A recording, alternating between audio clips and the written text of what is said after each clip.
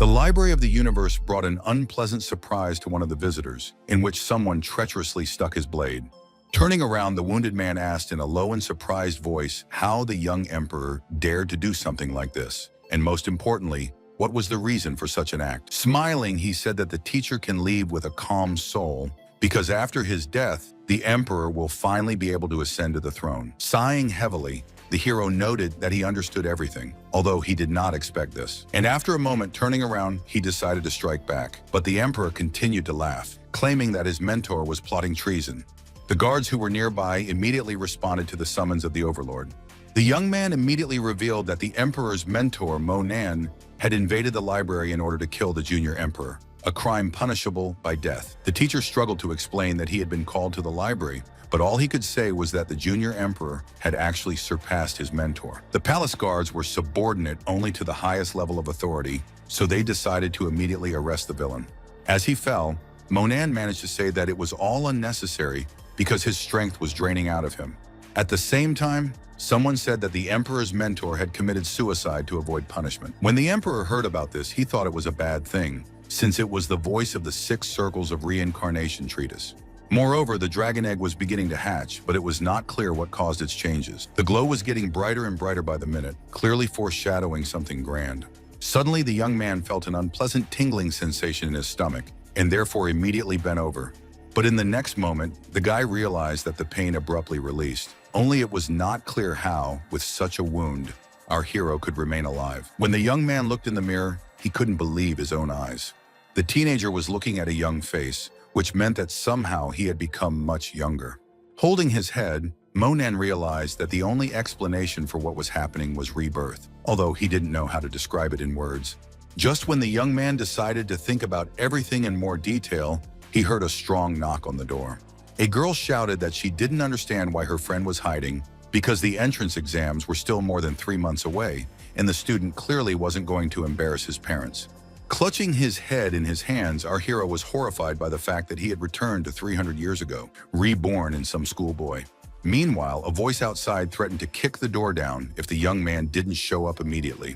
Monan knew that he wasn't familiar with this world yet, so it was best not to start with a conflict. At the same time, a girl ran into the room with open arms.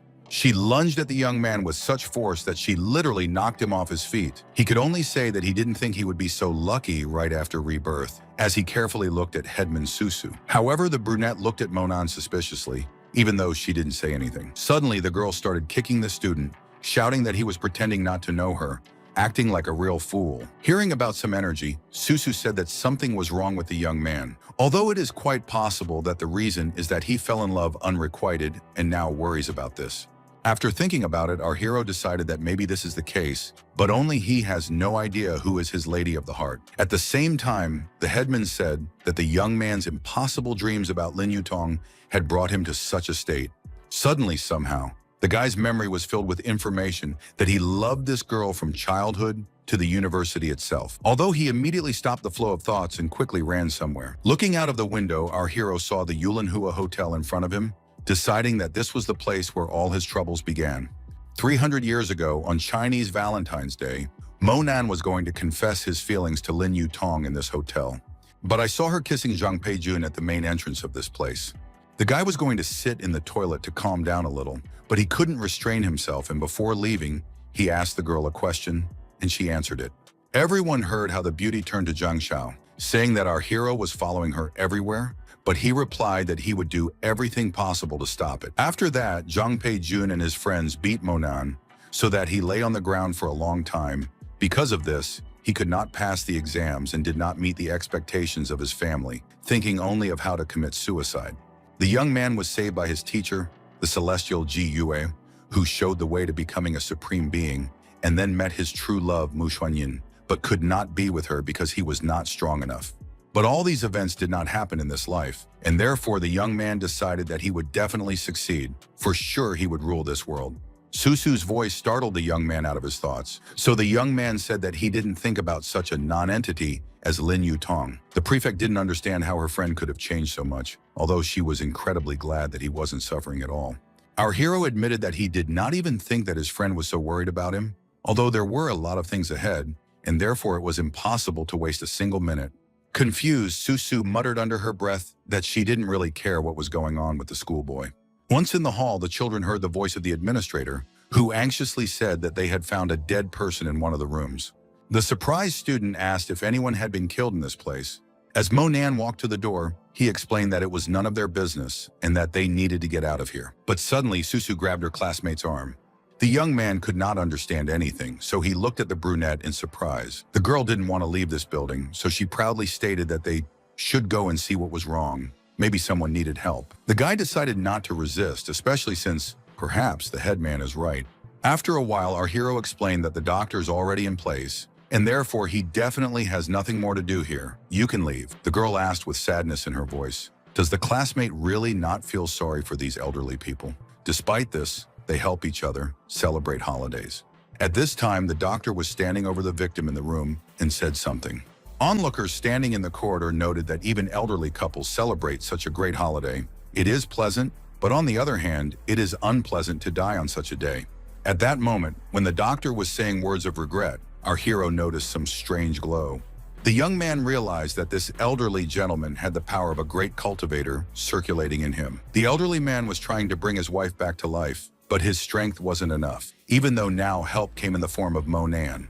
According to Xuan Shu, a woman can be saved, which means that there is still hope, and it is so difficult to meet true love in the world. Suddenly, our hero ran into the room and shouted loudly that the victim was still alive. The doctor sharply rebuked the boy, saying that he should not make any noise, adding that it is necessary to remember where the student is. However, the guy realized that now all attention should be focused on the patient, and therefore calmly walked past the doctor. The medical worker did not like this, and once again said that the woman had died, and therefore did not understand what the boy was planning to do with the unfortunate woman. The headman also couldn't understand what was going on with the comrade who had been acting very strange all day. Approaching the patient, the guy thought that now he has very little strength, and therefore he can only activate the acupuncture points of this elderly lady. While the young man was saying something about the spiritual body of a person, as well as calling out the names of points, the elderly man was only surprised at what he was hearing. And after a moment, our hero began to do what was in his power. The unfortunate man asked Monan to save his wife, while at the same time hearing the doctor shouting that it was enough to mock the body of a woman who could no longer be lifted to her feet. Inwardly, the disciple thought that he was able to level out his weakness by pressing 6 acupuncture points, and therefore the woman should wake up soon, although perhaps another push of strength should be made. You can redirect energy only through the channels located in the lips, of course. It is possible to make a kiss, but it is better to find another way. Hearing the youth say something about silver needles, the old gentleman asked for them to be brought immediately. The doctor thought to himself that how could a medic have such needles, even though he had an ordinary needle and thread to sew up wounds, especially since it didn't matter what to use, because the woman was dead. After grabbing this item, Monan immediately began to perform some manipulations, and the patient's husband asked if it was true that the young man had turned an ordinary needle into a down needle. Once again, the doctor intervened, wondering how a gentleman could allow a boy to do such a bad thing when it was so much more humane to let a woman go.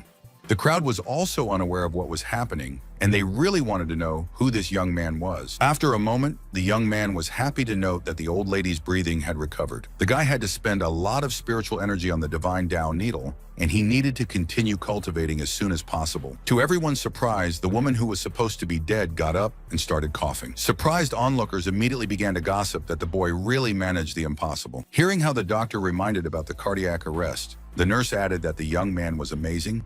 With the help of an ordinary needle, he brought a person back to life. It was only Monan who calmly explained that this lady didn't die. After all, he had originally said so. And then there was a very touching picture where the couple said that it was important for them to live for each other.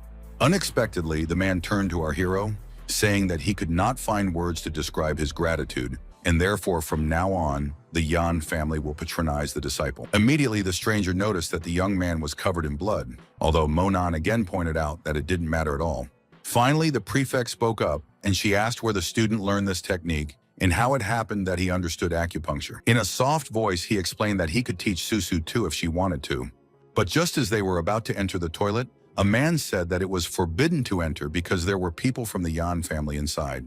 The brunette wanted to explain something, although the young man proudly announced that they would leave now. Answering the girl's question that the young man has changed a lot, he said that it's just time to grow up a little.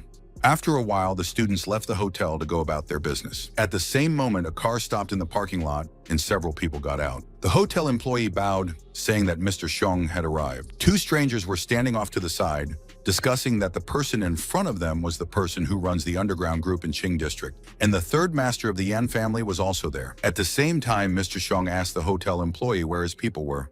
He didn't understand who he was talking about and was slapped in the face when he heard the man ask again where the second elder of the Yan family was and what condition his wife was in. Rubbing his cheek, the employee said that there was no need to worry because everything was fine with these people. They were in one of the rooms. After looking at the young people, the man told them what he had just heard from the receptionist. After putting the prefect on the bus, Monan said that if there was an opportunity, he would thank her next time, although the beauty replied that it would be better if the classmate did well for the exams.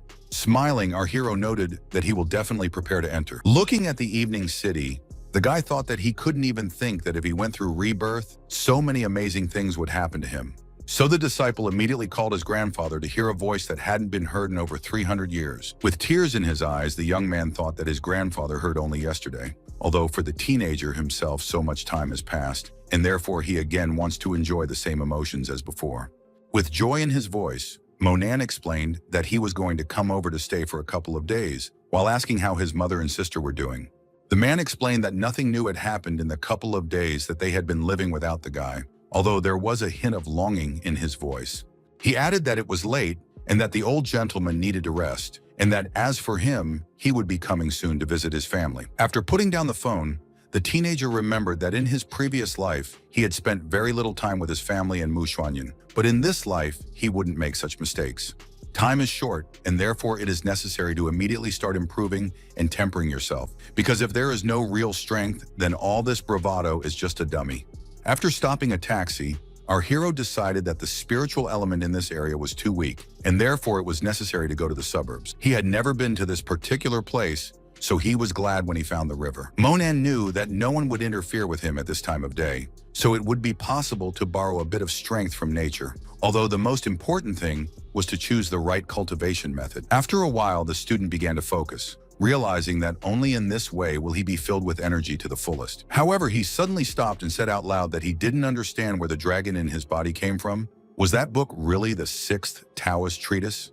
After opening the document, the young man actually thought that this was the very treatise that was worthy of the title of the world's best book on cultivation methods. It turns out that it contains the 6 paths of life, but 5 paths are not enough. TED is only the path of heaven, and even that is pretty incomplete. Perhaps the reverse side of the book will tell you something.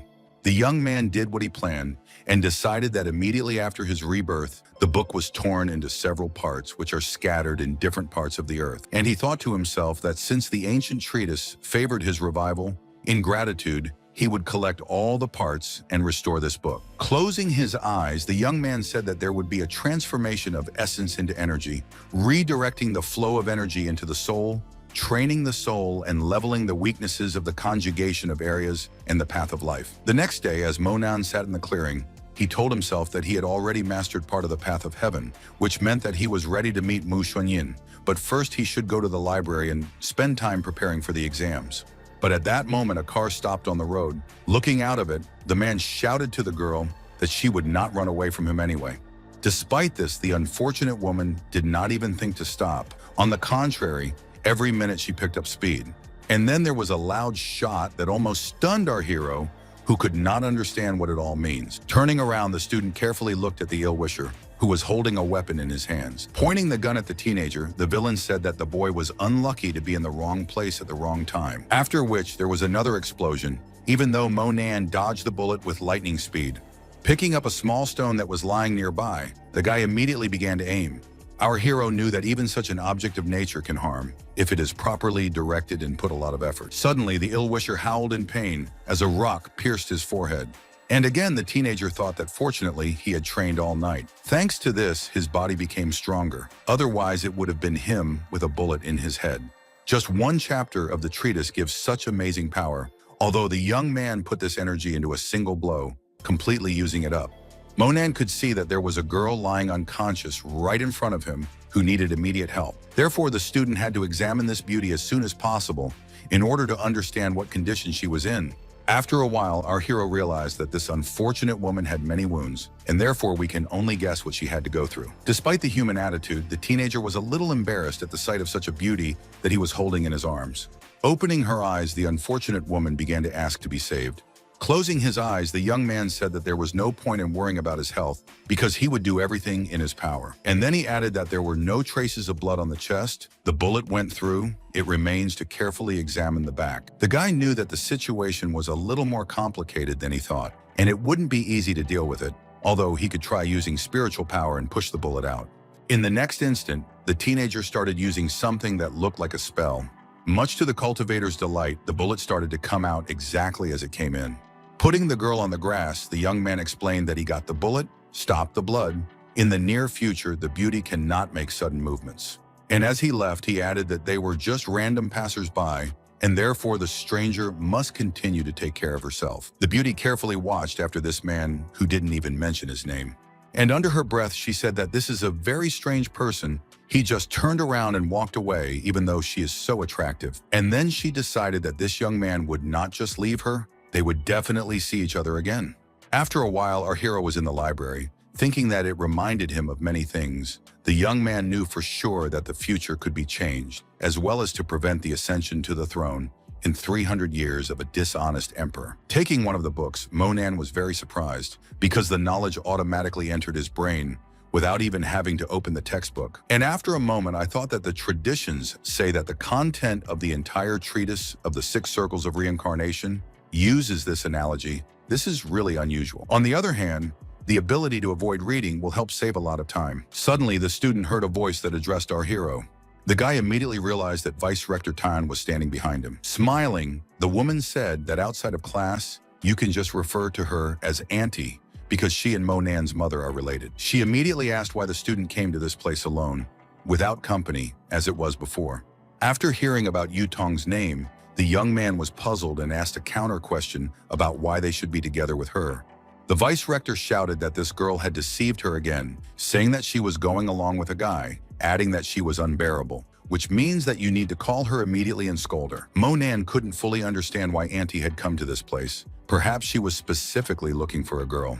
But the vice rector explained that she had come to conduct an initiation before this year's entrance exam, taking advantage of today's weekend to find books relevant to this topic. When the nephew heard that the woman could not find the books, he noted that they were in the 6th row on the 4th shelf. The 11th or 12th books contain a lot of interesting information on this subject. After finding the necessary literature, Vice Rector Tan noted that the guy has an excellent memory, but it is necessary to concentrate on the entrance exams. After that, she added that the young man, after studying, came to her. She would prepare delicious and healthy food for him. Privately, our hero thought that he did not want to meet Lin Yutong again, although in the previous life, Tate Tan treated him like her own son, and it would be wrong to refuse. After returning home, the woman once again explained that now she will prepare a very tasty meal because the teenager needs to gain strength. Confused, Monan said that he was embarrassed that he had caused so much trouble, but Auntie Tan said that it wasn't a big deal. After a few minutes, the woman left to prepare a meal. At that moment, Lin Yutong returned home and said with anger in her voice that she did not understand how the young man could have come to their house in the first place. And then she looked carefully and with some apprehension at her mother, who was in the kitchen. The girl continued to shout, accusing her friend of having also learned to complain. The beauty noted that she had arranged to have dinner and sing karaoke with the guys. But because Lin Yutong complained to her mother, now she will have to stay at home. Closing his eyes, the teenager explained that it wasn't him who ordered Vice Principal Tan to call her. Moreover, Yu Chao Shan and Zhang Pei Jun aren't very good people. The girl continued to gloat, claiming that Monan thought he was the only one who was so good. Suddenly, the girl's mother came into the living room, noting that lunch was already ready, and therefore suggested that the children immediately go to the table. As Lin Yutong left, she said that they had decided to go shopping with the girls, so she wasn't going to have lunch. The woman did not like the fact that her daughter did not listen to her, and immediately noted that she should eat first and only then go about her business. The guy understood that the aunt wanted the girl to go with him, but said that he had to get up early in the morning, and therefore he could not accompany a friend. Grabbing the teenager by the scruff of the neck, the beauty told him to talk less and do more, or rather, to follow her, since they were still waiting for her. The young man tried to explain on the way that he hadn't eaten yet, but Lin Yutong didn't want to hear anything about it. Driving up to the house, a stranger looked out of the window and shouted for her friend to get into the car as soon as possible. While driving, the man pointed to our hero and asked what kind of villager he was. In a cold tone, the girl said that it was Monan and that he would go with them tonight. The friend knew the story of the guys and therefore began to make fun of the guy who was abandoned, after which he hid in the toilet and cried for a long time. Cupping her hand, the girl proudly stated that she didn't abandon anyone because she doesn't communicate with people of this level at all, and if this information suddenly reaches Zhang Peijun's ears, she doesn't know how to explain herself to him. Another guy pointed out that there was no point in explaining, since everyone already knew who Lin Yutong usually spent time with. And after a moment, he added that it was not very good, of course, that the beauty decided to take this beggar with her, who was far from their level.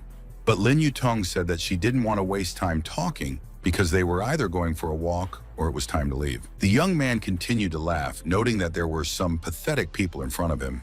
Folding his arms across his chest, our hero decided that if it wasn't for his good attitude towards Aunt Tan, he would never have agreed to accompany his friend. Moreover, he has enough to do. And again, the blonde man started talking, addressing the teenager, who said that his car was too good and therefore the beggar would go to the car that is behind them. But the driver of the other car was not going to go along with the student, insulting him and saying that the young man does not wash for days and therefore stinks the whole car. As Mo Nan left, he said out loud that he wasn't going anywhere and reminded her that the girl had to be back before 10 at night, but inwardly decided that these pseudo-majors had arrived in some clunkers and were acting as if they had the latest cars from the salon. The blonde man said that they wouldn't be upset at all and then said goodbye to the student. Lin Yutong pointed out that if the young man didn't go, then neither would she, because soon her mother would call to check on her, and if the young man wasn't around, she wouldn't be allowed to go anywhere else. One of the guys said that they want to spoil all the fun and therefore agreed to take our hero with them, although no one apologized to him for what he said. Monan didn't want to argue. He knew that he had his own things to do, but he wasn't going to let his aunt down, so he decided to do what was required of him.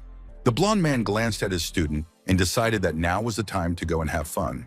The other young man began to tease Monan, noting that he was not a fool to pay attention to such a beautiful woman.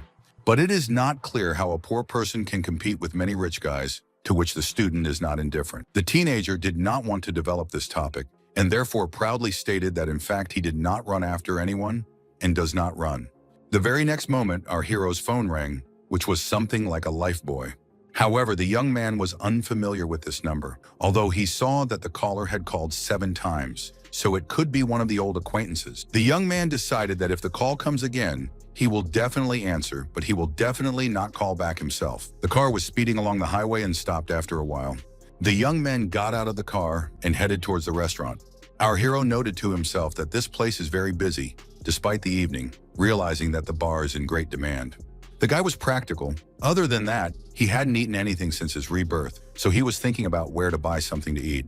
Looking at the bar located opposite, the teenager thought that these majors do not understand what problems you can make if you go to this institution. But the blonde man proudly declared that they would be able to have a lot of fun, since he had been here several times with his cousin, and added that, thanks to his friends, there was no need to pay for admission. He immediately turned to Monan, saying that he could borrow money so that he could bet a few thousand on the race. If he won, then the money was his. If not, then he might not even return it. After hearing this, the audience remarked that their Dre is so authoritative, explaining that his father opened several hotels and therefore money is nothing to him. The young man continued to say that before the race started, you can have something to drink. The advantage of this place is that there are several cars inside, and therefore, if you have money, you can immediately buy them.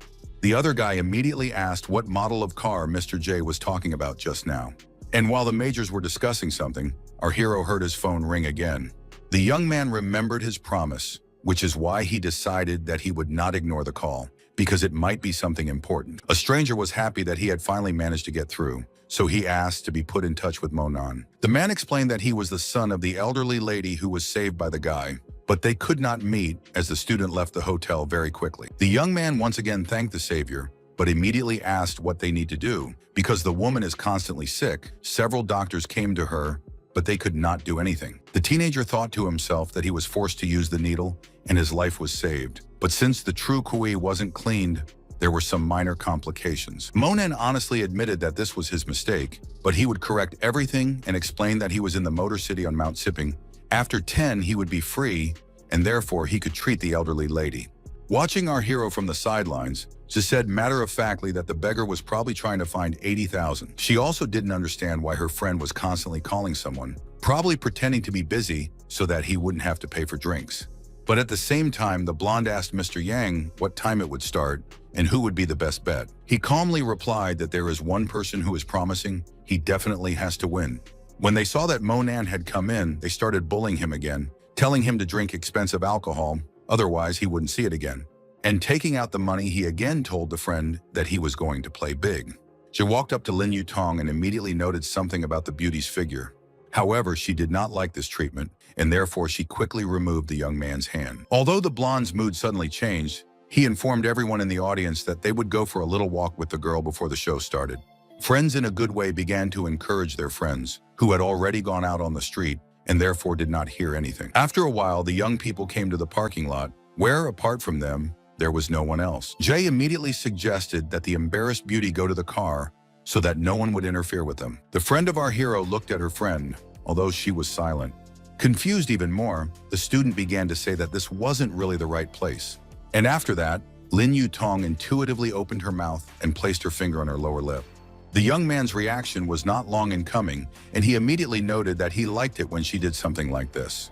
In the next second, the guy who perfectly understood how the girl felt about him leaned against the car. Suddenly, a man appeared next to her, who shouted at the blonde man and said that he did not dare to rub against his car. But she wasn't used to such an attitude, so he immediately called the stranger a fat man and ordered him to get out of this place immediately. The man did not say anything to the young man, but instead turned his attention to the beauty, saying that this boy is not capable of anything. With him, she will surely feel like a queen. He immediately positioned himself so that he could place his hand on the student's hip. Lin Yutong didn't know how to act, as she had never been in such an awkward situation before. Hitting the fat man, the blonde man said that this man not only prevented him, but also decided to let go of his hands. And then he began to beat the stranger with all his might, shouting obscenities. The man didn't want to continue this argument, so he immediately jumped up from his seat and hid on the other side of the car.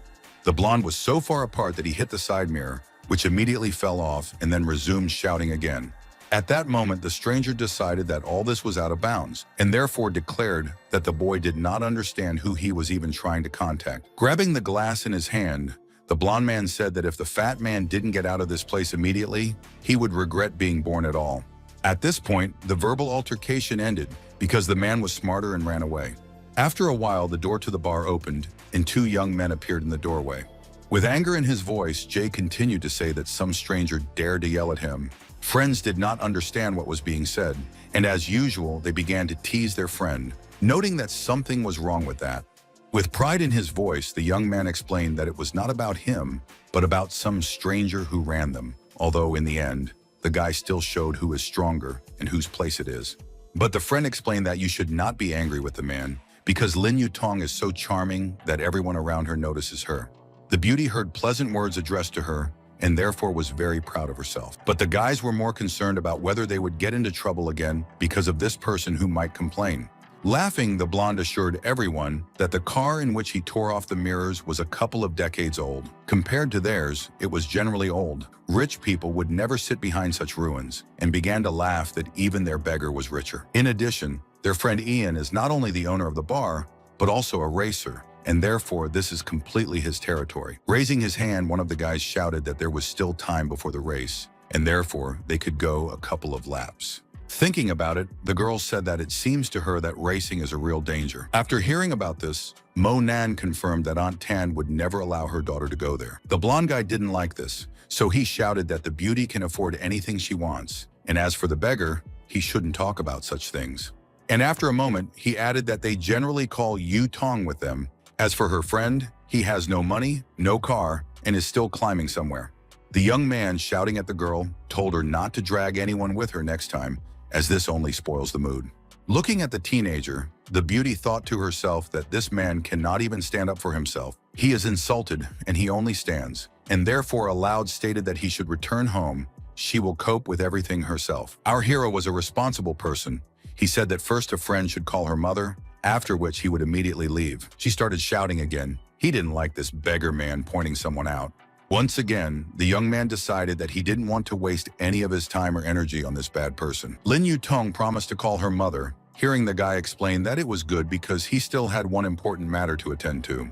The blonde once again ridiculed the student, saying that he wants to look cool, explaining that he has a lot of urgent tasks. Getting up from his seat, the young man decided that there was no point in proving anything to anyone. These people were too ignoble to waste their time on them. But all of a sudden, everyone in the audience heard a strong whistle of doors, which someone knocked out with one movement and with ease. After looking at the men who looked more like bandits, the teenager decided that it would not be possible to leave so quickly.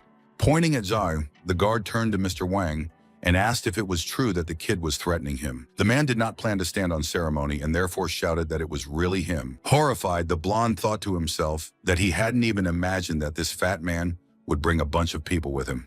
At the same time, Mr. Wang started talking again, explaining that evil must be punished, but somehow Zhao wasn't as bold as he had been a while ago. Of course, it's easy to think you're important when you have no idea who's in front of you.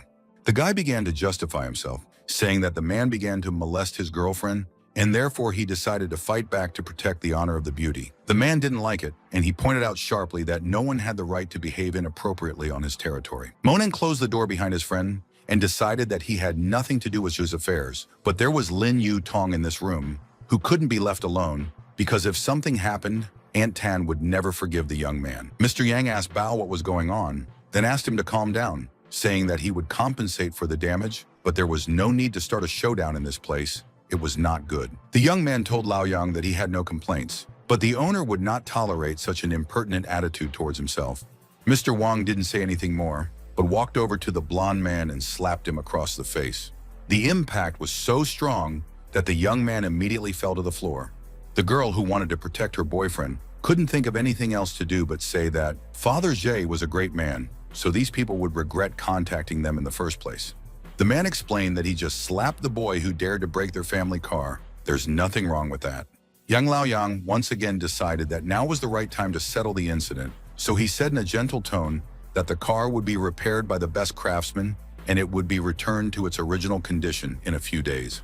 Hearing about this, the gentleman shouted furiously, explaining that he had a huge amount of money and therefore he did not need pennies. The point is that he was offended and humiliated, and it was done by some loser. You cannot forgive this. And again, the owner of the establishment intervened, who replied that there were many beautiful girls in this place, and therefore a man could have dinner with one of them, but there was no need to molest the guests. Van broke up in earnest, shouting that he didn't see children in front of him. He saw real scoundrels who thought they were allowed to do anything. Realizing that it would be impossible to reach out to this person, Yang Laoyang tried to reason with Bao, hoping that he would be able to explain in detail to the boss that guests are guests, they are inviolable. When the owner of the place heard that it wasn't going to happen, he asked if Mr. Tu was coming tonight. Bao explained that he would be there. Moreover, the man had invited 3 important guests, including Mr. Wang. The girl remembered that this man was the leader of a criminal gang, and therefore did not know what else they could hope for. The embarrassed beauty noted that if someone suddenly decided to harm her, then she would definitely contact the police.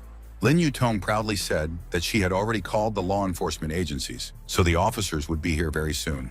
Looking at his friend, our hero began to scold himself that he hadn't noticed how stupid she was before. After hearing this, Vaughn stated that he had only ever liked one girl before, but now he decided that the second one was also pretty enough. Bao didn't want the boss to get angry, so he ordered the strangers to immediately get up from their seat and follow them. Monin pointed out that his friend couldn't be picked up because he had promised her mother that he would bring her home before 10 o'clock at night. The guards, watching the student in disbelief, did not understand what was happening to him, how this boy could object something to the great boss. Cheng's friends were also aware that this beggar was looking for trouble, although considering who was standing in front of them, it wasn't going to end with just one slap on the back of the head. The terrified Lin Yutong, realizing that the young man was causing trouble, asked him to leave as soon as possible, explaining that the police would arrive very soon. Suddenly, Bao spoke up. He said that the kid really hopes to become a hero who saved the beauty. Of course, the teenager is brave, and therefore no one is going to kill him. The young man said with pride in his voice that he could say the same thing to his opponents. He wouldn't hit them hard, but he would beat them pretty hard. Clenching his hand into a fist, the ill-wisher only laughed at the daredevil, noting that he should not behave so boldly. The frightened girl closed her eyes. She didn't want to see her friend get beaten up, knowing that there was nothing she could do anyway. However, nothing terrible happened, because Monan quickly repelled the villain who decided to attack him first. What was surprising was that the guard flew off in the opposite direction of the hall in the next second. Approaching the friend, his companions immediately asked how he was feeling, not believing that some boy could hit a trained man so hard.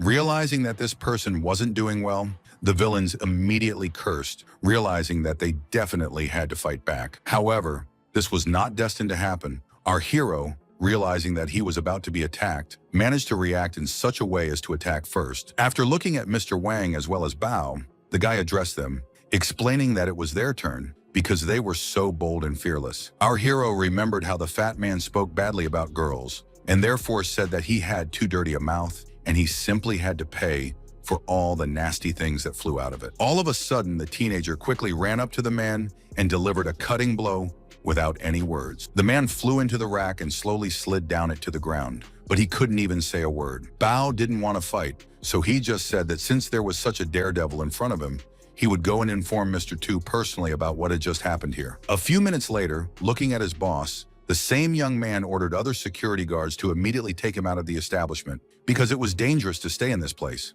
At the same moment, the guys with whom our hero arrived thought that they were constantly making fun of the teenager, and after all, he is not as bad as it might seem initially. The girls were also amazed at what such a small boy did, who seemed unable to even say an indecent word, let alone pick a fight.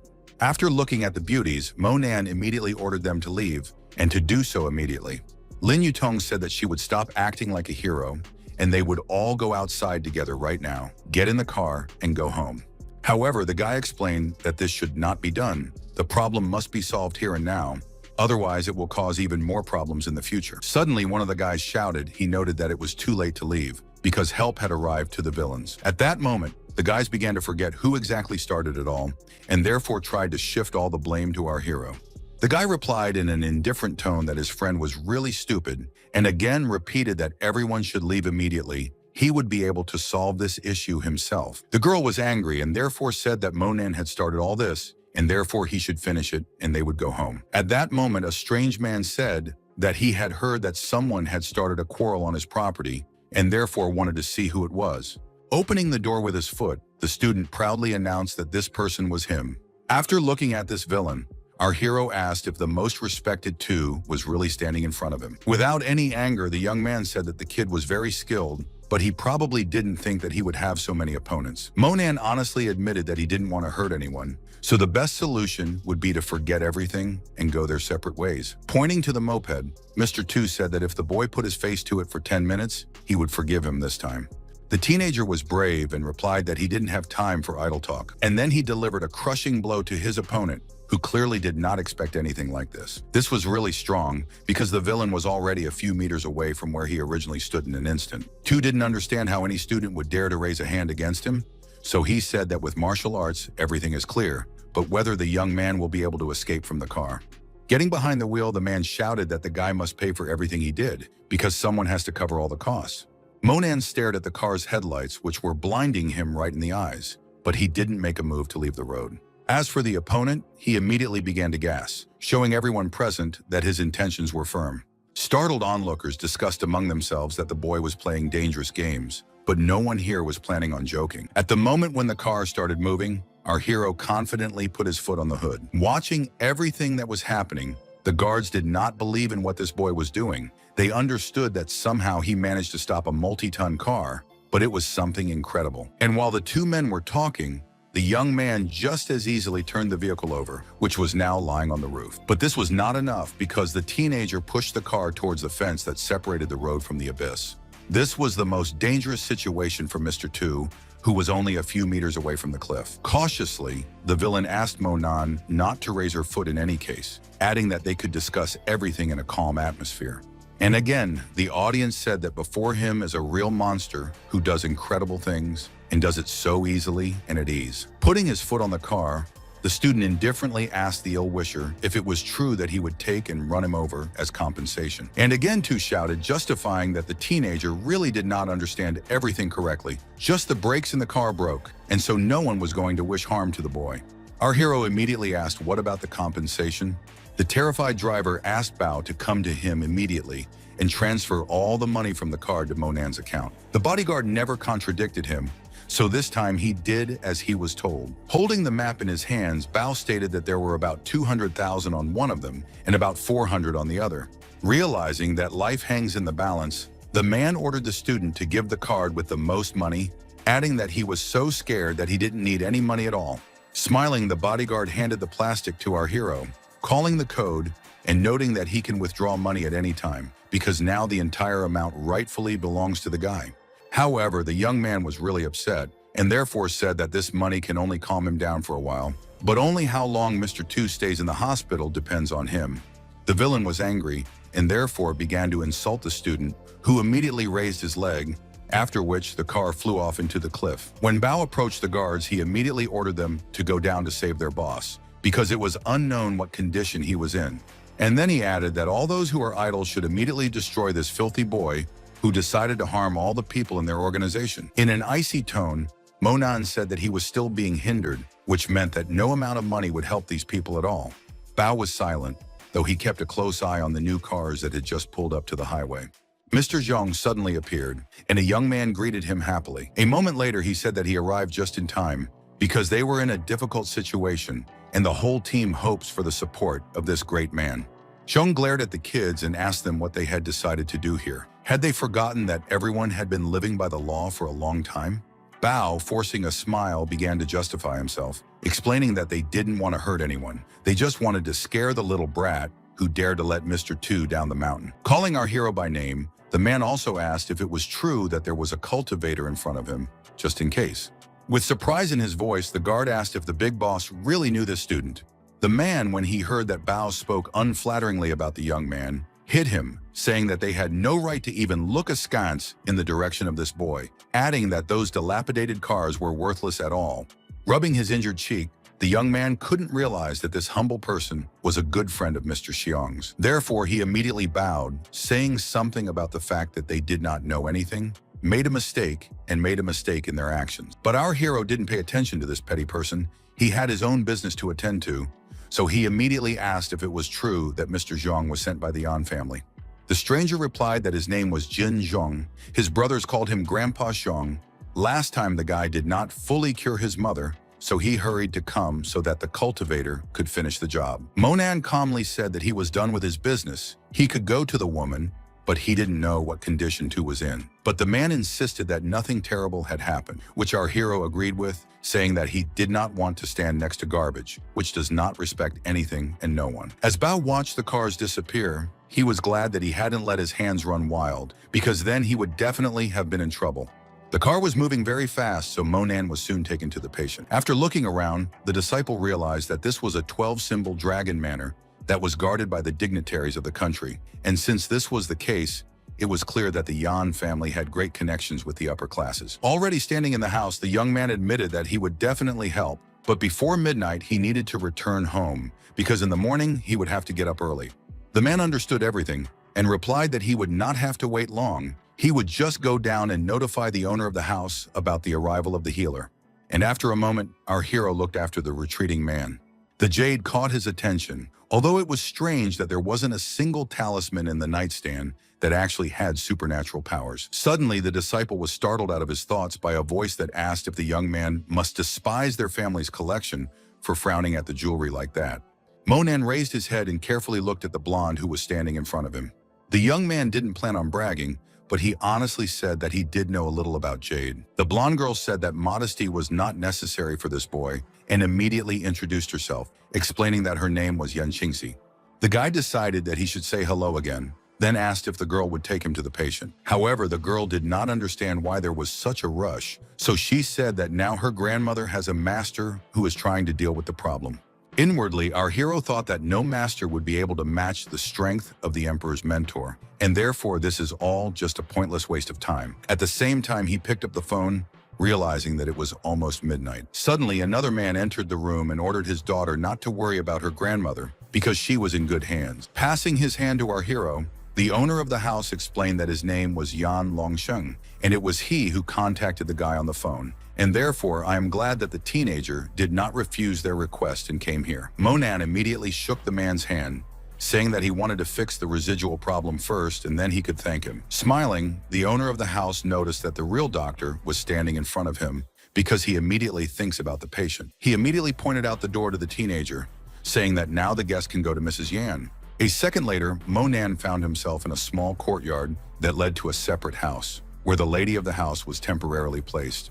But it all seemed strange enough to the guy. He did not understand why it was necessary to set up small buildings when there was a huge mansion on the territory. However, his thoughts had to be left for a later time, since the young man had already been shown to his chambers.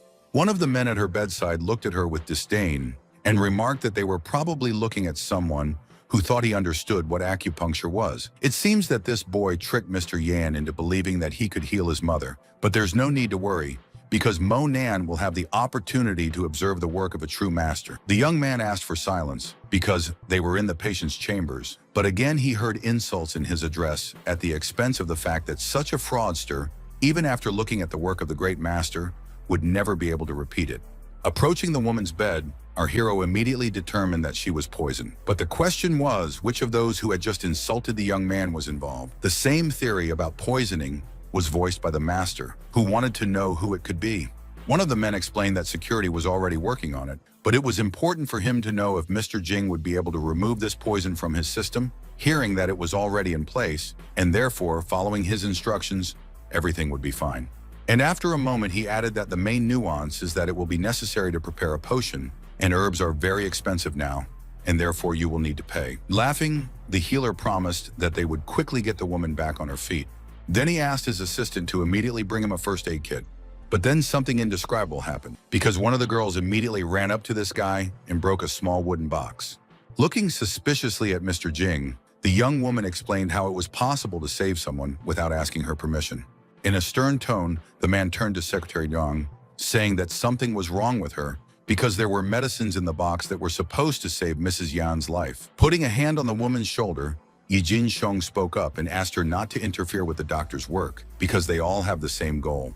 But the beauty clearly had a plan of her own, so she clenched her fist and hit the family friend as hard as she could.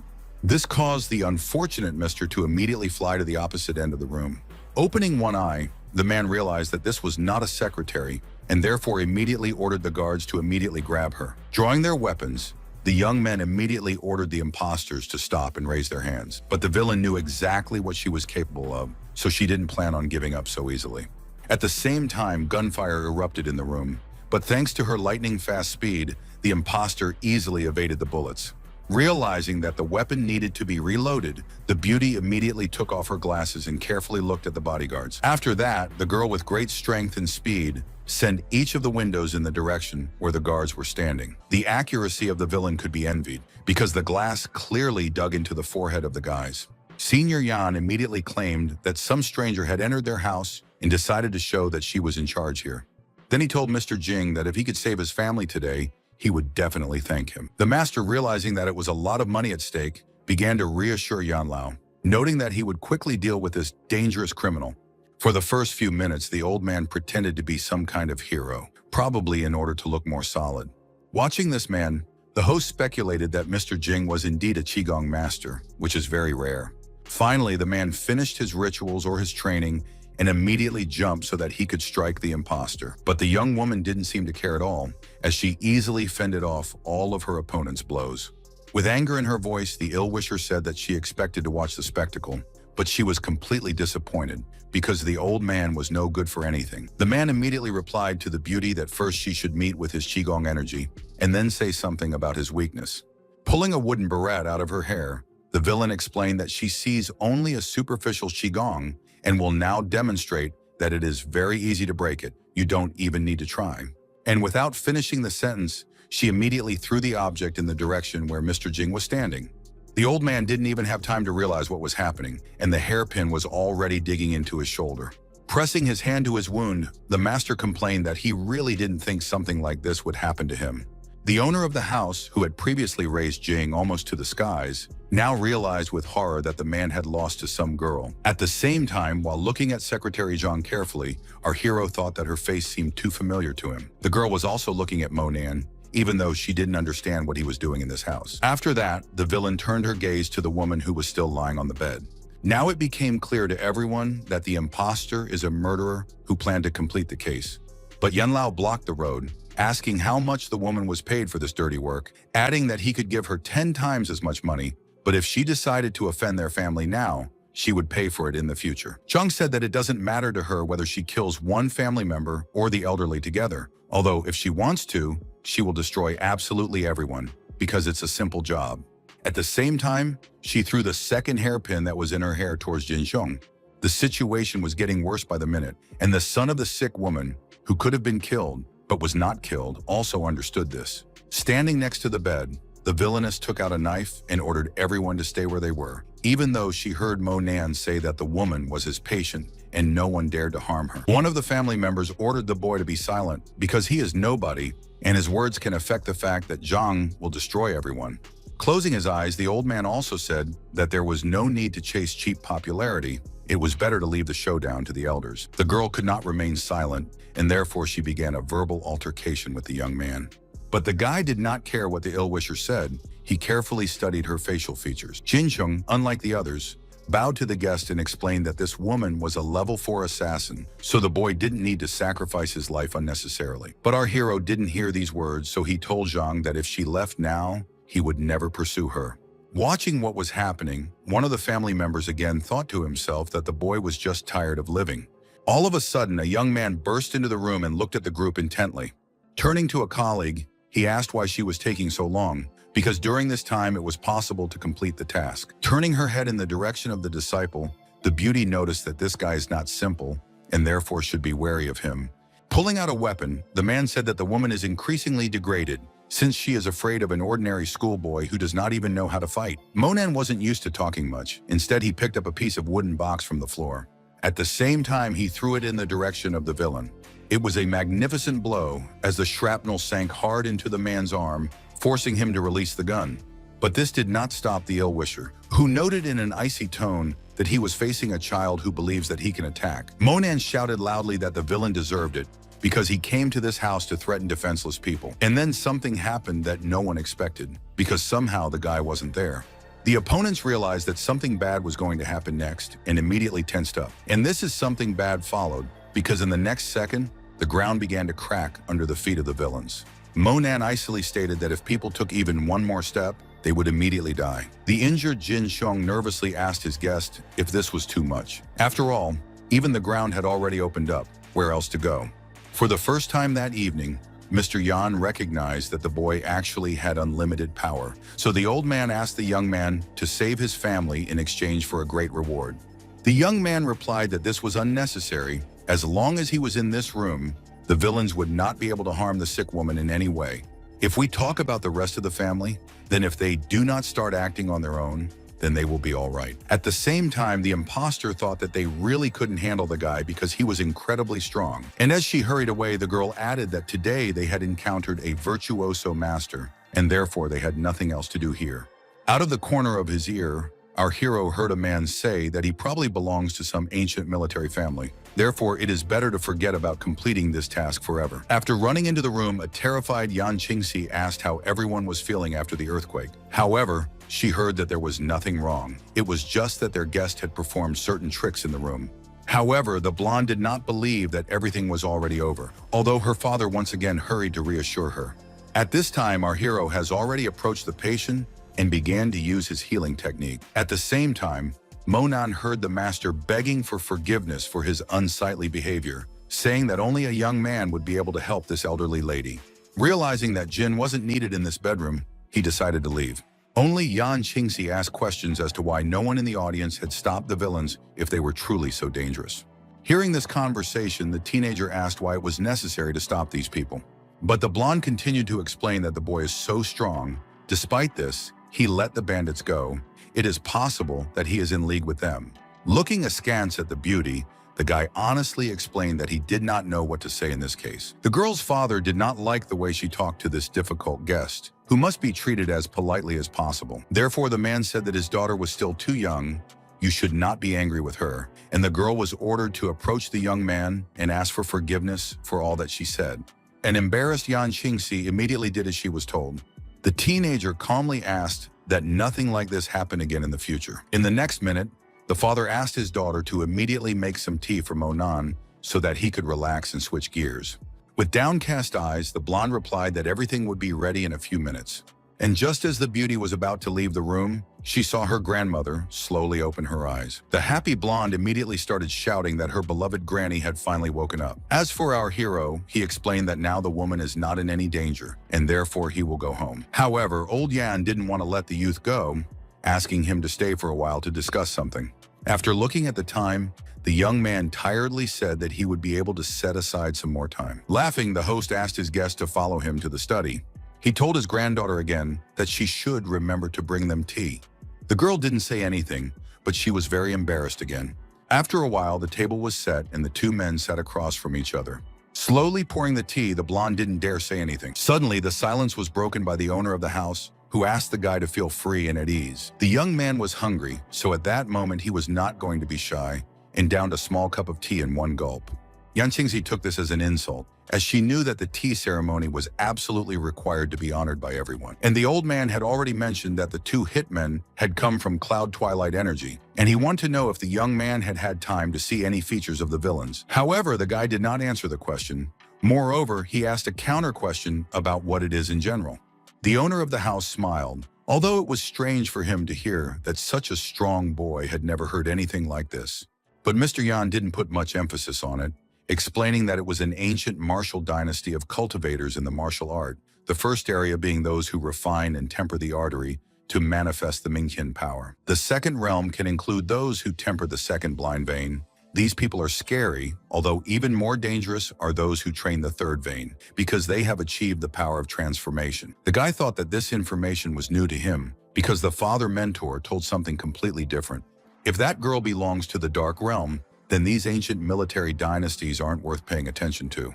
Holding a small box in his hands, the head of the family once again thanked the guest for everything he had done for them and asked them to accept this modest gift. Opening the case, the old man explained that this watch was given to him by a comrade. As for the key, it is from the house, which is located next to the school, and therefore now the road will not be exhausting for the student.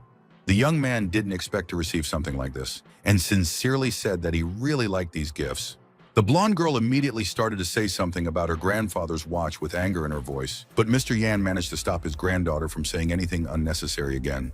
However, the guy himself realized that all this costs a lot of money, which is why he said that soon he would brew a miracle elixir, and when the time comes, he will give the family some magic pills. After that, the man once again sincerely thanked the student for everything he had done for their family. Folding her hands, Jin Xiong finally said that they didn't need ordinary pills because their family always had enough of such things, and therefore they didn't need another herb. Suddenly, the young man somehow carefully looked somewhere to the side, but he decided to tell her that it was too late and that it was really time for him to go home. Turning to the servants, the owner of the house ordered Tom to take the young man home. Monan didn't refuse because he was really tired, and the car ride to the apartment was very fast. However, after looking at his balcony, the teenager was very surprised that the light was on at home, although he did not invite anyone and did not wait. Going inside, the guy heard that the music was blaring incredibly loud. In addition, the girls felt in his home, as in their own personal. Our hero was angry, but at the same time, Lin Yutong said with joy in her voice that their comrade had finally returned. Suddenly, the guy turned away and walked away, angry and disappointed. After a moment, the room became bright and quiet, although the uninvited guests did not like it because they wanted to have fun. With anger in his voice, the blonde man shouted that he wanted the music to play again. However, when the young man saw that the owner of the apartment had returned, he immediately began to greet him. In an icy tone, Monan asked everyone present why they were at his house. A friend of the guy explained that they were worried about him and therefore came here to wait for the student and make sure that everything is fine with him. Then she added that not only did he come back late, but he also started yelling at his friends. Although this is completely unjustified, she started insulting Monan, claiming that he was living in some kind of chicken coop. Despite this, they decided to show the nobility and come to this place. But the young man didn't want to listen to these words. He only had to look at the stained sofa, as well as at the cigarette butts lying on the floor, to understand how these people really feel about him. For the first time in a long time, the young man was angry, so he shouted for the intruders to leave this house immediately. However, these people did not understand anything, and therefore again began to say something unpleasant about our hero. Lin Yutong suddenly chimed in, saying that the guy was in her house, so if he wasn't happy with her friends, then she wasn't happy with him. He thought to himself that the girl hadn't mentioned it, and he didn't even remember that he had lived in Aunt Tan's apartment during his school years, but now he had a great opportunity to move out. That is why the schoolboy walked towards the closet with a confident step. A minute later, he pulled out his suitcase, which he hadn't had time to sort out yet, because he had only arrived a couple of days ago. After that, he resolutely gave the keys to a friend, saying that he was returning something that did not belong to him. The girl did not understand where the young man was going to go at night, and therefore asked about it directly. But the teenager replied icily that it was none of her business now. Lin Yu-tong immediately stated that her mother would definitely ask where the boy was when she realized that he was gone, so she would think that she was the one who chased him away. Monan didn't have time to reach the door when he was once again told that he had been a grown man for a long time and was acting like a baby. Without turning around, the disciple said that everyone was too shallow to be his friends. The young man was hoping that he would finally leave this apartment, but someone's voice called out to him again. He wasn't going to be rude, so he slowly turned his head. Looking at the familiar Lin Yu-tong, the disciple asked her what she needed. The beauty began to say that she would like to discuss the moment when the young man was able to easily deal with Mr. Tu on the circuit. Our hero noted that if they want to thank him, then he doesn't need anything like that. But the girl's eyes glittered with anger because she didn't understand why they suddenly had to thank someone. Although the beauty did not want to delay and therefore noted that she did not understand why a person who owns Kung Fu initially did not help when the problem just began to unfold. The guys had to leave the restaurant very quickly because of him. All the things were left in the hall, and now Monan is behaving arrogantly, although in fact he is not worthy of them and should apologize. With sadness in his voice, Teaching said that he now understood that he had saved all these ungrateful people for nothing. And for that reason, he will now pack them all up in one fell swoop and immediately send them to Bao, who probably hasn't forgotten the whole story yet. The beauty who until recently thought she was the smartest one now took a step back, realizing that she was playing with fire. Lin Yu-tong suddenly chimed in, yelling that she didn't want a schoolboy to talk to her friends like that. With irritation in his voice, our hero said that his friends should continue to monitor her friends because he would not allow himself to be treated like this. At this point, the young man got tired of arguing with these stupid people, so he left. Lin Yu-tong immediately ran outside because she still wanted to say something to the guy, but he was already nowhere to be found. Under her breath, the girl said that he seemed to be a grown-up guy. Although he was so stupid, he also had a disgusting character. The next morning, Monan was standing at the bus stop as usual. The transport arrived very quickly, so the young man immediately hurried to get into it. The next minute, someone called out to the teenager, asking if he was really going to school.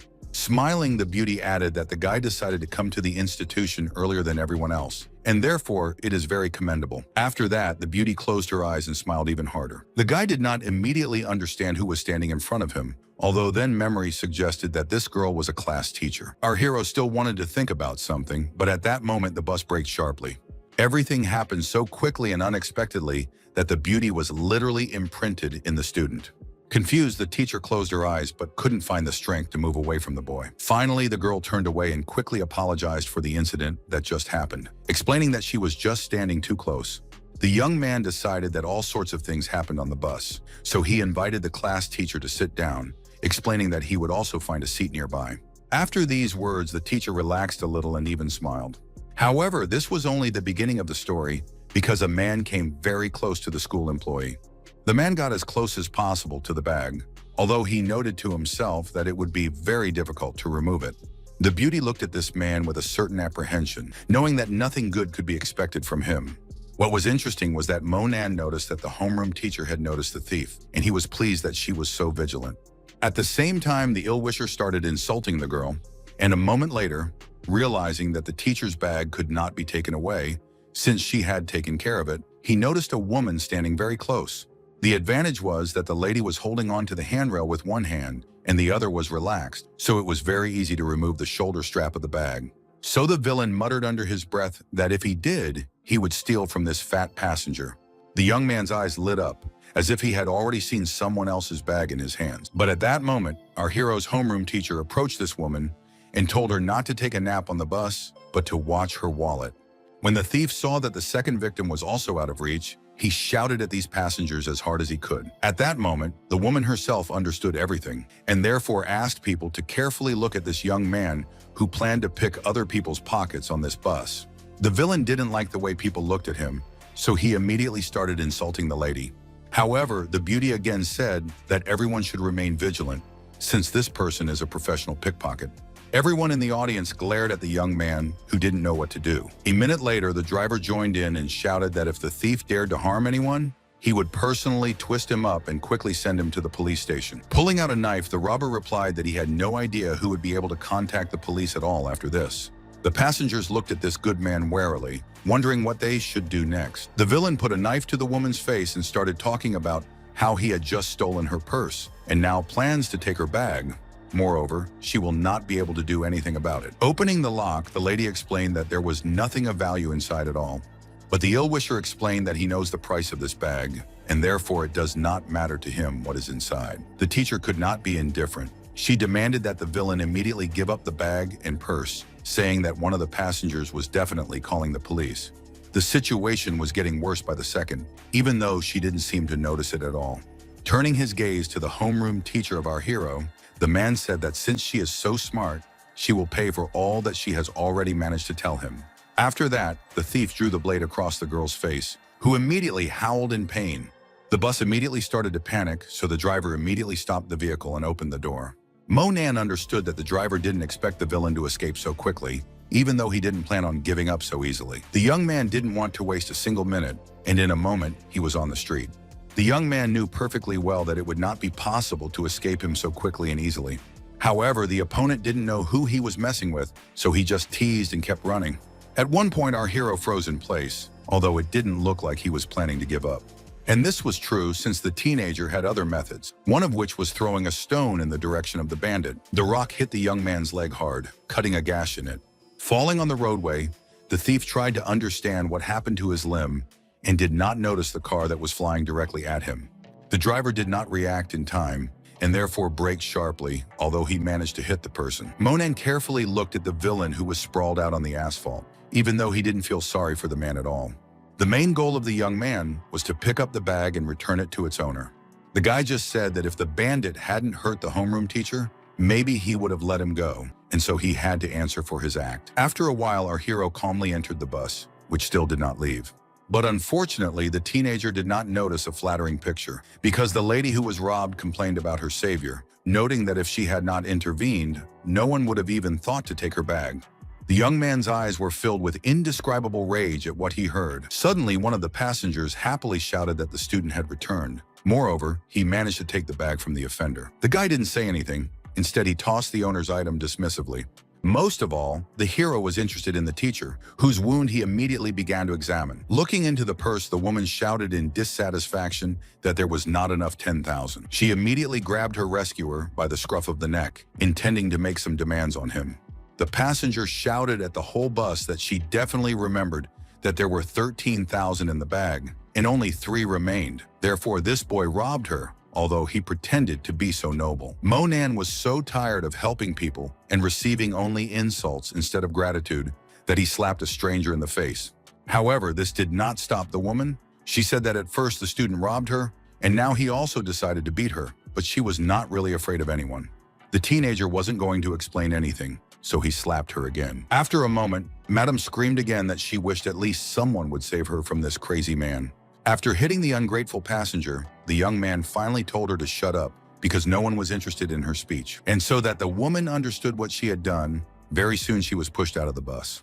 Lying on the ground, the passenger said that this bad guy beats up the unfortunate and steals their belongings. The young man only explained to the ungrateful woman that if she didn't stop talking, she would be joining that thief in the underworld. The people who were on the bus didn't blame the guy. On the contrary, they perfectly understood his anger. As for our hero, he immediately turned his gaze to the homeroom teacher who was injured. Monan picked up the girl and told her not to worry because he would take her to the hospital.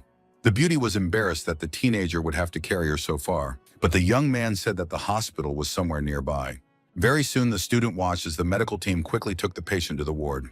Inwardly, the guy thought that even if the wound was sewn up, it would still leave a disgusting scar. Apparently, it was time to prepare a special medicine. I didn't want to delay, so the young man left the hospital to buy all the necessary ingredients. After a while, the guy went to the establishment of a skilled doctor.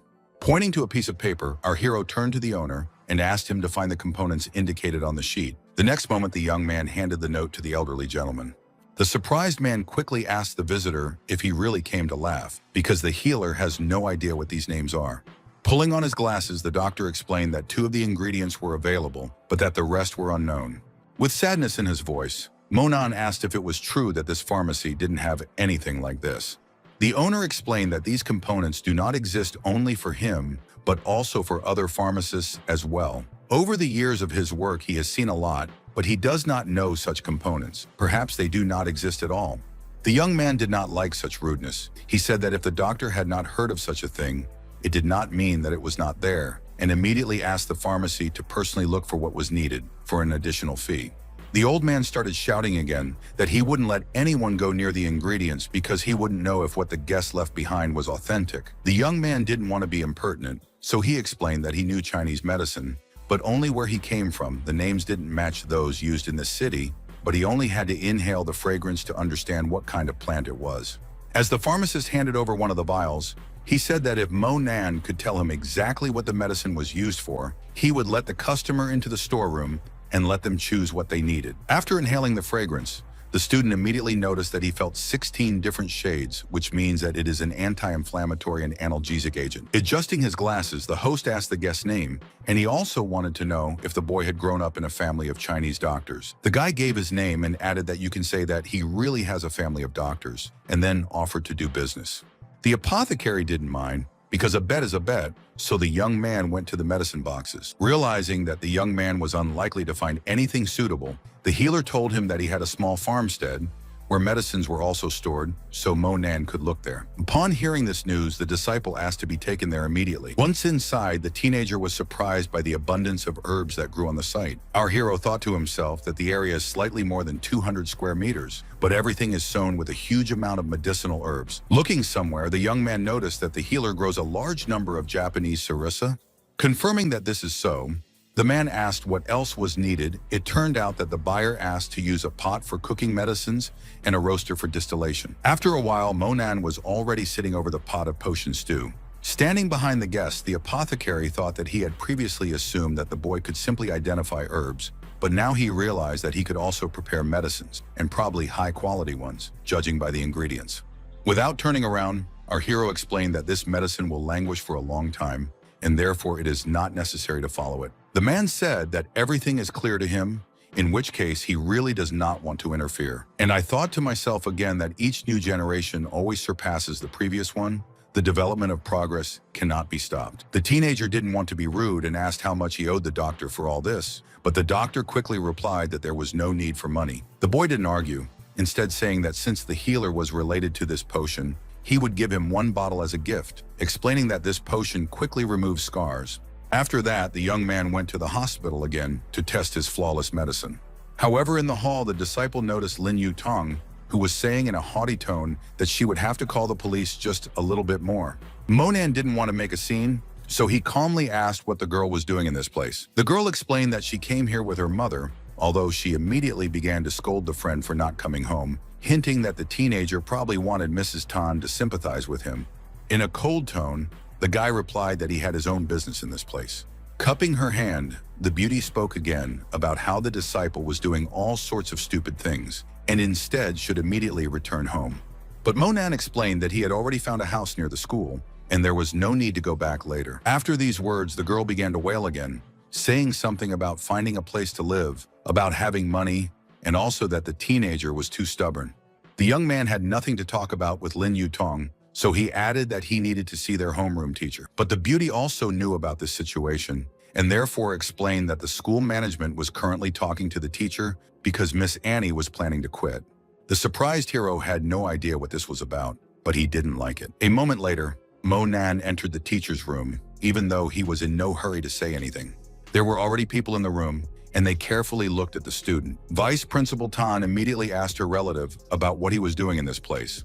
For a moment, the guy just smiled because he didn't know what the best thing to say in this situation was. But the woman again asked who taught the teenager to enter without knocking, especially to a stranger. Our hero honestly admitted that he had heard rumors that Annie's teacher was going to quit, and therefore he was worried.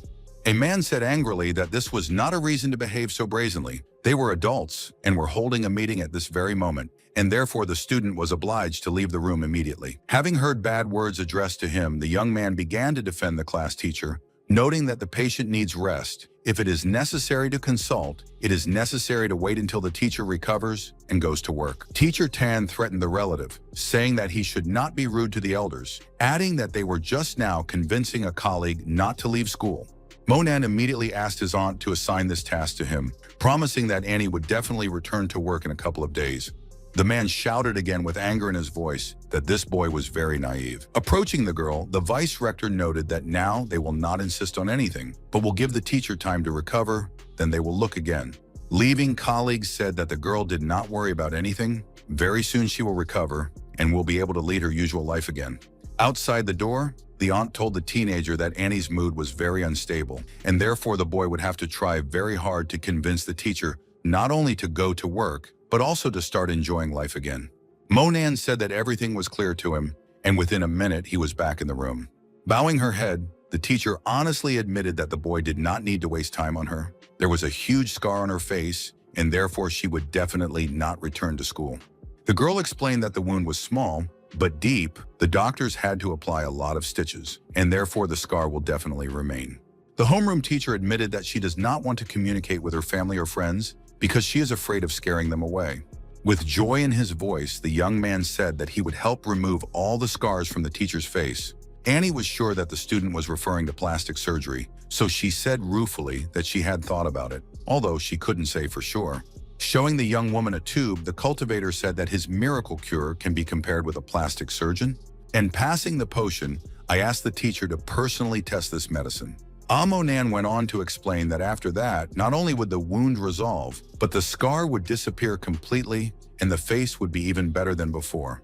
The girl found it hard to believe, although she had heard that if you regularly use tincture, the skin regenerates as quickly as possible, restoring elasticity and beauty. Annie immediately said that she didn't doubt her student, only wanted him to help her spread the medicine. After a while, the young man had already removed the blindfold to do his job. Although the teacher didn't rush into it, she instead asked if the scar was really that ugly. As the student rubbed the potion, he explained that the wound didn't look terrible, but he didn't need to concentrate on it because it would all go away very soon.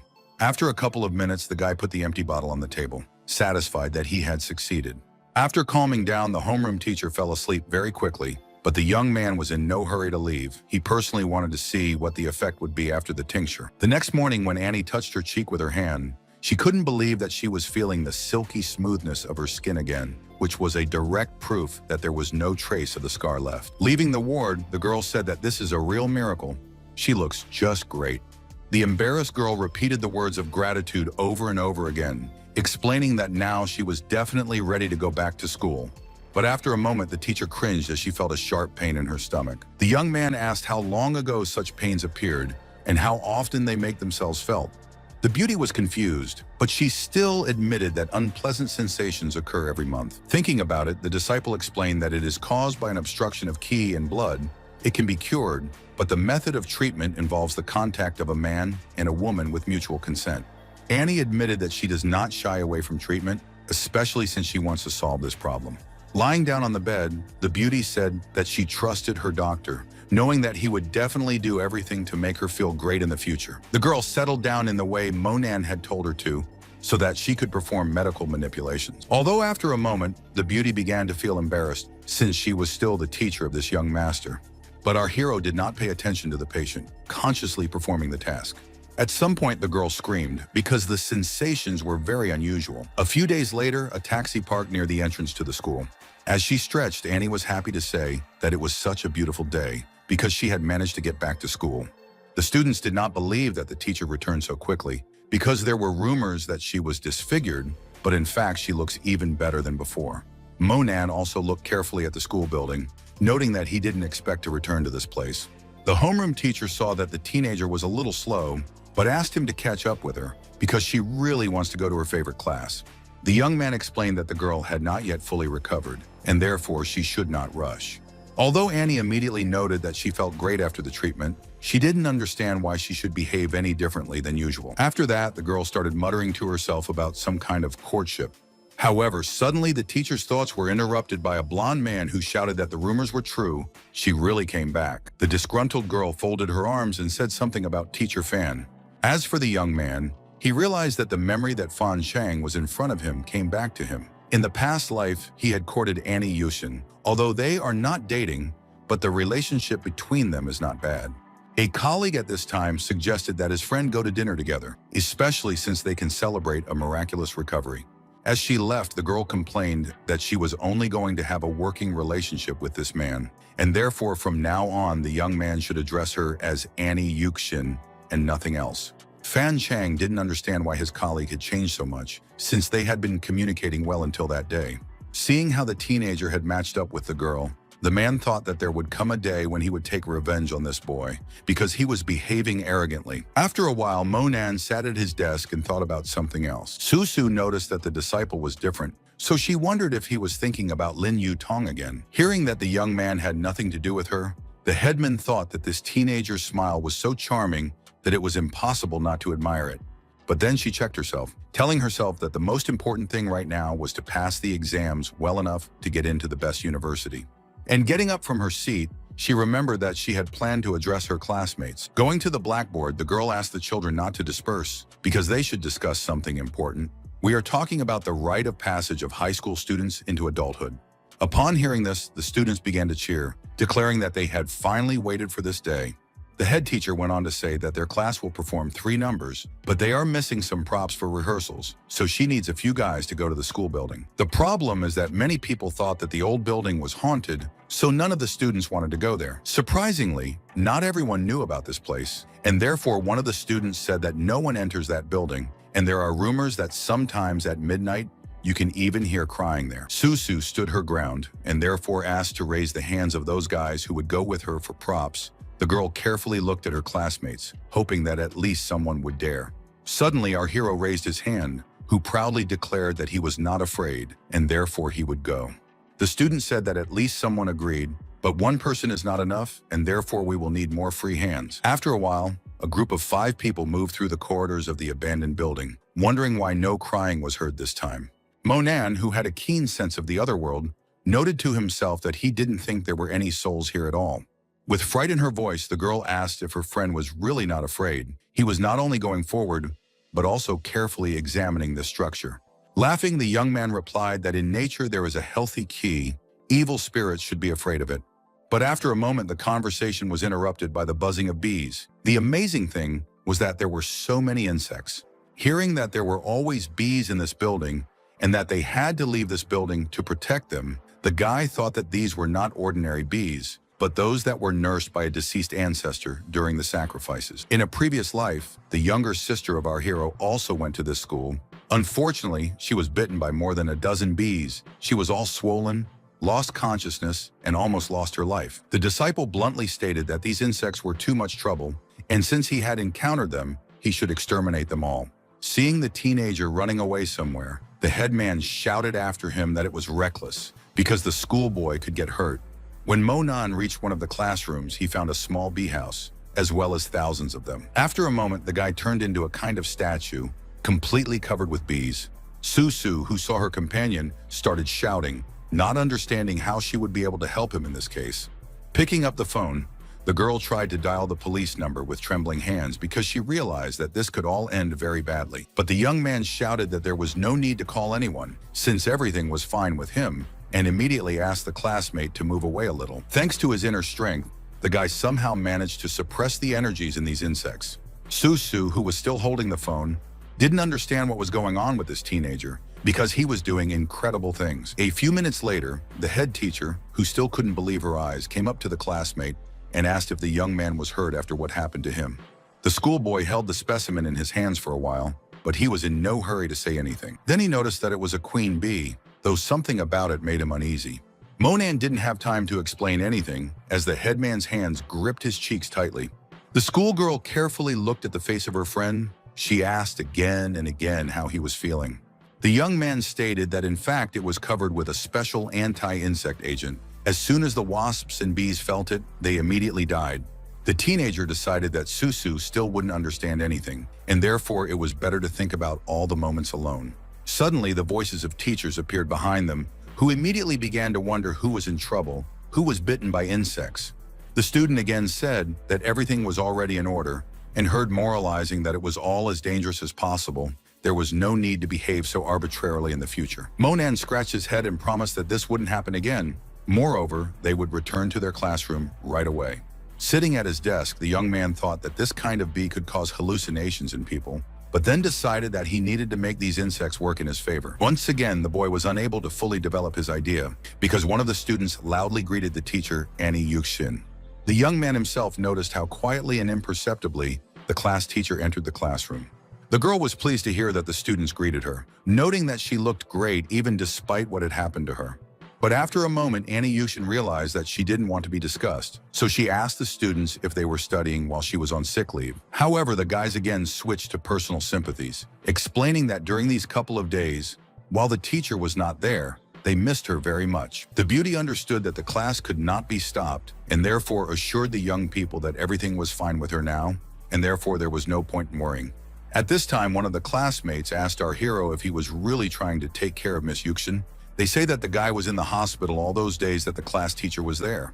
However, in a cold tone, Monan said that there was no relationship between them since he was an ordinary schoolboy.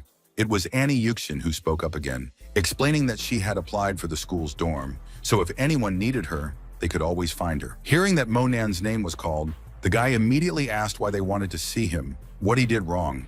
The confused girl said that she needed it in order to do her unusual massage again. The students immediately started to get up from their seats in order to clarify what had just been said. Raising his hand, the guy calmly noted that today he has things to do, and therefore it can be postponed for the day off. A rumor immediately swept through the class that the teenager dared to reject the teacher's offer, which is something disrespectful, because how can such a beauty be ignored? Annie Yuxin didn't comment on it in any way. She just said that she would wait until Saturday.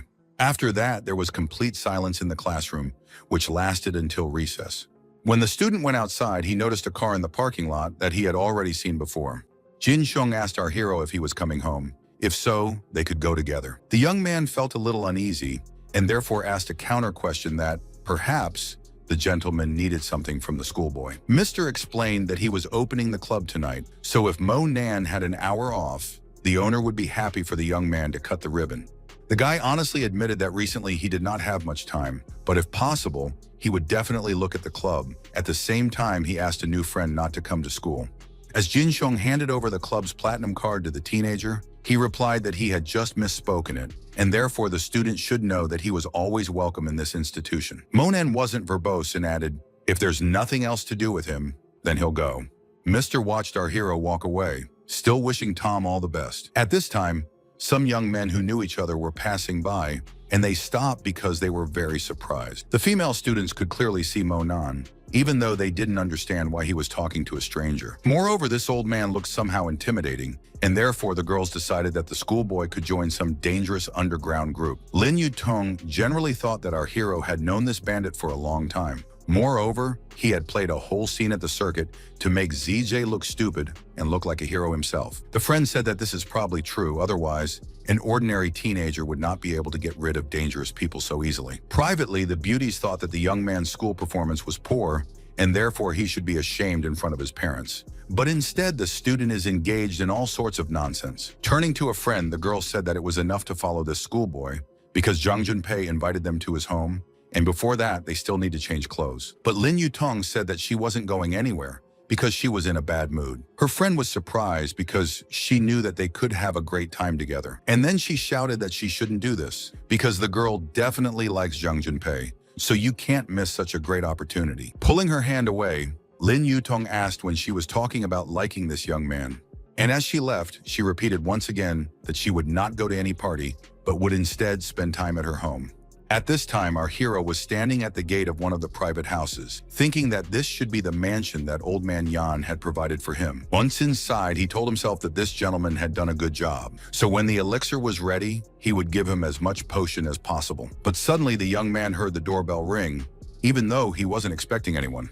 There was video surveillance in the house, so the young man decided to first see who had come. Opening the door, our hero saw a young girl standing on the threshold, asking if Mo Nan was really standing in front of her.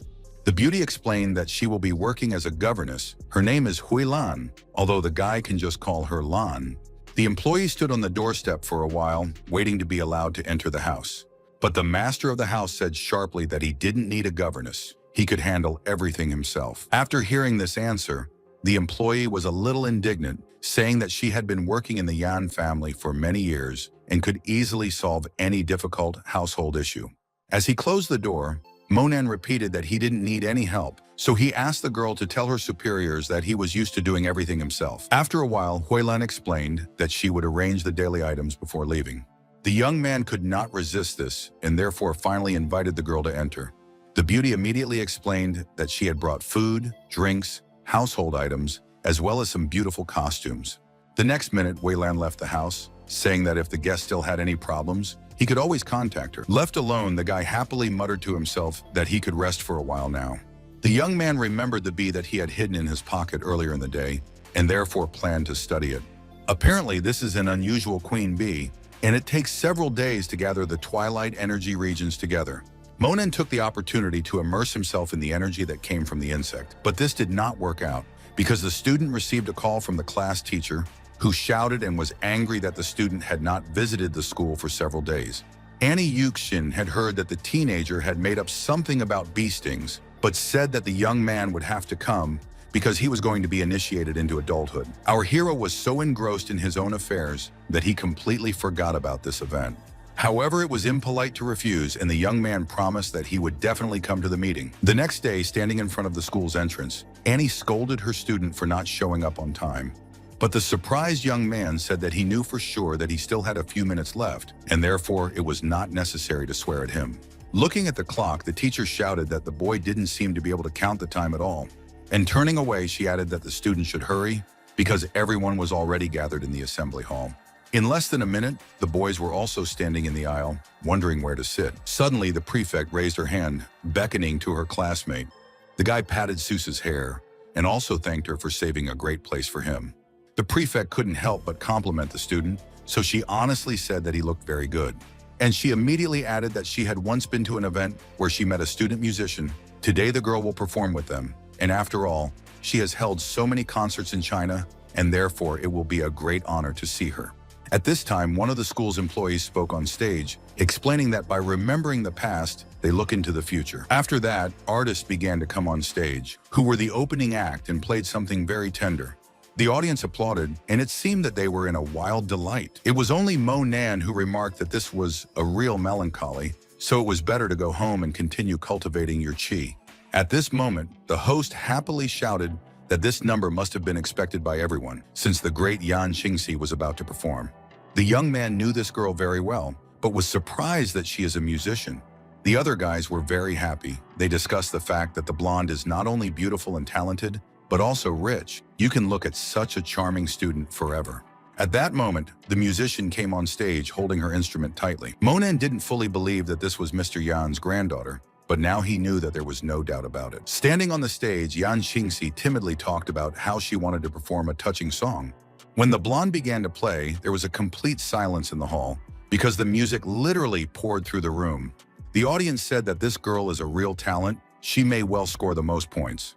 Joji said that he absolutely must meet this artist in order to take her abroad, where she will be able to fully develop her talent. The guys said that if Yan Qingxi really left, she would be able to learn from the best teachers, and when she returned to her homeland, she would become one of the most popular singers. Our hero saw the audience applauding this schoolgirl, but he was sure that they had no idea about her talent, but were judged solely by appearance.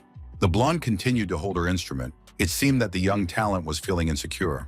Suddenly, the girl was approached by Zuo Ji, who immediately started talking about how he knew a lot of foreign musicians and therefore suggested that the schoolgirl go abroad with him. Hearing Yan Qingxi say that she only liked and played classical music, the blonde man insisted that he could show her the world of Western music that was popular all over the world. The guys in the audience saw that the conversation was not going very smoothly, but they believed that this young man would be able to convince the student of his point of view. Yan Qingxi finally stated in a stern tone that she wouldn't go abroad, especially since there would be other talented students participating in the event, so it would be possible to offer them something as well. Zuji couldn't accept the rejection, He explained again that as soon as he returned to his homeland, he immediately realized that only young Yan was suitable for his requirements. And pointing to the other participants, he shouted to the whole hall that it was impossible to choose any of the losers sitting there. Suddenly, our hero spoke up, who strongly told the student not to push the girl. She made it clear that she did not plan to go anywhere. The blonde immediately started insulting the young man, noting that only Yan Qingxi could enter the big world stage. Getting up from his seat, the young man said that in this case, he would show everyone what real music is. Zuri started making fun of the schoolboy, noting that he was going to make everyone laugh. That would be the end of it. Monan didn't want to fight. He just asked to borrow some musical instrument. The girl, who carefully watched everything, worried about her friend. She understood that he was strong in medicine, but did not know anything about music, and therefore if she went on stage, she would definitely disgrace herself. So I couldn't think of anything else but to say that before the performance, each participant carefully prepares their own musical instrument, and therefore the next time the guy should think about it. One of the students had already started laughing at the young man, saying that he had never even seen music, let alone more. Lin Yutong also joined in the conversation, asking the young man not to act stupid because he doesn't know how to play. Plucking one leaf from the flower, our hero sharply stated that this would be quite enough for him. The audience, when they saw what was happening, started laughing like never before. At the same time, once on stage, Monan quickly said something to the surprised host. So, a moment later, the beauty announced that before the dance, they had another participant who wanted to perform. The teachers did not understand what the student was up to because it all looked as strange as possible. Detractors discussed that the student is now so much disgraced that it will give them the opportunity to laugh heartily. Zhang Junpei thought to herself that if an acquaintance wanted to make a fool of himself, it was up to him to think before doing anything. The blonde said loudest of all that unfortunately, the new generation is much worse than the previous one. Now even those who have not worked for a day consider themselves artists. Answering the question of the presenter, our hero said that he really wants to play one tune. The girl was confused because she did not see the musical instrument of the participant. But showing his sheet, the young man explained that this was enough for him and asked the beauty to help him with the microphone. After the children heard what the schoolboy said, they burst out laughing. Zuja also didn't understand how anyone could not take at least some decent tool.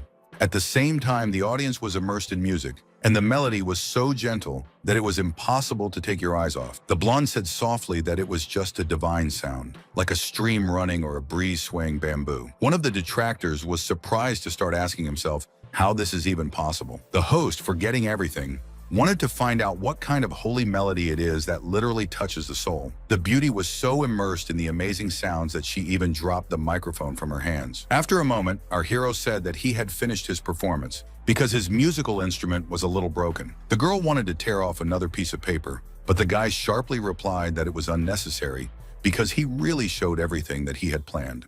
The audience, who just a few minutes ago were going to laugh at the schoolboy, now did not understand why he was leaving the stage so quickly, because they liked the music so much. However, the disciple's mission was over. He didn't see the point of taking up someone else's time. Surprised, Lin Yutong wanted to know when her friend had learned to play so beautifully, but he calmly replied that he had always been able to. The beauty couldn't believe that this was true, even though she didn't even know it. Vice Principal Tan stated that she had no idea that this boy also had such a talent, and it was a bit disappointing that he didn't manage to finish playing to the end. As she left, Yan Qingxi decided for herself that she must definitely learn to play the tune that she just heard. Grabbing his guitar, Zuocha brazenly began to push the other guys aside, shouting for them to immediately make room for him. The teacher did not understand what the young man was going to do. She believed that the guy saw the talent of our hero and therefore was going to become his teacher. However, the blonde man shouted that he simply did not have enough qualifications because such a person needs to bow down as a mentor. And as he smashed his guitar, he complained that everything he had learned before was just garbage. Falling on his knees in front of the student, the young man began to ask to be accepted as a student, asking for forgiveness for being too arrogant. Monan replied in a cold tone that music requires talent, and Zuoji simply doesn't have it. Dejected by all that had happened, the unfortunate man simply sat on the floor, not knowing what to do next. Hearing the students' praises, the young man said that he was pleased to hear this, but he would not go abroad anyway. He thought to himself that he suddenly had the feeling that a wild animal was staring at him, where there were no people and there were twice as many eyes, which was terribly uncomfortable. Approaching the class teacher, the student explained that he still had some things to do, and therefore it was time to leave. Monan had heard his teacher asking him to stay for the disco, but he wasn't interested. When he was alone, the young man told himself that having a secret skill was great. Suddenly, a schoolboy behind him heard a voice asking why he was leaving so quickly. Aloud, the teenager told Lin Yutong to go back inside immediately. It was time for him to go, and he thought to himself that there was a bad person walking around somewhere, so it was better for the beauty to be together with everyone else.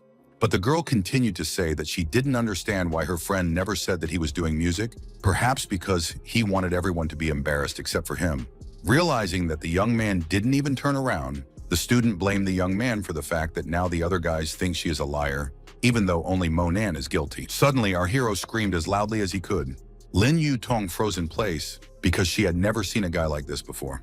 Approaching her closely, the teenager called the girl an insignificant mortal who for some reason thinks she is a god. He does not understand why he is obliged to report to her about everything he does. Stretching out his hand forward, the guy continued to say that everything that the beauty took from him does not need to be returned, and he can't give her anything more, and therefore you should not ask him anything. Then each of them goes their own way. The apprentice turned and walked away, realizing that he didn't want to say anything more. But Lin Yutong could not calm down, so she started talking again about some dark deeds of our hero and how when he was offended so that he would not come to their house to cry. At the same time, her friends appeared behind her and reminded her that she had previously boasted that Monan would show up at the first call, but he left without even saying a word. The beauty did not like that everyone praised the young man, and therefore shouted that he was not a musician, but an ordinary beggar. Then she added that most likely the schoolboy stole this melody and passed it off as his own. As he walked towards the house, Monan thought about how he didn't feel that strange feeling, like a wild beast following close behind. It seems that the disciple hasn't provoked anyone recently. Is this the evil creature that breeds bees? All the way home, the young man gave himself away, but despite this, no one appeared. It is possible that this person is not so simple. When he got home, the guy said out loud that he should seriously start preparing the immortality pill in the near future, because the feeling that you are constantly in someone's sights is not the best. The young man loved his meditations, so as soon as he changed his clothes, he went into the living room to continue his studies. However, it was not possible to fully immerse myself in the process because there was a loud knock on the door, which was very suspicious. Opening the door, our hero saw a blonde on the threshold, although it was difficult for him to understand why she came to him at such a late hour. Yanqingxi stood and held her instrument tightly in her hands. She didn't immediately dare to speak to this teenager. But as she walked into the living room, she quickly announced that she had come here to pick up the sheet music. The student honestly admitted that he did not have any notes. Although even if they were, the beauty would still not be able to play this melody. The girl did not like this statement, and therefore she angrily shouted that she did not understand why she could not play because she understood music. Moreover, she wanted to get the second part of the melody, which the young man did not have time to perform on stage. And after a moment, she added that she was not interested in anything else, just that she really literally fell in love with this charming music. Seeing that the guest showed the card, saying that he could pay, the young man once again repeated that the blonde should not waste her time. She would never learn to play like this. After putting down her instrument, Yanqingxi admitted that she had time. Moreover, it was just a sheet of music, so she didn't understand what was secret about it. After putting the notes together, the guy finally said that he would give the girl what she asked for, but only if there were difficulties in learning. He should not be involved in this. The young representative of the Yan family was upset because she thought that this person is no different from others. As soon as they see the money, they are ready for anything. After a moment, Monan quickly wrote something on a piece of paper, which he immediately handed to his guest. The beauty took the paper and said that there were no words that she couldn't learn. The next morning, when the young man opened his eyes, he realized that he was worried about one nuance. Yanqingxi, who had spent the night in the house since there were so many bedrooms, was now taking a shower. The nuance was that the cabin was transparent, and the door opened directly into the living room, where a young man was sitting, thinking that this beauty did not seem to be shy of him at all. The girl didn't really care what was going on outside, because she was completely absorbed in her own thoughts, or rather, in the melody that was playing in her head. He was surprised that a girl from a rich family would get up so early, assuming that they usually stayed in bed until lunch. The next day, when Monan came to the school, he noticed something very strange. There were buses all around, and as for the students, almost all of them were already in the vehicle. Suddenly, the class teacher shouted, who asked why the student was always late. Buses are kept just because he was late.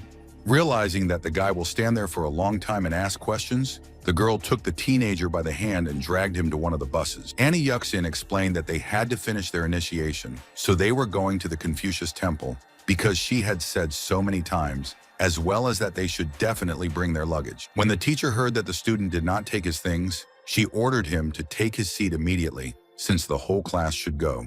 As soon as our hero got on the bus, it immediately started moving because the road was long. Although a few hours later, the guy saw hills and serpentine, indicating that they will soon be in place. As Monan got off the bus, he thought to himself that there was something wrong with him here as well, as he was once again sensing the presence of an evil spirit. Pointing to the other children, the teacher ordered the student to go with everyone to the dorm to rest after the road. As he headed toward the building, Annie kept yelling at him about how important it was to remember to put on your uniform, and that the teachers would help you with your headdress. Turning around, the young man heard the girl's quieter voice suggest going to the city to buy basic necessities, but the schoolboy politely declined the idea. Realizing that our hero wants to go shopping alone, the teacher offered him some money. When the class teacher heard that the student had money, she said that Monan had already spent a lot of money on her in the hospital, and she didn't like being in debt. Then, moving as close as she could, she gave the guy the password for her credit card. Students who did not have time to enter the dorm witnessed the whole picture and therefore began to gossip about the relationship between the teacher and her student. Annie Yuxin suddenly realized what a mistake she had made, so she immediately shouted that the students were probably looking for trouble. Running away, the guys shouted that they almost did not hear anything, and therefore there was no need to scold them. Inwardly, Monan thought that the password that the girl had given him was very easy to remember. Just as the young man was about to leave, he saw Yan Qingxi, and a minute later the students started gossiping again about the fact that the young man didn't have time to talk to the teacher, as he already switched to a rich blonde. With a soft voice, the teenager asked a friend what she needed while she was trying to figure out the relationship between Yuxin and him.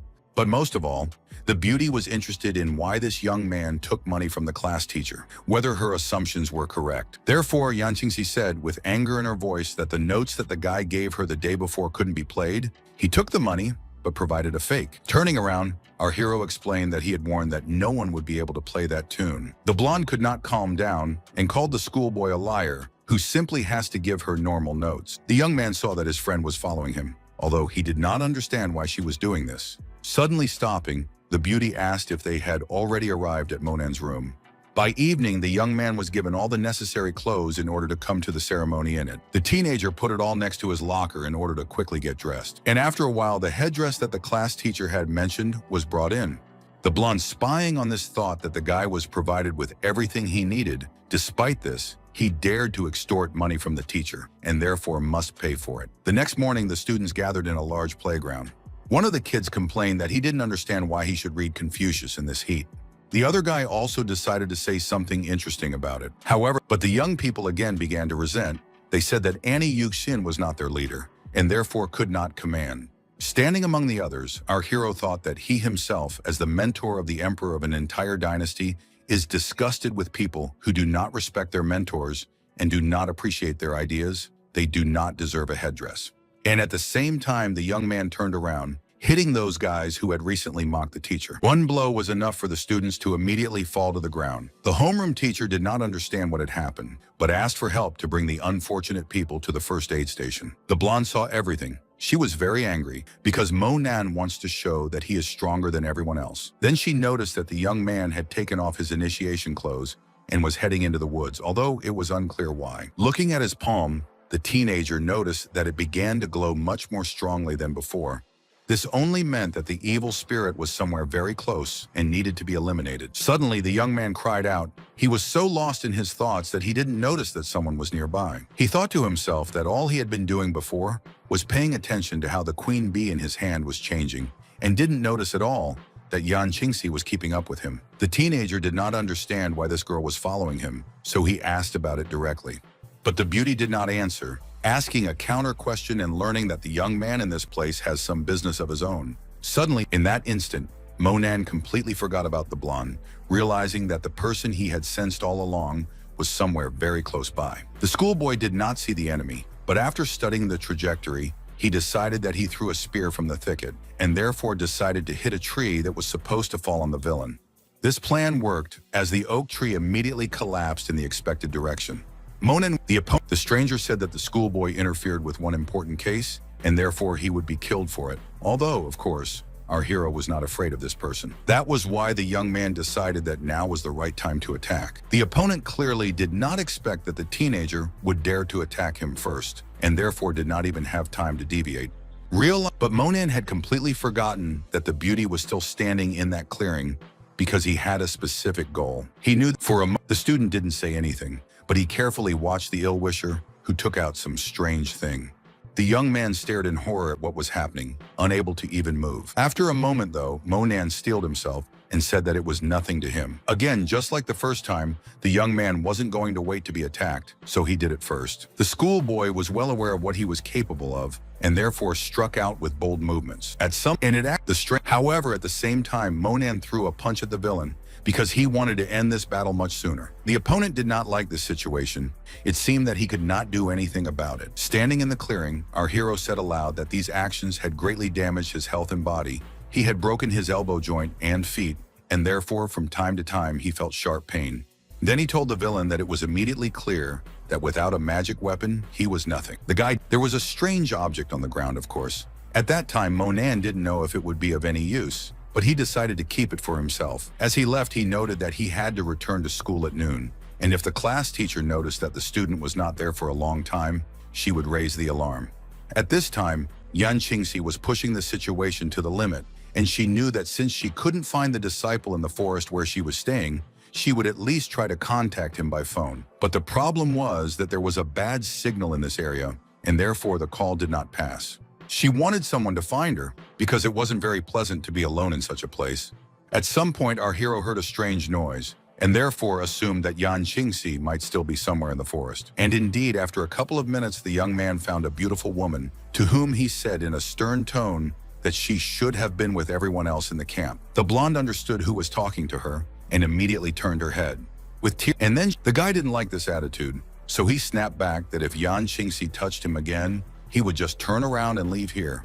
However, the disciple couldn't calm down, so she said over and over that the young man could at least tell her where he was going and also when he would return. The blonde understood that the teenager was stretching her leg, which was very pleasant, but she didn't say it out loud. But suddenly our hero stopped, because he realized that his right arm was broken, only the left one remained. Not wanting to waste any time, Monan immediately explained that the schoolgirl had sprained her ankle, and he would help her fix it. It wasn't the most pleasant experience, so the girl said it was probably best not to do anything like that. Realizing that it might actually be painful, the guy decided that it was best to sit for a while and then go down the mountain. Suddenly, the student said that she was very hungry, and therefore she would have had something to eat first. The young man didn't want to waste time searching, but he knew there was no other way out. While trying to catch up with our hero, Yan Qingxi shouted that she wanted to go in search of something to eat with him. But the teenager shouted in a sharp tone that this should not be done. He could do it much faster alone. A few minutes later, the young man carefully examined the bushes to find at least some berries. Suddenly, the blonde screamed more than ever. She was afraid that the schoolboy might leave her, although he immediately responded. In less than a minute, Yan Qingxi once again asked where her acquaintance had gone. Closing his eyes, the young man noticed that in the last 10 minutes, the girl had already shouted more than 20 times, and after all, he was in her field of vision. Finally, Monan's luck turned, and he found a tree with some fruits. Returning to the student, the teenager explained that he still managed to find something, but first suggested going down a little lower. The beauty didn't resist, thinking that the young man knew exactly what he was doing. Having seated a friend on the stairs, which was located at the very bottom of the mountain, our hero finally showed her his finds. She didn't know what it was, but decided that this wasn't the time to be naughty. A moment later, Monan was watching intently as the blonde stuffed all the berries he had brought into her mouth at once. But there was no gratitude. Instead, Yan Qingxi grimaced as she explained that these fruits were completely inedible, and she would like to try what the guy was eating. Our hero hastened to say that his fruits will not suit the girl because they are special, although she could not calm down. The young man knew that the beauty did not like to be harsh, and he could do nothing but say that it would soon be dark, and therefore she should finish the berries and go on her way. Throwing away the remaining berries, the blonde thought to herself that this boy is a real greedy. He had 3 huge fruits and none gave. At the same time, Monan thought that this spoiled blonde had a bad temper. As he was about to leave, the young man explained that since his companion was not cold, it was time to return to the camp. With difficulty getting up from her seat, the beauty realized that the leg was still making itself felt. Monan had no intention of being rude, so he suggested that the girl climb on his back to get her to her destination. But even this time, the young Yan representative shouted that she didn't need someone else's back. Again, the teenager explained that if the girl went on foot, they would have to spend the night in the mountains, since their overall speed would drop significantly. Without saying a word, Yan Qingxi still climbed onto the student's back. However, the young people did not have time to move on, as the schoolgirl shouted that she did not like that the guy's hand was supporting her. Our hero explained that he has an injury to his right hand, and the left cannot otherwise hold the blonde because there is no other choice. Hearing that the beauty screamed even harder, the teenager thought that he had never met such a fastidious young lady before. Just as Monan was trying to put his so-called passenger on the floor, he realized to his great surprise that she had even fallen asleep. Although after a moment the young man realized that the girl's phone was ringing. The guy knew that they had been gone for several hours, night was gradually falling on the city, and therefore they must have rushed to look for them. Therefore, the student asked the friend to wake up as soon as possible to answer the call. But when the teenager put the beauty on his lap, he realized that something was wrong with her. Monan was well aware of all the symptoms of poisoning, and now he also understood that it was pure poison, although it was unclear where the schoolgirl could have been poisoned. The teenager had not been near the girl for some time, so she could have been bitten by some insect, and she did not even feel it. But it didn't matter at the time, and as the young man rushed to find the right grass, he told himself that if he didn't get help now, it would be too late to do anything else. He forcibly shoved a plant at the student and explained that it wasn't delicious, but it would allow her to stay alive. At that moment, the phone rang again, which couldn't be ignored. After answering the call, our hero heard a stranger shouting into the phone, asking if everything was all right with Miss. Monan didn't want to go into too much detail about what had happened, so he simply stated that geolocation was enabled on his phone so they could be found quickly in the forest. Despite the help provided, the young cultivator understood that the problem remained. It needed to be clarified. At the moment when the t-shirt was removed, our hero looked with horror at the spot that appeared in the liver area. This indicated that the poison had entered the body through a hole in the abdominal cavity. Although the toxicity is not very high, but it is necessary to start treatment immediately. Placing his hand on his stomach, the disciple decided that there was no time for an antidote. He could only dispel the poison using his magic, and then everything would be fine. It wasn't long before the girl started to mutter something unintelligible. After another moment, the beauty slightly opened her eyes, which was a very good sign. The young man understood that his patients were already better. Therefore, the manipulations had the desired effect. All of a sudden, Yan Qingxi not only broke free from her acquaintance's grasp, but also kicked him in the face with all her might. Of course, the teenager was strong, but he didn't expect anything like this, so he fell to the ground and couldn't get up. As for the blonde, she grabbed her blouse in fright, holding it tightly to her body. As she ran into the forest, Yan Qingxi shouted that she never expected anything like this from her acquaintance. The girl heard and saw that helicopters were flying over this area, so she was sure that they would soon be found. When the helicopter landed, the frightened men began to ask how the young miss was feeling, as well as what had happened to her. Crying, the beauty said that she did not need anything. She just wanted to return home as soon as possible, where she would feel completely safe. After that, the young lady didn't say a word. She just climbed into the helicopter and lowered her head. The men didn't know how to behave, but they decided not to interfere because they didn't know what had happened in that forest. Not much time has passed, and the helicopter has already arrived at the special site. The terrified father immediately began to wonder what had happened to his daughter. The blonde didn't say anything, but instead ran to her father and buried her face in his shoulder. Turning to one of his employees, Mr. Yan ordered him to find a doctor immediately. The grandparents, after hearing about what happened, also came out to understand the state of their granddaughter. Yan Qingxi was happy to see them, even though she was embarrassed by the state she was in at that moment. However, after examining the unfortunate woman, the doctor called his father to him and confessed that the girl was poisoned, although he does not know what poison was used. Yan Longsheng couldn't believe his ears when he heard about this, so he shouted about who could have done it. The doctor immediately assumed that he had made the news abruptly and quickly corrected himself, saying that it was a temporary poison that did not pose any threat to life, but they should still conduct further research. The girl's grandmother said that in this case, the most important thing was not to harm her granddaughter, although she wanted to know where Monan was, since they seemed to be in the forest together. At that moment, the blonde began to say something incoherent that couldn't be clearly heard. Hugging Yan Qingxi, the woman said in a gentle tone that there was no need to worry. The beauty was completely safe among the people who loved her, and this was the most important thing.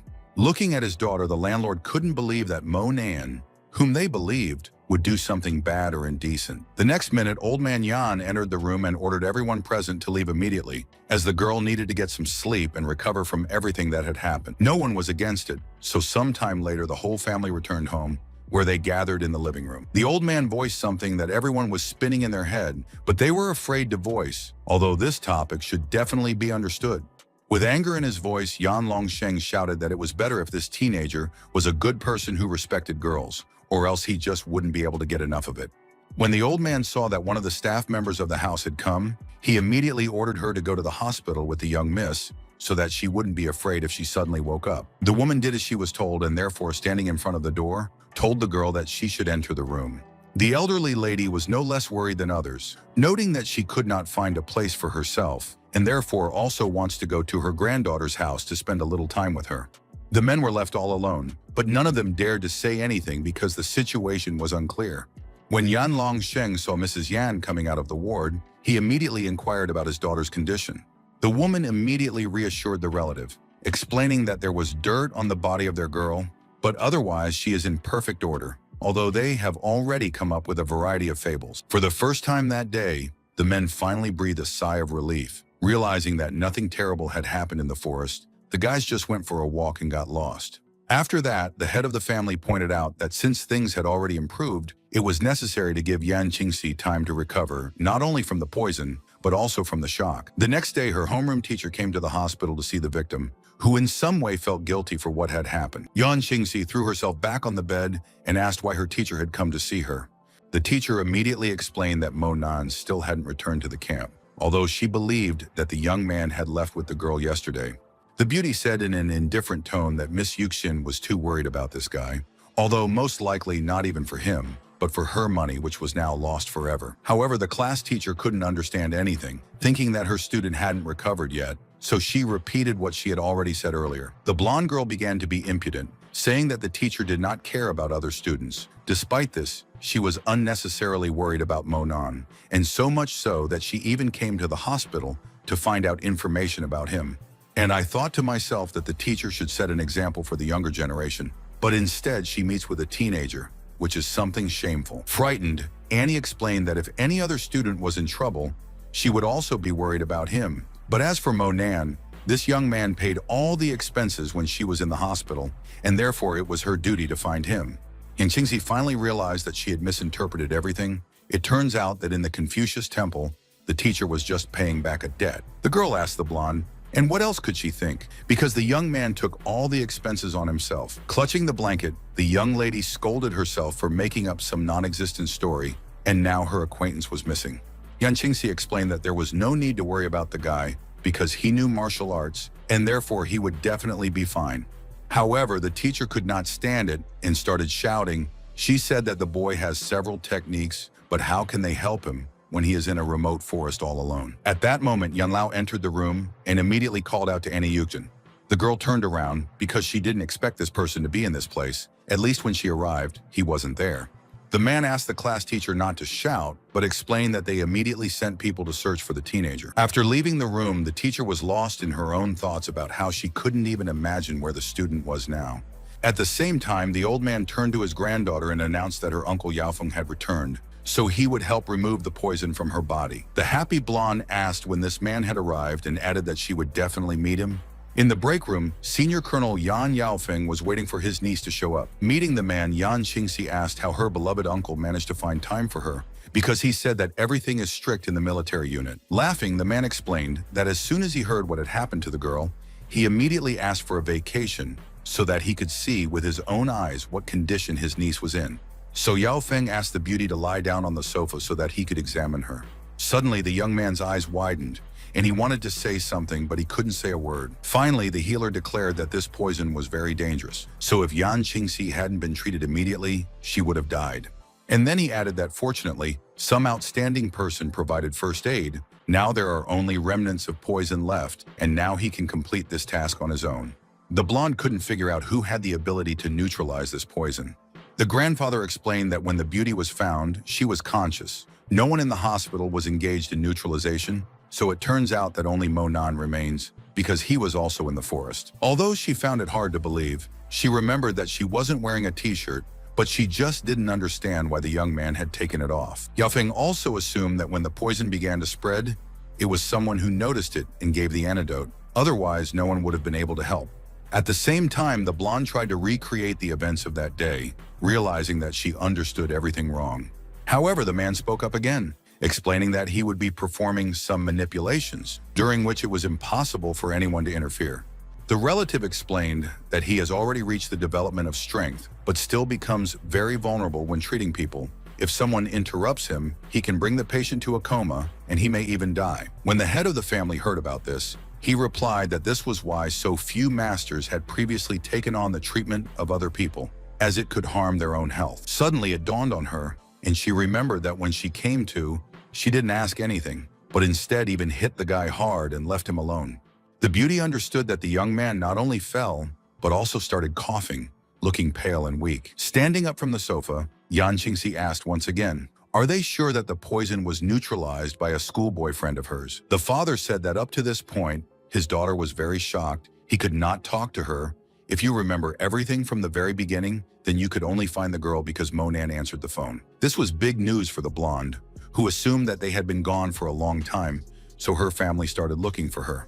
Looking at his daughter, Yan Longsheng once again said that the girl had made up something that didn't really happen, most likely because she was in such a state of shock. Shouting, the blonde said that in that case, they should immediately send a large number of people to search. The beauty began to cry when she heard that our hero was still not found. She thought that it was clear to everyone that the student wanted to do what was best, and only her imagination drew some unrealistic pictures. As Yan Qingxi ran away, she shouted that she couldn't sit still and wanted to join the others in the search. Hearing her uncle try to stop her niece because there was still poison in her system, she screamed that she had no idea what was going on with her friend, and therefore first she needed to find this teenager. A few minutes later, the helicopter was already in the air, heading towards the place where Monan had disappeared. The grandfather saw the state of his granddaughter, but tried to calm her down, saying that they would definitely find this boy. As soon as the helicopter landed, the girl immediately ran out of it and ran somewhere. The beauty immediately pointed to the road, saying that they should go in that direction, because it was from there that she came running back. The guards who accompanied the young girl immediately followed her, doing whatever she ordered. Finally, an hour later, Yan Qingxi's eyes opened wide as she saw something terrifying. Someone's t-shirt was lying on the ground. Moreover, there was a large blood stain next to it. Sitting down on the floor, the blonde tried to understand why the young man wasn't here, because if he wasn't feeling well, he couldn't have gone far. Other than that, he had to understand that they would still be looking for him. Suddenly, the beauty started shouting, hoping that the disciple wouldn't be able to get far, and since that was the case, there was a chance that he would hear her. The guard, who had gone a little further, informed everyone that he had found shoes behind a tree. The girl understood that it would not necessarily be the shoes of her friend, but she needed to see. When the beauty saw the sneaker, tears began to shine in her eyes. She did not remember exactly what the young man was wearing, but for some reason she decided that it definitely belongs to him. Yanlao also noticed something interesting. There were footprints on the riverbank, so the old man assumed that the schoolboy on this side was drinking water. The girl was confused by this. She said that if this is really so, then it is not clear why the tracks are so long, as if someone was dragged in this place. In a trembling voice, Grandpa explained, "Most likely it was because the young man didn't come here on his own feet. He was crawling towards this place." The guard explained that there were also traces of blood on the shoes, so Monan must have hurt himself. Crying, the blonde remembered how on the eve of their initiation, she deliberately changed her student's shoes for a smaller one because she wanted revenge. Despite this, when she injured her ankle in the forest, the guy still carried her on his back, although he did not say a word. In the next instant, the Yan family head's phone started ringing. The man was surprised that there was a connection in this place, but he immediately answered the call. A moment later, he said that video surveillance recorded how Monan reached a small village that night, which they will also go to right now. As he moved down the street, Yan Longsheng wanted to know which video camera had recorded the youth. Pointing to a building, the man explained that it was a camera belonging to a polyclinic. Young people immediately went to the medical facility, hoping to get at least some useful information. The audience could see that they were being looked at very askance, but at that moment, it didn't matter at all. A minute later, a doctor came out to the guests and asked them if they really believed that the person depicted in the video was Monan. People could not confirm this because they had not personally seen the recording and therefore decided to review it together. The video began with a blurry figure walking up to the window and peering out. Suddenly, the picture became much clearer and clearer, and therefore the girl and her family saw that the clinic actually had a boyfriend. Bursting into tears, the blonde commented that it was her poor friend who was desperately asking for help. At that moment, another doctor entered the room, asking if the strangers were related to Monan. Yan Qingxi rushed over to the doctor and began to bombard him with questions ranging from whether the disciple's injuries were serious to what condition he was in right now. But the doctor only managed to say that you should not worry at all.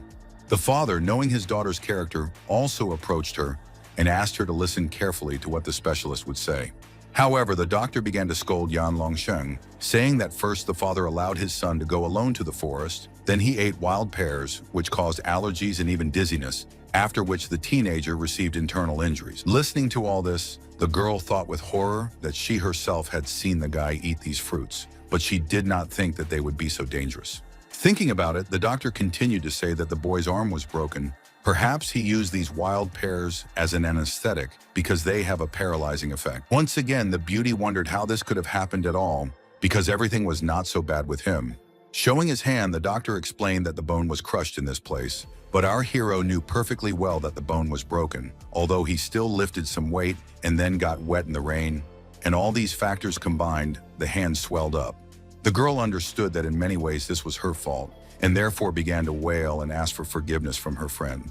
Looking at the computer screen, Yan Qingxi explained to everyone that she had no idea that the disciple's arm was broken, so she let him carry her on his back. And then she added that she wanted to personally say the words of explanation, and therefore should understand which room to go to.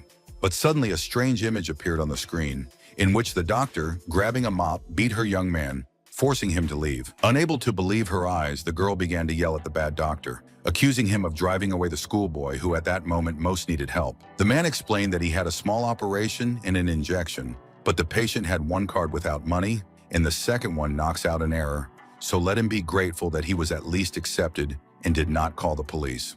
Looking at the doctor's hand, Yan Qingxi nervously thought that this was the card she had given the guy. Grabbing the doctor by the robe, the beauty shouted that he was a fraud because she personally gave a friend this card on which there were 30,000. No one could withdraw the money. Adjusting his glasses, the specialist made excuses that the young man entered the PIN code incorrectly several times, and therefore nothing was actually received on the hospital's account. Suddenly, the blonde stopped, and she remembered that when she saw the teacher giving her card to Monan, she was very angry. So in a fit of anger, she changed the password. And then she began to cry, saying that it was she who killed the student. She was to blame for the fact that he was not given proper help. Yan Qingxi fell to the floor and began to wail, saying that she shouldn't have sent the teenager away because she would have been able to give him as much money as she needed because she was to blame for everything that had happened to him. It seemed that nothing could stop the beauty's hysteria, as she then began to say completely incoherent things. The father watched his daughter carefully, but did not want to touch her, thinking that she should be alone for a while. Yan Longsheng finally approached the blonde, noting that nothing terrible would happen to the young man. They would definitely find him and then send him to the best clinic. With anger in her voice, the daughter shouted that she would not go to school until she found a friend. If necessary, she would look for him for a week and, if necessary, for a whole month. The man knew better than to do this, so he reminded Yan Qingxi that the poison still hadn't been removed from her body, and besides, the exams were still a few months away, so she needed to study. Standing up from the floor, the blonde wasn't going to give up, insisting that she didn't care what happened next. As long as Monan wasn't found, she wouldn't go back to her old life. The tired father lowered his head, because he didn't know what other arguments he could make. And after a moment, he explained that in this case, they would continue to search together, go around every corner in order to be sure to find the lost teenager. At this time, our hero was walking in the most remote corner of a street in Jiangsu City. Monan thought about how they said that the city's public order was too bad, but for some reason, they didn't even try to rob him, even though there wasn't much to take. The young man knew that he was carrying one queen bee, 2 ancient coppers, and another dead phone. It is clear that now the most valuable thing is the phone, although it is of no use at all. After some time, the seller of used things already told the student that his device is not new. In addition, it has traces of water, and therefore can only give 200 for it. Monan took the money and thought bitterly that it was certainly not enough, but what it was also necessary to be happy. After looking at the store, the young man decided that first he should change into clean clothes because you can't walk around the city in a ragged one.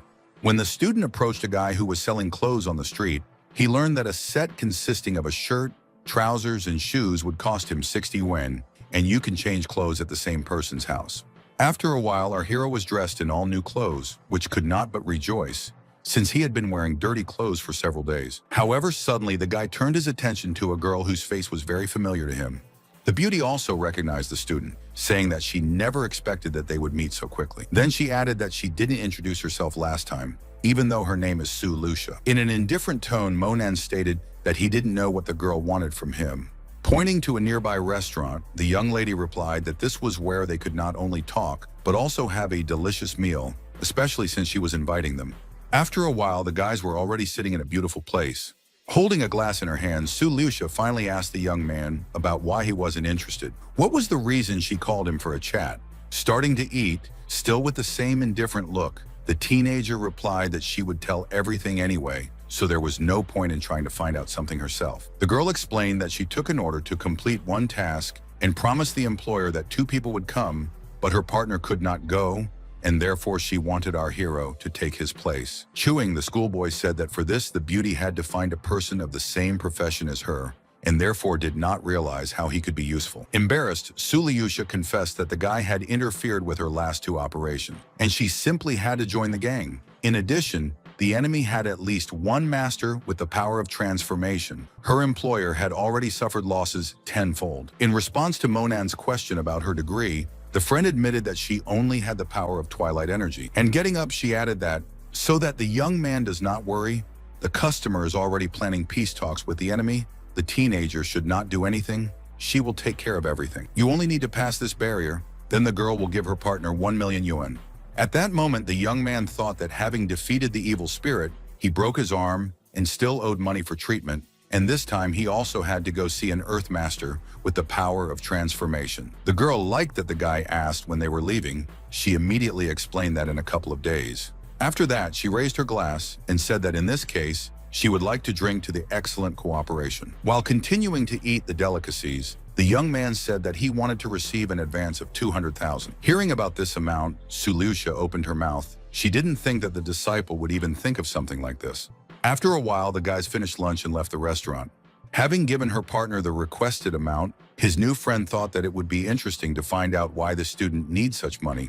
After a while, our hero went to a pharmacy where he asked an employee to sell him a whole range of medicines. Monan didn't have a list, even though he already knew what he might need. All this time, the girl had been following the youth, but she couldn't understand why he would need such a large amount of ingredients, as well as a roaster for distilling medicinal herbs.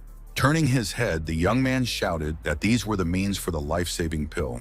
Inwardly, Sulusha thought that she had once heard that some members of the ancient martial dynasties were able to concoct immortality pills, and that this teenager was also capable of such a thing.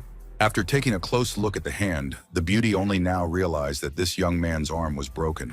Although she was upset after a moment, she didn't know how this person was going to deal with the transformation master. Sitting in his hotel room, the young man threw all the medicinal ingredients that he had bought earlier in the day into the brazier. The guy knew for sure that after all the manipulations, a high-quality life-saving pill should turn out. When everything was ready, Monan immediately popped the magic potion into his mouth. The effect was not long in coming. After a moment, the young man felt an incredible surge of strength. But that wasn't the only reason. It was also because something unusual was happening to the young man's arm. Clutching the injured limb in his elbow, our hero happily said that it was just amazing because everything was restored. After that, the student took out 2 yin and yang coppers from his pocket, which fell into the hands of the evil spirit. It really was a wasteful treatment of the gift of nature, and therefore the guy decided to improve them. In the next second, Monan began to concentrate all of his energy in his hands. The next morning, the student proudly declared that these 2 coppers were much more convenient to use than a queen bee. The guy was planning to think about something else, but then he heard a knock on the door. Suliusha shouted that their employer had arrived, and therefore they had to meet him. Sitting in the car, the girl explained that the harbor they would arrive at was owned by the Zhu family. They had a lot of real estate recently, but the bottom line was that an opponent should appear today to finally solve a difficult case. It is important to note that it will not be limited to 2 of them. When the time comes, the young man should look at the eyes of a colleague. She will give hints. Do not stick out. With a broken arm, it will not be easy. Even though Monan was perfectly fine, he decided to keep quiet about this important nuance. The temporary allies rode the rest of the way in silence. However, very soon the car stopped near a large building. Lucia immediately said that now it was time to meet with their employer. At this time, the person who our heroes were supposed to see was already sitting in the office. Zhurong stared out of the window carefully, though his face was expressionless. A minute later, one of the assistants entered the room, who did not dare to approach the boss. However, he then reported that people from the Twilight Energy realm had already arrived, which immediately raised the fatty's spirits. Immediately, the girl who Monan had once saved from a bullet walked into the room with a determined step, and he trailed behind. The dockmaster shouted that he had heard about Miss Su, so he was glad that she had finally come, since business was urgent.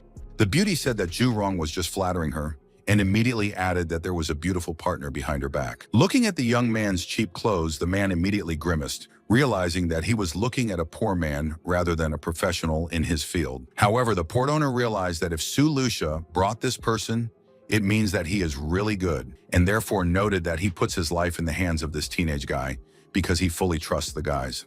Our hero carefully looked at the man, who after these words immediately turned away and walked somewhere. Although after a moment, the man asked the young people not to be shy and sit down because they had something to discuss.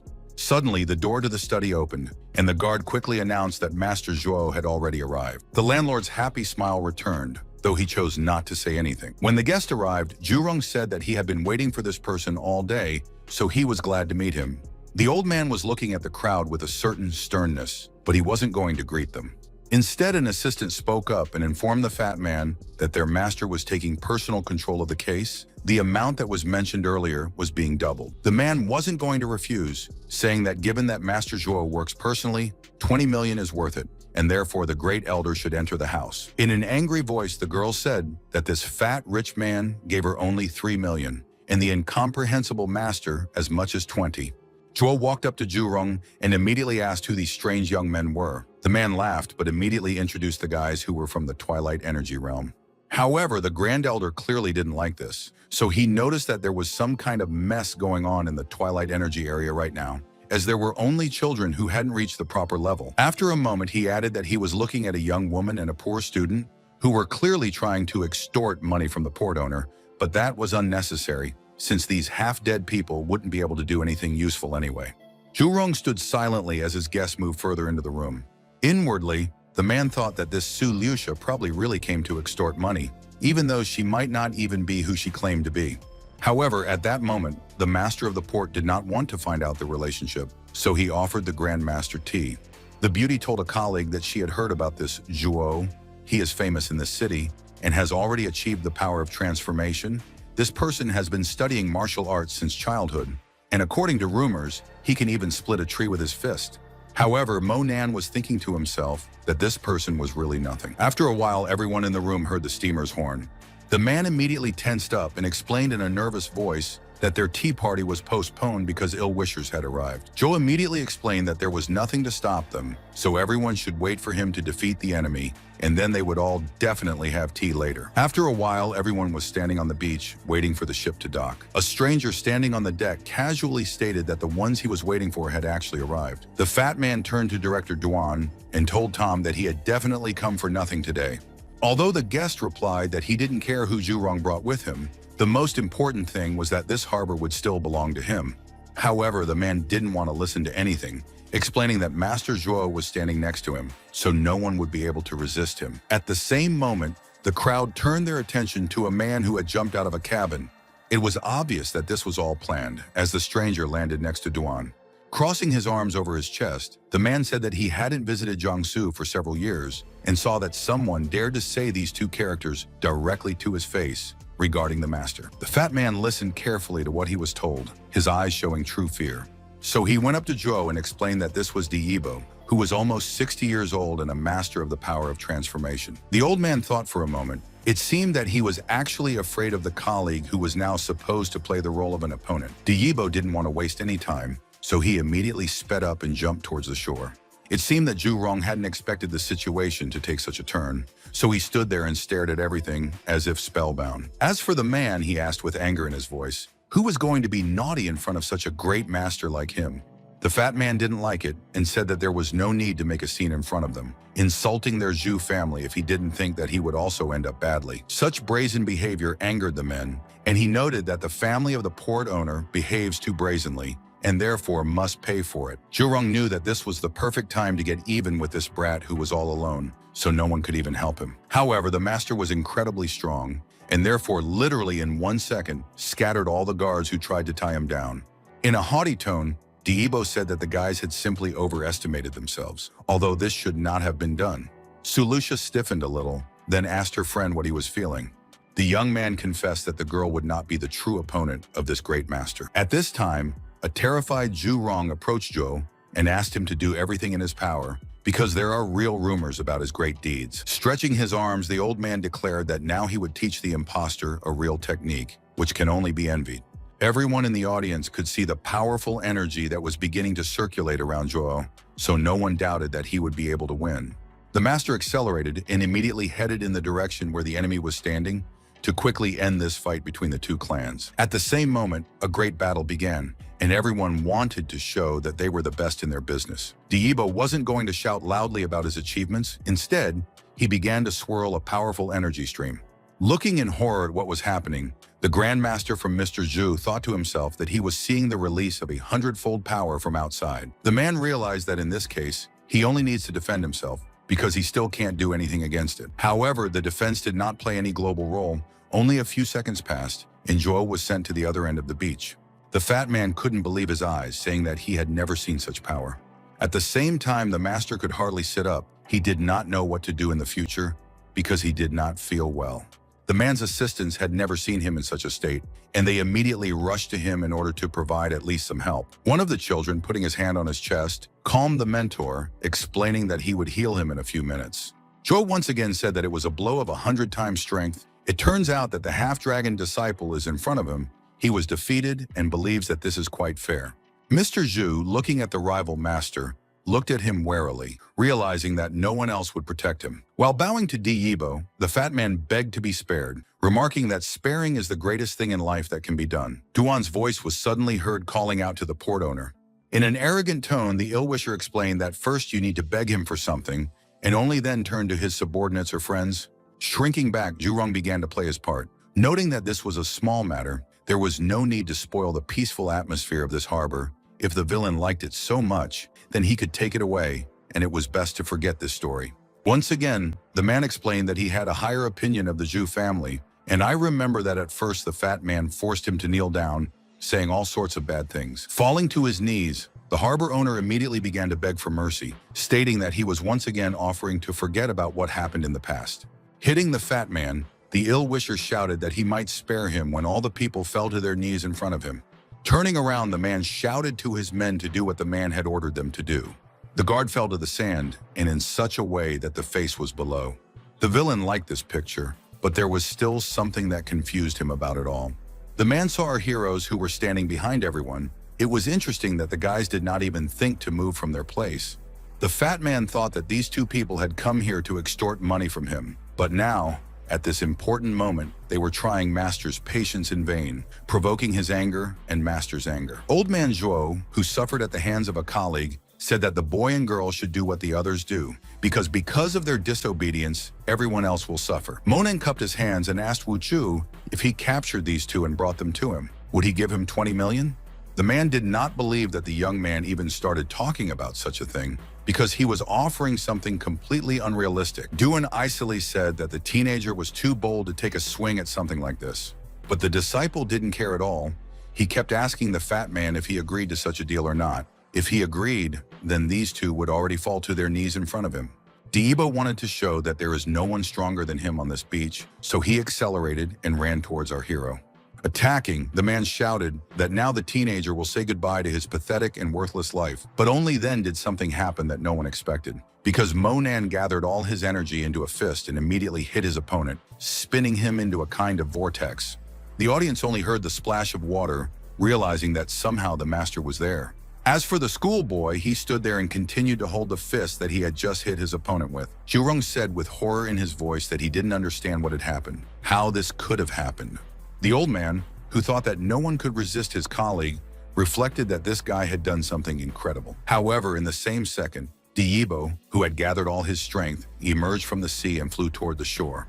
After landing on the sand, The man confessed that he never expected that some boy would turn out to be a master with such great strength. For a while, the opponent of our hero gathered his strength, although he did not say anything. When the latter turned his head, he saw Duan running away, declaring that master must definitely complete his task. Turning his gaze to Monan, the opponent said that the schoolboy is actually very strong. Despite this, he is not an opponent for him, and therefore he must kill him so that no one will laugh at the great master in the future. The young man stared at the man in surprise, not understanding how the man couldn't understand that a disciple's strength was huge. The opponent was not aware of anything. He wanted to say something, but did not dare. This was unnecessary since the guy immediately used some kind of technique that allowed the sand to be compressed. A moment later, everyone noticed that the sand turned into a real stick. The surprised master asked how the young man was able to make a spear out of sand, because this is something incredible. He didn't want to waste any time on this man, so he pointed his sand stick at him. The object immediately reached its target, not just hitting Diyibo, but piercing his shoulder. Su Liusha was trying to figure out where such a boost could come from. After all, this is how high-level a master should be. However, the student wanted to hear who was talking and what was being said. He had a goal, and therefore he planned to come to it. Surprised, Joel honestly admitted that he did not think that he would be able to see real power in his lifetime, and therefore an absolute superhuman is standing in front of him. Standing in front of his opponent, Monan asked him in an icy tone if he still wanted to regain his honest and good name. The man admitted that the boy is really strong, but he is a student of a half-dragon. The young man needs to wait for his mentor to appear, level the city to the ground, and tear the schoolboy into small pieces. The boy smiled and asked if the master really believed that he would still have the opportunity to talk to his teacher. The opponent shouted that he might not have one, but someone else would. And then the fat man heard a loud ringing sound that momentarily threw him off balance. Realizing that the opponent was running away, Zhurong shouted that they couldn't let this good person escape. The guy said that the fat guy kept asking questions, but instead he didn't say if he could pay 20 million for the job. The harbor master shouted that he was ready for this deal, but the schoolboy just had to stop these bad people as soon as possible so that he could get even with them. Standing on the deck, a joyful Duan said that he would save up some strength and then he would definitely come back to get even with these people. The young man said that the enemy really thought that he could escape so easily. Suddenly, the villain began to say that he was hearing a strange sound that spread for thousands of miles. However, after a moment, the ill-wisher again began to say unpleasant words in the direction of our hero. At one point, Monan shouted that he was already tired of these games, so he knew that now he wouldn't let these people get away. The young man decided to use the grabbing dragon technique, which will allow you to quickly bring your opponents back. Duan, who until a moment ago had been confident that he was invincible, was now flying towards the shore, knowing that no one could help him. Lying on the ground, the man stammered as he tried to comprehend how it was that he was already at Monan's feet. The fat man and his guards said that they had never seen anything like this before, which means that there is a real superhuman standing in front of them. Now the villain was telling the student that he was ready to give everything to this boy, if only he would not do anything wrong to him. Zhurong, who had wanted revenge for a long time, now said that the ill-wisher deserved it, so there was no need to complain. On the other side was Diyibo, who also said that he had a huge secret and was willing to trade it for his life. The young man said that the master clearly misunderstood something, since his employer is exclusively Zhurong. But the man could not calm down, saying that this time they came to find a precious statue hidden in the ground. If the schoolboy lets him go, they can find it together and make money. But Monan shouted that he didn't need such handouts, especially from a man who had threatened to kill him just a short time ago. After that, with just one movement, the disciple pushed this master back to the ground. Turning to Mr. Zhu, our hero reports back to them for interrupting these people, and now as they agreed, he hands them over to the fat man. Bowing to the guy, the man said that he was incredibly grateful to his savior, and therefore asked him to go to the house in order to thank him for all the work done. Diyibo, who was not asked about anything, pointed out that this art of mysterious power already surpasses the power of the masters. It must be called superhuman, and therefore asked to forgive him for speaking so rudely about Monan.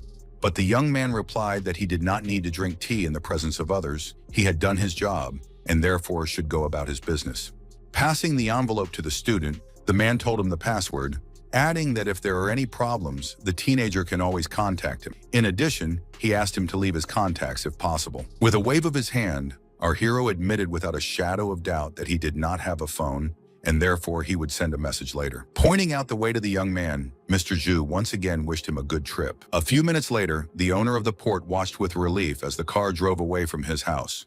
At the same time, our hero thought that in the future, such a technique would be of little use. But this time, he was forced to do it in order to frighten as many people as possible. Sulusha, seeing that the guy was sad, said that it was not necessary to feel awkward. The same thing had happened to Tay before, but now she was already used to the fact that it was just a job.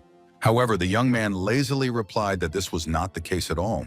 After a moment, a melody started playing in the teenager's head, so he thought that there was still no information regarding the fragments of the Wheel of Interdependent Origin, whether it was possible to add a magic sound to it.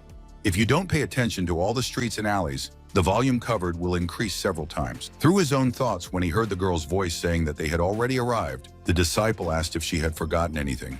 Smiling, the beauty noted that, most likely, we are talking about how to hug goodbye. Stretching out his hand, the young man stated without any emotion that Sulusha still owed him 800,000. The girl considered this something offensive, because a rich man gave a schoolboy 20 million for work in general, but this is generally not enough for him. But the beauty didn't want to argue, especially since they had a contract, so she handed over a credit card that had the right amount of money on it. Leaving, the guy said that now he goes to do his own business. Standing in front of an apartment building, our hero decided that first he would visit Aunt Tan so that she would not worry about him.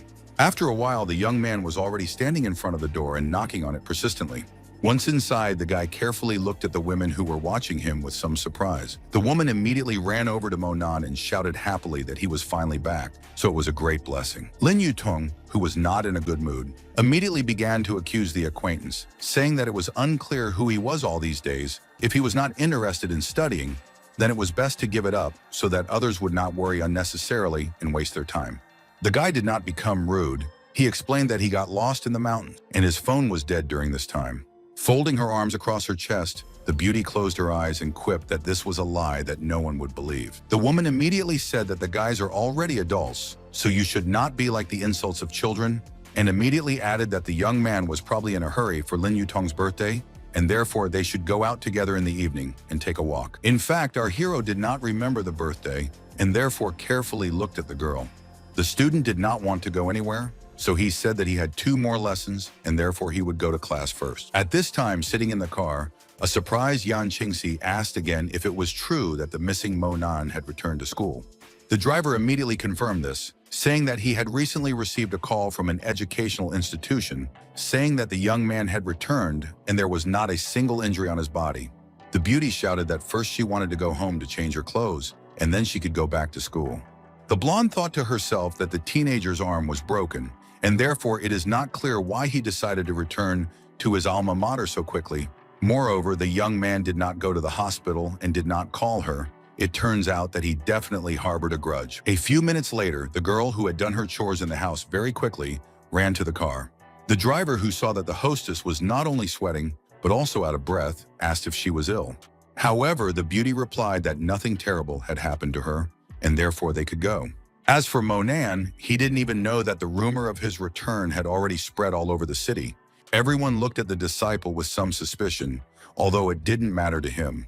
Turning to our hero, his friend said that first she should talk to this guy about something, but he did not understand what was wrong again. The girl explained that Zhang Jun would also come to her birthday party, of course. He has a difficult character, but the beauty does not want the teenager to start arguing with him about something. The young man sighed heavily and admitted that he wasn't a very good person, but as for being careful, that was already a personal matter for Lin Yutong herself. The disgruntled beauty again stated that today is her holiday, and therefore she does not want to discuss anything with our hero, but only asks that he does not spoil anything. Our hero calmly replied that if that guy doesn't make him angry and cling to him, then there really won't be any problem. Grabbing the guy by the arm, his friend shouted to him to remember what they were talking about. And now we need to get in the car as soon as possible. Qingxi saw what was happening, but she didn't know how best to react to this situation. Turning away, the blonde began to scold herself for being so indecisive, unable to do anything for herself. The beauty was offended.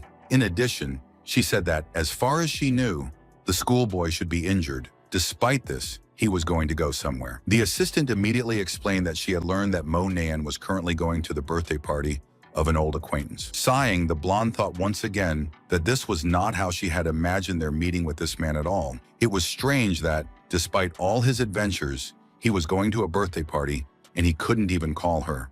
The assistant was startled because she saw that the girl was sweating all over again. After tasting the forehead of the unfortunate woman, the employee of the Yan family was horrified because the beauty's forehead was icy cold. Supporting the young miss, the woman decided that she should not allow the symptoms of poisoning to reappear. So I decided to go home and put the girl to bed.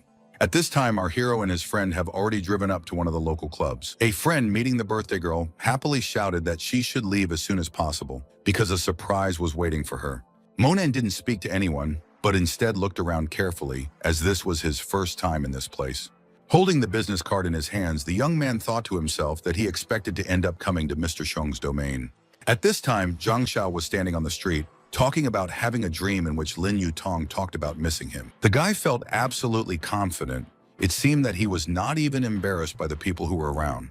Coming close to the beauty, the young man explained that he had changed his mind about leaving for another school, and therefore would stay in this one and take exams together with the birthday girl. Confused, Lin Yutong seemed to have completely forgotten what our hero had said earlier. As Zhang Xiao handed over the girl's bouquet, he continued to assure her that he liked her. Moreover, he wanted to give her flowers and wish her a happy birthday. Lin Yutong said that she liked roses very much, but they didn't meet, so there was no need to make such gifts, and she asked that there should be no more such things. The audience saw what was happening and judged this gesture as a manifestation of some tender feelings. The girl was also pleased that at least someone appreciates her and treats her so touchingly and tenderly. But that was the end of all the pleasantries, because Lin Yutong's friend was also approached by our hero, who looked at him carefully. Laughing, the guy introduced himself, noting that Zhang denotes the presence of courage and power. Monan also said his own name, but he looked at the youth strangely. At that moment, the blonde saw what was going on and shouted that these two were real scoundrels. Before leaving, Zhang Xiu said that he was glad that they were able to meet and immediately invited the new acquaintance to enter the club because the holiday had already begun. As they were walking, Zhang Jun started talking about how the owner of this place was Mr. Xiong, who was the head of the third largest underground organization in the city. Then he added that it was rumored that the man had invested about $7 million in the place, and now there wasn't a single table available every night, so it was lucky that he had booked a table in advance. A friend of the birthday girl immediately began to praise her boyfriend for always thinking ahead to everything, and this is a great trait. Approaching the receptionist, the blonde man calmly said that he had reserved the 12th table and requested that they be taken there immediately. However, the employee explained that this table will be occupied by members of the restaurant and therefore the visitor will have to wait in line again. Slamming his hand on the table, the young man said with displeasure that, how can this even be? Because he has a reservation. The receptionist didn't argue with the customer, instead informing the security guards that some stranger was going to make a mess in this restaurant. Suddenly, two guards appeared and immediately asked what was going on. The blonde immediately explained that he had made a reservation and even made a deposit a couple of days ago, and now they were telling him that he had to wait in line again. The receptionist again tried to explain that the establishment primarily serves club members. If the guy is not one of them, then he should take a cue. One of the girls immediately replied, it seems like Monan had such a card, but the reaction of the employee was ambiguous, looking at the schoolboy, then contemptuously began to laugh. After that, he pointed out that if this kid actually had a membership card, then he must be the owner of this place. Su, who was standing behind the guy, asked him if this was true. The youth immediately took out the map that Mr. Xiong personally gave him from his pocket. Grabbing this card, the young man said that this simply cannot be. Where did the young man get the platinum card? After which he stared at Monan fearfully for a few minutes, as if he was looking at a ghost instead of a person. After a moment, the blonde yelled at the employee to take them to the best table in the place because they had already spent a lot of time just standing in the middle of the hall. Despite all the evidence provided, the administrator was not going to give up so easily and said that first he would call the manager. Entering the room, the man asked who had the platinum card. The guys immediately pointed to our hero, who continued to stand in silence. Answering the manager's question about whether it is true that the card belongs to an ordinary schoolboy, he said that he did not understand what problems there might be in this. The fat man didn't know what he should do, so he thought about it for a while. And then turning roughly to the guy, he asked how he managed to fake this plastic. The astonished crowd couldn't understand anything as they looked at the youth. Monan knew who gave him this card, so he confidently stated that this plastic simply cannot be fake. The manager is definitely confusing something. Turning to shouting, the man noted that the platinum card requires at least 10 million for prepayment in this club. They have a total of about 10 such people. And he added that he remembers everyone who has such cards. Moreover, a beggar boy can't possibly be one of them. The guys looked at their friend with some disdain, realizing that they had been deceived. The blonde immediately shouted that the card was a fake. The poor student just wanted to show off in front of everyone as usual. The girl also said that this time they all lost face and disgraced themselves. Lin Yutong folded her arms and said that she wasn't going to see the cheater at her party, so she told him to leave immediately. The manager was happy with what he thought was true and flattered him, so he said that he was going to teach Monan a lesson. The guards understood this hint and therefore waited only for the moment when they would be given the sign to expel this boy. Suddenly, Zhang Xiao spoke up, who noted that he was very embarrassed that he was interfering. Pulling out a gold card from his pocket, the young man explained that his friend and the others had just decided to make a joke, so he asked for a nice table. Upon recognizing this guy, the man immediately changed his anger to mercy and said that he knew this man very well and therefore asked to provide the best table for the guests. The guys immediately began to flatter this young man, saying that he was actually incredibly cool. And only our hero was standing at the door. No one wanted to look in his direction. As for the birthday girl, she was making faces at all. After that, she walked over to Zhang Xiao and held his hand, remarking on how good it was to have such a great friend. The guy was flattered, but he said that the map belonged to his father, and as for him, he only came here to congratulate Lin Yutong on her holiday. A moment later, the beauty once again thanked this man for all that he had done for her. However, the young man said that there can't be any gratitude between them at all. After a while, everyone gathered in a spacious hall where they were already drinking something and talking peacefully. Monan sat on the side and didn't say anything. He wasn't having any fun at all. He felt like an outsider at this celebration. Susu, who noticed this, immediately went over to her classmate and asked him to have a drink with her. The young man did not mind, but because he got up and went to his friend, realizing that the schoolboy came empty-handed, the girl asked what the guy had prepared as a gift. Scratching his head, our hero wanted to somehow get out of it, but did not know what to do best. The prefect immediately happily declared that it was a good thing that she had bought 2 small gifts, and therefore she now gives one to the student to give as a gift from herself. The young man was grateful for this, and therefore honestly said about it. Inwardly, Monan thought that since Susu already had such a good heart, he would always stand guard over her peace of mind. The student wanted to say something else out loud, but at that moment he heard someone asking for help. At the same moment, a frightened girl was running down the corridor, hoping that at least someone would hear her. And then something unusual happened, because this unfortunate woman stuck herself in the chest of our hero. Suddenly, he heard the manager's voice cursing at the beauty, saying that he had been saying something about the esteemed Mr. Xiong all day. The fat man was sure that no one would help the blonde, and therefore she would soon return to him. But in the next moment, he noticed our hero, shouting that this simply cannot be. They met again with this boy. Crying, the beauty tried to explain that this manager was chasing her, but she barely managed to escape from him. The manager said that this was all a lie, and if she was not satisfied with this job, then she might not go out at all tomorrow. Hiding behind the young man's back, the blonde screamed that Shu had no right to fire her, especially since she had already been looking for a job for a very long time. The man gloated that, of course, you would never find such a good job because it involves drinking alcoholic beverages with guests, and that's all. After a moment, the manager came right up to the young man and told him to get out of this place immediately. If he suddenly dares to poke his nose where he is not supposed to, then they will carry him out of this place feet first. The guy didn't like being told something like that and unfairly insulted, so he asked what they were going to do to him. Suddenly, our hero grabbed the fat hand of this dishonest manager. The schoolboy was not going to joke, and therefore carefully looked into the eyes of this man, hoping that his conscience would return to him. But realizing that nothing was changing, he forcefully pushed this Mr. Shu to the other end of the corridor. The girl immediately screamed. She didn't expect that this young man was not only a fearless person, but also so strong.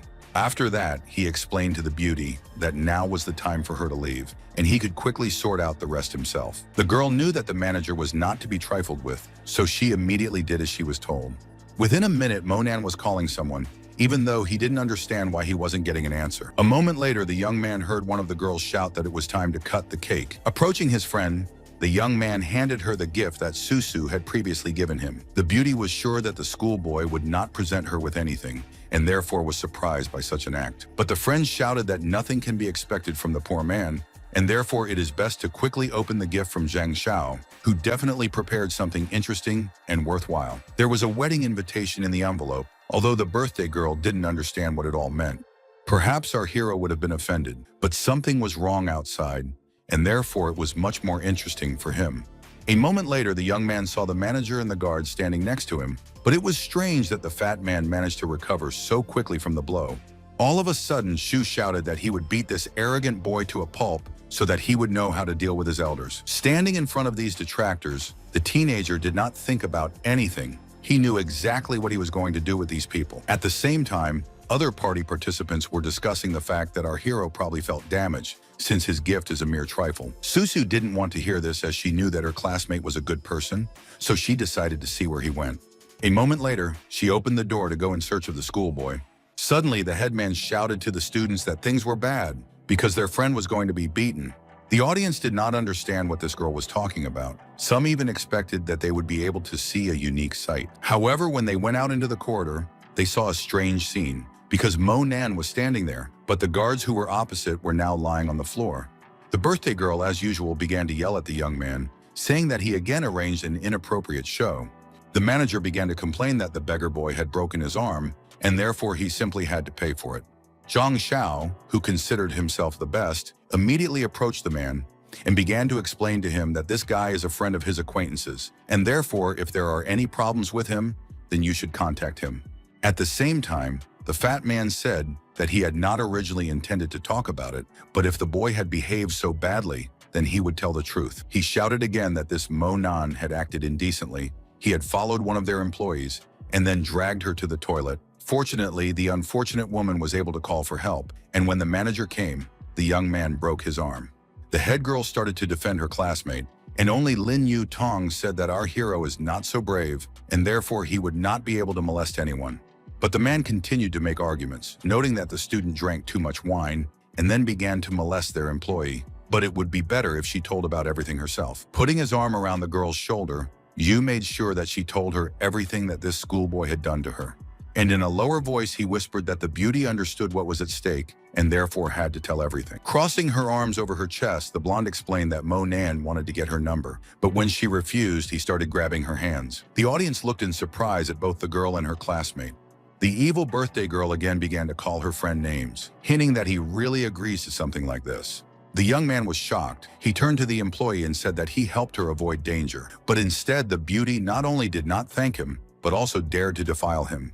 The bemused waitress started to say something, but then faltered and even turned away.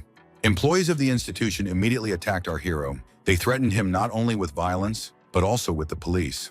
At that moment, the birthday girl approached Zhang Xiao and started asking what they should do, adding that if the guy was arrested, her mother would not forgive her daughter. Smiling, the young man, who considered himself a real hero, noted that he would settle everything. Approaching the manager, the guy told Tom that they did not need the police because he could easily act as an intermediary in this case.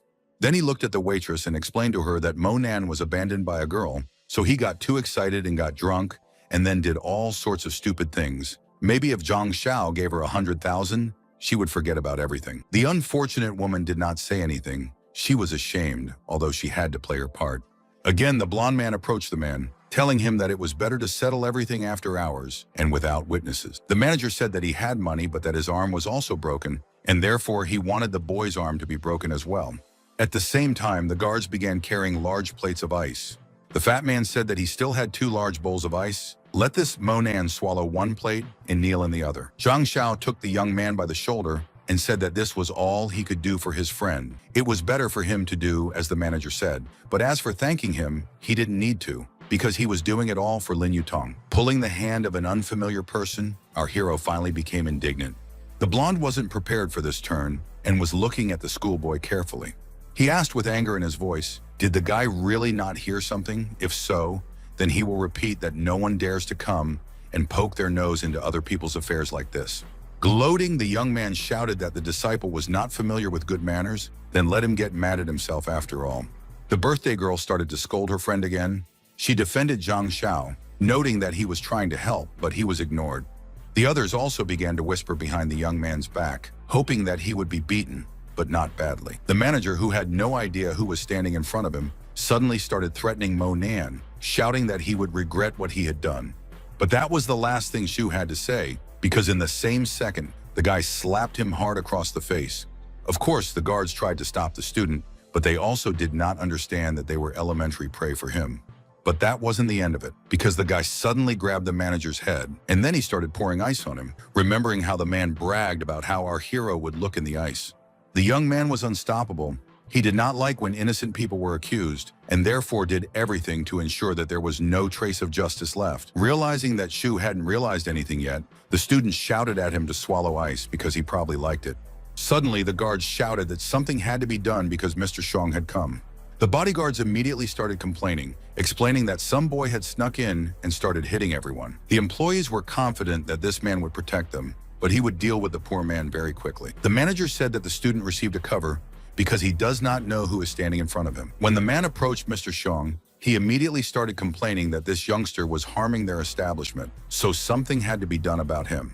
Blocking the way of this bad person, Susu said that no one has the right to put pressure on her friend. Moreover, they will compensate for all the damage. Our hero, putting his hand on the shoulder of his classmate, turned to his friend Xiong and explained that he had some problems with the manager, and therefore he was very happy to see the owner. The second the boss hit his employee, he knew that if the guy said things like that, it meant that this Shu had done something bad. Holding his sore cheek, the man, who couldn't understand anything, said that the boss had missed, hinting that the boy was standing next to him. But instead of explaining, Xiong once again struck the manager, but this time with more force. Turning to Mo Nan, the owner asked for his forgiveness, adding that this fat man had dared to offend the young master in his absence, so they would do as the young man wanted. After showing his club membership card, the teenager noticed that he only wanted to be helped to settle a few issues, and then asked if it was a real card. Surprised, Xiong shouted that of course it was true, because he personally gave it to the guy a few days ago, and therefore does not understand how it can be fake. Now those who were laughing at Monan opened their mouths in surprise, because they didn't believe that such a thing could even happen. Looking at the manager, the disciple continued to say that he did not understand why this man then convinced everyone that it was fake. Moreover, he rushed at the guest with his fists. The boss knew that his employee had overstepped all bounds, and therefore stepped on his hand. The man shouted that he had warned in advance that no matter who was standing on the doorstep from the establishment, if he had a platinum card in his hands, he should immediately be served and provided with all the extra class. With tears in his eyes, Shu said that he didn't mean anything bad, just made a little mistake, and now understands it very well.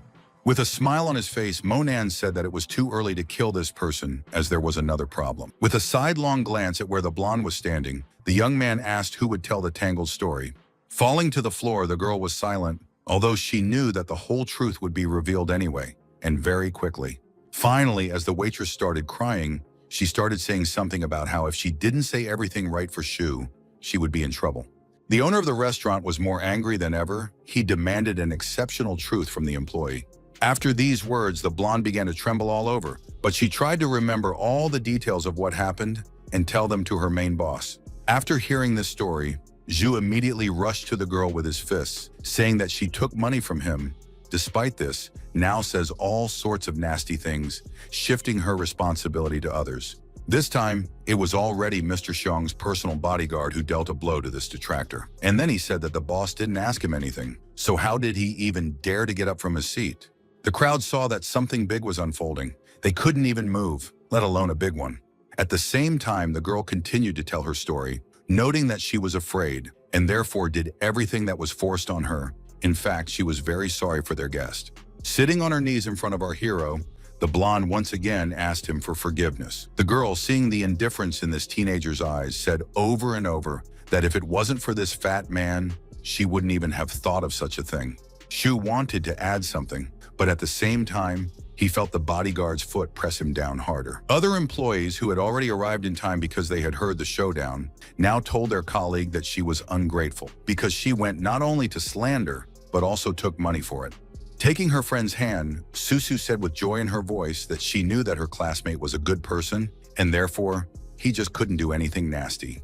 As for the colleagues of the institution, they looked at the guys who came with our hero and discussed them already because they actually disowned their friend in favor of the manager. Chung understood that his manager, who he had literally entrusted with this place, had done things for which there was no excuse. Realizing that it was up to Mo Nan right now, Shu started crawling around asking for mercy, explaining that it was all completely random. He didn't think of doing bad things. The man literally stretched out his hand to the guy who now completely depended on his life and well-being.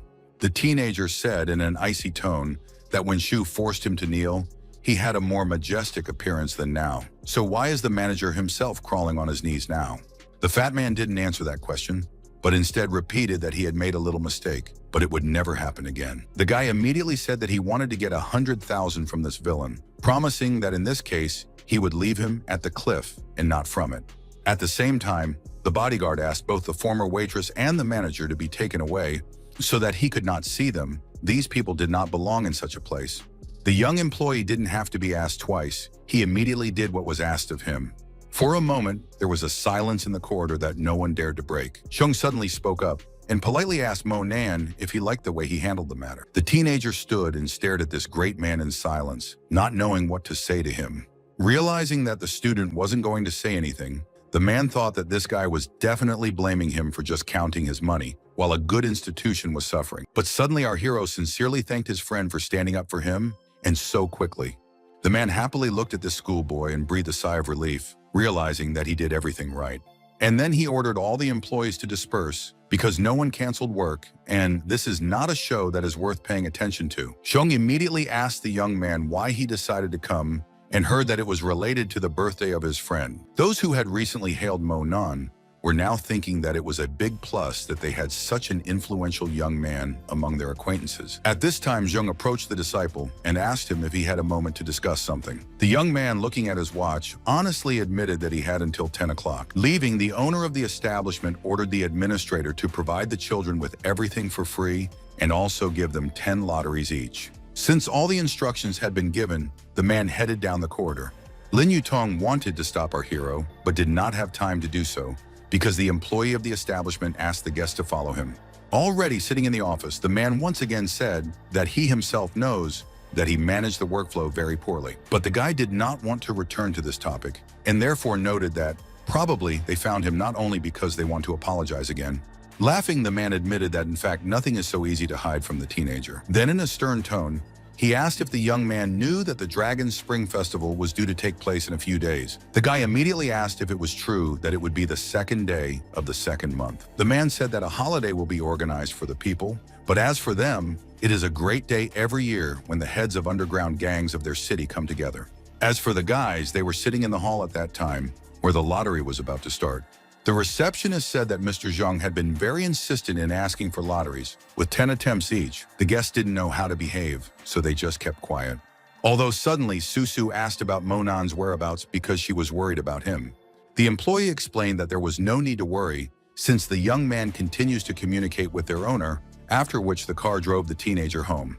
When they heard about the lottery, the guys first thought about it, and then started laughing out loud. Zhang Xiao said that they didn't need this lottery, because they wouldn't get anything valuable anyway. The blonde also jumped up from his seat and started to speak negatively about this prank.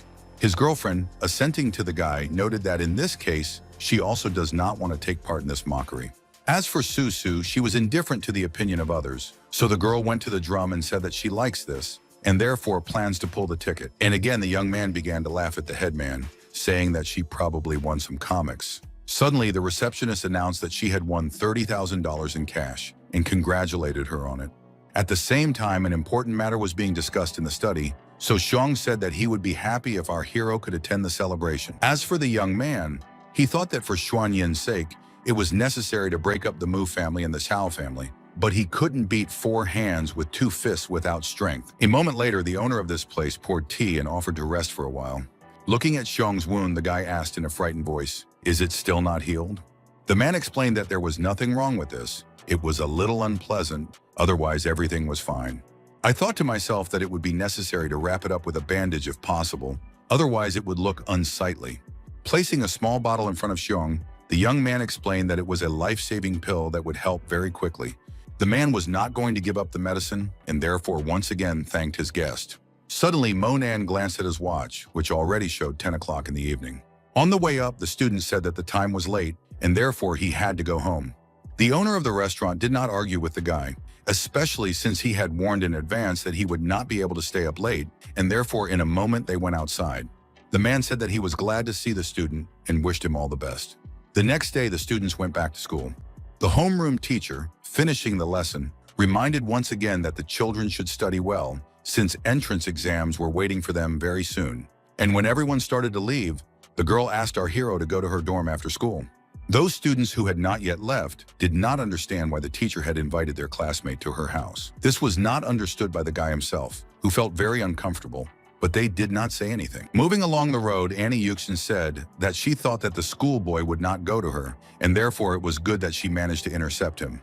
But the beauty replied that it was best to talk in a quieter and calmer environment so that no one would interfere with them. Monan had no intention of contradicting him as he watched his homeroom teacher open the room. Realizing that the teenager was standing in the corridor, the girl sharply shouted that he should immediately go inside because it was still not enough for someone to see them together.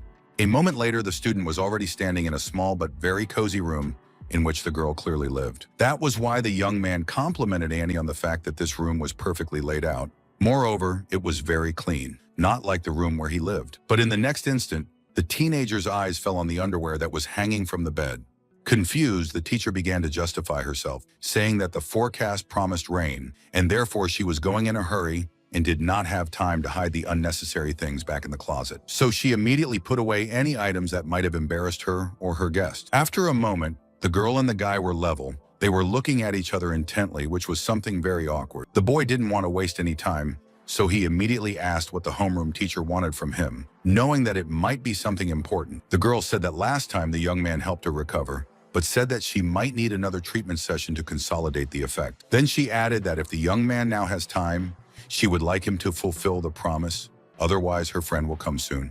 Monan hadn't done anything yet, but at the same time the girl had already laid down on the sofa and asked the young cultivator to hurry up. For a while, our hero carefully watched this beauty, although he did not even dare to move. Standing outside the door, the stranger heard some strange noises coming from Annie Yuxin's room, not understanding what it all meant.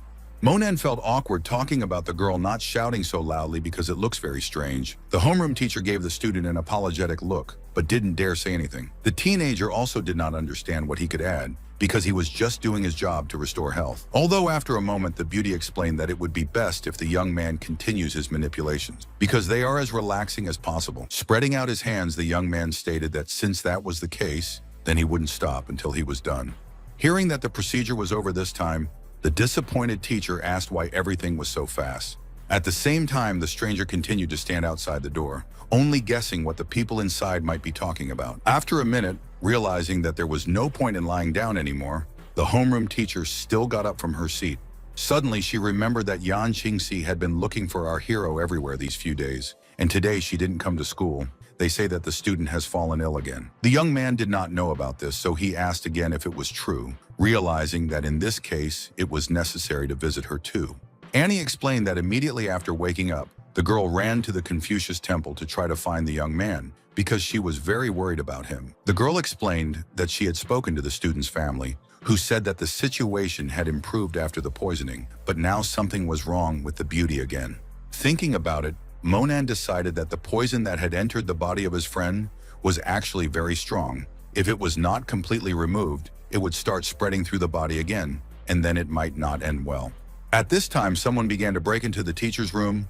A voice outside suggested that the teacher go and eat something because it was already evening. He realized that the PE teacher, Fan Chang, was standing outside the door, and the homeroom teacher had asked him not to come back, even though he was making himself known again. However, the young man could not calm down. Rattling with frantic force, a colleague declared that the beauty could decide for herself where they would go, but they would definitely go together. With anger in her voice, the owner of the room replied that she would not open the door because the physical education teacher came to the women's dorm and he was swinging some kind of license. But Fan Cheng didn't even think to calm down, instead asking who was in his colleague's room. The girl didn't want to answer. Instead, she just opened the door, especially since Monan was about to leave anyway. When the physical education teacher saw the guy on the doorstep, he was simply furious, saying that he did not understand what the student was doing in the teacher's room. He immediately reached out to pull the student out into the corridor, even though it was a failed attempt. Realizing that our hero was holding his hand tightly, Fan Cheng asked to let him go,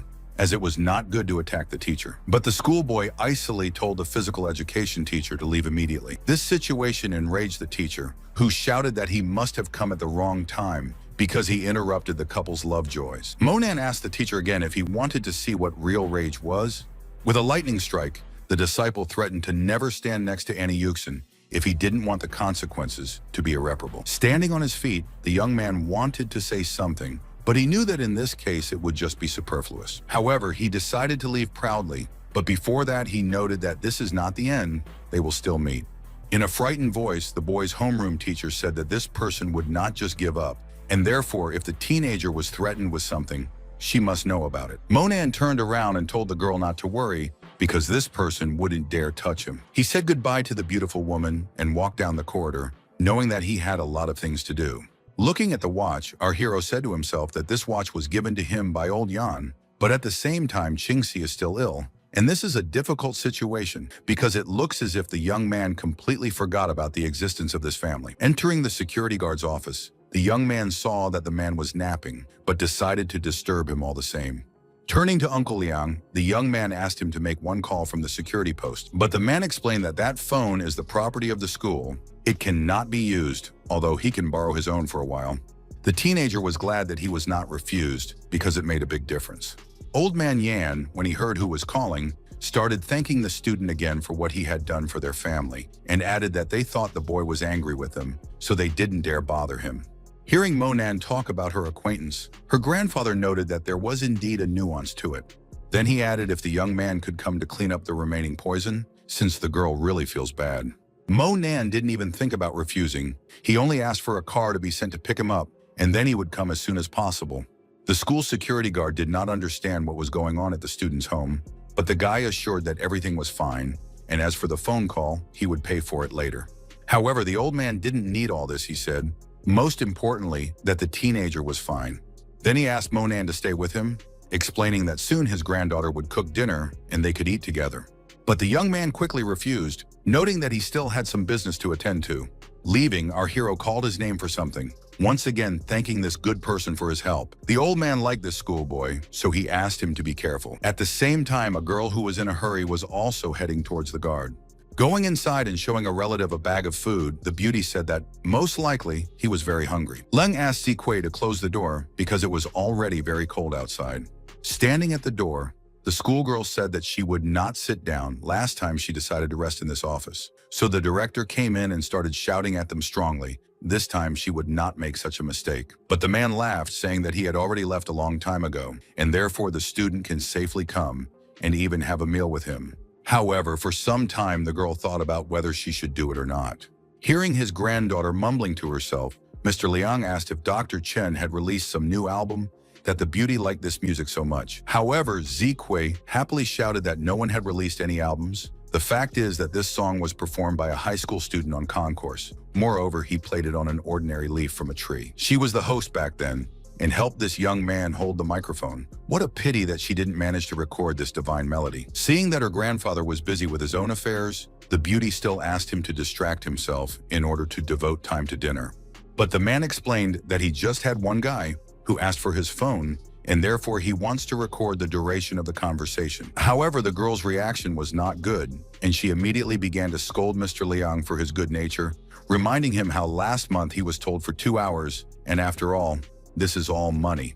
The old man smiled, saying that money was meant to be spent, but as for our hero, he only called for a minute and then to talk to his family. The beauty was displeased and continued to grumble, claiming that she had no idea who they were talking about, even though she didn't care, because all the students were the same.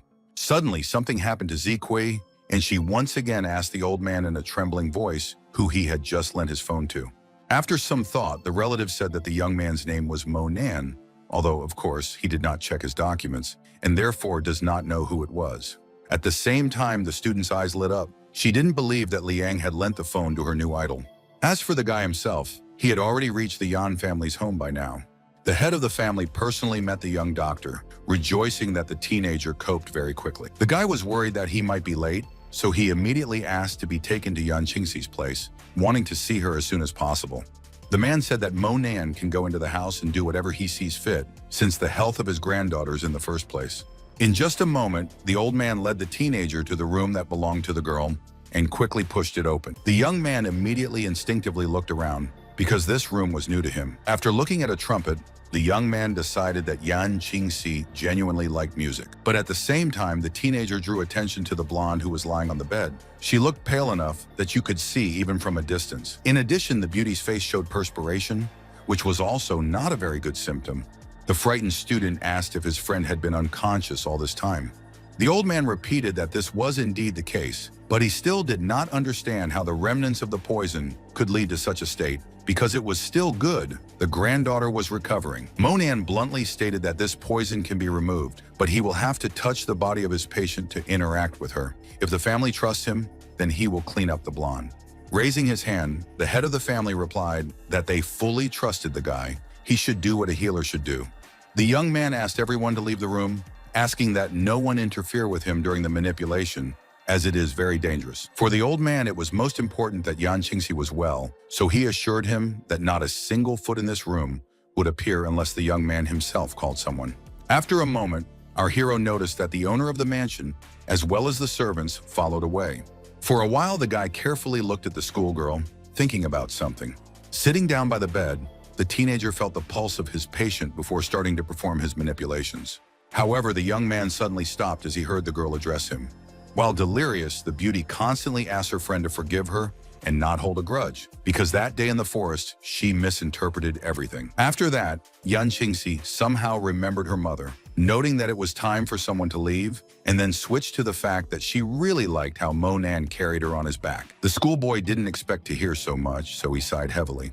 Picking up his magic needle, the guy immediately touched the object to the girl's forehead, realizing that now the most difficult part begins. The next minute, the beauty was sitting up on the bed, but she was still sitting up. As for our hero, he immediately closed his eyes and began to recreate the fire in the room. The patient, who had been cold before, was now burning all over. At the same time, the boy continued to heal, making the flames grow stronger and stronger by the minute. It was obvious that the beauty was sweltering from the heat, as if now it was really hot outside, because the healing fire permeated almost every cell of her. After a few minutes, the teenager put the girl back in bed and covered her with a blanket. The young man was pleased with himself and said aloud that everything was fine now. At this moment, Yan Qingxi opened her eyes. Despite that, she didn't say anything. Monan didn't want to stay in the room any longer. Besides, there was no need to do so anymore, and he immediately followed to the exit. Relatives gathered in the corridor, who immediately began to ask questions about how the beauty was feeling. The guy explained that the poison is completely removed from the body, but the teaching will still help a friend to clean her body of various dirt, after which she will be more alive than all the living. Bowing, the old man said that the teenager was probably tired and therefore suggested that he take a shower as well as rest. In addition, it will be possible to observe the general condition of the blonde. This was not part of the plans of our hero. Despite this, he decided to agree, realizing that if he had immediately taken up the elimination of the consequences after poisoning, it would definitely not have come to this. And after a moment, the young man went to the bathroom. The next morning, Yan Qingxi was already taking a shower, and she was feeling great. So she hummed a song to herself, even though there was something that confused her. Going out into the living room, the beauty told her grandfather that she was so hungry and therefore ready to eat even an elephant. Reading the newspaper, the head of the house happily admitted that now he really recognizes his granddaughter, positive and cheerful. The old man added after a moment that there was no need to delay, since Aunt Sia had prepared Qingxi's favorite dishes. However, the beauty didn't say anything. Instead, she turned to her father, thinking that he was sitting next to her and reading the newspaper. Although usually at this time, he was already leaving for work. Monan didn't see the point in hiding, so he immediately put down his newspaper, even though he didn't say anything. The confused girl immediately jumped up from her seat. She wanted to know what this man was doing in their house. Getting up from the chair, the young man stated the fact that his patient had definitely recovered and therefore offered her a little food. The old man wasn't going to indulge his granddaughter, so he ordered her to sit down and start eating, because food was important for her health. Confused, the student took the bread roll and asked her grandfather why he didn't tell her that Monan was coming to visit. The owner of the house asked his granddaughter to show a little respect for the guy, because he treated her with such kindness as if he was her second parent. If the young man had not saved her, they would never have seen each other again. Our hero did not like being praised, and therefore he sharply stated that the girl should eat as soon as possible because they still had to get to school. Still blushing, Yan Qingxi muttered to herself that they were actually going to school together, something she hadn't even thought about. Already sitting in the car, the girl reflected that she should tell her friend a lot of things, should ask how he spent these few days, although she was very afraid because it might look ridiculous. Suddenly, our hero asked the blonde if she really liked the tune he was playing. The beauty said that it was a beautiful music that sunk into her soul. In a dispassionate voice, the young man said that in that case, he would have to teach the student to play it. Looking at the floor, the same embarrassed girl thanked her friend for this. Aloud, the boy said that he needed to prepare something, and inwardly thought that he should activate the magic sound of heavenly music to go in search of the fragment of the wheel of interdependent origin. Kingxi, who hadn't planned on saying anything a moment ago, now wondered why the schoolboy couldn't teach her now.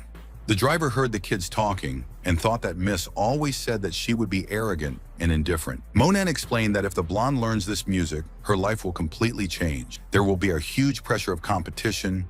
It will come to such things that even her own family will not be able to protect her. Surprised, Yan Qingxi didn't understand what was being said, so she decided to just keep quiet. It was a good thing, because after a few meters the car stopped as the kids arrived at the school. Many students were fans of the blonde, and therefore they were looking forward to her return to school, hoping that they could at least stand next to her. But at the same moment, a man's leg appeared out of the car, which greatly confused the students. They didn't understand why some guy was sharing a car with such a cool girl. It wasn't clear if he was picked up on the way or if he was staying with the Yan family. And only the guys didn't care about it, although the girl continued to be shy. Once again, they talked among themselves about how it had only been a couple of days since they had seen Yan Qingxi, and she had become even more beautiful in that time. There was nothing surprising in this. After the transformation, the body began to have a more divine appearance, as the effect of cultivation appeared. However, Monan decided that this wasn't the time to think about it, and after waving to an acquaintance, he went to his class. The blonde was clearly upset, but decided that now wasn't the best time to find out anything. After that, the student turned around and walked towards her class. When the teenager visited security, he was very surprised that Mr. Liang was still on duty, although the latter explained that the management had distributed the shifts in such a way, saying that he was not old yet and therefore could work more, and immediately warned the young man to go up the left stairs, because on the right they asked students for the charter. As we walked away, our hero thanked this good person for the hint. The guy did exactly as he was told, but as he walked down the hall, he looked at the others with some embarrassment. Looking into one of the classes, the teenager also stayed for a while because he was surprised by something. When Monan entered his classroom, he didn't feel the same as before. This situation was annoying, so the guy asked what was going on with everyone. Susu, who had always supported her comrade, was now unable to speak. However, after a moment, she explained, "There are rumors that Monan has joined a strange and incomprehensible community. It's possible that it might even be a gang. The student has already had enough problems, and now there are gossip stories that make everyone afraid to approach him." The young man wanted to say something, but did not have time, because another friend asked him to leave with her for a moment. The schoolboy didn't want to talk to Lin Yutong, and immediately asked why she needed him. The conversation started again with complaints, which was already the norm. The girl said that the guy had finished playing, and added that it was better for him not to communicate with those strange people anymore. Suddenly, it dawned on our hero. He realized that it was his friend who spread all these rumors. Although the beauty immediately claimed that it wasn't her, but Zichde and Xiaoshan, despite that, they were right. The teenager followed Mr. Xiong like some kind of thug. The young man didn't need all these words, as the girl had no idea what kind of power he actually possessed. But it was impossible to stop Lin Yutong. She shouted that now the schoolboy is despised by his classmates, then his relatives will go further, and when the young man wants to change his mind, it will be too late. The beauty went so far as to accuse a friend of not being able to pass exams, as well as go to university. Our hero, who until then had always been silent, now icily declared that he would decide for himself where to go and with whom. After that, she crossed her arms resentfully, pretending that she hadn't heard the last words. Susu, who came up behind the girl, asked her to stop because so many people are looking at them. She said that there is no need to spoil either her reputation or the guy. It is better to find time and talk one-on-one. In a disdainful tone, Lin Yutong said that she didn't understand why she had to talk about this in private. Let Monan get a grip on herself, otherwise she would act like a rat, but that way she would never be able to find friends. The teenager replied that 1 or 2 friends are enough for him. The girl doesn't have any friends at all. The beauty pointed to the guys standing behind her, saying that none of them even communicate with our hero. Suddenly, Yan Qingxi walked out of the crowd and called out her acquaintance's name. The students couldn't believe that this rich and beautiful girl was heading towards some Monan. However, she, passing the phone to the guy, said that her father was looking for a teenager and therefore asked to talk to him. The audience did not believe what they saw and heard, because for them, it was something unreal. At the same time, the young man was already answering the phone, realizing that it might be something important. The beauty did not understand why her father needed our hero, but he explained that they needed to evaluate something. And after a moment, he added that he had some business to attend to, so he would go. The blonde, realizing that the young man did not have a new phone yet, said that he could use it because this way the guy would be easy to find. Smiling, the young man happily explained that this option suits him. Yan Qingxi just said that class would start soon, so she would go to class. The young man plucked up his courage and wanted to say something to his friend. There was a very awkward silence for a moment. After that, with some apprehension, Monan nervously asked about whether it was true that they were friends. The embarrassed girl said that this was true. Moreover, next time they would go out together again. Unwitting witnesses of this conversation could not believe that the beauty of their school drew attention to some inconspicuous person who turns in an incomprehensible society. This was also seen by Lin Yutong, who was so startled that she couldn't say anything about it. As he walked away, our hero sarcastically asked her if she was satisfied now. The girl didn't say anything, instead closing her eyes and starting to cry. A few minutes later, when Monan came to the homeroom teacher, he asked him to leave the school because there were urgent matters. The teacher did not understand anything, so she wanted to clarify where the student was going, but he pretended that he did not hear her and was very busy. Outside, the teenager thought about some ritual artifact, not knowing what it is, and why the objects are still given such strange names. At the same time, a car sent by the Yan family arrived at the school. The girl immediately said that she was the family secretary and her name was Yang. Already in the car, the driver said that they have the most famous antique market in the city where you can find all sorts of goods, including black ones. Realizing that the young man was silent, the girl decided that it would be best not to distract him. All of a sudden, the girl started saying that 2 days ago, they received an artifact that was left behind by a top-ranked Buddhist mentor. The person who brought this item is a member of the Tian family from Fengning City. Moreover, they also brought along a master with a very high-level transformation power. As for the ritual artifact, it is estimated to be worth millions, so Mr. Yan asked our hero to evaluate it. Yang went on to explain that this time, both the Yan and Tan families and other reputable people would be there. Even though the family she works for is strong, but they don't want to cause anger to many, so she asked that the guy keep quiet if old man Yan ordered it. Despite all that, Monan calmly stated that he always knew what to do. After a while, standing on the porch of the house, the secretary asked the guy to go into the hall. She immediately noted that they were now in place. Pointing to one of the men present, the girl explained that it was Tian Yue. At the same time, Yan Longsheng came up to the disciple, who greeted the teenager and said that he was very happy to see him. Suddenly, a stranger spoke up and said in a hurt voice that, "You can only consult with him because this boy is too much." And while the guy was evaluating this stranger, he added that he could always help the Yan family and therefore does not understand why to introduce some more people from outside.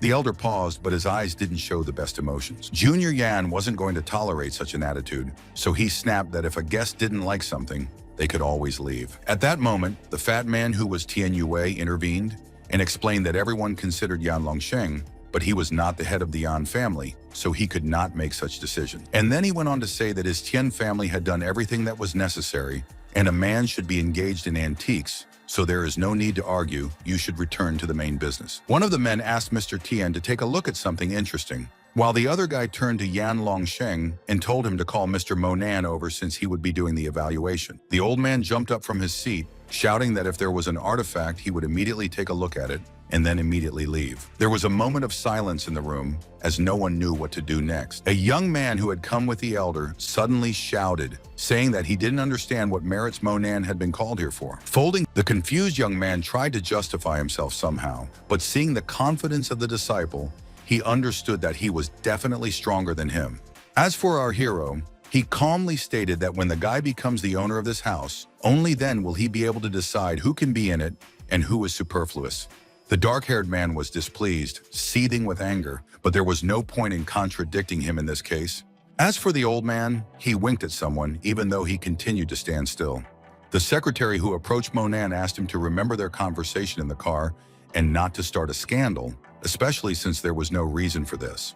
Mr. Tian Yue did not like quarrels, so he decided to make a joke of it, noting that this was a real fight between dragons and tigers. At the same moment, another girl entered the room, who asked the men not to quarrel because there was no reason for this. She immediately added that there were a lot of people in the room, so she asked our hero to sit behind Director Yan. The beauty said that there is no need to thank her for this. The brunette could not calm down, and therefore in a low voice said that the student is a real shameless person.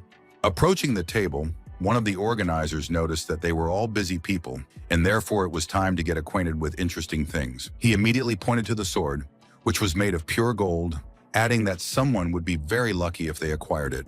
The young man explained that this blade only came out of the furnace last month. It is a thing of this century, but in the future there will definitely be legends that it can easily cut even dragons. The audience clearly liked this item, so they immediately began to admire it. Tian Yue decided to even go closer to get a closer look at the sword. Unlike the others, the man's face was not ecstatic, so he said that the thing was normal. The organizer didn't like the way Mr. Tian reacted to what was being offered and immediately pointed out that the price of this item was 10 million, and therefore it actually had weight. Turning his head towards the young man, Yue looked at him disdainfully but didn't say anything. And while Yan Longsheng was examining the golden item, he could hear his colleagues scolding the item as he returned to his seat, calling it a trinket. After that, it was the turn of the old man, who also decided to familiarize himself with the blade in order to say his word.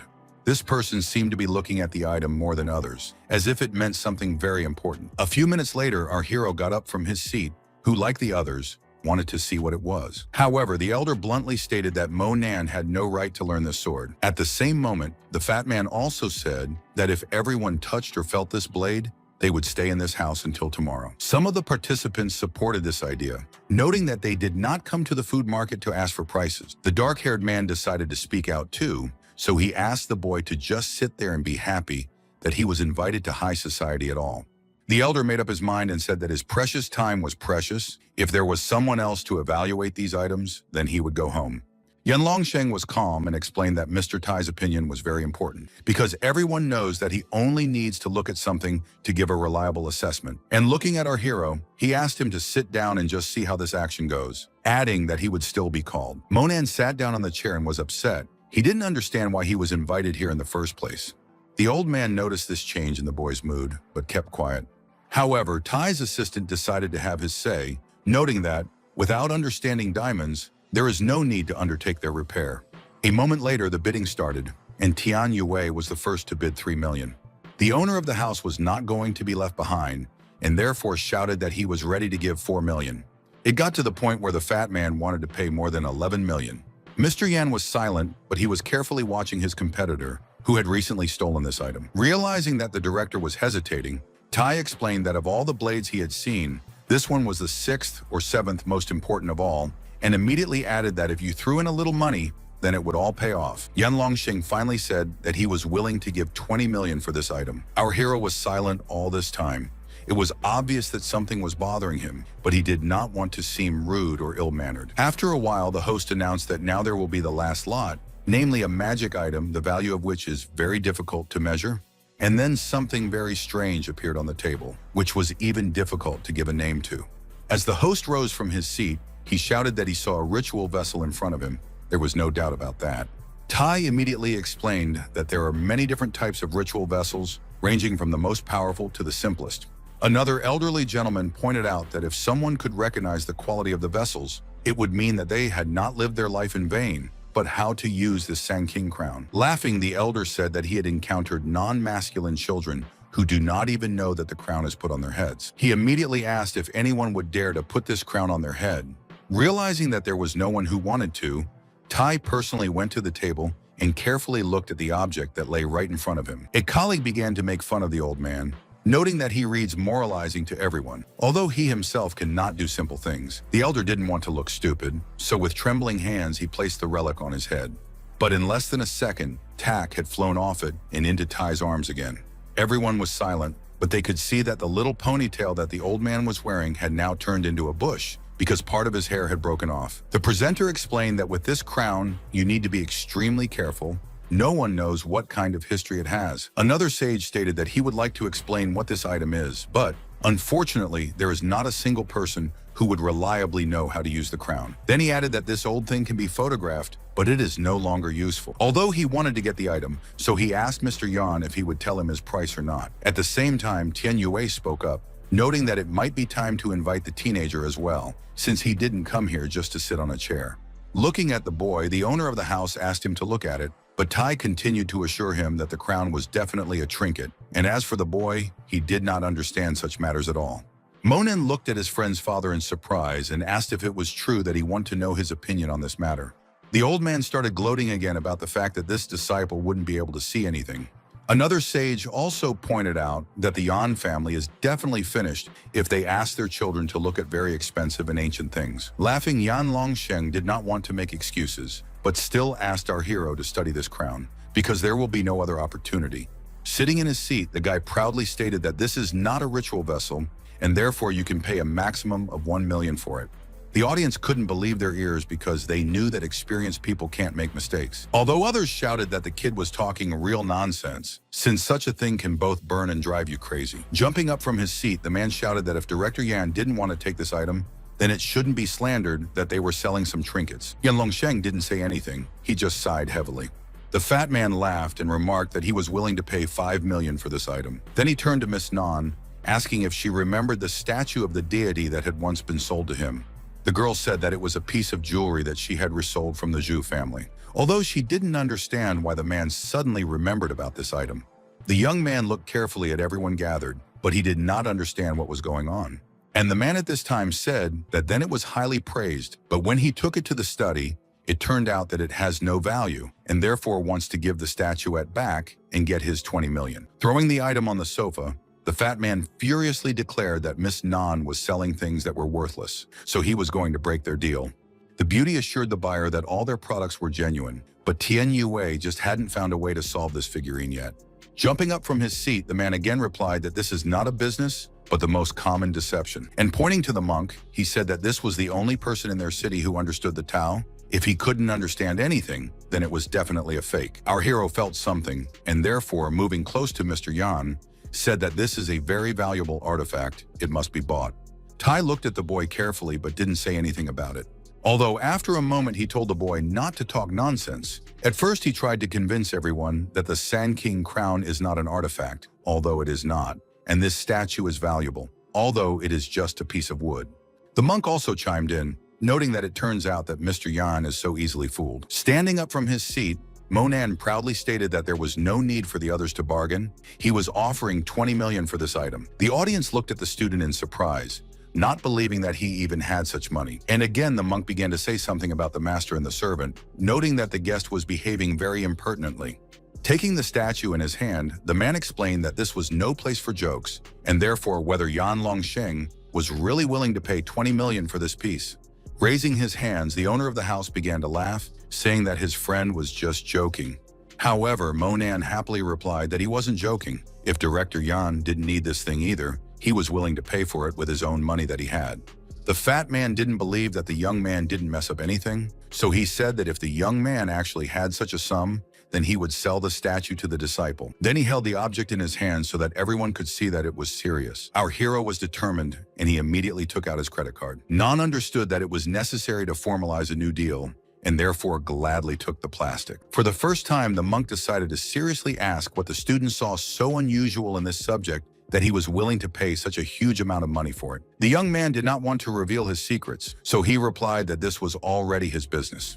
The fat man still didn't believe that this item was valuable, so he happily shouted that he would gladly get rid of this trinket. Passing an interesting object to our hero, Nan asked the young man to tell her what is so unusual about the figurines, because she is very interested. But the elders again muttered under their breath that the boy simply had nowhere to put money and therefore bought all sorts of nonsense.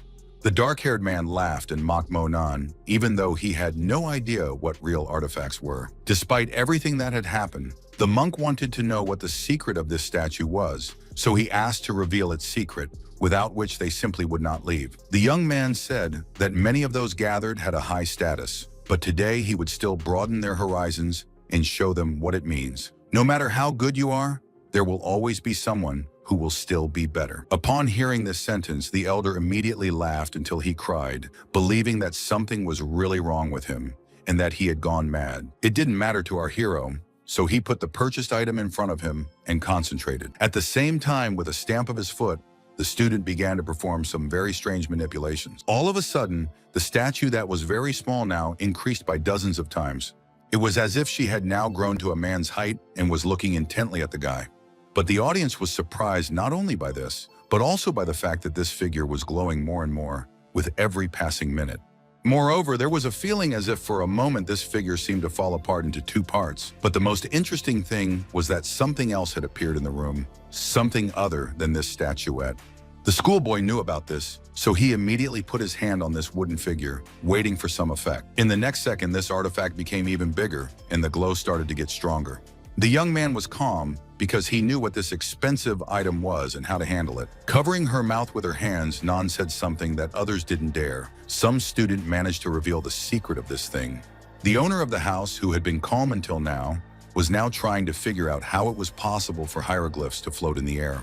The dark-haired man thought his eyes were rippling because it turned out that there were symbols hidden inside this trinket, although this is something completely impossible. Only the fat man remained silent, realizing that he had done the most stupid thing in his life.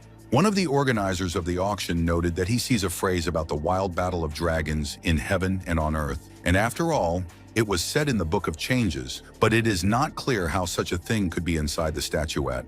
The old man carefully watched everything that was happening, not knowing what would happen next. This also seemed to be the case for the pale-faced Tian Yue, who hadn't fully realized anything.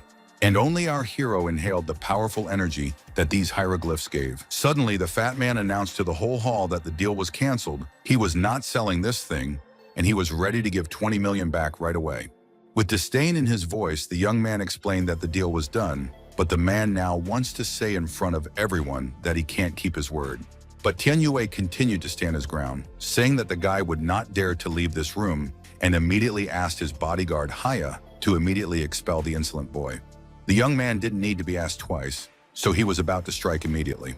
The guard was confident that he would be able to deal with this guy very quickly. But Monan said in a calm voice that his opponent didn't have even a tiny bit of dark energy, and yet he still dared to spread his hands. Then he added that if he was going to face off with him, then he was probably looking for his own death. But the enemy could not be stopped by these words, and therefore he immediately went on the attack. The blond man grimaced because the resistance that the young man put up was as strong as possible. The monk saw that something was amiss, so he shouted that the wretched boy did not dare to offend people, but if he decided to take a swing, he would show him who was who.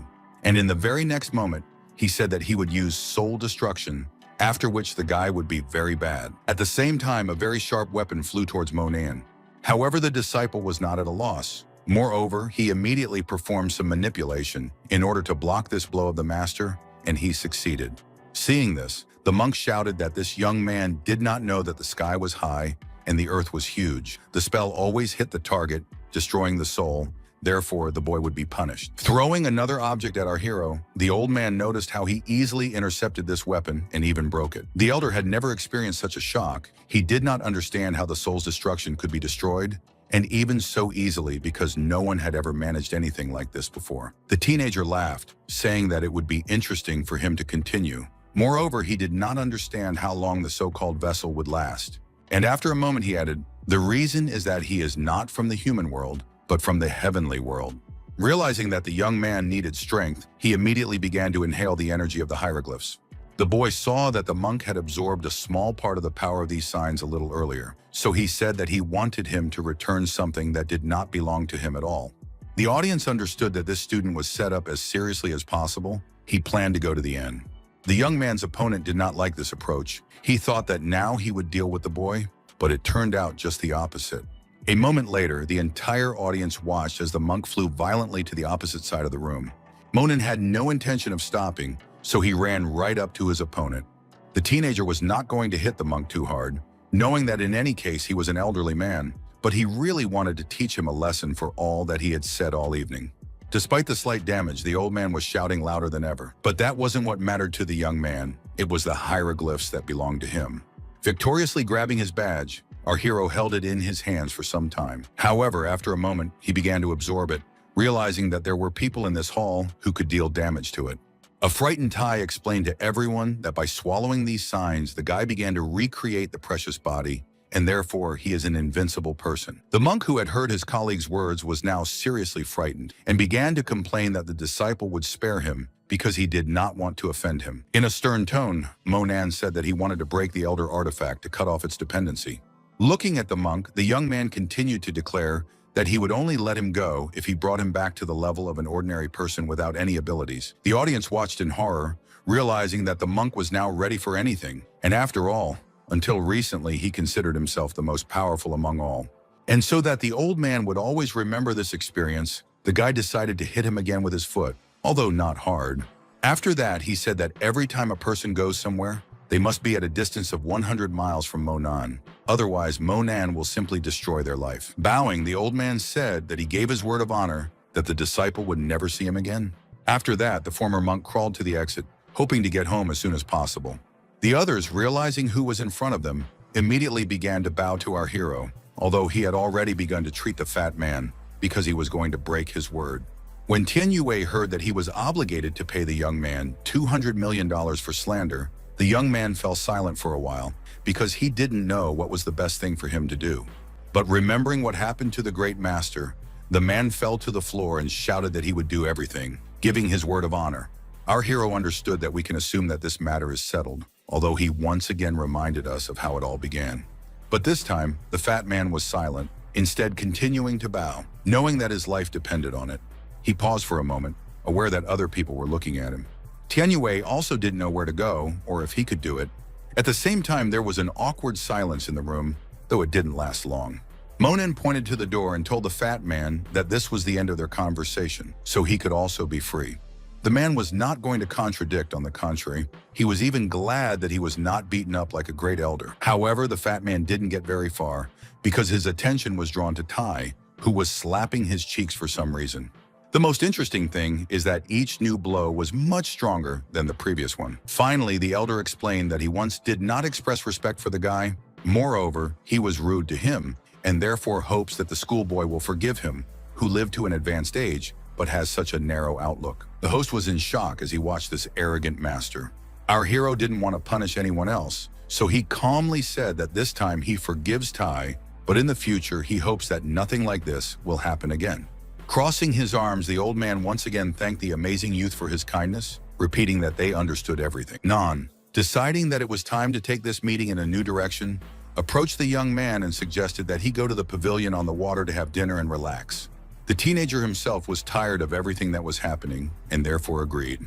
The girl said that if everyone is happy, then she offered to forget about what happened and go to the playground. Men realized that it was necessary to linger in order to switch, and this can only be done in a calm environment. A few minutes later, everyone was sitting at a large table with the most delicious dishes on it. Tai and Mr. Yan were vying to say something to each other to win back the man's trust. However, Monan interrupted them, not wanting to start what had already been decided to finish again, and immediately offered everyone a drink together. The guests were glad that everyone was relaxed and really had a little distraction, so they raised their glasses and said that they were happy to drink to the fact that everyone was able to get together. Suddenly, the young man asked Mr. Tai about the precious body of the Lord of Men. If he knew about it, it would be interesting to know if he had any history. The old man said that he once met a martial artist who said that the art of body refinement is divided into several gradations. The most common is body tempering.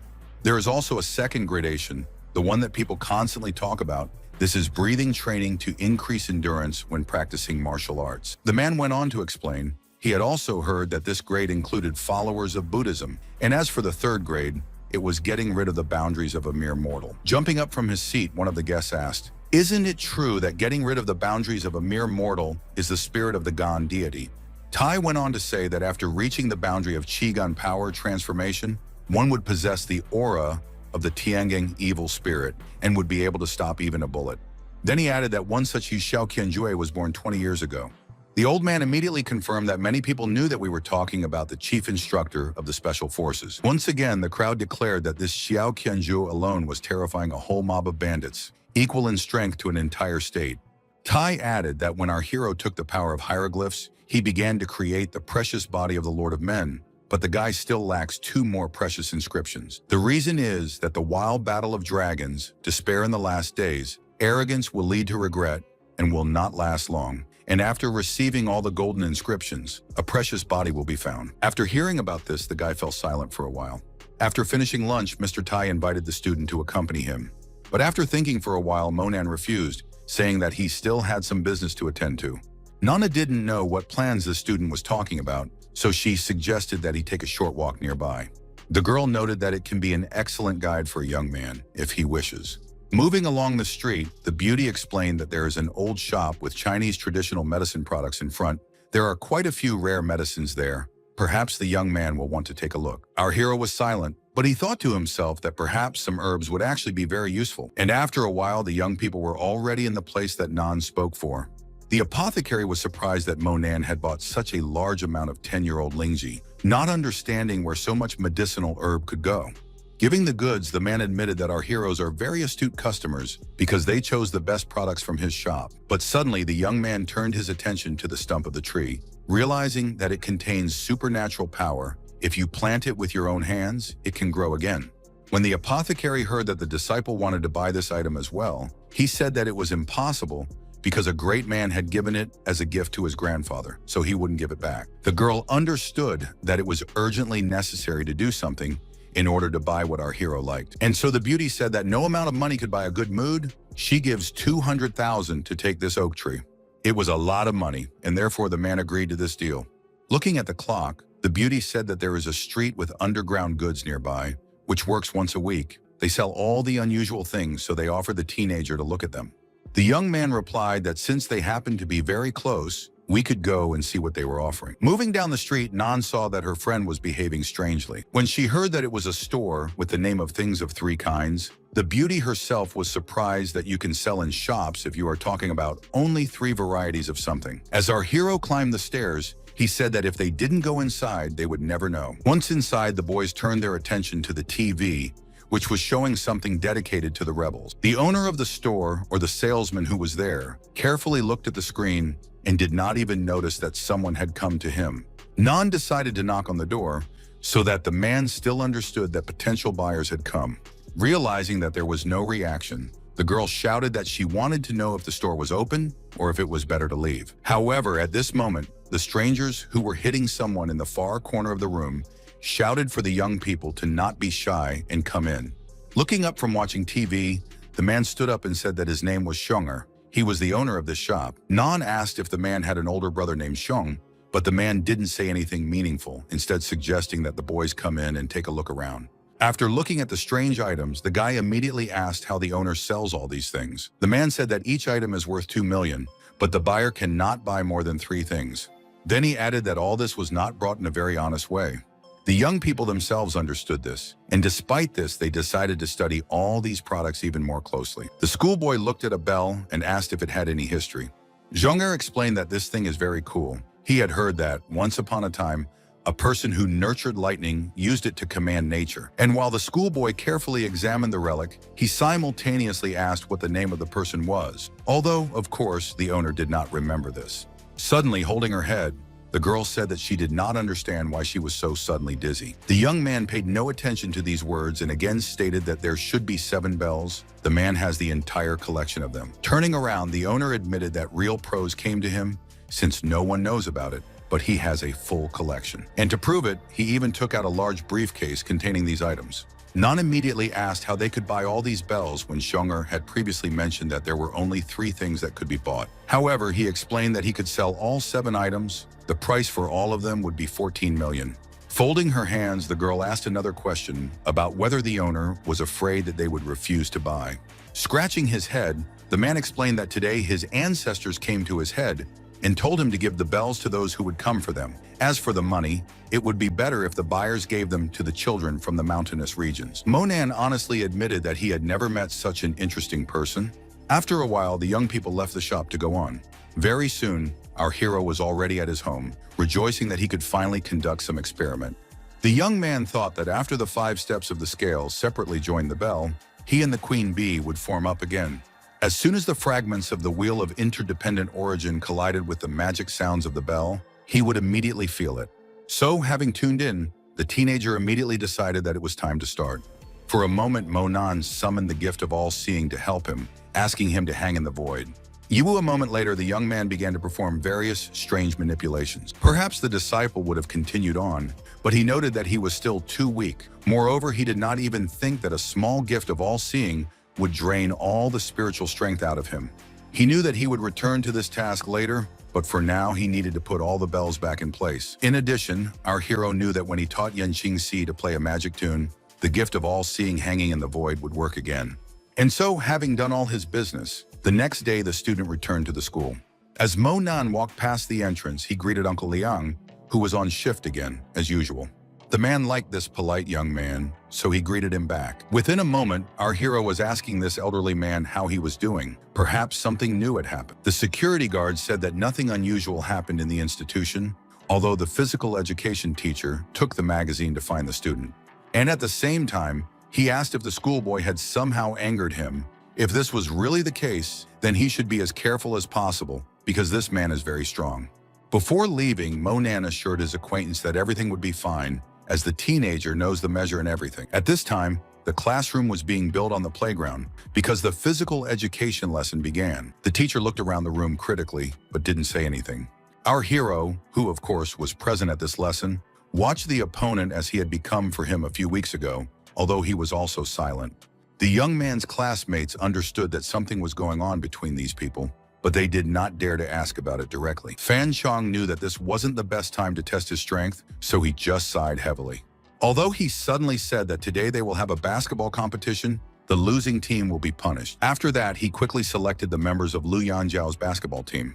All the tall guys were ordered to go in the other direction, which caused confusion among the guys. Inwardly, Monan thought that he felt like he was back in kindergarten, where he was being joked about in the most unusual way.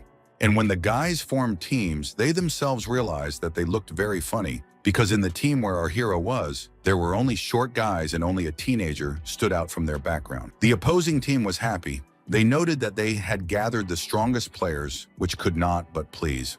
However, the opponents were very worried. They did not understand why they should play at all in such situations.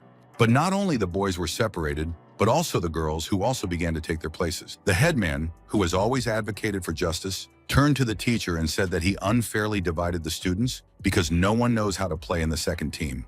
But Fan Chung said with anger in his voice that if the hands and feet are still in place, then you can still play. Moreover, why everyone else is happy with everything and only Susu is dissatisfied with something. The girl was planning to say something else, but at that moment, everyone in the audience heard a whistle. After that, the guys grabbed the ball and immediately started running around the field, although not everyone did everything right. And a moment later, the teacher made a remark to the second team, saying that they had a foul. Monan carefully looked at the crowd, knowing that this kind of game was not suitable for him. At the same time, the team with only the leaders gathered easily scored one goal after another, showing their superiority. Pointing to the table, the teacher proudly stated that these students really strive to win, which is why they play so well.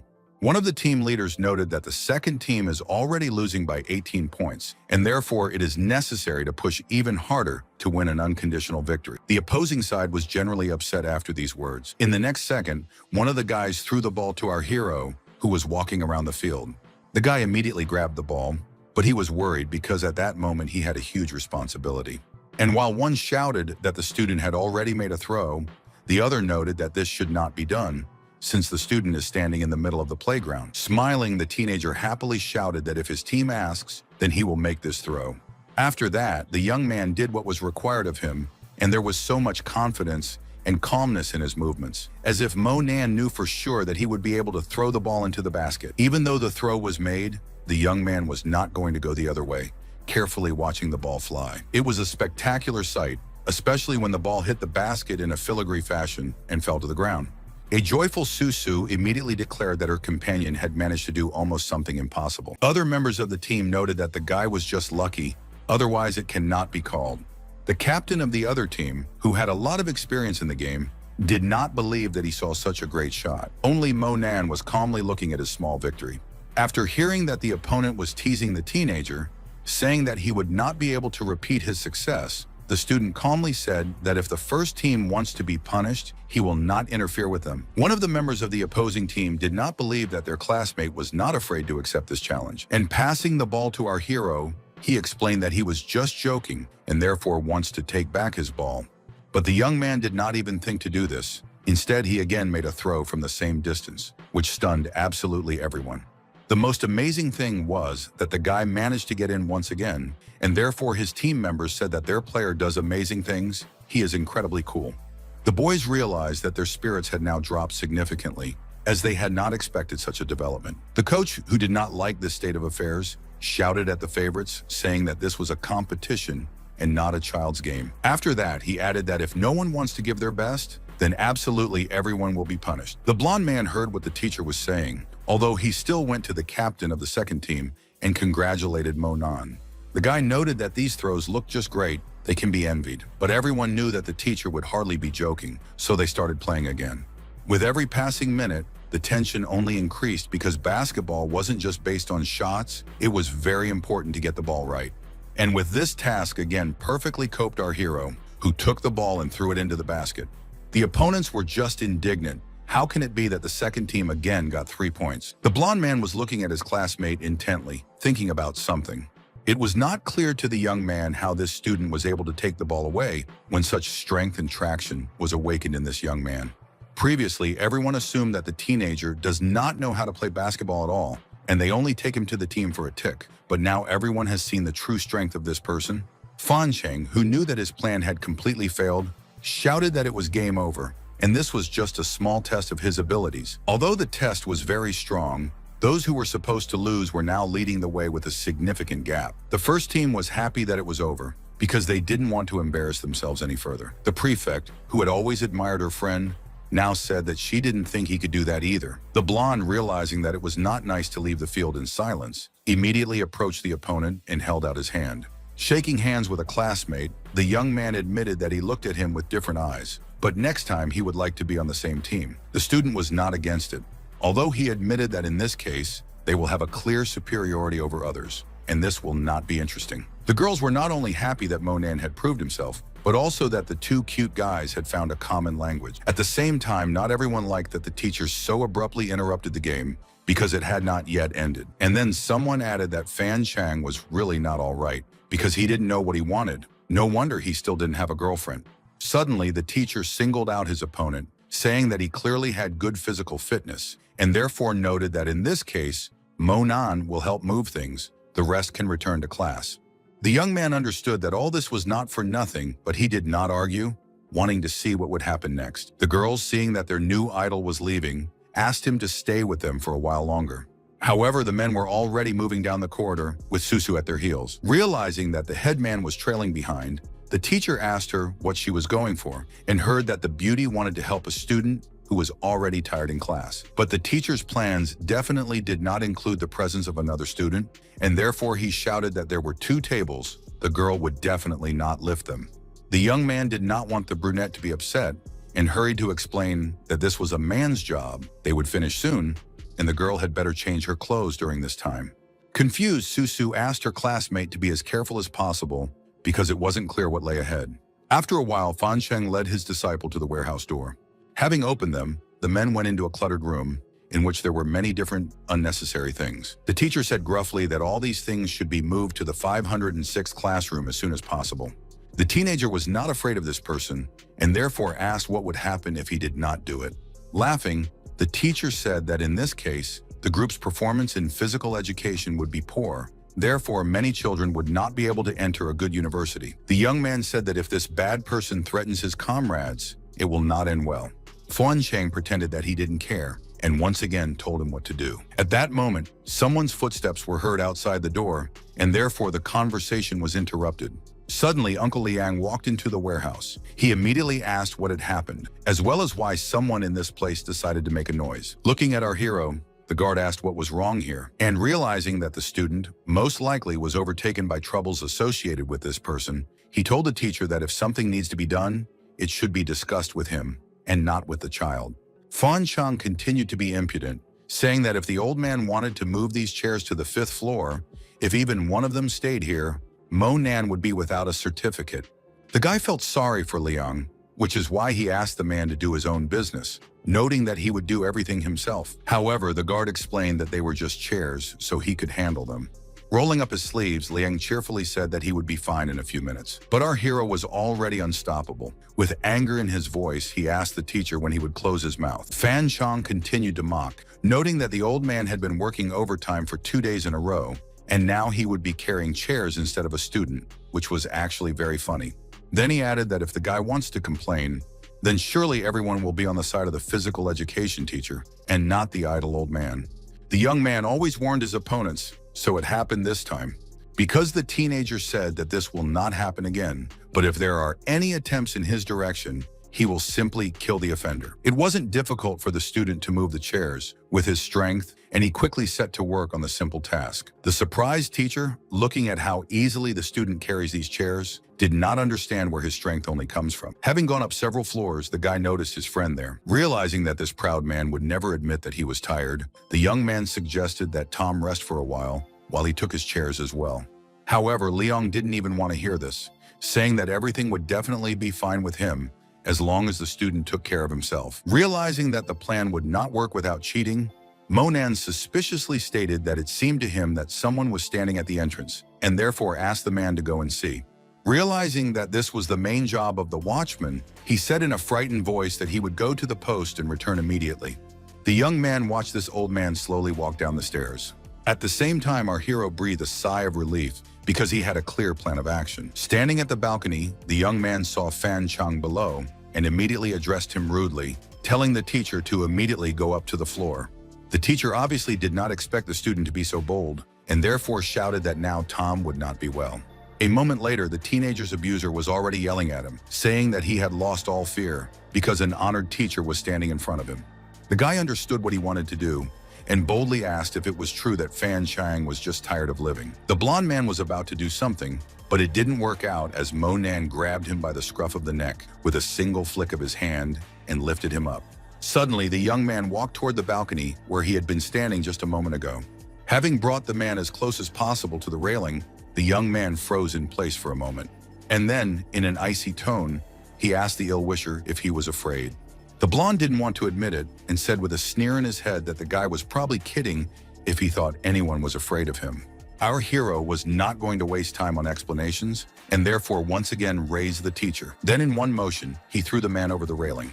Realizing that Fan Chang was hanging off the ground, the disciple once again asked him the same question regarding fear. And he added that he had previously warned that if his teacher dares to offend, he will pay for it. Hearing that the teacher was asking him to let him go, Monan said that he didn't dare to resist, so he let the blonde man go. The young man did not even suspect that the student would literally let him go. But it happened, although the flight did not take long because the guys were on the first floor. Although at that time, the teacher believed that he flew so long that he managed to get scared very many times. And so that the blonde understood the seriousness of his act, the guy also threw down a chair. And this was already an indication that all the jokes were left behind. Now serious and adult things began. For a while, the teenager just stood there and looked down, realizing that words were unnecessary in this case. Then he put his hands on the balcony railing, but he still stood there. Although in the next instant, the guy jumped over them in order to be on the street.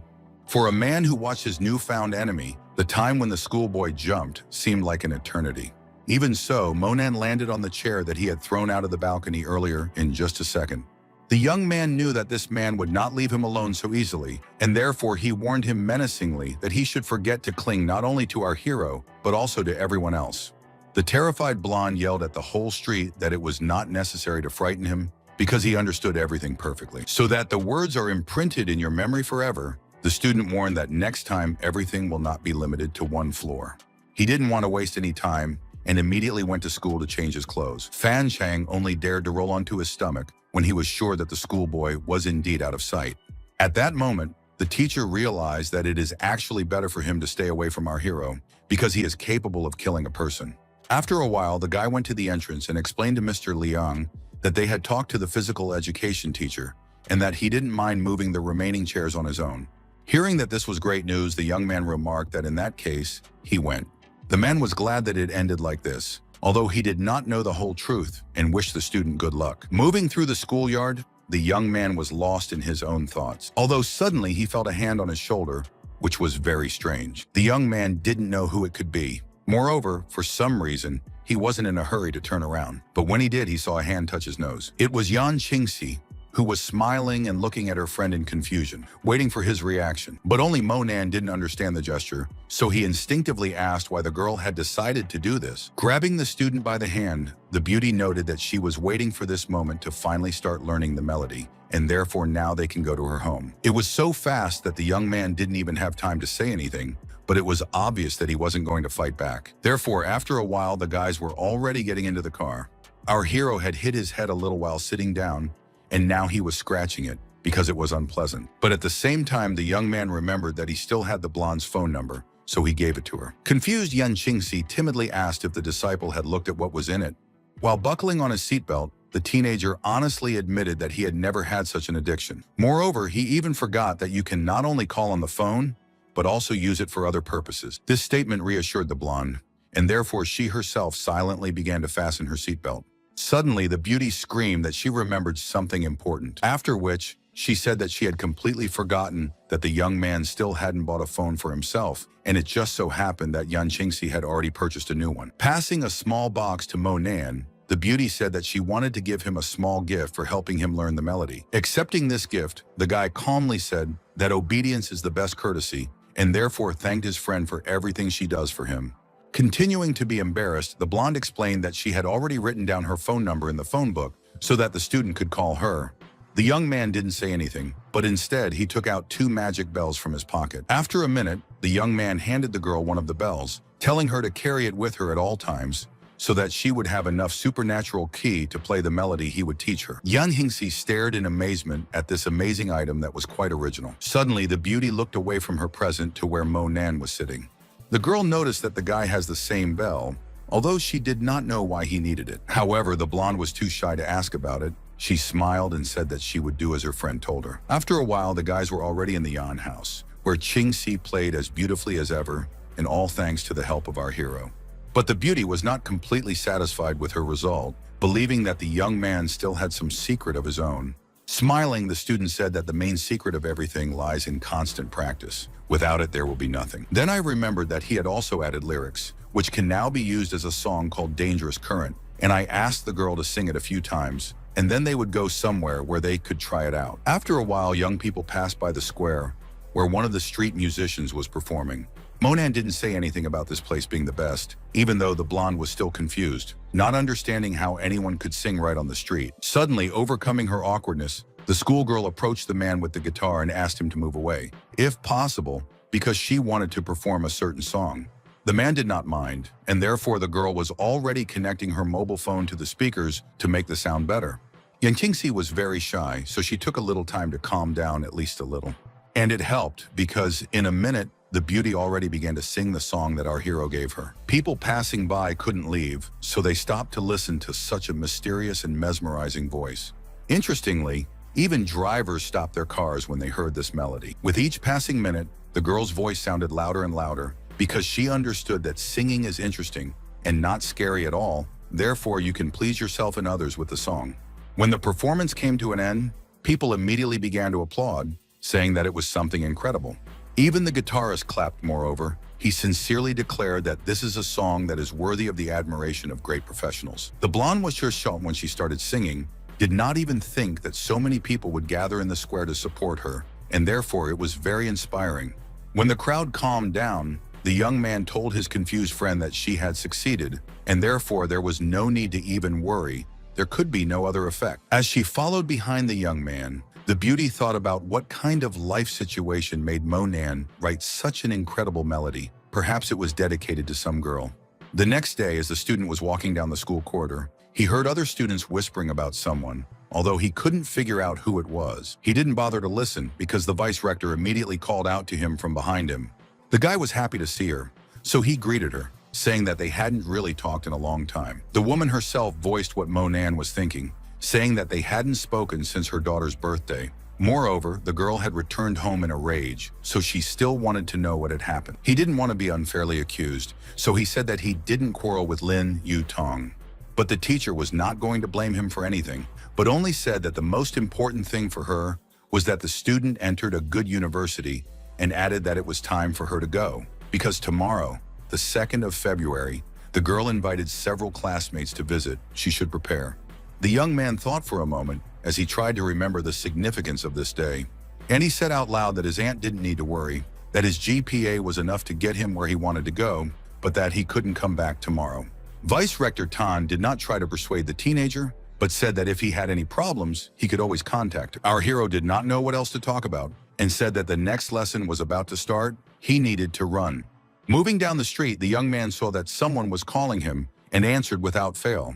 The man immediately said that his name was Jin Xiong. The Dragon Spring Festival was tomorrow, and he would like the student to participate. Hearing that our hero agreed, the man began to rejoice, like a child who is even ready to pick up a student from school, although he refused, saying that he could easily get there himself. After that, the teenager headed towards his home, realizing that he needed to rest before the holiday. The next day, the young man arrived at the address that Mr. Xiong had given him. After getting out of the car, Mo Nan noticed that someone was watching him closely on the other side of the street. The student did not immediately understand who it was because he did not have enough time to look more closely. However, this was not necessary because Nan herself approached our hero, saying that she was very happy to see him again. Despite the fact that the last time the guys parted on a positive note, now the teenager did not seem to expect to see this girl. There was a pause for a moment because they didn't know what else to say but greetings. At the same time, the beauty explained that second Mr. Yan and Mr. Xiong knew that our hero did not like all these formalities, so they instructed her to meet the guest in this place. The young man didn't mind, but he didn't like the fact that he was causing Nan more trouble. Realizing that no one would wait for guests, the children moved along the small streets of the cottage village. The beauty explained that this is a place with gorgeous views. There are many ancient stairs that tourists love to climb because the higher you go, the more happiness you will expect. Hearing that the girl offered to climb one of the stairs, the guy politely declined and noted that he just wanted to look. Perhaps Nan was hoping for something else, because she was very upset when the young man decided to just look at all these beauties. And this was true because the beauty thought to herself that this person is incredibly difficult to court.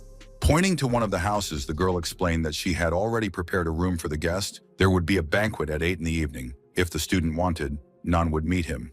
Mo Nan said in a soft tone that he was grateful for the room, but he could come to the villa by himself because it was impossible to get lost in this place. The young man was absolutely right about the fact that during the holiday you can get lost here because everywhere there were waiters with drinks and people dressed in evening clothes. Approaching the entrance, our hero gave his name to be allowed to go inside.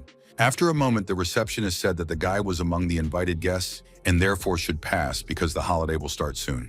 Once in the large garden, the guy noticed that there were actually a lot of people invited. But even so, there was no one the disciple could talk to because everyone was a stranger to him. Suddenly, a friend called out to him, explaining that Mr. Xiong and Yan were already waiting for Mo Nan, so he should follow her to the office. This time, the teenager didn't resist, as he really didn't know where to go. When he was inside, he was looking at the people who were already waiting for him. Nan immediately noticed that the gentlemen were in an unusual relationship with our hero, and therefore asked them to come closer to give him a hand. Pointing to his hand, a joyful Xiong declared that thanks to the magic pill, he didn't even have a bruise on his wrist. Another man came up behind him and started talking about the precious item, although the young man shook his head and said that it was a very long time to work with it. Nan, realizing that this part of the greeting was too long, invited everyone to go to the other room to talk about everything there. After a while, the men were already fully assembled in the main hall and actively discussing something. Laughing, the old man said that old Lao talked about superhuman abilities all the time, but he personally didn't expect the guy to be so young. However, Mo Nan calmly pointed out that these are all small things because there are so many great people who are even younger than him. At the same moment, another young man spoke up, explaining that they were not just gathered in this place, they wanted to ask a schoolboy for a favor. Xiong explained, they were able to intercept the information that the other authorities in the city had brought along a real master, although they also have a master with the power of transformation. But if something goes wrong tomorrow, they hope for Mo Nan's help. Spreading out his hands, the speaker noted that a teenager can be sure that no one will harm him. The guy didn't mind, so he replied that since he had arrived at this place, he would help if there really was any unforeseen situation. Suddenly, the old man announced that they had prepared a small gift for the young man and wanted him to accept it. Looking at the box, the student didn't know what was inside, but he felt a little uneasy. There were some scrolls inside, and the men continued to explain that they had heard that the guy had the power of the ancestors and that he was able to split the statue to finish the spell. This letter is on parchment from the Warring States period.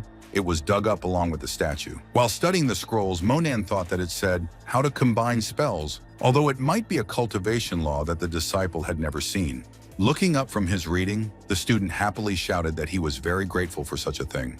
Already in the evening, while in his room, our hero was able to get a much closer look at the information that he read fluently in the evening. The young man saw that there were also hieroglyphs and even tried to read them. All of a sudden, the symbols that the young man had previously absorbed were lined up again.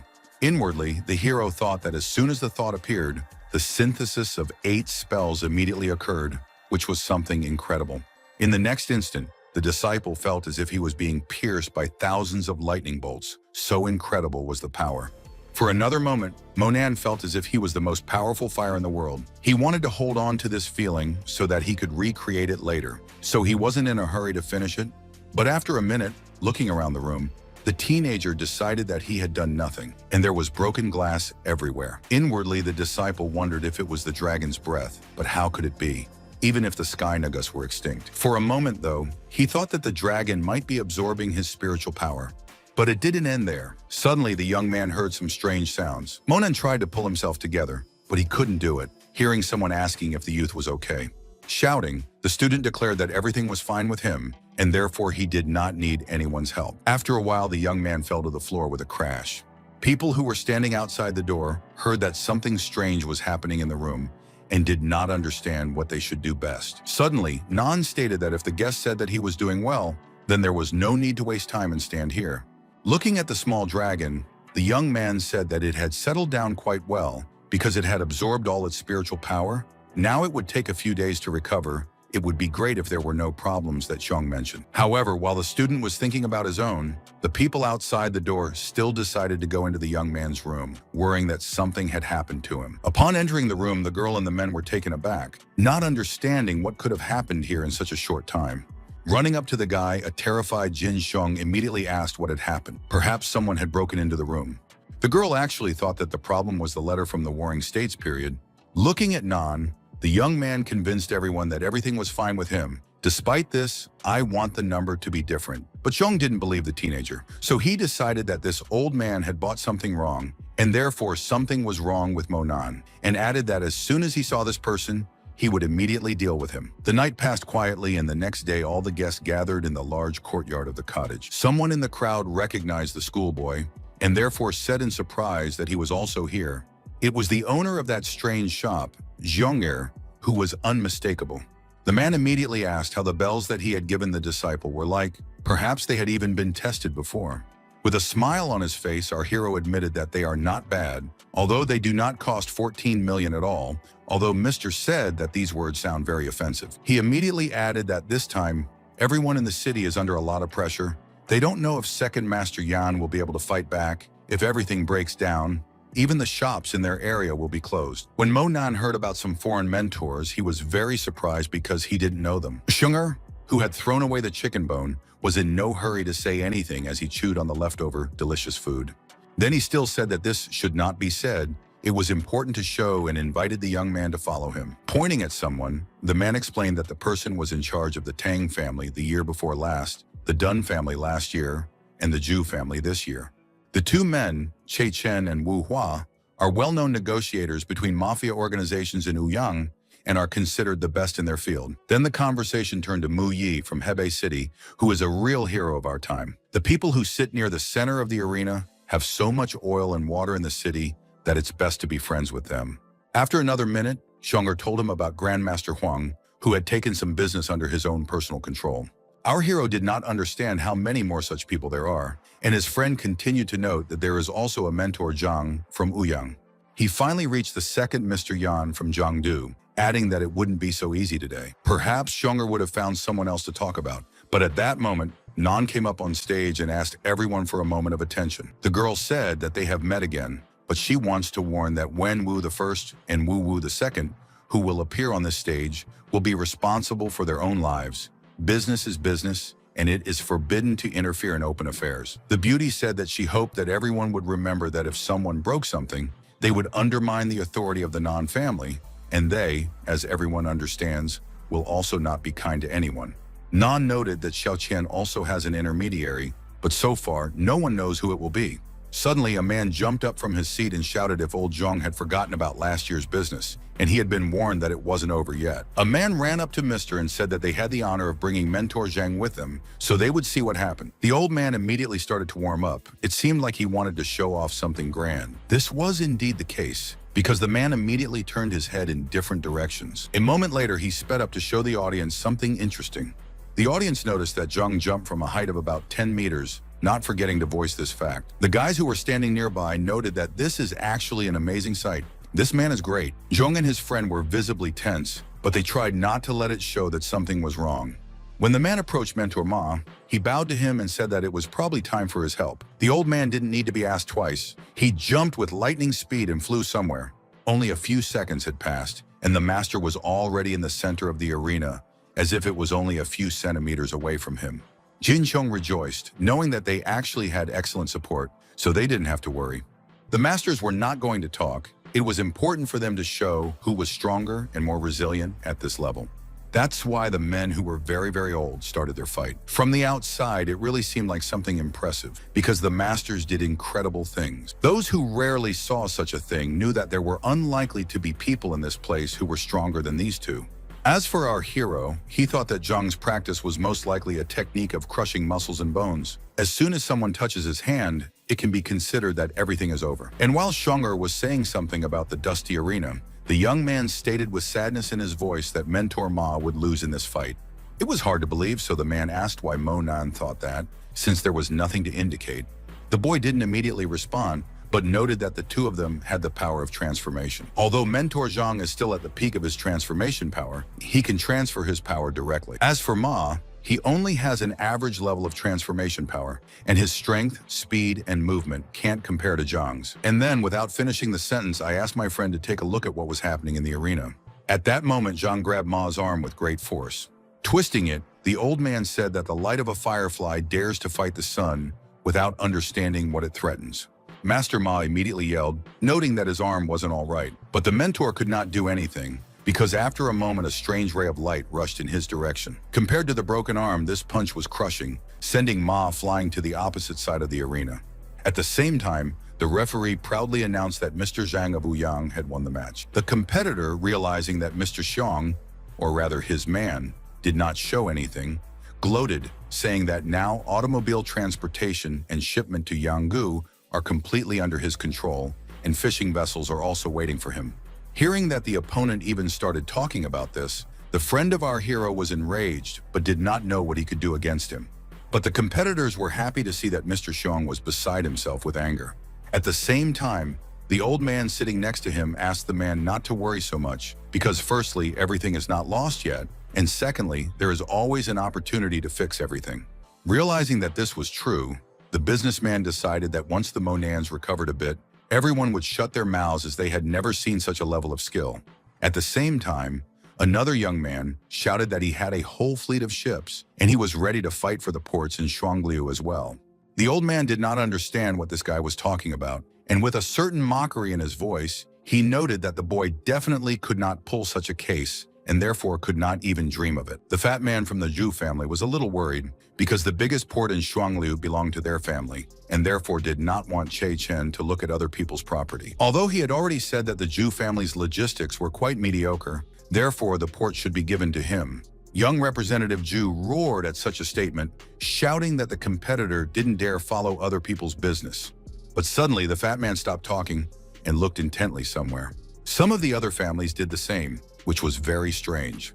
But the reason was that Che Chen had once again stated that Zhu would be able to establish a solid business in the future, but that it was better for him to stay out of this evening's business. Gritting his teeth, the businessman thought that he did not understand why the heads of Jiangdu City did not react to these wild attacks. And this was true, moreover. The young man also added that the Duan family's business had been blown away recently, which was a very big piece of cake, and the others had secretly taken it away, although it wasn't fair.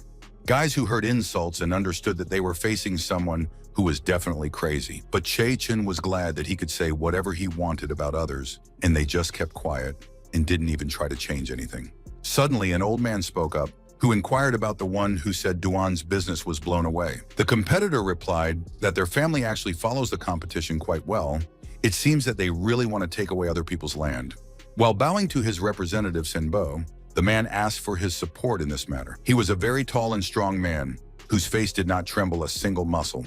In an instant, the person who had said the nastiest things about everyone until recently froze in his chair. At the same time, Monan happily declared that Che Chung would now be finished. Suddenly, the man jumped down from his seat so that in another second, and he should have been in the arena. The young man, who couldn't speak, wanted to know who the bully who had smashed through the arena floor with his huge body mass was. Sanbo calmly stated that Mentor Zhang would definitely be in trouble from now on. The man did not understand why he was called to the fight, and therefore complained, saying that up to this point he was too merciful. For this he received rudeness in his address. As for the master, he explained that there was no one in Jiangnan who could break his defense, adding that in order to facilitate the opponent's work, he would simply stand still and not move. When attacking, the old man shouted that the opponent only moved Qigong to the defensive system, but there is still nothing complicated in this. A moment later, the man was standing next to the opponent, who was still exuding some very powerful energy. The old man was sure that he would strike easily, but he felt as if something was preventing him from doing so. After a moment, it dawned on the opponent that he had hit the wall of light that belongs to the Shenxia world. Only San Bo stood there and just waited for his opponent to get tired of hitting that blank defensive wall. The audience started saying that this wasn't a Qigong transfer, but a Qigong domain, which meant that this master had definitely broken through the transformation power domain. Hearing one of the fans shout that Qigong hadn't been broken through in more than 10 years, Che Chen shrank even further into his seat, realizing that this was no match for his master. Zheng now also realized that this person would not be easy to deal with. At this time, the smug master said good-naturedly that he was giving his opponent the opportunity to attack him 2 more times. The man did not like this ultimatum, but he knew that there was still no other choice. Therefore, he immediately went to the opponent to try to break through this powerful light again. But the situation did not change, as Sanbo both stood in his place and continued to do so. Zheng finally gave up, realizing that he was too weak in front of this young man. Noting that he wanted to know how best to address the master, he suddenly started saying that he could be addressed as the heir of Ban Lu Men or as the amazing Ban Lu Men. The representatives of the major families simultaneously thought that this was the real head of the Ban Lu Men, which meant that he would destroy all 3 heads of Jiangnan. Xiong'er, who couldn't take his eyes off the duel, had said himself that this time the city would have a hard time coming up with such a great heir. As for the man himself, who was still standing in the ring, he started waving his hands and shouting for the old man to get out of his sight immediately. After that, the crowd watched in horror as just one punch sent Zhang flying across the courtyard in an unknown direction. After a while, the master fell unconscious at someone's feet. However, Ban Lu Men wasn't too happy about it because he overheard the conversation that someone's nephew was killed in the Zhu port a couple of days ago. The man didn't feel awkward that he overheard the conversation. He just shouted that he came here to find this boy and take revenge on the killer. One of Xiong's acquaintances thought that it might be necessary to release our hero now. But then I decided that the guy was weakened, and therefore this should not be done in any case, because the schoolboy could not stand it. Although Xiong decided to ask the young man if his wound had healed, but there was no answer, and the student pretended not to hear the question. Ban Lu Men, who was furious, challenged the boy to a duel, saying that he dared to kill his nephew, but now he hid behind other people's backs and was afraid, and immediately added that if he did not come out, he would not give rest to the city of Jiangdu. Xiong'er whispered in our hero's ear what he would say if he was the one who got up right now. It would look cool. And seeing that the young man was getting up, he added that he could only dream of such a thing. Monin never hid behind others, so he asked his future rival if he was looking for him. Nan, who understood that this should not happen, said that the young man does not need to force himself. She knows the rules and can take the necessary measures. Even so, the disciple remained rooted to the spot, as if he hadn't heard the words at all. At the same time, the ferocious bully shouted even more loudly that he was looking for the Superman Mo and did not understand why some weak boy had got up instead of him. But the guy calmly explained that he was the one Ban Lu Men was looking for. Zhu didn't know that his man was in this place, so he was very glad that they had met again. Representatives of the Zhong family said that Master Qigong is in front of Monan. You need to be extremely careful with him. Moreover, today they are all waiting for either glory or utter defeat. The audience had already heard about the superhuman Mo, but this master was someone completely different, and in front of him was a real schoolboy. Some said that if they hadn't heard the Yan family calling out to him a few times, they would never have believed that he wasn't a figurehead, but only whether this youth really could do anything. The opponent at this time said that the teenager does not have a bit of inner strength, and therefore it is not clear how he could have killed his nephew. Did he really attack him with a weapon? Smiling, Monan asked if anyone thought they needed a weapon to defeat someone. But the bully loudly declared he did not believe this frail boy, who is not capable of anything. In the next moment, something very sly flashed in the guy's eyes, after which he jumped up with lightning speed and flew towards the arena. Seeing the passing guy, many realized that, probably, this is exactly the person they are talking about. What was interesting was that the disciple not only landed on the arena right in front of his opponent, but also caused him to fall to the ground. The crowd didn't understand why Ban Lu Men had fallen. It could only be that his defense was broken.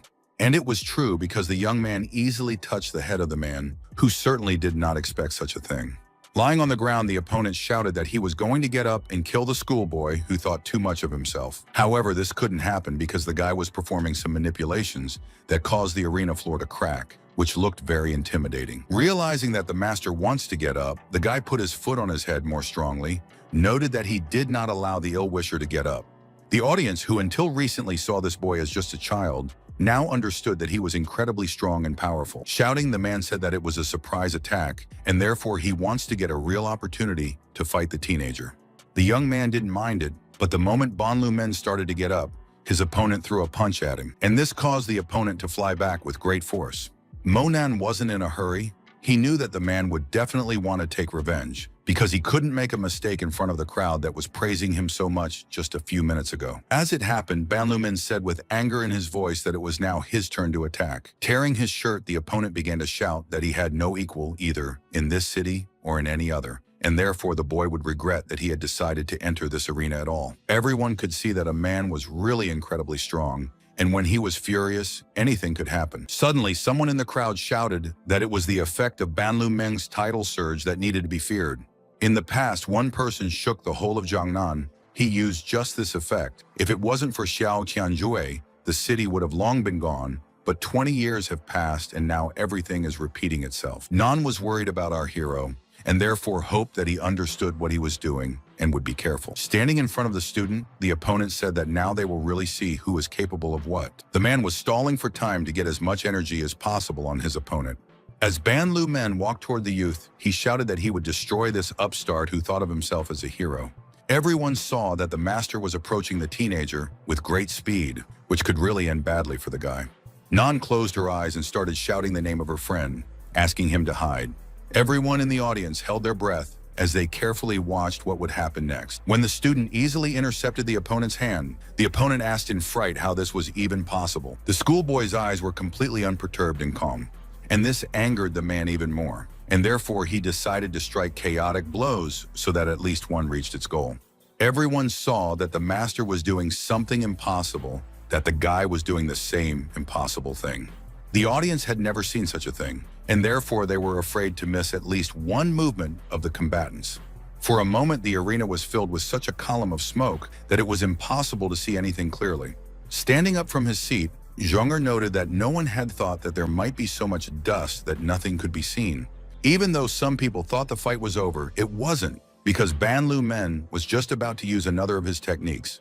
But it was useless because the young man calmly declared that the opponent had already lost. The man didn't believe that some Mo Nan could do something incredible. At the same time, the teenager was already using some sort of arm-twisting technique. Letting go of his opponent for a moment, the young man asked if he really couldn't show anything more interesting. The opponent immediately retreated, saying that all the boy had was his speed, but he might not even dream of breaking his Qigong. It seemed that the guy was mocking the man because he wanted to see what else he had in store for the fight. And in the very next moment, I decided to level up a little myself in order to increase my energy. Ban Lu Men decided to follow his disciple's example and did the same. But in the next instant, he fell to the ground because the strength of the opponent did not even allow him to stay on his feet. Opening one eye slightly, the master asked if the teenager really thought that he had defeated him and immediately jumped back. The man shouted that these were not ancient military techniques, but simple tricks copied from the Supreme Mentor. It was just an illusion. Our hero said that he was very sorry that this was actually the case. And then he said that he had had enough, which is why he wants to expand the horizons of ordinary mortals, allowing them to see a real deity. All of a sudden, something that couldn't even be described in words started happening, as if Mo Nan had somehow learned how to summon fire. Instantly, this powerful energy flew towards Ban Lu Men, who didn't even have time to understand it properly. The audience, who had watched Zhang's exact flight just a short time ago, now followed the master who called and considered himself invincible. The man's subordinates shouted that they couldn't let him fall to the ground, so they scrambled to catch him in time. But the nuance was that the young people did not calculate the force with which the men threw. Due to this, they managed to catch the owner, but only he fell with a crash on top of his savior. The audience didn't think that they would be able to enjoy such an incredible sight, so they stood up to show their respect to the guy. The audience cheered that Mo is actually the strongest and most resilient person, which he proved to absolutely everyone today. Some guys were discussing that a boy had been able to send Master Qi Gang on a long voyage so easily by launching him 10 meters away, so they wanted this young man to become their teacher. The Xiong family representatives knew for sure that from now on, the name of the great Mo would be known by everyone in their city, and therefore one should be on good terms with such a young man. The audience was not sorry for our hero's warm words, which they chanted tirelessly for several minutes. But Mo Nan turned his back on the audience because this fight wasn't as easy for him as it might seem. This was also noticed by Nan, who decided that her friend did not look very good. But after a moment, the beauty's heart began to beat faster. She decided that such a strong man would definitely not be alone. However, a moment later, something happened that no one expected, and therefore everyone was simply taken aback. Ban Lumen, who had been lying on the ground a while ago, was now drinking water, showing everyone that he was fine. The man immediately tossed the empty bottle aside, showing everyone that he wouldn't give up so easily. After another moment, the goon told his man to get as far away as possible, since everything was just beginning. And then he shouted, "What kind of Superman can we talk about if he has no equal in the whole world?" The young man didn't want to contradict him, as he was above it all, so he just turned around and looked at his opponent. At this time, someone from the crowd began to talk about how they did not believe that the robber managed to get up, thinking that that blow could only be a show-off, and therefore it is interesting how this fight will develop in the future. All of a sudden, Ban Lumen declared that the guy was playing his part very well. In fact, there was blood at the corner of his mouth, which meant that his punch had also taken a lot of strength out of the opponent. But the disciple replied in an indifferent tone that even if the man took medicine, the maximum he could do was cross the road, adding that the man was probably tired of living. The master did not want to hear anything. He shouted that they should definitely fight. Only the nuance is that not only he can take revenge on his enemy, but also someone else. Looking at the highly respected Ziwang's side, the ill-wisher said that this superhuman Mo was using tricks borrowed from the Supreme Mentor, and the latter would surely be able to deal with the boy. Monan was a little wary when he saw the dark-robed stranger. The elder did not show his face, moreover. For several minutes he stood there in silence. After a moment, the edge of the robe was exposed on her arm, and everyone noticed the tattoos in the form of a wasp, or an insect that looks like her. At the same moment, the schoolboy thought that the same evil spirit was in front of him. He said out loud that a turtle usually hides its head in its shell, and if it doesn't come out, it's hard to get it out. Still standing motionless, the master asked our hero how long he had known him. Coughing, the young man asked the stranger to show himself so that everyone would understand who was in front of them. But the opponent was in no hurry to do this. Instead, he said that the guy was still not an opponent for him. And leaving his staff, he noted that now he would definitely show himself so that everyone would realize who was standing in front of them. The audience watched with some apprehension all that was happening in the ring, realizing that the fight would be difficult. Suddenly, someone shouted from the crowd that these were the souls of the dead, nurtured by an evil spirit, and therefore everyone should remain vigilant and be careful. The audience understood that the Duan family was colluding with an evil spirit, which was a great disrespect to the others gathered. The other masters, who couldn't allow such a thing to happen in this place, immediately ran out into the arena, shouting to Monan not to worry, as everyone would stand up for him. Young people said that they are experts in punishing violators, and therefore this family will definitely pay for the fact that they decided to play a dishonest game. Our hero stood in silence for a while, as if he was thinking about something. At the same time, the villain directed all those evil souls in the direction where the youth was in one move. The audience saw that the dead were becoming more and more numerous. Moreover, they were obeying with fierce force, and therefore it was considered very difficult to stop them. Once again, the master shouted that this villain had been practicing dark magic all this time, which also shouldn't be done. However, the old man said in an indifferent voice that everything was not without sin, so he did not understand why they should pretend to be innocent lambs. Another of the guards belonging to the master shouted that Han Xin was apparently planning to frighten everyone present. The colleague noted that in no case should the soul of the deceased move into someone, otherwise the person will immediately turn into a puppet, losing control over himself. However, the detractor did not care. He knew what he was aiming for and was going to do everything in his power to achieve the goal. The terrified onlookers immediately started asking Superhuman Mo, as well as the other monks and masters, to prevent what might have happened and save them. Someone said that it is necessary to run to our hero because these souls will not dare to stand next to him. The guards, who had already put up a powerful defense, understood that it worked, but there were too many of these entities, and the territory was huge. They simply would not be able to cover it all. Hanshin laughed maliciously, noting that a superhuman couldn't do such a thing. But the guy didn't say anything. Instead, he accelerated and focused on the Shaogai technique that he was going to use.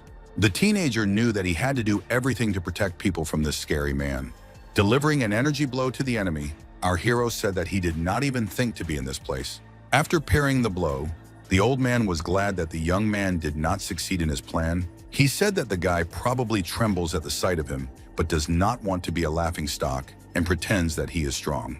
People didn't know where to hide and they screamed over and over to be rescued because they don't know how long they can hold out. The villain noted that the holy vessel is in his hands. No one on Earth is his rival. Picking up his bells, Monan said that if there were no equals on Earth, then what would the villain say about the sky? At the same time throwing the artifacts up, the young man began to cause electric charges. Then he shouted loudly that he was turning everything into lightning. Not only was this surprising, but it was also as if the young man had put his hand on the edge of the lightning bolt that he was planning to control. This action caused all the souls to be immediately bound by electric charges and neutralized. The audience, who up to this point might not have fully trusted the guy, now did not believe their eyes that such a thing could even happen. Meanwhile, Monan was already rushing to summon thunder as soon as possible. Looking at the opponent, the teenager said icily, "How can such a non-entity even talk about a vessel and its power?"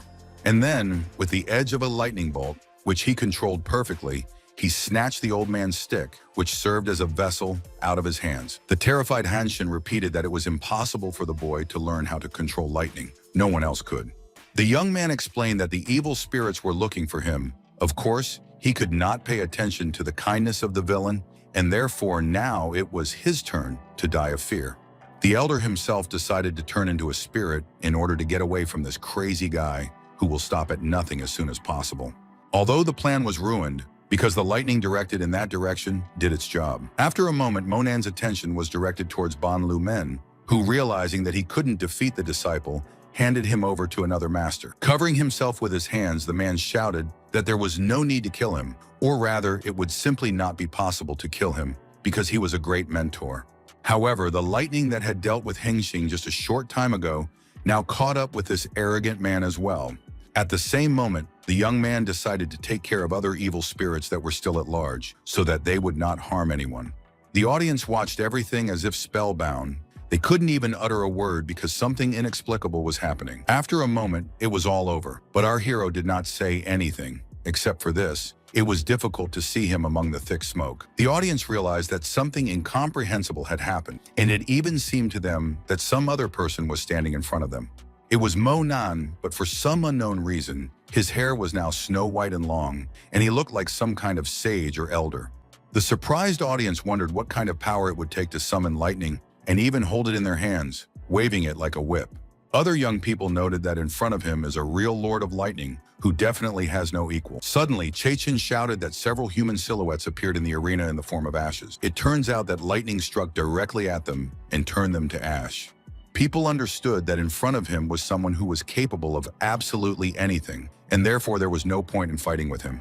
As the men rose from their seats, they said that from today on, they were completely under the control of Superman Mo. Those who had been sitting up now also got up and started repeating the same words as the others. Representatives of different cities noted that their cities expressed respect for this great man.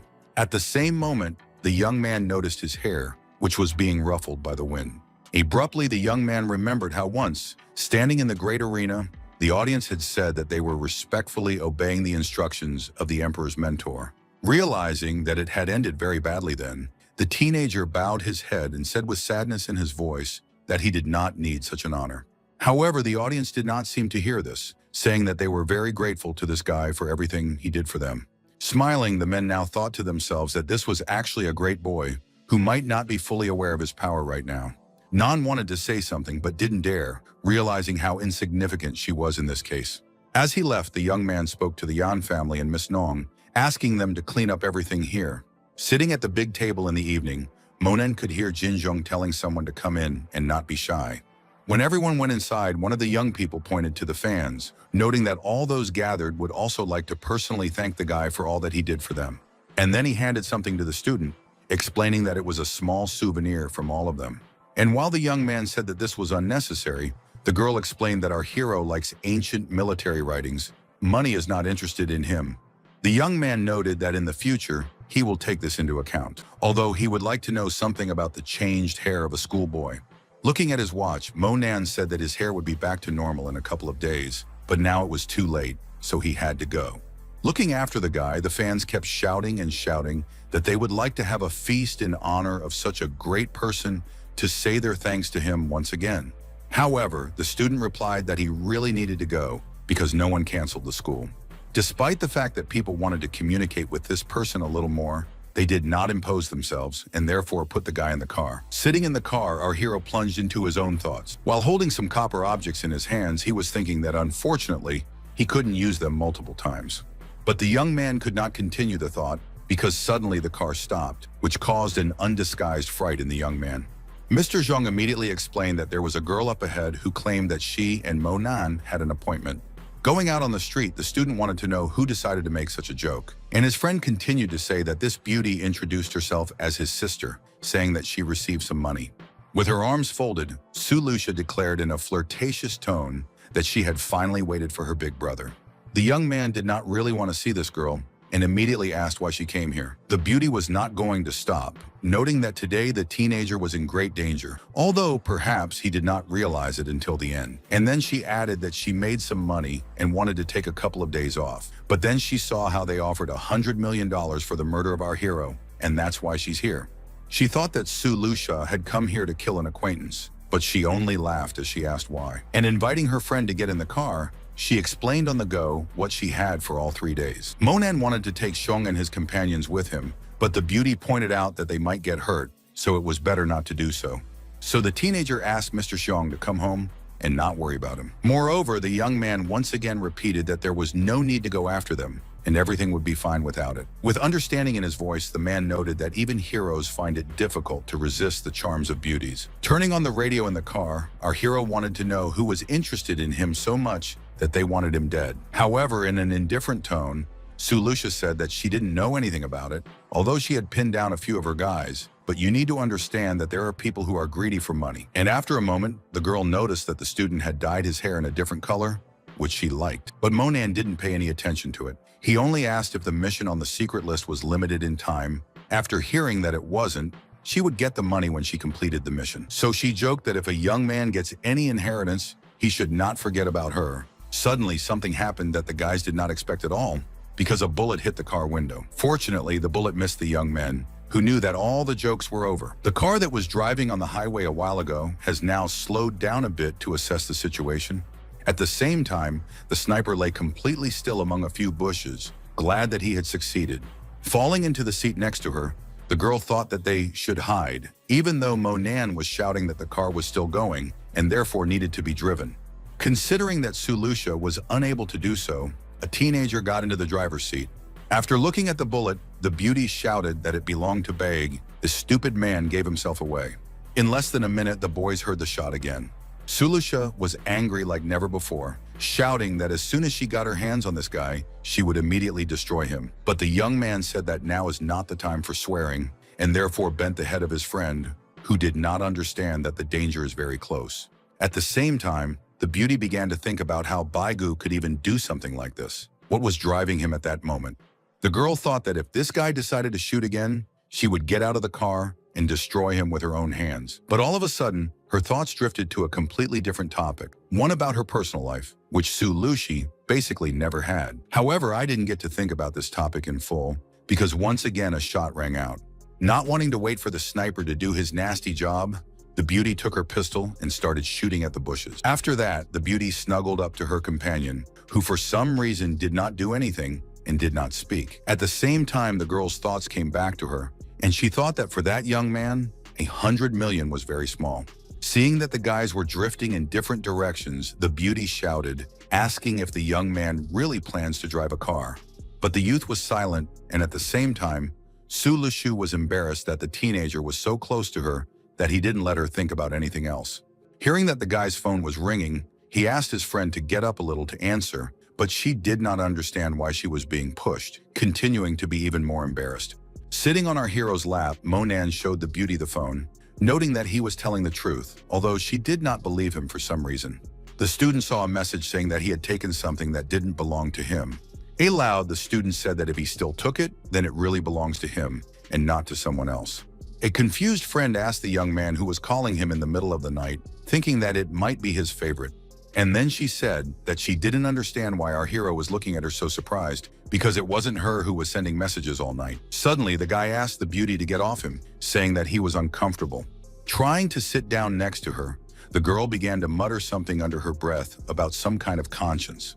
But Monan explained that they had already traveled a long distance. She did not feel any danger. Everything was calm, although Suliusha noted that she was already comfortable. So let the disciple go, and she would sit as it was. They rode the rest of the way in complete silence, especially since it was a long way. After a while, the car stopped at a beautiful house. The young man immediately turned to a friend who was fast asleep. He asked where she needed to go, because they had already arrived. She opened one eye to see what the young man was talking about, because she didn't know where he was taking her. But as she pulled the blanket tighter, the beauty decided that it was still very early, so she could get some more sleep. As for Monan, he went outside telling Suliusha to sleep if she wanted to. As for the guy, he decided that now was a good time to take a shower, especially since no one was around. The young man picked up a pair of scissors and began to cut his long hair, because if the color changes, then the length will not go anywhere. Looking at himself in the mirror, our hero decided that he had almost managed to regain his appearance. A minute later, he began to get dressed in a hurry, knowing that he would have to go to school since he was a teenager and had to lead a normal life. Moving around the schoolyard, the students saw that the guys were looking at him in a very strange way. Privately, the teenager thought that this silver hair was too shocking for everyone. Suddenly, someone turned to the young man, shouting that he was in no hurry to go somewhere. The man shouted that he wanted to know what class the boy was from, and also what happened to his hair, noting that he was flouting school rules. Therefore, he would be excluded from the class. However, the students had a different opinion about the hair of our hero, who said among themselves that this is not only a great haircut, but also a great color. The embarrassed guys said that they might not believe him, but he didn't dye his hair. But the employee of the restaurant became even more indignant after these words, saying that Monan probably wants to say that his hair just changed color on its own during the night. Old man Liang, who managed to intercept the principal, said that this is just a stupid boy. Lessons are starting now, and therefore it is necessary to allow the young man to go to class. And after that, he will definitely return his hair to its usual color. However, the director started shouting at the caretaker, saying that it was better for him not to meddle in important matters, but to do his direct duties. Lin Yutong, who heard her friend being scolded, came up with the idea that they were playing a cosplay game in the evening, and therefore the paint hadn't completely washed off yet, but it was just too much to expel for this. The man decided that he was really overreacting, and therefore declared that in a day this silver color would not be. After that, he ordered the old man to follow this schoolboy. If he comes again with such hair, then he must immediately be sent to the principal.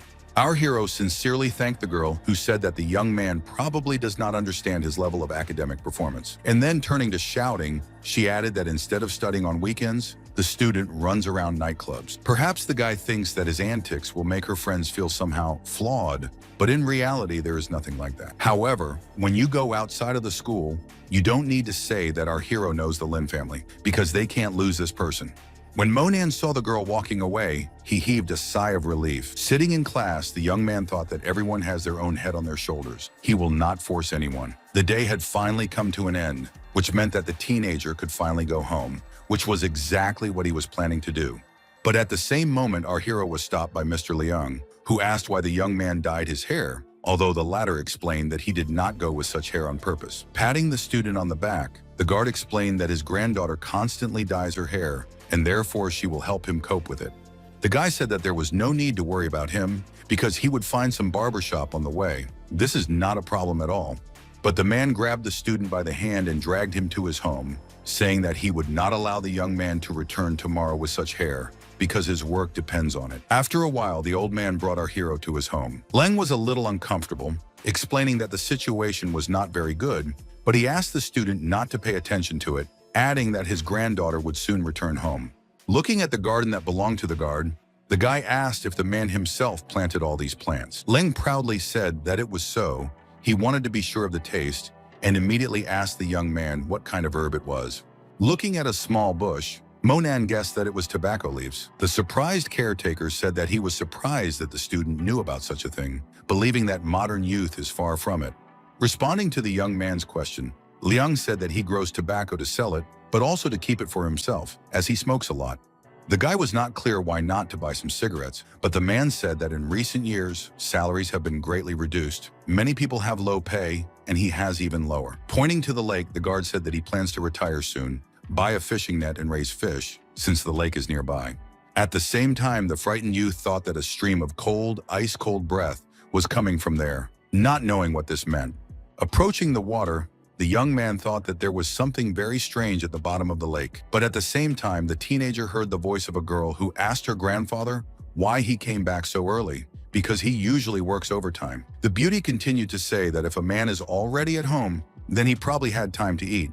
Looking out from behind the tree, the old man shouted happily that Zikwe had already returned. The frustrated beauty said that something was wrong with her today. We agreed to meet with Susu, hoping to see that talented musician, but who knew that he would leave so early? Grandpa didn't understand who they were talking about, but the girl explained that it was their high school student Monan, whom she met at the competition, and they hadn't seen each other since.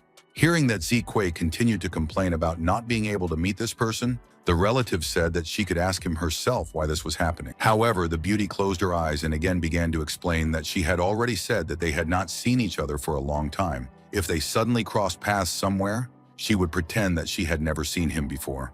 Suddenly, a voice came from behind the girl and said that he was planning to apply to Yanjing University. Seeing the surprise in the eyes of the new acquaintance, the young man introduced himself, noting that he did not want to come without an invitation. There was a moment of silence, and Zikwe, who had been so eager to meet our hero, was now unable to say anything. A moment later, she took off and ran somewhere as fast as if she was being chased by wild animals. Once in the house, the girl said that she was very ashamed. She did not understand why this young man so suddenly appeared, and because the worst thing is that he definitely heard what she said about him earlier. An hour later, when the passion subsided, the guy was already sitting in a chair, apologizing for the fact that he was forcing himself. Although then he said that Zikwe is actually a very nice and pleasant girl. Still confused, the girl explained that they had met before. This was their second meeting. The young man noted that he remembers this moment well because his new friend at that time helped hold the microphone. Ziku decided to change the subject, explaining that the teenager was probably a very nice person since her grandfather would not call anyone into the house. Then she explained that her brother's name had the character Nan in it, but her family was in trouble.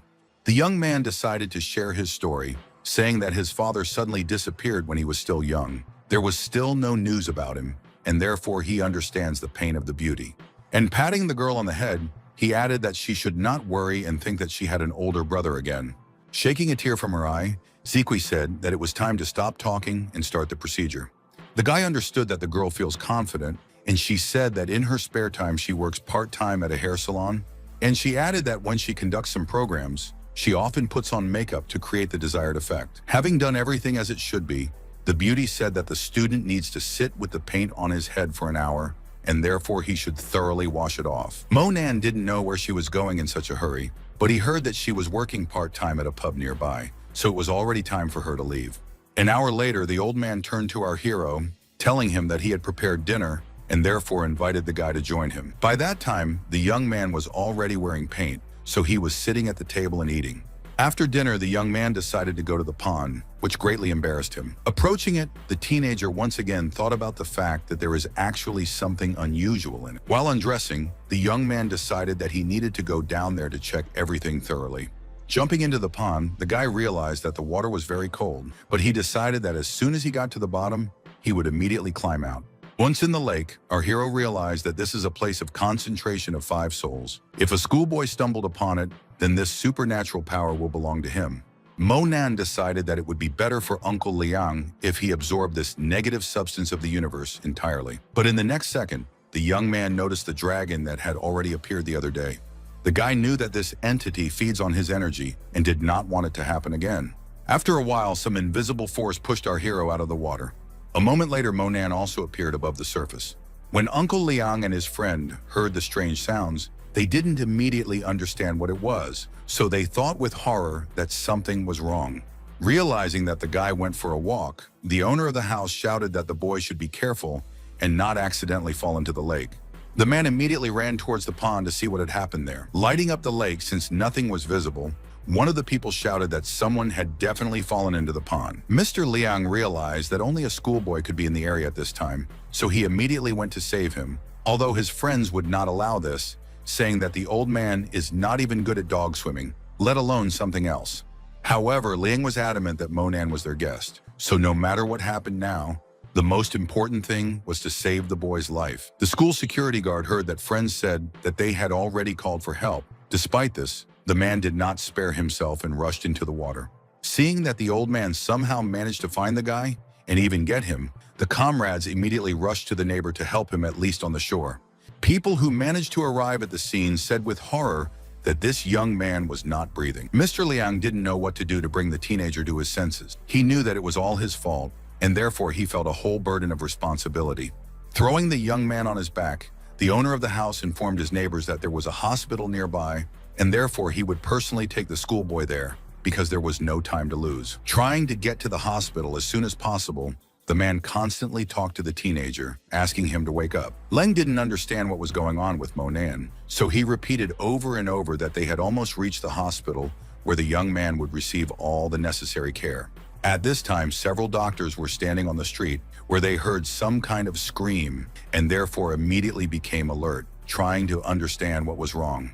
Looking around the corners, the elderly man explained that this young man was drowning and needed urgent help. One of the medics took the victim from the old man and threw him on his back, ordering the nurse to immediately prepare equipment for rendering assistance. Falling down at the entrance of the hospital, Mr. Liang lamented that if he hadn't brought a guy to visit him, none of this would have happened. At this time, in one of the wards, the doctor said that the student has very weak breathing. He needs an oxygen mask. After that, doctors began to perform manipulations aimed at stabilizing the general condition of the admitted patient. After a while, the doctor on duty came out to the elderly man, who said that there was no reason to worry since the teenager was alive. Shaking hands with the specialist, the old man was glad that everything was fine, hearing that it was still impossible to enter the ward.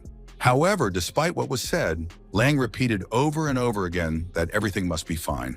Suddenly, the doctor saw that the old man had fainted and immediately called another medical team. Already in the ward, the doctor said that this patient fainted from exhaustion, hypoglycemia, and therefore needed an urgent blood transfusion. After a period of time, Monan slowly opened his eyes. Scratching his head, the boy said that the water dragon embryo had caused him quite a bit of trouble. But now the problem was something else, namely that the young man did not understand where he had woken up.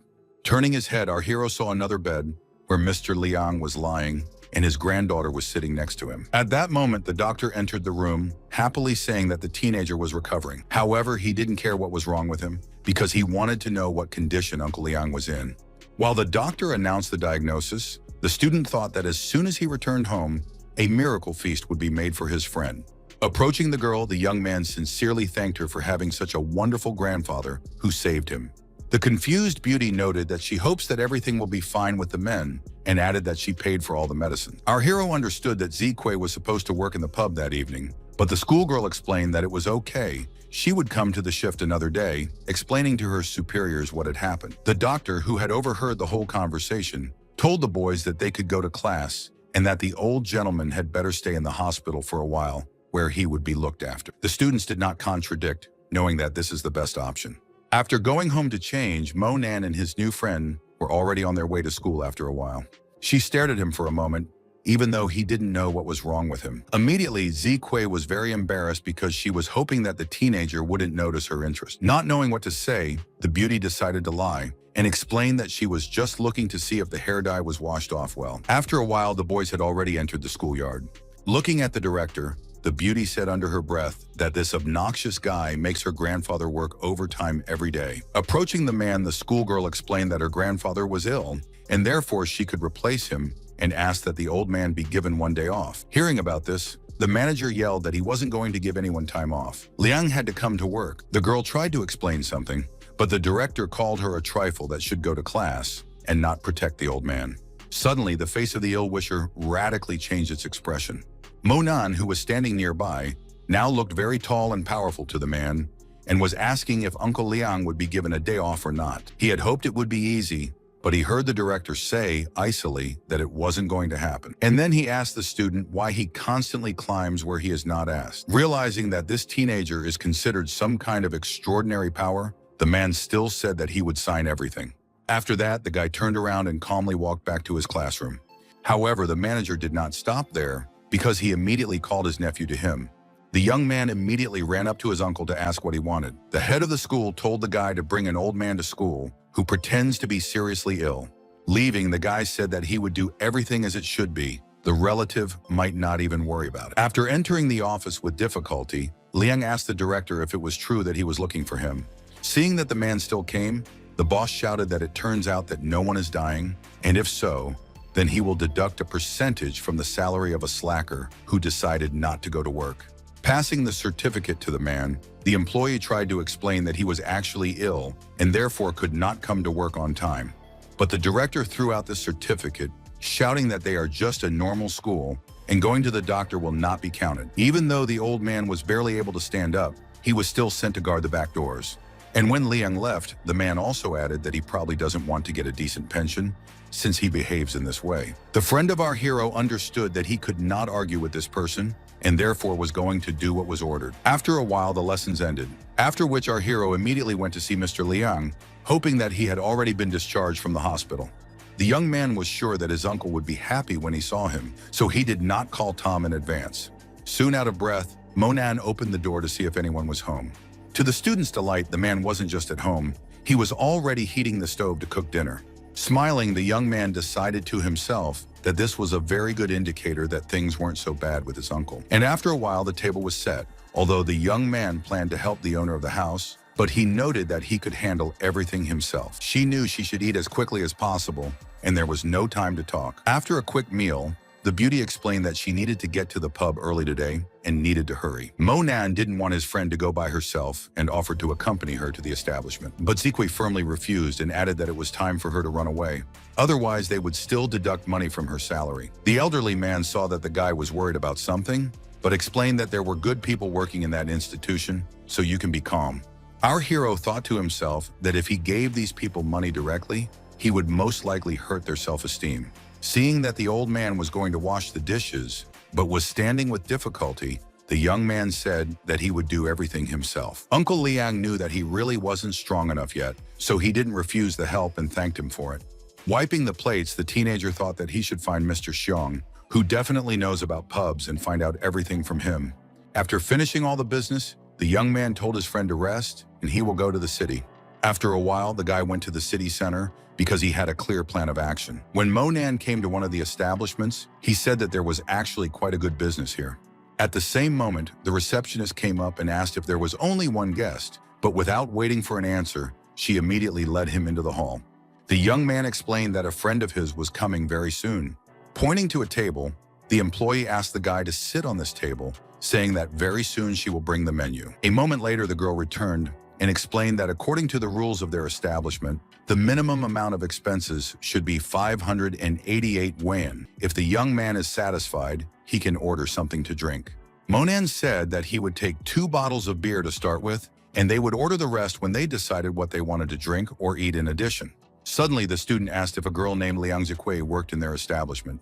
The girl was angry, saying icily that this was a pub, but if the guest came to make some inquiries, then he should contact another person. And as she left, she said under her breath that some beggar had come again and wouldn't order anything useful. A moment later, another waitress came in and announced with a smile that she had brought the young man a beer. Monan thought that this employee would definitely know about his acquaintance if she actually worked here, so he asked a question about the girl. This time, luck smiled on our hero because this worker asked again if the young man knew Zikui. The guy saw no point in hiding anything and immediately admitted that he was her friend. The beauty was clearly a curious person. She immediately began to hint that our hero might be the lover of her colleague. And then, with a kind of hopelessness in her voice, she explained that the girl had run away from work yesterday and hadn't said anything to anyone because now the manager was scolding her. Most likely Zikui would no longer work for them.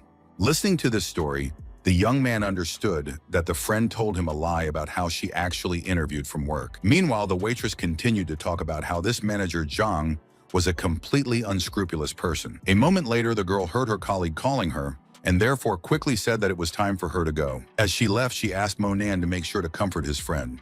At the same time, our hero's eyes widened, as if he was considering what to do in this case. The schoolboy thought over and over that Zikui wasn't even going to ask for leave, because otherwise it wouldn't have been a question of getting fired.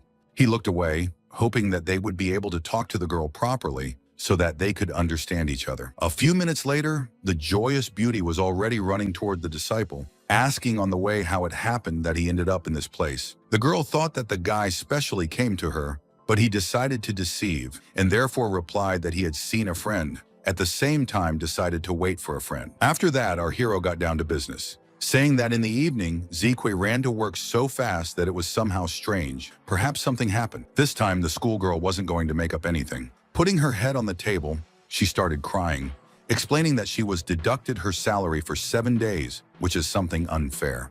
Although she immediately got up and said that that nasty manager Zhang was going to fire her, but Lan stood up and left the girl. The young man immediately asked how they could deduct their salary if the beauty had warned them about everything in advance. But the student explained that this manager was waiting for the right opportunity to reset her salary. After that, the girl waved to a friend, explaining that she should go back to work before they started scolding her again for something. The guy was looking at Zique carefully, but he didn't know what to say to her best, so he decided to keep quiet. After only a few minutes, the girl came back again to offer the guest something that was on the plate. Pointing to the fruit, the waitress said that it was all at the expense of the establishment, and therefore the young man can eat and not worry about the payment. But they couldn't finish, because after a moment, a voice shouted that he had just told the girl to go and offer Lan Xiao some alcohol. Zhang said that if Zique hadn't taken a fancy to this gentleman, he probably wouldn't have asked about her all the time, so the employee should go to that man. But the girl was not timid. She immediately shouted that she was a waiter and not a salesman to offer something to someone. However, the manager was not deterred by these words. On the contrary, he asked the employee if she even knows who this person is. After that, he said that if the beauty did not immediately take the alcohol, she would be fired. Moreover, she would not receive a monthly salary either. The girl tried to defend herself by saying that the man had just promised Milan that he wouldn't fire her. But the manager replied that these were empty words. You don't need to believe everything that is said. Then he shouted at the waitress again, telling her to make sure that the master opened 2 special drinks in the evening. Suddenly, the employee opened the door. Despite this, she did not intend to go anywhere. At the same time, the beauty felt someone push her forward with all her strength so that she barely kept her feet. The waitresses who were standing at the bar were saying among themselves that Zhang was especially angry today. Falling to the floor, Zique stated that she wasn't going anywhere, instead wanting to see Director Lan first. But the man just clenched his fist and glared at the employee who wasn't going to do what she was told. Suddenly grabbing the girl by the hand, the ill-wisher shouted that she should immediately get out of here, because from this day on, they did not work. The man dragged the employee to the exit in full view of everyone, but she, realizing that this was unfair, put her feet on the floor with all her strength. She knew that this man was much stronger than she was, but she hoped that she would still be able to hold out. Turning her head, she saw someone grab the manager, telling him to let the waitress go immediately. Zhang turned around, saw the young man, and told Tom that he didn't understand why the boy was holding onto his arm, but recommended that he let go of it. But instead, Monan slapped the manager lightly on the cheek to stop dragging his acquaintance to the exit. And after a moment, the guy let go of the employee's hand, realizing that he would immediately fall to the floor. The surprised waitresses couldn't believe what they were seeing because no one had ever rebuffed this man before. Zhang, who was actually only slapped in the face, was lying on the floor, pretending that he had been beaten so badly that he couldn't even stand up without help. Approaching his friend, our hero looked at her injured hand and asked how she was feeling. The terrified Zique immediately started asking the young man what he had just done. Getting up, the teenager asked the schoolgirl not to worry about this, because he would quickly deal with everything. At this time, a guy told one of the employees that one of the guests dared to start a fight in their pub. At this time, Director Lan, who didn't immediately realize what was going on, walked into the hall. One of the waitresses who ran up to the boss first started complaining that some poor guy who destroys everything in his path came to them. After hearing that the pub might be destroyed, the woman looked anxiously at the people gathered. After that, she waved her hand to the DJ to stop the music for a while, since it was necessary to solve the problem first. Approaching the young man and Zique, the boss immediately asked the guys what had happened and about what reason the fight had started in the institution. Behind her companion, the girl said that it was Monan who did it, but it was completely accidental. Then she added that they will definitely reimburse the losses and therefore everything will be fine. Gloating, the waitress hinted that the girl couldn't afford it, especially since the student also dared to hit the manager. After hearing that the manager was injured, Lan wanted the guest to give a clear explanation on this matter. Monan pointed at the man and explained that the manager roughly grabbed the hand of his friend and dragged her to the exit because he wanted to fire her and throw her out in disgrace. And then he added that such a scum definitely deserved what was done to him, so that at least a little thought about his own behavior. Hearing such words, the manager began to slowly get up, simultaneously insulting our hero. A moment later, Zhang said that the boy's meddling in the pub's affairs was definitely going to get him in trouble. With calmness in his voice, the guy assumed that the other cheek of this ill-wisher also wanted to be beaten up. However, he only snapped back, saying that the kid is nothing but says such things. He immediately turned his attention to Zi Kui, once again shouting that he had made it clear that she was fired from this place. After that, he noted that he could clearly see who was laughing while he was lying beaten on the floor. This is the reason why they should also leave this place immediately, because such people don't belong here. As for Mo Nan, he would definitely be in trouble if he dared to take a swing at the manager. Shielding her friend, the girl again shouted that it was not necessary to touch the teenager because she would pay for everything. Laughing, the maligner said that the young people will not leave this place until they pay 4 million. And looking into the eyes of our hero, he added that he should not think that he will pay the money and this will be the end of it. Today, the teaching tarnished Lan Xiao's reputation. Therefore, he personally should break the boy's legs and arms. In a dispassionate tone, the young man asked where this young man was because he wanted to find him himself. Mo Nan wanted to know if this was really the person who ran Hualan Street. Lan Xiao didn't say anything, instead carefully assessing the student. The teenager immediately asked the man how he even dared to annoy his friend. Moreover, I wanted to know what he was up to. The young man asked if it was true that Zikui was his girlfriend. And throwing up his hands, he rudely added that he had heard that this beauty keeps guys at a distance. Therefore, our hero is somehow inferior. Pointing out the ill-wisher, our hero ordered him to immediately approach him and fall on his knees, explaining that in this case, perhaps, he will be able to forgive him. Jumping up from his seat, the villain said that the boy did not know exactly who he was dealing with. As for the guy, he just closed his eyes, realizing how it would all end. Picking up his phone, Mo Nan quickly dialed someone's number. Answering the phone, the young man said that he was now inside the pub and therefore waiting for the man to come here. Zhang, who was standing at the back, said that no amount of help would help the boy today. He looked at Lan Xiao and began to laugh, noting that the disciple was playing the boss too much. At the same moment, someone shouted that Uncle Xiong himself had arrived. It seemed that the employees rarely saw this person because they looked at him in surprise. The man, once in the hall, immediately drew attention to the situation that reigned there. The director immediately approached the boss, greeting him, but not daring to say anything else. Zhang, who was hoping to gain the support of higher-ups, started complaining that a schoolboy had come to the school and started destroying everything in his path. However, the boss did not hear them, because at that moment he came very close to our hero and politely turned to Tom, asked how he could help him. Another young man, who also belonged to the top leaders, said that he didn't expect to meet Mr. Mo so quickly, although he was very happy about it. The manager watched this strange conversation and couldn't understand anything. The schoolboy did not want to delay the showdown, so he asked his friend if he knew Lan Xiao. Falling to his knees, the young man shouted that they had only met Mr. Xiong once. The man probably did not remember this guy, and therefore immediately asked a counter question about whose person he was. A frightened Xiao nervously declared that he was Lan Hong's man, and then began to ask for forgiveness, although he did not know what exactly. There was complete silence for a while, as everyone tried to come up with an explanation for what they had seen. Suddenly, Mo Nan spoke up and ordered an acquaintance to break this Lan Xiao's arm and remember to send him off Hualan Street. Lying on the floor, the young man tried to understand what was being said, but Jin Xiong didn't have to ask twice. He immediately hit the enemy with one sharp movement so that he flew off in the other direction. The headmaster didn't like it, so she turned her head away, and as for Zhang, he was terrified about what would happen next. After that, the man shouted with anger in his voice that the boy must have forgotten how to speak and therefore simply remained silent. Lan Xiao didn't want to make the boss even angrier and immediately said that he had heard everything, so he wouldn't be going to Hualan Street. Zikui had never seen such a showdown and she was afraid, but she felt safer behind Wu Monan's back. As for the schoolboy himself, he understood that the main punishment should wait for another villain. Once again, the room was quiet, and all because the student's eyes found Zhang, who thought that he would be the winner in this story. The guy immediately turned to the owner of this place because he wanted to tell him something important. The owner of this pub politely asked what Mr. Mo wanted, just like when they met.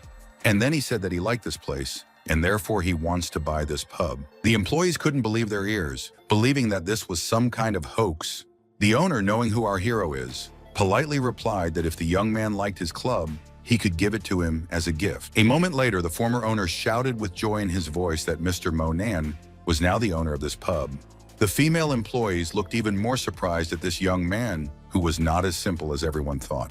The waitress who had dubbed our hero a beggar at the very beginning could no longer realize that he had become her direct boss.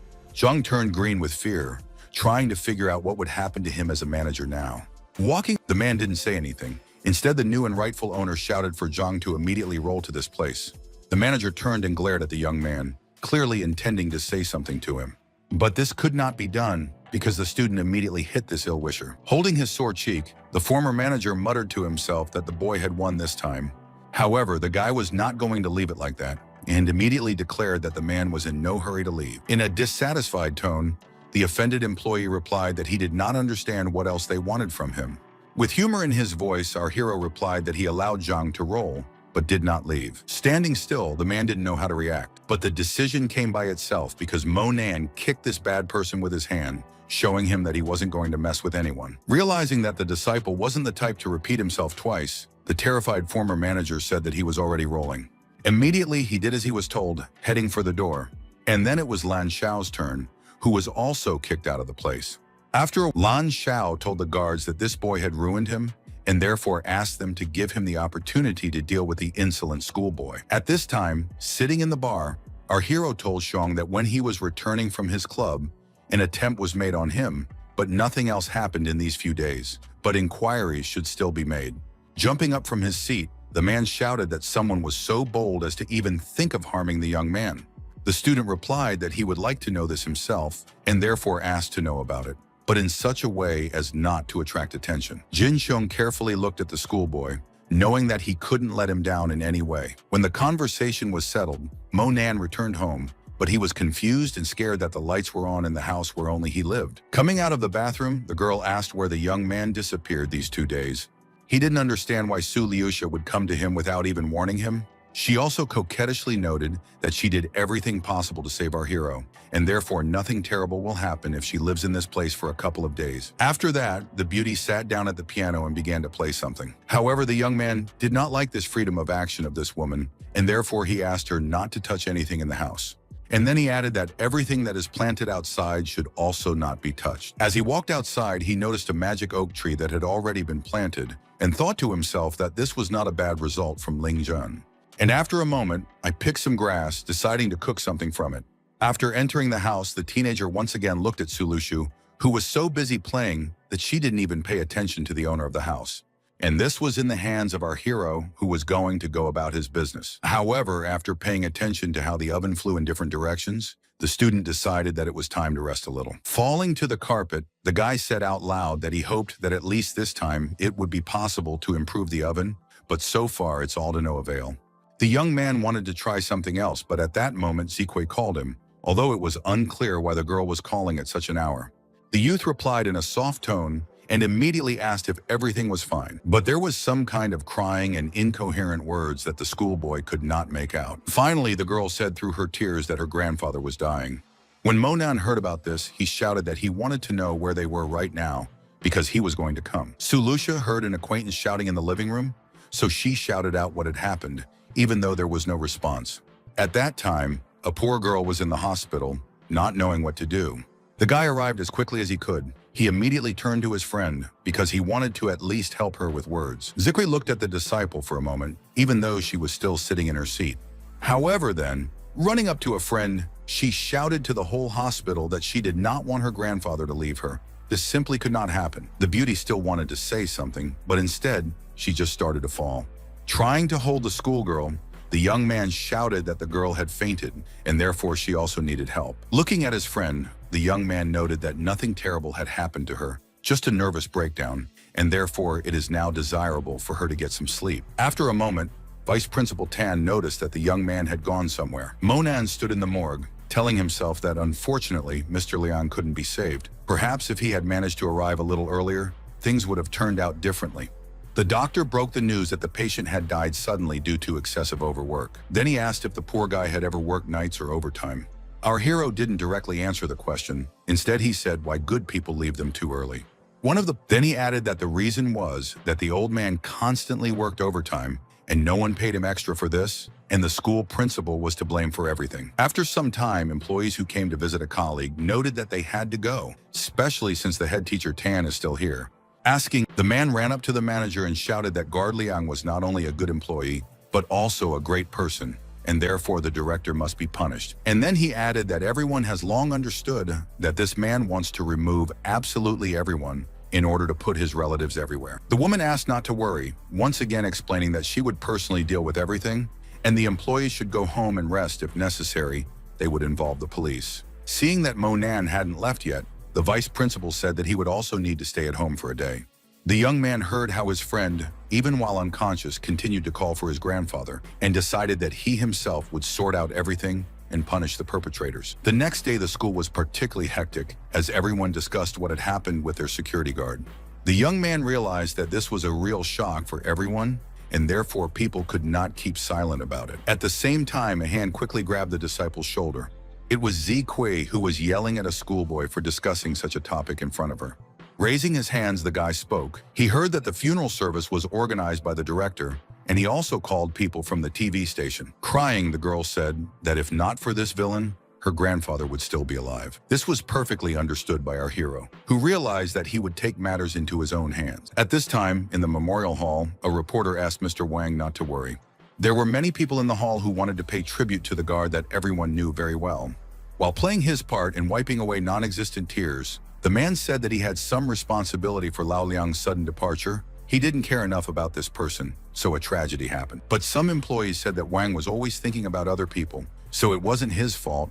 It was just that the old man was already old. Seeing the staff being filmed, one of the school's employees said that Principal Wang was never arrogant, always treating them with respect. Others remarked that they were very sorry for Mr. Liang, but it had already happened as it happened. The same employees who wanted and hoped that the director would appreciate their lies continued to tell all sorts of lies about Mr. Wang on camera. The reporter tearfully replied that the school was very lucky to have a principal, and as for the girl who was left without her grandfather, they would help her raise some money.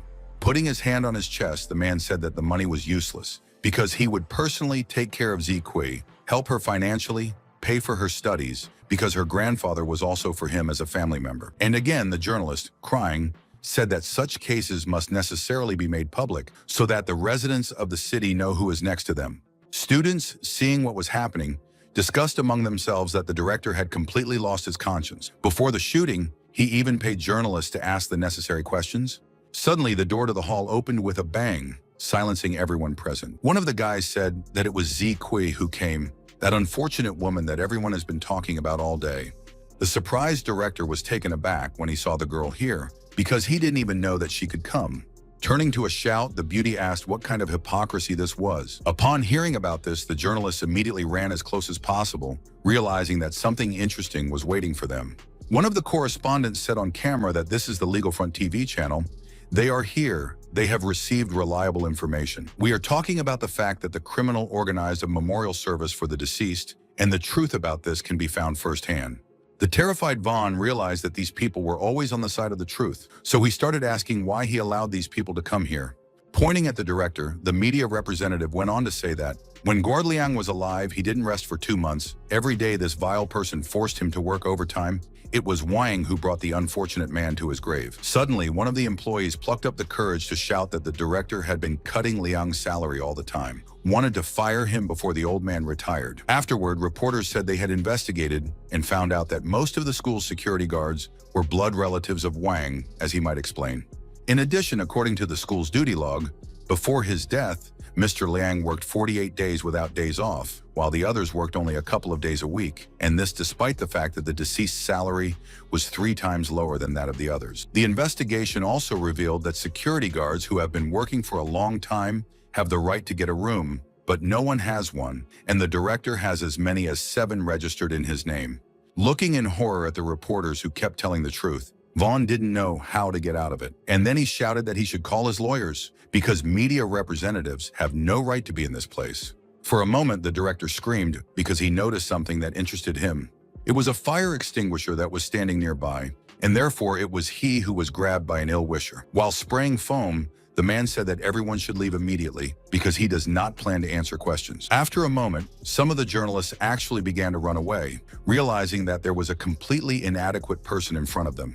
People covered their noses, but not everyone wanted to leave this place. wanting to show everyone who this Wang really is. Suddenly, the director stopped walking and saw Mo Nan standing in front of him, clearly not thinking of going anywhere. On the contrary, the young man was getting closer by the minute, which confused the ill-wishers who did not expect such a thing.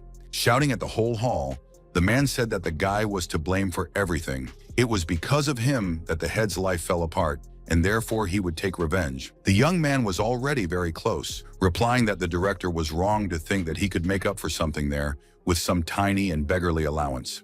At the same time, one of the guards wanted to threaten our hero, noting that, after all, but in front of him is Mr. Wang, who should be respected. Realizing that someone was on the side of the headmaster, he happily stated that it was necessary to immediately prohibit those journalists from saying everything they heard, otherwise the student would not finish school. But the schoolboy did not answer. Instead, his fist answered, which hit the villain with force. The young man understood that this ill-wisher would still not understand anything and would not learn anything. When Mo Nan got close to the man, he grabbed his tie and pulled him towards him. Immediately, he flipped Vaughn over and ordered him to kneel down immediately. The ill-wisher opened one eye in horror, not understanding what might be waiting for him next. What happened next was that the guy ordered this not-so-good person to face Liang's memory board and stand in front of it. Vaughn shouted that nothing would help this old man anymore, while at the same time, the disciple decided that he, the headmaster, would pay with his life for this guard's life. But instead of saying anything, the young man put his hand on the headmaster's head and lowered it even lower. Then he added that death is too easy a punishment for such a nasty person who thinks only of himself. And then something inexplicable started happening in the hall, because the director's hands started to burn with fire. As for Mo Nan, his hair once again turned white, just like in the arena, and became long. Raising his hand, the teenager shouted that he was announcing the sentence, which is that Wang will be robbed of 50 years of his life. The youth knew that the continuous rebirth technique he was using at that moment was working perfectly, while the man was asking for at least someone to save him. At the same time, the director shouted that something was happening to his hands, and then his teeth began to fall out, as it happens in the elderly. A moment later, Wang was lying at the disciple's feet, but it was hard to recognize him because he looked more like an old man. After coming to his senses, the head of the educational institution shouted about how it could happen that he had become so much older than his years in just a few minutes. The terrified guards who had been so active in protecting this man just a short time ago now stood there, not knowing what was waiting for them. And then they began to run away, noting that it was most likely Liang's soul that came, so they should leave this school. Now Van was kneeling beside our hero, who saw no point in saying anything. The journalists did not see everything that was happening, and therefore assumed that the director could have run away. But they were surprised by the fact that an old man in exactly the same clothes appeared instead. Looking at this pathetic Wang with disdain, the teenager told him in an indifferent tone to enjoy the 2 remaining years of his life. Crying, the man begged Mo Nan to return everything to the way it was. Teaching had already shown that he wasn't going to lower himself to the headmaster's level, and he immediately took Zikui's hand and said that they were leaving. For the first time, the beauty was smiling, and she quietly told her grandfather not to worry about himself because the schoolboy had taken revenge for him. As she passed the house, she paused for a moment as something caught her attention. Zikui couldn't take her eyes off the object, and tears started to form in her eyes again. It was a small stove in their house, which is now empty, although it usually had a fire burning in it. Unable to withstand this emptiness, not only in the oven, but also in the shower, the schoolgirl began to cry, saying that her grandfather did not deserve this. However, the friend did not calm her down, instead asked her to come into the room because he wanted to show her something very important. For what the young man was going to do, he needed a copper coin, which helped him out more than once, so he took it out as well. Suddenly, the room was flooded with a bright ray of light that came from the coin, and at the same time, the image of the deceased man began to appear. Zikui couldn't believe that she was actually seeing her beloved grandfather in front of her. With difficulty holding this image, our hero said that if the girl comes even closer, the image will immediately disappear like smoke. If there is something to say, she should do it now. However, instead of words, the beauty started crying again, realizing that she had lost this person. Instead, it was Mr. Liang who spoke up and said that he was very bad because he couldn't take care of his granddaughter anymore. Wiping away her tears, the student knew that she didn't want to end the conversation with the saddest thing and immediately objected to her grandfather, saying that he took better care of her than others. And the man said that from now on, the girl will live alone. When she gets up in the morning, she must remember to close the window, because if it rains again, her room will simply flood. When she leaves the house, she has to close the door, Otherwise, the chickens will run into the living room and get everything dirty. The old man continued to say that there was still some money in the closet at the head of the bed. The granddaughter should take it. There was no need to organize his funeral, so he just asked to be cremated. Falling to the floor, Zikwe burst into tears, saying that she missed her grandfather very much. Starting to cry in unison with his granddaughter, the man asked her not to worry and not to be sad.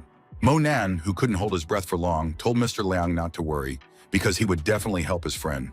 And then he added that if the conversation continues further, the man will simply turn into an evil spirit. Liang's soul seemed to know this by itself, so he just closed his eyes. Zikwe continued to cry, saddened by the fact that her grandfather's image was fading very quickly. When the spirit disappeared, the beauty tried to hold it back, not believing that she would never hear the man's voice again.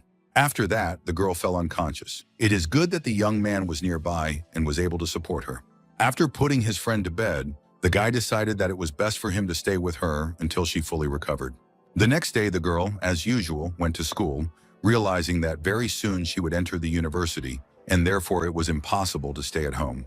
At this time, Susu was telling a friend that today she had invited Zikwe to stay with her for a few days so that she wouldn't be so lonely. She had already discussed everything with her parents, so there wouldn't be any problems. And then she asked how it was that the guy had changed his hair color again. Did she really think that no one would pay attention to it? Mo Nan knew that he didn't know how to explain the situation with his hair, so he just smiled. At the same time, the guy's phone rang, which saved him from giving an explanation that he couldn't give.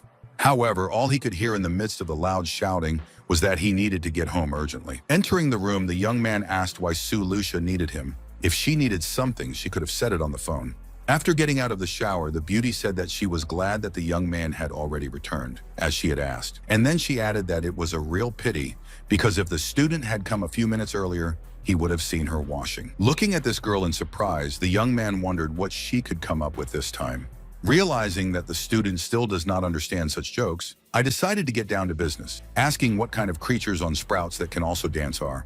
Hearing about this, our hero immediately ran out of the room, which made the beauty a little angry. After looking at the plants, the young man said with satisfaction that he didn't even expect everything to grow so fast, and he decided that it was necessary to increase the collection of some of the medicinal herbs that he uses most often. Su Lucia, who came running after her companion, shouted that those leaves were dancing strangely again.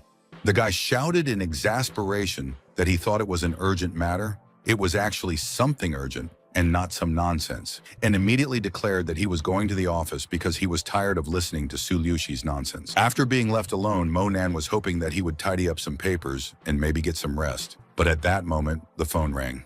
It was Yan Qingxi, who was asking the young man why he hadn't shown up for several days. Wondering what had happened to the young man, the girl simultaneously said that one of these days she was going to sign a contract with a certain company and would like our hero to go with her. Looking through the sheet music, the student said that he thought he could do it on Saturday and at the same time wanted to show her a few more songs. The beauty thanked him, and at the same time the young man reminded her not to forget to keep the bell with her when she was practicing singing and playing. The blonde noted that this is what she does and immediately asked when the young man composes music whether he writes his name there. Our hero replied that he does not do this, but if the girl needs it, she can put down the name Qing Qing Han. Laughing, Yan Qingxi admitted that it was quite an interesting pseudonym. After a while, Mo Nan finally thought that he was able to be alone, even though he was immediately interrupted by a strange sound. Standing up from his seat, he wanted to know what that strange murmur was that he was hearing. Thinking that the sound was coming from the corridor, the student realized that it wasn't, so he went down to the first floor. After a while, the young man found himself in the room where his alchemy furnace was located. What surprised him, however, was not this object, but the fact that there was a small hole in the wall where the light was coming from. He didn't know what it was because he'd never seen anything like it in this place before. Our hero needed to make sure that no one was watching him, so he looked through this hole. But what I saw was completely different from what I expected, because Su Lucia was in the shower singing all sorts of songs. Covering his eyes with his hands, the teenager thought that he had never felt such shame before. Mo Nan thought that most likely, when the previous furnace exploded, it left such a large hole in the wall. After half an hour, the student's guest finally finished taking a shower and got out of it. And after a while, she asked her friend to come down to the living room as quickly as possible. The young man knew that the beauty could call him in connection with all sorts of small things, so he asked a counter question about what she needed. The girl, circling around the room, said that she was dressed up, and therefore would like to know the young man's opinion on this matter. Our hero honestly said that Sulyusha really looks amazing. The confused guest decided to make a joke, as usual, by asking a question about what exactly is beautiful, she or clothes, or she is without clothes. The guy didn't understand what this girl was talking about, but she said that there was no need to pretend because she knew everything. Coughing, the student admitted that the hole was formed by accident during the explosion of the stove. Then he added that after that incident, the whole room is in small holes. Folding her hands, Sulyusha proudly stated that she actually wanted to talk about important matters. The fact is that she managed to find the lair of Baigu, who wanted to kill them. Then she asked if the student would be willing to meet them in the middle of the night because she wanted to deal with him as soon as possible. Hearing that Monan didn't mind, the beauty informed that in that case they would leave in a few hours, which was 10 o'clock at night. Suddenly, the teenager turned around and noted that he wanted to ask the girl for forgiveness, and therefore immediately go to that room and fix the hole in the wall. The beauty again decided to play a joke and said that she does not force anything to patch up. If the young man likes it so much, then he can watch. This time, Monan decided to support this joke, to which Sulyusha pointed out that, one way or another, he had already seen everything. After a while, the guys were already on their way to the appointed meeting, not wanting to be late. With a certain apprehension in her voice, the girl said that she hoped that this villain would definitely show up. The young man thought that the man simply had to come, but the beauty explained that he was cunning. You can expect anything from him, therefore you cannot be sure of anything. Then she asked him why he hadn't put on the gold necklace she'd given him, because they'd agreed to look like real rich people. At the same time, from the parking lot, one of the young men quickly opened the door and went inside. With a happy shout, Sulyusha shouted that the customer had arrived, so they could also go to this meeting. After getting out of the car, the girl called out to some Master Ludong, saying that they were here. Extending his hand to the beauty, the young man said that they had not seen each other for a long time. Despite this, the lady is simply irresistible. With a grimace of displeasure, Sulyusha said that she didn't dare shake hands with the guy because she had seen some juicy articles about his adventures in a magazine a few days ago and was worried about her reputation. Scratching his head, Liu Dong tried to explain that the media, as always, had made everything look bad, even though it was really just a friendship. Pointing to our hero, the beauty introduced her friend, noting that everyone also knows him as the Superman Mo. Then she pointed at the boy and said that opposite the disciple was Liu Dong, a young master from the Liu family group, one of the 4 young masters of their city. At the same time, the girl's acquaintance explained that he had been constantly hearing from the Yan family lately how powerful this mysterious Mo was. The student decided to say hello again, saying that he is actually the one who is already rumored. Master Liu didn't seem to fully believe that there was a teenager in front of him who could do incredible things. Our hero didn't say anything, but it wasn't necessary because the guy said that first they would go up to the top floor. After a while, the elevator stopped at the 98th floor, indicating that it was time to get out. In the next minute, the boys were in a huge office where no one was. Seeing our hero go to the window, the young man asked if it was true that the student had never climbed so high. Then he went on to say that there aren't many people in their entire city who have the ability to climb so high and enjoy the beauty of Jiangdu. After taking a bottle of wine, the young man turned to Miss Su, saying that he remembered that she said that she had a surprise for him, so he had to postpone several important meetings. The master added brusquely, "Perhaps the surprise is to bring some uncouth boy here." The girl did not want to be angry or show her rage. She asked a counter question about why her companion does not believe that there is really a Superman in front of him. But Liu Dong said with some annoyance that it would be clear to everyone that there was a collective farmer standing in front of them, and no one had ever seen the real Mo. At the same time, the girl said that someone wanted to kill Master's little sister. When the young man heard about this, he jumped up, thinking that this was also a joke, but the beauty replied that she did not dare to joke about such things. After that, Sulyusha asked where Director Liu was now. She wanted her to go with them and see the girl who was in danger. Scratching his head, the owner of this place explained that the director was currently upstairs, holding a video conference with the US. In a resolute tone, Sulyusha asked that person to take them to the office they needed. While heading somewhere, the master explained that he could only take a girl with him. As for this teenager, it was better for him to stay here. After hearing about this, the beauty flared up. She said that the one who comes will be Baggy from the secret list. She is not sure that she can defeat him alone, and therefore her companion simply has to go with them. But the young man insisted, explaining that he believed the miss, and that this boy would only be a burden to them, and that there would be no double payment. Realizing that this could take too long to sort things out, the girl said that then at least let them take her upstairs. Turning to the guards, the chief ordered them to guard Mr. Mo. As for him, he would go with the guest to the top floor. Our hero didn't say anything, but the expression on his face spoke volumes. A minute later, Suliusha was already moving down the long corridor, following the young man. At the same time, one security guard turned to the other and asked if the colleague was sure that everything would be fine with the CEO. And then he added, "Who would dare come here to kill the authorities? Because only at the top there are more than 10 guards. In addition, the building itself is perfectly guarded." Then he added that bad people will not even be able to enter the building, and therefore you should not worry about this. At the same time, the staff looked carefully at the disciple who was still there. Monan sat on the sofa and calmly ate ice cream, knowing that he could devote time to himself. And the guards thought to themselves, if it wasn't for this schoolboy, they wouldn't have had to sit here either. Half an hour later, nothing has changed significantly. The guy was still sitting on the couch, while the employees looked at him askance and walked from side to side. Although suddenly people were talking about the superhuman Mo, his abilities, and that if this character is real and can do incredible things, then he definitely doesn't need security. At the same time, something happened that no one expected. For a moment, it seemed that this structure began to sway. There was an explosion on one of the upper floors, so the guards immediately shouted that things were not going well. Monan, who had been sitting rooted to the spot before, now jumped up from his seat with lightning speed and ran somewhere. The bodyguards asked that the young man not run so fast and be sure to wait for them. Having jumped into the elevator, our hero counted on the fact that the employees were able to cope with the problem, and therefore there will be no victims. But when I went up to the top floor, I found not only a thick veil of smoke, but also a dead man lying on the steps. Looking around, the student realized that the number of victims was much higher than expected, and therefore for a moment he froze, thinking about what was best to do.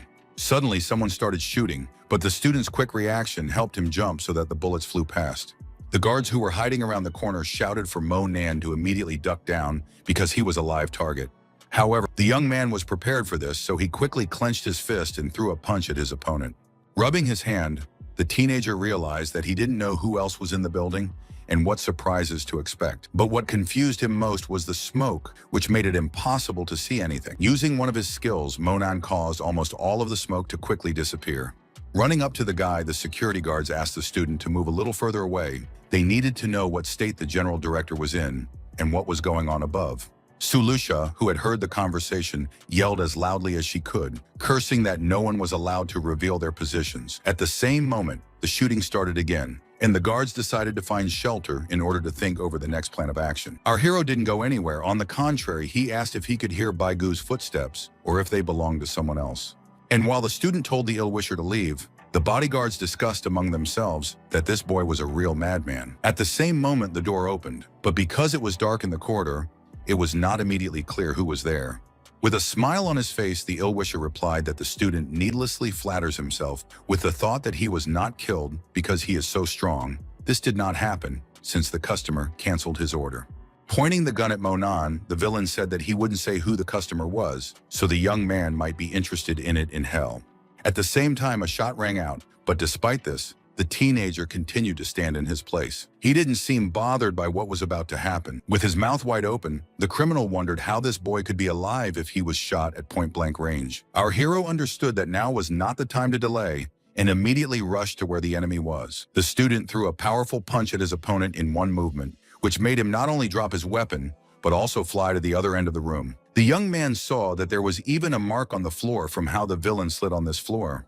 Monan didn't do anything, but stood motionless in the study, thinking about the best course of action. The killer thought that he would destroy the guy very easily, but instead now he is lying on the floor in front of him. At the time when the young man decided to sit down, he heard an unfamiliar voice that threatened everyone to stand, otherwise it would all end badly. Holding a knife to Sulushi's throat, the ill-wisher claimed that he could kill her with just one move. The teenager and security guards were closely watching what was happening, but they didn't know what to do. Pointing with an icy tone, Monan stated the fact that this was just a desperate resistance. And after a moment, he added that he should stop resting and went and grabbed Liu Siwei, whom they were trying to kill. The young man didn't want to delay, so he took this beauty hostage who couldn't understand anything. The ill-wisher tried to show everyone that he was capable of much and therefore pulled the girl to the center of the room. Our hero understood that the situation was a little worse, because in the room there were two villains and two different hostages who had to be rescued. Baigu squeezed the throat of the unfortunate woman who couldn't do anything about it with all his strength. The confused guards realized that there were too few of them. Other than that, these lunatics could actually harm the girls. At the same time, Liu Dong came running out of hiding and asked how much money the villains wanted, and he was willing to give it as long as his sister was completely fine.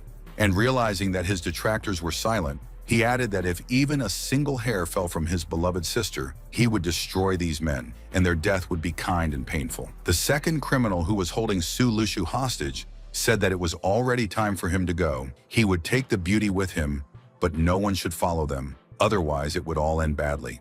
Looking at this young man carefully, Mo Nan noted with anger in his voice that there was no need to blackmail him. After that, something indescribable happened. Just one movement, and the lightning literally pierced through the villain. The surprised girl saw her abuser fall to the floor, but did not believe that such a thing could even happen. The startled beauty immediately clung to her companion, seeking protection from him. After jokingly saying how Su Liusha can be called a hitman if she is afraid of such things. Seeing that the guy wants to treat the hand of a friend, she asked not to bother with it, but to take care of Baigu, who should not be allowed to leave in any case. The brother who was sitting behind the chair asked our hero to save his sister, adding that the villain had already escaped. If not to hurry, then no one can save her. Despite his words, nothing happened, and he noted angrily that the boy didn't even move. Master Lu believed that this superhuman Mo had an undeserved reputation among his elders for healing his arm instead of rescuing a hostage. All of a sudden, Mo Nan headed towards the large window, even though he remained completely silent. The girl herself could not understand anything. He asked that a friend save the unfortunate woman and not look at the night views of the city. Smiling, the schoolboy happily said, "But really, no one sees that he is engaged in salvation." At the same time, the glass shattered into small fragments, although no one knew what would happen next. Mr. Liu, who had been accusing the guy of inaction until recently, now regretted his words. And this was true, despite the fact that the audience was on the 98th floor. Our hero jumped out of the window as if they were on the first floor. It didn't look so much enchanting as terrifying, because any reasonable person understood how it could all end. At the same time, Baigu, who was riding in the elevator, did not think that at least someone would think of offering real resistance. When the elevator door opened on the first floor, the villain said that either they would let him leave or nothing would help the director. But the girl tried to persuade this guy herself, explaining that if he let her go, he would be allowed to leave.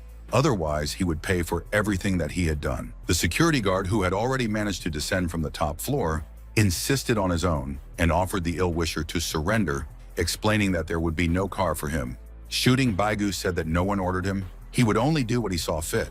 The guard had managed to hide behind the wall, but now he realized that this madman wasn't really going to joke around. Switching to crying, the beauty asked Baigu not to kill anyone and not to harm anyone. And pointing the gun at someone, laughing, he added that it's interesting to see how loyal these people are to their CEO. The girl suddenly glass rained down from above. It was so unexpected that no one knew what it could be. Mo Nan, who now had long white hair again, which was a sign of his super strength, was flying down on top of the culprit. The crowd didn't understand how this was even possible, nor who this guy was. The student knew exactly what he needed to do, and therefore did not waste any extra words. The young man paused for a moment, while at the same time no one present dared to say anything. Baigu, who had pretended to be absolutely fearless until recently, was now trembling, even though he tried not to show it. At the same time, the guy said that he had warned the villain that even on wings he would not be able to escape from him, and in fact it happened. Raising his hands, the terrified man started talking about how he was giving up and didn't want to be killed. As for who gave the order, he had no idea who it might be. Suddenly, everyone gathered saw a bright ray of light pass through Baigu's head. This was done thanks to a copper coin, which has already saved our hero more than once. The girl who had been watching in horror was now walking on shaky legs somewhere. The schoolboy understood that there was no point in leaving this man alive. He would still not abandon the plan to kill the headmaster. Pointing to Bega, the young man explained that this person failed the mission, but it was better to deal with the guards. As for him, it would take a long time to recover. As the teenager was leaving, he heard Director Liu address him. The embarrassed beauty thanked the young man for all that he had done for her. Monin only asked the supervisor to never talk about what actually happened in this place. Director Liu said that she would keep the secret, but at the same time asked the guy to have lunch with her so that she could somehow thank the young man for all that he did for her. Without turning around, the student said that he didn't have time yet. Moreover, he didn't need any special thanks. Holding a business card in her hands, the girl said, "Perhaps they can see each other another time," adding that she can wait for the student. So he explained that he would actually have 1 hour to have dinner with Miss Liu. The beauty didn't want to say anything as she walked towards the car with difficulty, but Mo Nan noticed that she wasn't feeling well, so he asked if her injuries were serious. Su Liusha admitted that it is old wounds that make themselves felt, although nothing serious has happened. For a moment, our hero thought about something. It seemed that he compared his friend with another brunette, and then he went up to her to take her in his arms and carry her to the car, although the beauty actively resisted this. When Sulusha was in the guy's arms, she started joking again in her own spirit, which the young man was already used to. When the guys came home, the young man who was carrying the girl from the car suddenly threw her on the sofa. Sulusha, clutching her sore arm, complained that it was possible to behave much more cautiously and culturally. But instead of answering, he reached into his container and took out something that looked like a pill. Passing the unfortunate medicine, the teenager asked her to drink it. Then he added that this pill will help to relieve not only pain, but also improve overall health. When the beauty ate the pill, the young man sat down next to her and in some strange way took his friend by the elbow, which made her very wary. He immediately asked Su Liushu not to move because he had something to do, even though the embarrassed friend said that the guy had gone too far. Pretending to be uncomfortable, she said again that she didn't know how much longer she would have to lie in this position. The young man replied with seriousness in his voice that, given the difficult condition and chronic diseases, the treatment would take at least 2 hours. After hearing that these strange movements would continue for so long, the beauty shouted that it was simply unthinkable, but the young man asked her not to shout or move. Holding his head, the teenager reported that he had done his job. After the girl drinks another pill, in a couple of days she will be able to feel healthy and full of strength. Not understanding how it could take more than 2 hours to bandage 2 wounds, Su Liusha tried to figure it out. But the young man didn't say anything, just stared straight ahead. Then he asked if he couldn't have dealt with her injuries when they were on the top floor. Su Liusha immediately explained that because she was worried about her partner, she had to run head over heels down the stairs to get to him as soon as possible, after which the wounds parted again at the seam. Surprised, he knew this couldn't be happening, but decided that this wasn't the best time to argue. The schoolboy thought to himself that this girl reminded him so much of a brunette, and then he said that the beauty's body is a bit peculiar. If she wants, he can teach her one method of cultivation. The girl shouted that first she wanted to know how much it would all cost. But I decided that I shouldn't wait too long with the answer, so that the teenager would not change his mind, and therefore stated that she wants to learn, but whether it will not be in exchange for some personal relationship. Although then she added that the student is still so young that he definitely did not grow up to this. Grabbing the girl and dragging her somewhere, our hero muttered something under his breath, but Su Liusha immediately shouted that she was ready to learn. The young man explained that he would write a secret for a friend, after which she would need to take medicinal baths every day. Then he added that the next time the beauty decided to wrap her legs around his waist, he would throw her out of the window. As he left, Mo Nan said that his guest had no respect for her elders, even though she was actually the one who was older. The next day, several girls came to see Wei, thinking that she would be happy to see them. Lin Yutong asked with interest who her friend was waiting for, if it wasn't a secret, of course.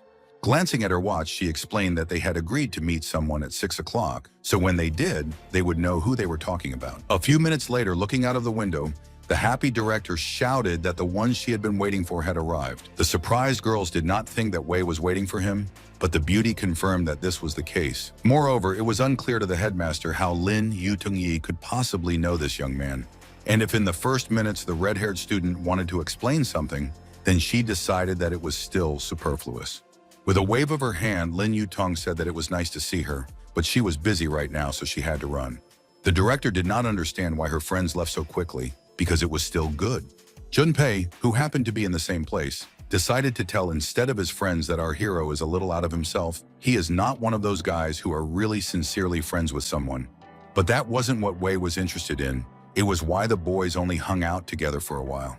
Smiling, Lin Yutong, who decided to stay for a while, explained that her mother and this student's mother have been friends since university, so she personally takes this student for a walk sometimes. At this time, Mo Nan looked at his watch. He clearly remembered that they had arranged for him to be picked up at school at 6 sharp. Given that no one was there, the guy decided that it means that the director is not very interested in him, therefore there is no point in waiting for anything. At the same time, an acquaintance told her friend that Mo Nan didn't seem to be waiting for her, so she was already leaving. Looking at the time in horror, Wei shouted that they had agreed to meet at 6 o'clock sharp in the evening, and it was already a little after 6. The next moment, the girl left the room, knowing that if she didn't immediately catch up with her new acquaintance, he would simply leave. The young man, who hadn't even expected the headmaster to come to the meeting, now stopped when he heard someone call his name. The confused brunette asked the student if he didn't recognize her. The guy saw no reason to hold a grudge against Liu, so he greeted her. The girl did not want to be addressed so formally and asked to be called either Si-Wei or just Wei, as her friends call her, adding that everyone already refers to her as Liu at work, and she did not want it to be the same outside of her. And after a moment, she apologized for being late, explaining that her car was parked across the street. Pointing to the funny car, the girl explained that Lin Yutong and Zhang Junpei were inside. When he heard the name of his friend, the guy was surprised because he did not think that such people could be familiar with each other. But what the student was most interested in was how Wei knew Zhang Jun, even though she immediately replied that they had known each other since they were children. After that, she added that she had heard rumors that the guys did not get along very well with each other. Sighing, he thought to himself, it's no wonder that the name Liu Si-Wei was so familiar to him in the first place. In her previous life, Lin Yutong was together with Zhang Junpei, but he later married a girl named Liu Si-Wei. He did not attend the wedding, but it was said that the celebration was luxurious. At that time, Aunt Tan was very worried about her daughter and eventually fell ill and lost weight beyond recognition. But now the guy was not going to allow this. Realizing that his thoughts had gone too far, Monan explained that he simply didn't interact with these people. The confused brunette asked if the teenager would mind if they sat together, especially since she had already booked a table. The young man knew that he didn't want to spoil anything right now, so he didn't refuse. Wei continued to apologize, saying that she had called people even though she hadn't consulted the guy beforehand, but they could have lunch together next time. After a while, everyone was already sitting in one of the good places in the city. It seemed that the young people felt insecure. Moreover, they were bored because everyone was doing something different. Wei, who was sitting next to our hero, also didn't know what to talk about, despite the fact that she was the one who invited him here. Suddenly, the silence was broken by Lin Yutong, who wanted to ask her friend how she knew her friend. The guys thought that the schoolboy is actually some strange person. No one knows what he does. As for Miss Liu, she runs a large company. Realizing that it was impossible to tell the whole truth, since the brunette had given her word, she made up the story that she had recently met a gang of bandits, and Monan had saved her from them. The terrified friend didn't know if Wei was okay, but Wei assured her that she wasn't hurt, but the guy was attacked by several people. However, the student did not want to say anything to our hero, noting that he often meets with bandits, and therefore nothing terrible can happen to him. After a moment's hesitation, Wei explained that even though everything had ended well, she still hadn't really thanked her savior enough. However, the second girl said that there was no need to thank this person because he pretends to be a hero, but in reality he is not. Then she added that the conscience of this schoolboy is not so clean. We didn't want this dinner to turn into a showdown, so she invited everyone to eat, especially since the waiter was already carrying the food. Suddenly, the director started talking about how a superhuman Mo with a huge reputation has recently appeared in their city. They say that this is a very cool person. The beauty who had once hailed Monan was now encouraged, noting that the entire city had already heard about this guy's strength. The interesting thing is that everyone at school dreams of meeting this incredible young man. Zhang Junpei noted that it was rumored that the Dun family had incurred the wrath of this young man, and he had wiped them out. Lin Yutong said that it would be good if she met this person as well. After these words, the friends began to quarrel among themselves. Which of them would be better and suit this person? A friend of our hero suggested that this sage is probably already more than 100 years old, and therefore, who needs it at all? The beauties laughed, imagining how this meeting might go. Only Monan was eating, and he was completely unaffected by this topic, so he was thinking about something else. All of a sudden, Lin Yutong announced to everyone present that she was only thinking about going to university, and she didn't care about anything else at all. Zhang decided to tell everyone that a friend of his had seen this superhuman and said that he was incredibly young. Hearing this, the girls immediately perked up, thinking that in this case, they probably have every chance to please this Mo. The blonde man, who was also actively chewing, said sharply that he was still here, and therefore whether the girl was afraid that he would become jealous. The beauty said that if the young man could cope with half the city with the same ease, she simply would not have such thoughts. Wiping his lips, our hero told everyone present that time was up. He was grateful for the treats, but he would already go. Hearing that the young man was about to leave, Wei suggested calling a car to take him home. However, the student kindly said that this was unnecessary because his house is only a few steps away. The girls immediately began to make fun of the student, saying that he was again bragging about some house of his own. But the girls decided that they should go and see it anyway, if only so that Lin Yutong could tell her mother about it later. Principal Liu said that she would call her rescuer a car first, and then plan to buy him a house in the school district. Raising his hand, Monan once again repeated that he had a place to live, so he didn't need anything. At this time, Lin Yutong called out to the young man. Taking the guy's hand, the girl stated that she wanted him to go somewhere with her. At the same time, his friend asked what was wrong with the student again. After going outside, the beauty, as usual, began to read morals to the teenager, explaining that such a tramp cannot refuse to live. Moreover, he must understand that he is not a match for Director Wei. But the guy said in a sharp tone that, firstly, he already has a house, and secondly, he does not want to get close to this Miss Liu. However, the schoolgirl could not calm down, and therefore again began to talk about the fact that our hero probably wants to beg or live somewhere under the fence. Not wanting to listen to this nonsense, the guy turned away and walked away with a determined step, saying that he didn't want to talk about it anymore because he had said everything he wanted to say. With annoyance in her voice, Lin Yutong noted that the young man probably just wanted to woo Wei, so he didn't want to take anything from her. Hearing that the girl had started to pry into the young man's personal life, he shouted that he didn't have any thoughts about Director Liu since she wasn't his type at all. Then she added that she was likely to be related to Zhang Junpei's family, and therefore his friend should be careful. The beauty paused and thought, now she didn't know what else to say. After only a moment, Lin Yutong started crying, which she usually did when things didn't go her way.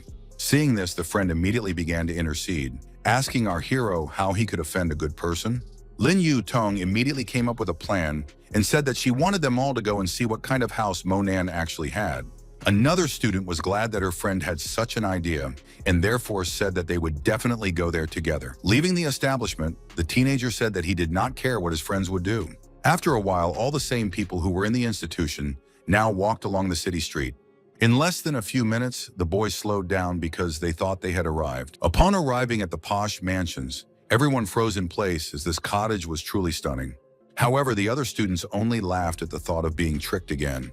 Wei, who liked the teenager very well, asked him not to make her laugh, explaining that even with a huge amount of money, it was impossible to buy such a house in this area. The guy didn't care what anyone said about him. He just said it was his place and asked everyone to go inside. Once in the courtyard, the children could not believe that all this was happening in reality. Startled and surprised, Liu asked the young man if it was true that he lived here, and heard that it was true. After that, the girl noted that this is actually an incredibly picturesque place, which is a pleasure to live in. But before Wei could get any further, she heard a question about how much housing might cost in the area. The director didn't mention the amount, she just held up her index finger. Her friend immediately suggested that 10 million was an incredibly high price. But Miss Liu corrected the girl, explaining that the cost of the cottage was not 10 million, but 100. At some point, our hero stopped. The reason was that he remembered that he did not live alone. At the same time, Lin Yutong thought until the last moment that the guy had stopped because he had thought of something again. However, when he reached the right house, Monan confidently informed everyone that they had already arrived. The blonde man and his girlfriend wondered how a schoolboy could have brought them here, even though they thought that the student would probably say that he forgot his keys and therefore suggest that they leave. The young man actually hesitated a bit as he reached into his pocket. Lin Yutong was watching him, not understanding how he was going to get out of it. Approaching the door, the student explained to his friends that he had forgotten his keys. One of the girls shouted loudly that she knew exactly what would happen, because this house belongs to someone else. The guys also said that they knew from the very beginning that Monan was just bullying them. However, the teenager noted that this is not a reason to leave, because you can enter a password, which he began to do. Opening the doors, the student asked everyone to enter the house to look around a little, because they did not come in vain. The guys who were still standing on the street couldn't believe that all this was true. At this moment, Sulusha asked if it was true that Monan had returned so quickly. Going down the stairs, she noticed that the young man had brought so many guests, but she was angry why they were still standing on the doorstep and wouldn't want to go inside. Lin Yutong didn't say a word. Instead, she turned around and ran away somewhere. Her friend also said that it was already time for her, and therefore she did not want to go in. A moment later, all the students started walking together, moving further away from the house. Wei didn't know what to talk about with the guy, especially since there was already a girl in the house. She explained that they would see each other next time, and now she would go about her own business. Sulusha, who was waving at everyone, couldn't understand why all these people were leaving so quickly. And then, embarrassed, she suggested that all these guys might have been put off by her beauty. Entering the house, the girl said she remembers that she needs to take a therapeutic bath, although the teenager said that it is best to do this in the evening. Hearing the hint of the evening, Lucia noted that perhaps the little prankster wanted to rub her back. However, Monan didn't have time to answer the question. It didn't seem like he heard it at all, because all his attention was focused on the dog. Funny Dog carefully looked at the man and even wagged his tail in greeting. Answering the question of her friend about where this pet came from, the girl said that in the morning she saw a stray dog and therefore decided to take it for herself. But it was not clear to the young man where the beauty saw that this dog was actually a stray. Throwing the puppy, the happy girl replied that she saw the child running after butterflies. Completely forgetting about the dog, of course, a friend of our hero could not leave the animal in the park. The conversation was not finished as Liu Dong called the house, who wanted to see our hero to thank him again in person. After accepting the thanks, the young man was about to close the door, but the young man explained that he wanted to discuss another very important matter with him. Answering this question, the master said that he was convinced that it would definitely interest the guy. It would only take 10 minutes of time, and if possible, he would enter the house. After leaving his apartment, our hero asked the guests to follow him to the lake, where no one would interfere with them. After a while looking at the water, Mr. Liu noticed that the young man was now missing out on the opportunity to become a billionaire. Monan looked at the man in surprise and asked him what it meant. Suddenly, the guests started talking about how right now, Mr. Mo is the first person in their entire city. There has never been someone who can dominate Jiangnan. One can even recall Xiao Qianjue from 20 years ago, when he was treated with great respect. Now, the student has a huge power, therefore you need to act, you need to get money, otherwise the guy's authority will fall, and there will be no sense in it. But instead of answering, our hero abruptly turned away and looked at the water. The businessman at this time kept saying that he would do anything to help Monan, which is why he wants to take care of his authority in the city. It could be seen that Liu Dong was burning with this idea, but not for the sake of a good cause, but for the sake of profit, which could be around 10 million a day. The teenager was silent while the master already began to count the money that is not yet available, as well as divide the total profit, and it seemed that this monologue would never end. Seeing that our hero was still silent as he went down the stairs, Mr. Liu thought that the student was not satisfied with his profit percentage, so he began to suggest other options. Laughing, the young man remarked guiltily that it looked like he was taking advantage of Mr. Mo, but it wouldn't make them feel bad.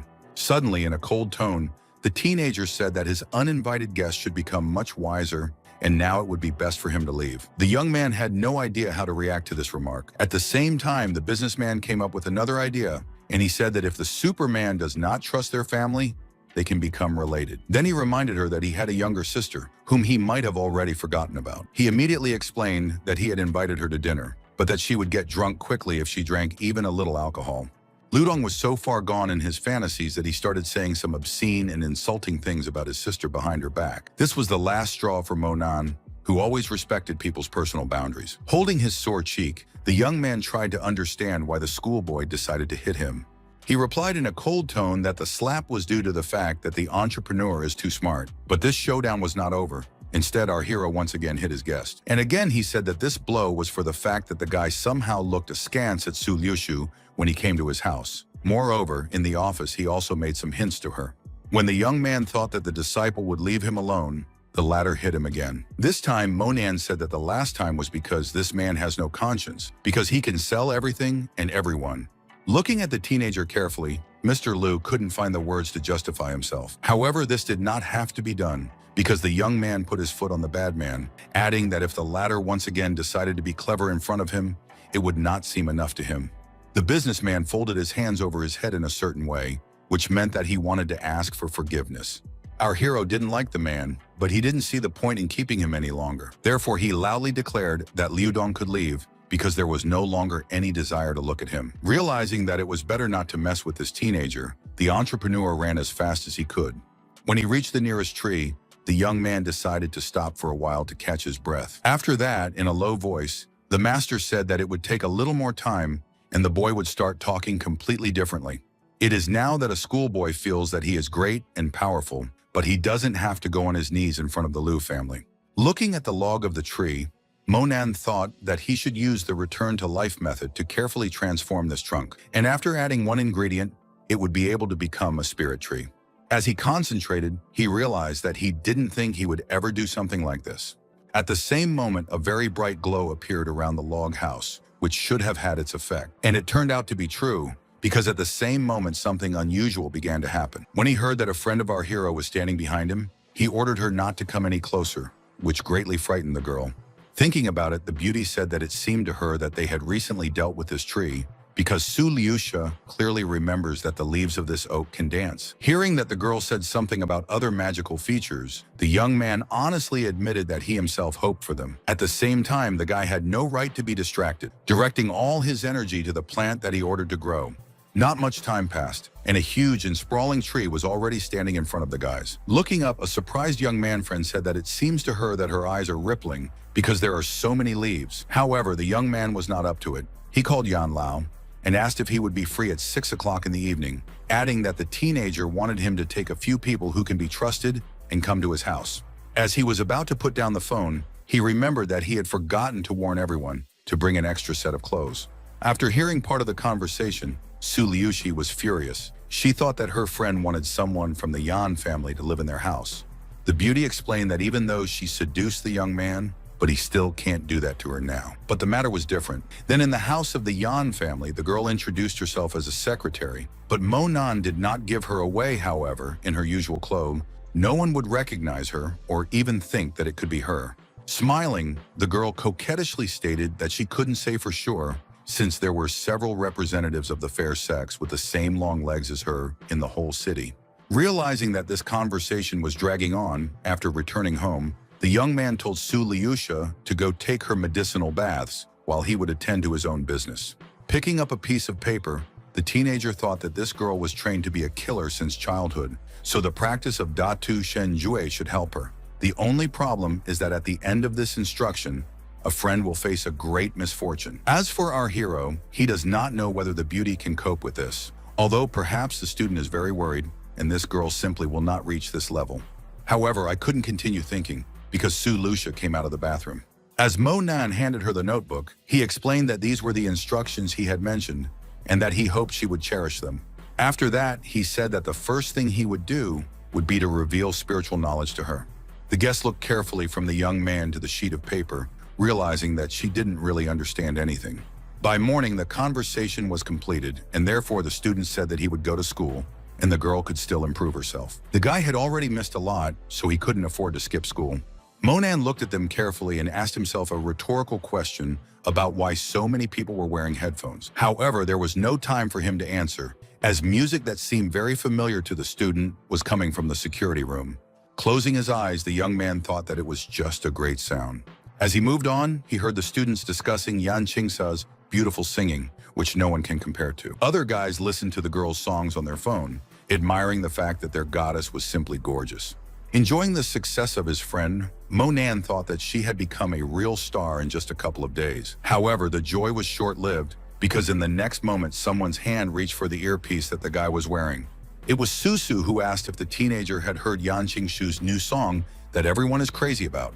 The student admitted that he had already listened to the song twice, realizing that the headman also likes it. One of the classmates said that he didn't expect this Yan Qingxi to be so pretty and cool. Now he is her biggest fan. When the young man approached Monan, he hinted that the young man knew this girl, so he said that if he didn't take a picture with her, he would die of regret. Realizing that it was not even worth starting a dialogue about refusal, since it would take a long time, the guy explained that if possible, he would definitely introduce the guys. Susu, seeing the student in the cafeteria, asked if it was true that he was going to have lunch with everyone, because he rarely comes here. Then she added that she was having lunch with Sikwe, so the teenager could join them if she wanted. Turning around, Monan turned his attention to the beauty who was sitting down and looking sadly at the food in front of her. He knew that something was probably wrong with this girl again. The disciple approached a friend and stated that Zikwe wasn't eating anything at all, probably because she was going to upset her grandfather. But instead of any clear answer, the schoolgirl simply called our hero by name. After a couple of minutes, the headman came to the table and explained that it was the first time in several days that she had seen a smile on her friend's face, which of course, she owed to the young man. However, this did not last long, because after a couple of seconds, the beauty again lowered her gaze and fell silent. But Monan spoke up. He said that the funds on the card that he gave to an acquaintance were enough to use. If the girl wants, she can continue working in the pub and leave the card just in case. With some sadness in her voice, the student explained that she hadn't been to the pub for a long time. Probably another employee had already been hired there. The young man reminded that the owner of that institution is himself, and then he will hire whoever he sees fit. Then he added that if she worked hard, then she wouldn't have the energy for sad thoughts at all. And of course, such a worker would always be welcome in his club.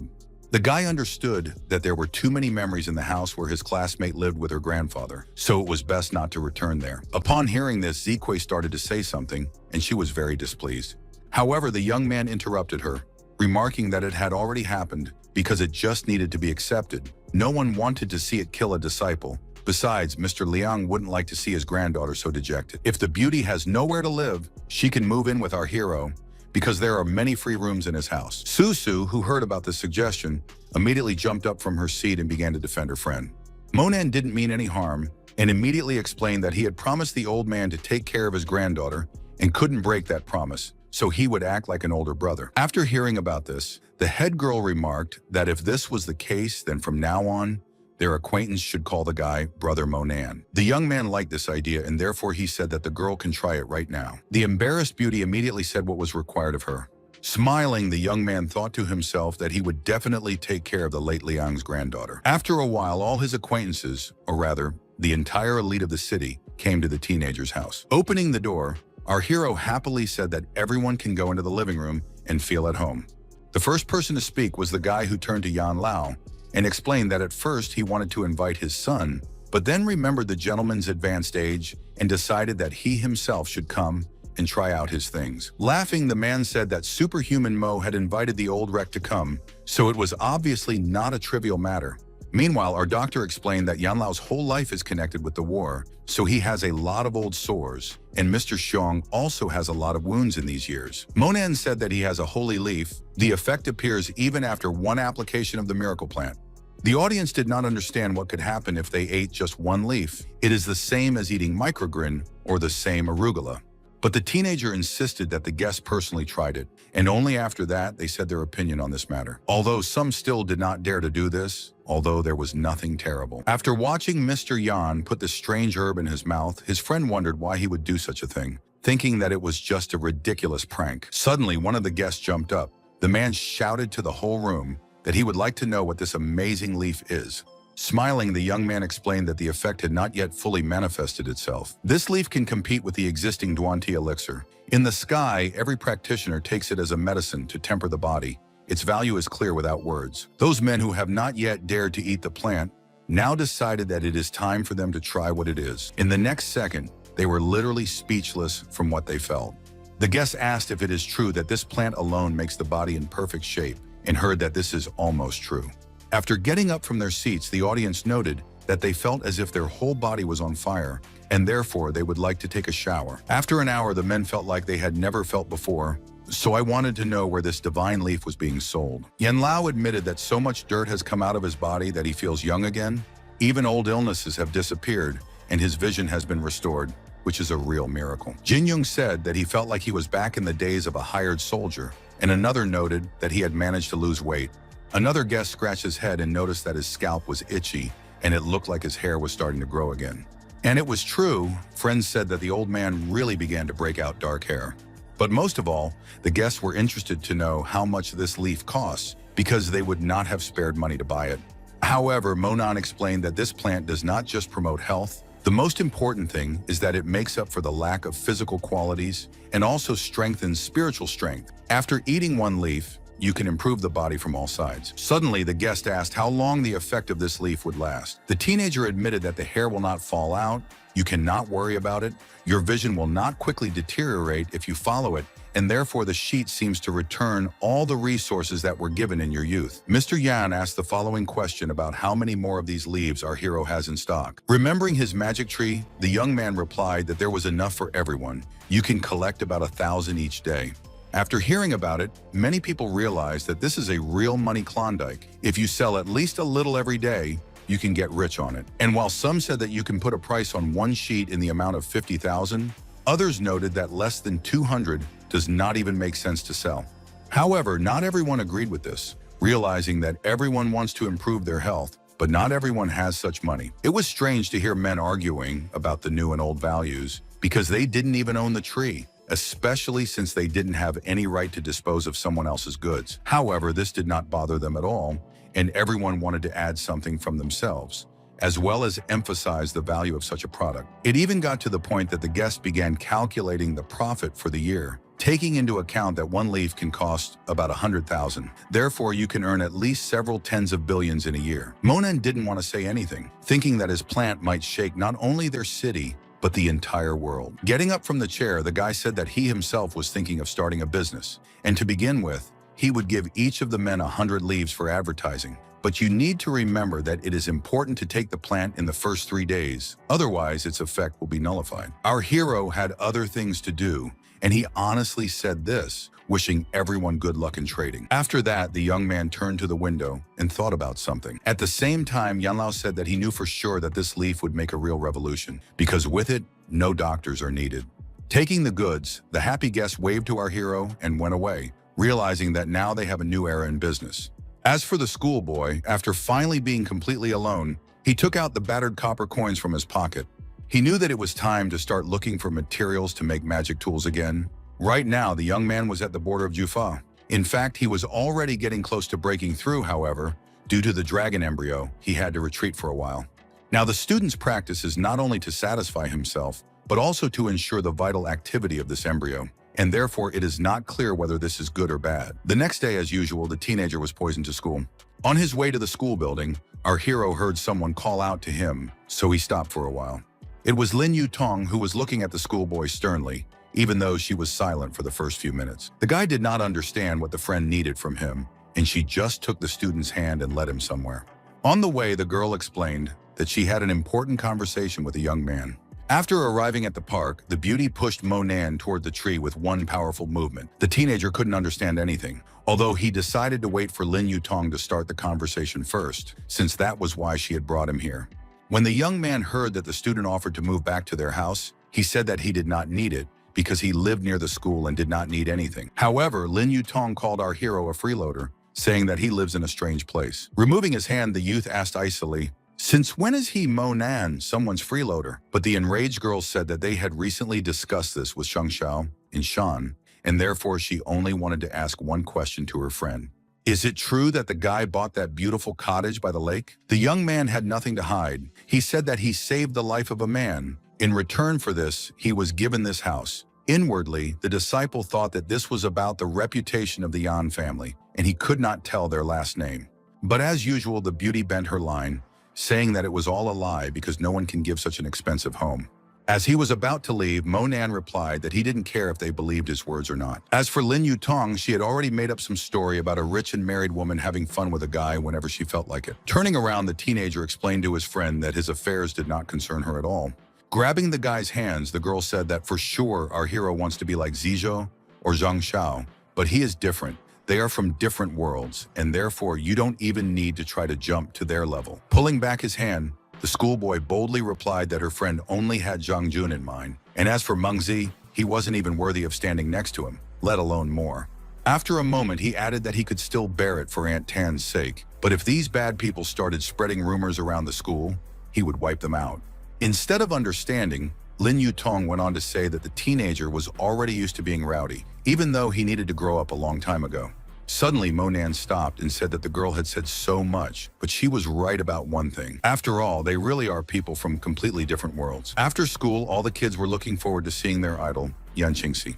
Looking at the blonde, they couldn't believe that she was standing so close to them, which was absolutely amazing. At the same moment, the class teacher turned to the schoolgirl, who asked who the student was looking for, noting that her song sounds very beautiful. After hearing that Yan Qingxi was looking for our hero, the teacher remarked that this young man was very lucky to have so many beauties wanting to see him recently. Approaching the blackboard, the teenager jokingly said that he was very lucky to be wanted by such a celebrity. Winking at her friend, the blonde said that since he wasn't looking for her, she did it, adding that there was one important conversation. Left alone, the girl confessed, "The song that Monan wrote is very cool.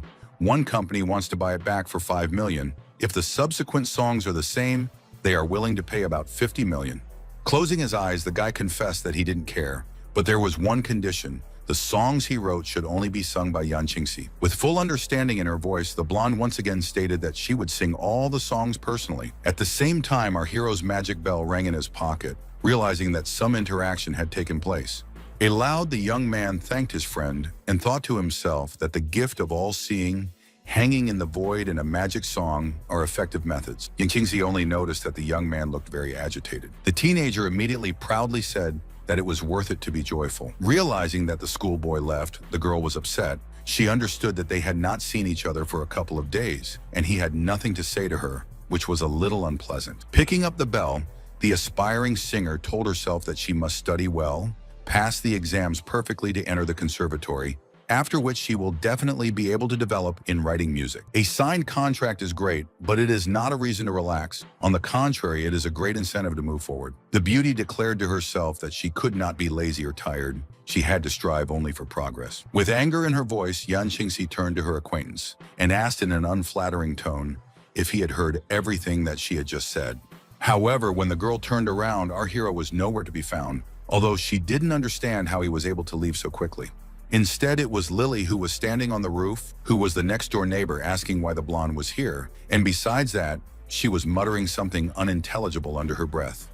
With anger in her voice, the beauty shouted that it was all the fault of Monan, whom she wouldn't pay any more attention to. While sitting in the staff room, the homeroom teacher told the boy that he had been taking too much time off from school lately, although he could solve his questions in the evening or on weekends. Folding his arms across his chest, the teenager said that recently his academic performance has improved, so there will be no problems with passing exams. As for the rest, today he really has important things to do. Inwardly, the teacher thought that this guy's progress didn't improve, they just stand in the same place, because he gets the same grades. Annie knew that the student lived alone, that his family was in another city, and that he really might have things to do, so she told him to write a much better test next time. The teacher did not have time to finish the sentence to the end, and our hero was already running down the corridor as fast as he could. Sitting at home, the young man asked for the gift of all-seeing, hanging in the void, to appear. At the same time, a bell appeared in front of the guy, as well as a bee. With a single movement of his hand, the student made the bell freeze in the air for a while. As he focused on his goal, he thought that what he needed was miles away from his home, which was a long way away. Despite this, our hero understood that he was obliged to take the thing that he so much wanted to find, but he needed helpers.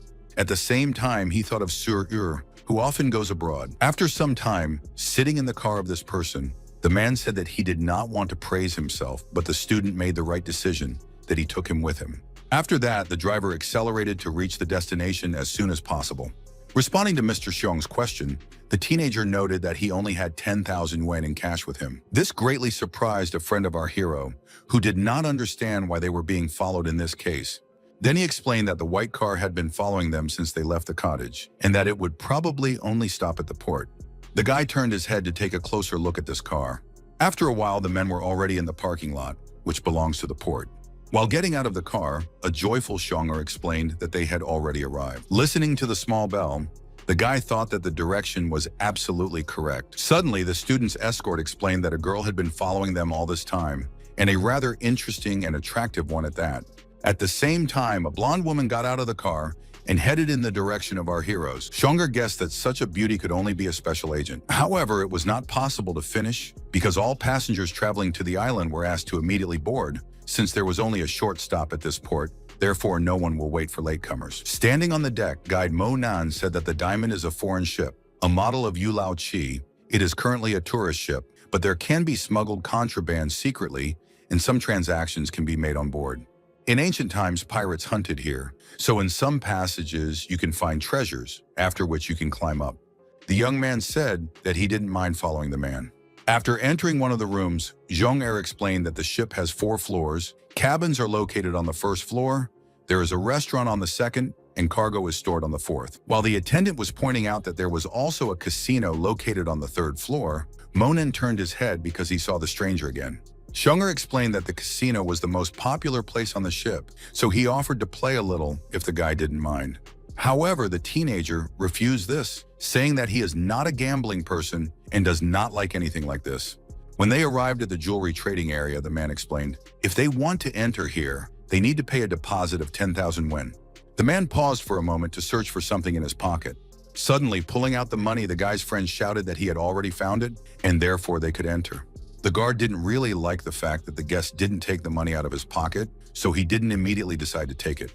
After going inside, Junger asked if the young man liked it or not. The schoolboy was silent, but he knew that this place was quite pompous. Although, on the other hand, if he did not know that they sell or buy expensive jewelry here, he would have thought that this was some kind of merchant shop. At the same time, the young man stopped because something alerted him. It turned out that the disciple's attention was attracted by the stone statues, which seemed very beautiful to him. Scratching his head, the man asked how these terracotta statues might appeal, adding that it would be difficult to transport them from here. Turning to one of the employees, Junger shouted that he wanted to know how much these 3 broken stones were worth. Laughing, the young man replied that the visitors have an eye for such things, because yesterday they were sold to him by a large customer, but he sells these 3 figurines only together. Monan could evaluate the item himself, so he only wanted to know the price. Still smiling, the man explained that originally one statue was worth 1,200,000, but he would sell it to them for 1 million, so 3 are worth 3 million. Monan didn't mind paying such a sum. Moreover, he asked to find 2 people to move the purchase to their cabins. Taking the card from the buyer, the seller said that he would do everything in the best possible way. However, the men did not have time to finish because other employees flew into the room, who turned to the owner of the antiques. In a frightened voice, the guy said that they do not sell these statues for any money. The shop owner did not understand what was wrong and explained that he had already resold this product at a good price. An enraged Zhao yelled that he had put up these exhibits more than a month ago and no one had bought them. And as soon as he changed his mind about selling them, someone immediately became interested in these items. How can this even be? Pointing to the men, the seller explained that this customer liked the product and therefore they paid and can now dispose of these items. However, the young man ordered the guards to immediately return these exhibits, which they would take with them. Junger didn't want to give up so easily. He noted that his friend had paid money for these figurines, so from now on, the ancient item belongs to them and no one else. The owner did not like what was about to happen, so he asked the men to calm down, since a fight on the ship does not make sense. Approaching Zhao, the merchant explained that there were rules for doing business. They had discussed everything in advance. These gentlemen bought the goods and gave money for it. Everything is fair. Rolling up his sleeves, the young man explained that he was about to show the merchant what it meant to do business properly. Listening to the showdown, Monan thought that these 3 figurines were worth over 3.5 million, even though the owner only sold them for 3, which is something very strange. The behavior of the supplier did not frighten the shop owner at all. He firmly stood on the fact that the goods were given to the buyer and he would not return anything. Laughing, Zhao told him that if he wasn't going to return the money to the 2 men, he would beat them up, take away his statues, and throw the men to fish food. Monan wasn't going to waste any time. He said that he had paid the money, so if the goods weren't delivered to the cabin, he would come and smash the store. The aggressive young man shouted that the boy was looking for problems, probably wants to be thrown overboard. But at the same moment, someone quickly intercepted the hand of the ill-wisher. Junger didn't want this ill-wisher to insult the schoolboy, so he thought that the latter would still change his mind about bringing him to a fight. However, after hearing the opponent call the man a fat man, the man immediately threw a punch at him. And in an icy tone, he said that today the fat man would teach him not only good manners, but also respect for his elders. Sitting on the floor, a disgruntled Zhao yelled at his assistants to immediately take revenge on this impudent man. The young men were sure that they would do a great job because the fat man was himself. Junger knew that he would definitely go all the way now because he couldn't allow himself and his friend to be insulted. The owner of the shop did not want everything to be trashed here and began to ask everyone to calm down. But Zhao didn't care, and after gathering his strength, he shouted that the enemy would definitely be in trouble right now. After that, he struck a blow on the knee, although the men did not understand such a joke. Standing up, the fat man decided to respond with a more powerful blow, noting that the child does not know how to fight at all. Holding his bloody nose, the young man sat on the floor for a while, considering his next plan of action. Suddenly, the villain pulled out a stun gun from his pocket and said that he was forced to do just that. Looking at Monan in fright, his friend said that he probably couldn't do it alone, so he needed help. Instead of answering, the young man asked if Mr. Xiong also had Xingquan, but Mr. Xiong said no. At the same time, the enemy was rapidly approaching, believing that now luck would only be on his side. Taking a deep breath, the young man told Junger not to do anything, because he would deal with this bad person himself. At the same time, the young man began to connect some special energy to help, realizing that the battle with him would end very quickly. All of a sudden, this energy was directed towards Jiao, who didn't even think that such a thing could happen. And then something happened that the ill-wisher did not expect, because his taser was broken. Realizing that Monan was not a simple person, The villain immediately froze in place, not knowing what to do best. Attacking the young man, the student explained that the meaning of Yixing Quan is that by controlling your fist with your mind, you can do whatever you want. The man didn't understand much, but he saw how our hero easily and very quickly struck a blow to the person who was standing in front of them. But the disciple realized that this was too little and immediately grabbed the hand of this merchant. In an instant, the young man shifted him so that he was back on the floor of the room. When there was a free moment, our hero asked his friend if he understood how the technique was performed, but the man honestly admitted that the teenager did everything very quickly, and therefore he did not catch his movements.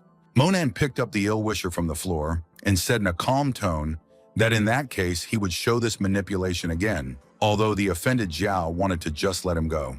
In less than a few seconds, the trick was completed, and as for the villain, he was back on the floor.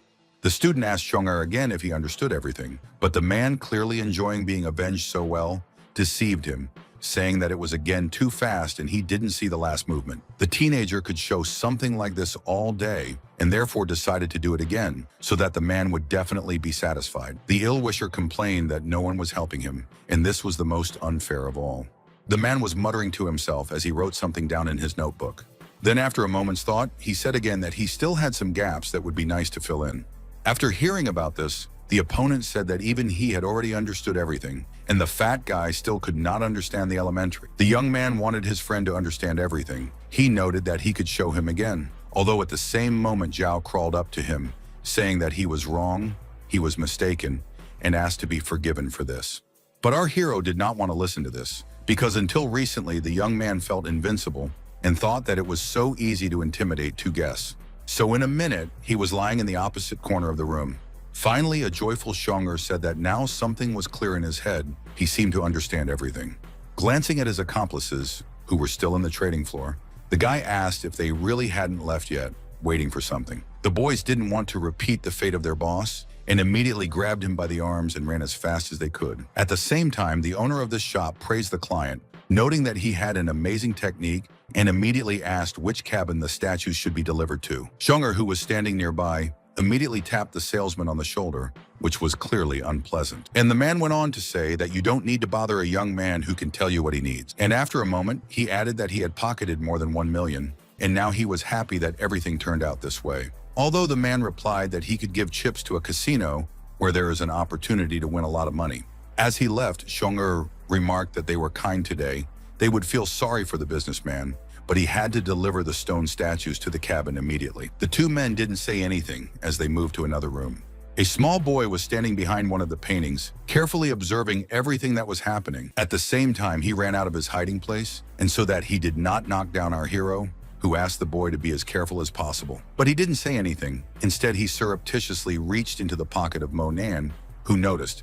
The teenager grabbed the child's hand in one motion, giving him a nasty look. Starting to cry, the boy called his mother and asked her to save him. At the same time, a woman was running around the hall, shouting at Xiaoqing to be careful. Grabbing her child, the woman noticed that he was not only crying a lot, but also scared. Not understanding what had happened, the stranger immediately began to accuse the men of not looking where they were going, and it was so easy to injure a child.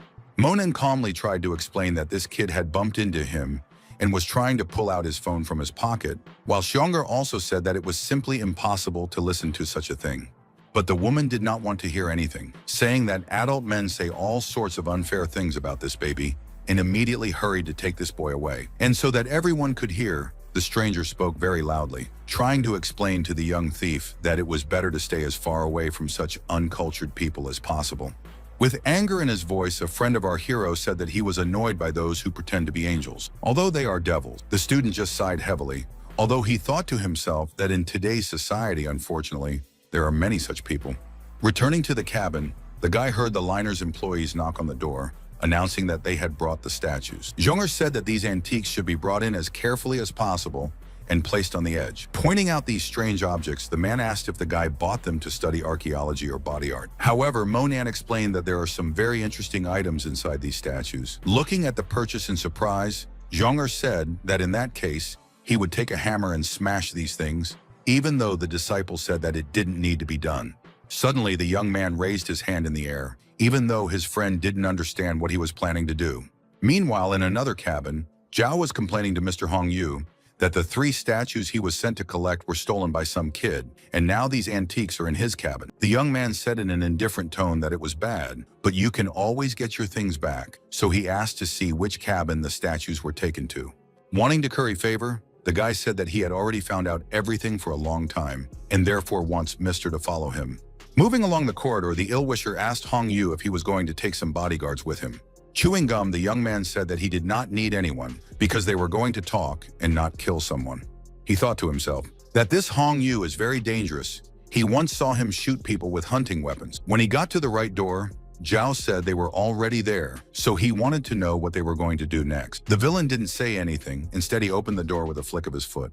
The young man wanted to show that he was not to be trifled with and hoped that such a trick would have the desired effect. Just as this happened, Monan smashed one of the statues with a powerful flick of his hand. The teenager did not expect to see anyone at this moment, and therefore looked in surprise at the stranger who entered without asking. From surprise, the ill-wisher even chewing gum stuck to his mouth, because he definitely did not expect this. Zhonger didn't like these people, so he immediately shouted that it was probably uninvited guests who came here to have a row. Hong Yu, who immediately lost his courage, began to talk about the fact that the guys, of course, have a sense of humor. As for the other person, he generally said something about the caviar promotion, as well as about a number of sales that he can offer. An acquaintance of our hero, who did not understand who these people were, replied that he liked caviar and therefore would try it, but only for 88 yuan and not for 888. Detractors again started talking about the Michelin chef, but the same hurried out the door, adding that they do not want to rest good people. Besides, it's time for them to go.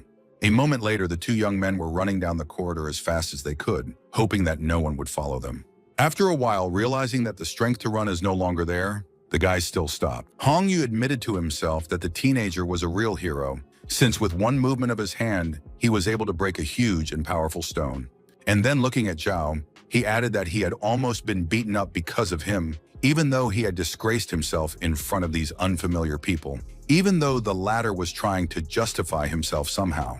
After that, he came up with an interesting idea about trying to hire Monan as a bodyguard, with whom nothing will threaten. The young man said that he had already invited 2 masters. Even so, a 3rd person definitely wouldn't hurt. And then he noted happily that this was a really good idea, so they would talk to that guy again. At the same time, Zhonger said that a schoolboy had so easily destroyed a $1 million statue, but even so, there was nothing inside it. So if the rest of them were to be destroyed as well, what would they do? Monan didn't say anything. Instead, he smashed another stone figure with ease. The men wanted to find something, so they looked carefully at the stones on the floor. This time, there was actually something inside, which was also noticed by a friend of our hero, who immediately asked what it was. The youth explained that these 3 stones must have been made from clay in ancient times by divine craftsmen. Having absorbed the supernatural power of heaven and earth, the clay inside gathered together and turned into this, a little man in stone. That is, he, like the ginseng root, acquired a human form, while at the same time he is proof that he has absorbed all the power of heaven and earth. Looking at this item in surprise, Zhonger wanted to know how much it could be sold for. The teenager explained that he wasn't worth a damn to others, and even he had to go through the cultivation stage and be extremely careful to use the stone. But I couldn't finish my sentence as the same 2 uninvited guests entered the room and happily said that they had met again.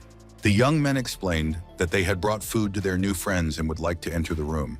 Zhonger carefully looked at the tea and suspiciously asked if they were going to accidentally send it out, given the recent events. Hong Yu raised his hands and said that they would never do such a thing because it was a big crime. But the man couldn't stop himself, saying that if it wasn't a poison drink, it might be expired, after which they wouldn't be able to leave the toilet for a very long time. Monan stopped his acquaintance and asked why these strangers were actually here. Young people said that this time they went out to sea to hunt one huge sea monster. It is too strong, and the people who were taken as assistants are not enough. Therefore, Hong Yu wanted to invite the men to become members of their team, and they would receive a good reward for doing so. Answering the question of our hero's assistant about the price, the young man replied that he was ready to pay 300,000. Inwardly, Monan thought that he wasn't interested in money, that's for sure. But with this ferocious monster, he should be as careful as possible. The schoolboy calmly stated that they were not interested in this, and therefore asked the children to leave their cabin. The teenager heard uninvited guests haggling, offering a large sum, but explained that it's not about money, they just don't have time for it. Zhonger tried to push these guys out into the corridor, adding that they had enough to do, so they wouldn't hunt the monsters. But the young man did not like this audacity. He said that he had already revealed a big secret to strangers, and if this was so, then now they should go with him on this sea hunt. Our hero, who overheard someone insisting on something he didn't want, came over and asked again if the guy wanted them to join his team. Running out the door, the ill-wisher said that anyone who heard his secret and did not join the team automatically ranked among his enemies, and therefore the guys had better think carefully again. The man immediately explained to the student that the Jing family really has a significant influence on the northern coast. Similar to the Yan family, they are clearly well prepared for hunting some monster, but it is not profitable for them. However, the disciple was unwavering, noting that let these people go, while privately thinking that he didn't need to know about all the great families. And looking at the tools that looked like manicure tools, he added that now there are more important things to do. In the next minute, Monan was busy refining the figure they found inside the statue. The next day, Xiong'er woke up as early as ever. However, even though it was only 5 in the morning, it turned out that the youth hadn't even gone to bed, still sitting in the same spot. The man, seeing that the guy was not going to sleep, said that it was a great success to go out to sea, and therefore offered to admire the beautiful dawn from the deck. Our hero did not object, and after a while the guests were already standing at the top. The teenager was looking around carefully, but something interesting caught his attention. The fact is that in front of them was the same blonde who was driving behind them in a car, and on the first day was going to approach, but then walked away. At the same time, Xiaodong was telling his mother that he wanted to eat chips. In a stern tone, the woman said what kind of chips we can talk about, because it is very harmful. Falling to the floor, the boy began to roll around the deck in hysterics, saying that he did not want anyone and nothing. He only wanted chips. Realizing that the child would not calm down just like that, the mother replied that if the child was so hungry for snacks, he should go to the woman and ask her for some. However, instead of asking, Xiaozheng started snatching the bag from the stranger, shouting for her to give him the chips. Realizing that her son would not get any snacks, the enraged mother, leaving, began to say bad words about the blonde. Suddenly, one of the girls shouted loudly that the sun was starting to rise. Everyone gathered began to take pictures of this incomparable sight, as did a strange girl. But at that moment, the naughty boy pulled his hand out of his mother's hand and ran towards someone. The child pushed the beauty with all his strength so that she fell on the railing. A moment later, the crowd watched the blonde fall overboard. Frightened girl did not understand how this could happen. She realized that she could hit the surface of the water and die. Realizing that something was wrong, Xiong'er turned to our hero, asking what they would do in this case. However, the guy didn't say anything, because at that moment he was already flying in the direction of the stranger. The student did not have a clear plan, but he knew that he would definitely come up with something on the go. With just one movement, the young man grabbed the falling lady's arm with lightning speed, realizing that he had already completed half of the task. The frightened brunette called for help from the others, shouting that there were people who needed help overboard. During the battle, Monan did something incredible, knowing that he knew exactly what he would do next. And it was really enchanting, as the apprentice lingered with one hand on the railing of the lower deck, intercepting the beauty in such a way that she was in his arms. Then the teenager pushed off and jumped as high as possible, which shocked everyone who watched this action. Most importantly, within seconds, Monan was holding the stranger in his arms, and he was firmly on his feet and on the deck. Unwitting witnesses of the incident were happy that everything ended so well, praising the brave and courageous guy. Seeing what had happened, the student immediately approached his friend and asked where the mother and her son were now.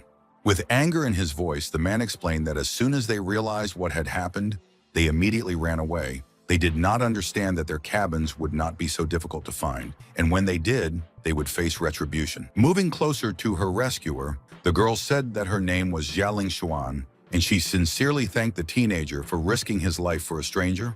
The young man was already used to this kind of gratitude, so he just gave his name as well as the name of his comrade. Leaving, the young man asked the beauty to be much more vigilant in the future, so that this would not happen. But the men did not manage to leave because the beauty asked to stay in their room to rest, noting that she was resting herself and she was a little scared. Turning around, the guy boldly replied that this could not be done, but thought to himself that he could not allow anyone to interfere with his cultivation. The girl said that they already knew each other, first met when a brave schoolboy was chasing a pickpocket. He got under the wheels of her car. The second time they met when a student drove into a cottage village. After these words, our hero became a little tense, deciding that this could not be a simple coincidence, and then asked why the blonde was on the ship. Scratching her head, Jialing Xuan stated that it is inconvenient for her to talk a lot about her work in front of everyone. In a nutshell, she went to interview two highly qualified employees to return to work. Zhong'er immediately said that the girl was from a recruitment agency and added that the current employment system is very complicated, although these words made our hero smile. The day passed quickly enough, and at 3 o'clock in the afternoon, our heroes and their new acquaintance met again on the deck. The children saw boats that sailed to drop everyone off on a small island.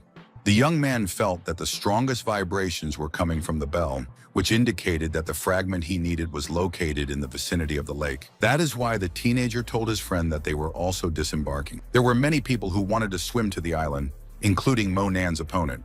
Hong Yu, who was accompanied by two masters, told Xin and Yin to go ahead. Seeing the two elders ahead, Xia Lingshuan explained that they were the people their department wanted to bring back, so she had to catch up with them. Thinking about it, the young man said, "Most likely, these two monks were invited to kill the sea monster. But does it really exist?" With sadness in her voice, the blonde asked the teenager to come up with a way to get to them. The young man said that they had already invited me to go with them before, so I could remind them about it. Moving behind these people, Monan reflected that the Buddhist teaching wasn't very stable, but the magic power of these two was much stronger than anyone else he had met up to this point. Zhao, seeing our hero, told Tom to immediately get into the boat and take his seat and do not forget to fasten his seatbelt. Otherwise, he would get lost somewhere else. A moment later, he shouted again for everyone to come and sit down, because they were leaving very soon. A moment later, a man walked up to Jing Hongyu and handed him a box, noting that his treasure had arrived. Inside was a rifle of the highest quality, which raised the mood of the young man. His assistant immediately began to flatter, saying that they were facing the best and most famous shooter of the North Coast, who would show everyone what he could do today. He immediately added that this time they were going out to sea to hunt a sea beast. Without marksmanship, it would be many times more difficult, but having two masters also played a huge role. When the masters heard what they were saying about them, they said that they were dangerous only with weapons, but they could do some things without them. Laughing, Hongyu confessed that Xin and Yin were both great people on the northern coast. Moreover, there was no one stronger than these two in all of Jiangnan and Jiangxi. But at the same time, the elders declared that there was still one person who could be their rival, the great Mo, and this person deserved the glory that was attributed to him. At this point, the girl thought about the fact that if these masters praise the boy of the new generation, then he really deserves attention. Therefore, you need to try to get him. Someone from the audience at this time explained that this island is the closest to the open sea. Several islanders live above. First, you need to calm them down, and then you can act. A few minutes later, Mo Nan had already set foot on the clear sand of the island. As he listened to his own bell, he happily noted to himself that the thing he needed was in this place. At the same time, Zhao asked his leader what they should do with the two who decided to go with them after all. With anger in his voice, the boss shouted that the assistant was definitely not right in the head. After all, he was told to focus on the two masters and not drag these idlers with him.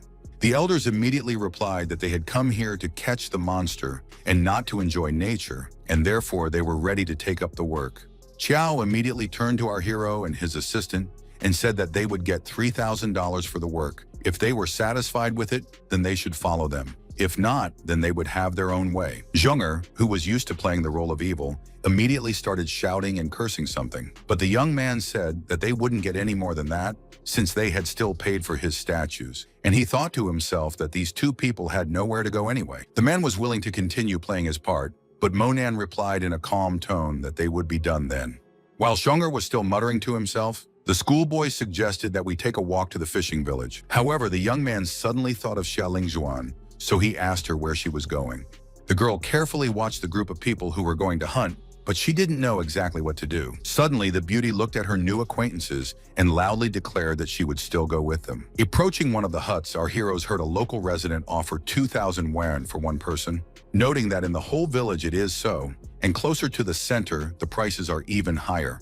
Zhong'er shouted that in the city, you can rent a good apartment with all the amenities for 200 yuan, but here you will have to pay as much as 6,000 for 3 people, which is a real robbery. Putting his hand on the shoulder of his friend, the teenager calmly offered to ask around for more housing. However, the host, when he heard that the guests were about to leave, shouted even more loudly that the strangers had trampled the whole island with them. There was not a single place where they were not. But it wasn't all surprises, because after a while, the heroes had to meet Liu Shugui, the same careless mother who almost killed Jia Lingshuan. The blonde, who had been very calm before, was now shouting that she had been trying to find the woman all along, but now the woman was standing in front of her. so the reckoning was very close.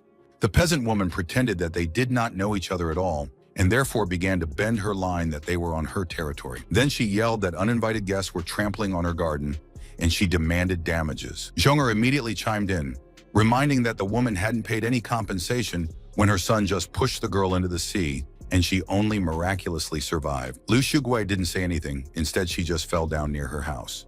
Although then she started shouting and calling out to the neighbors to see what these strangers who came here and still set their own rules had done.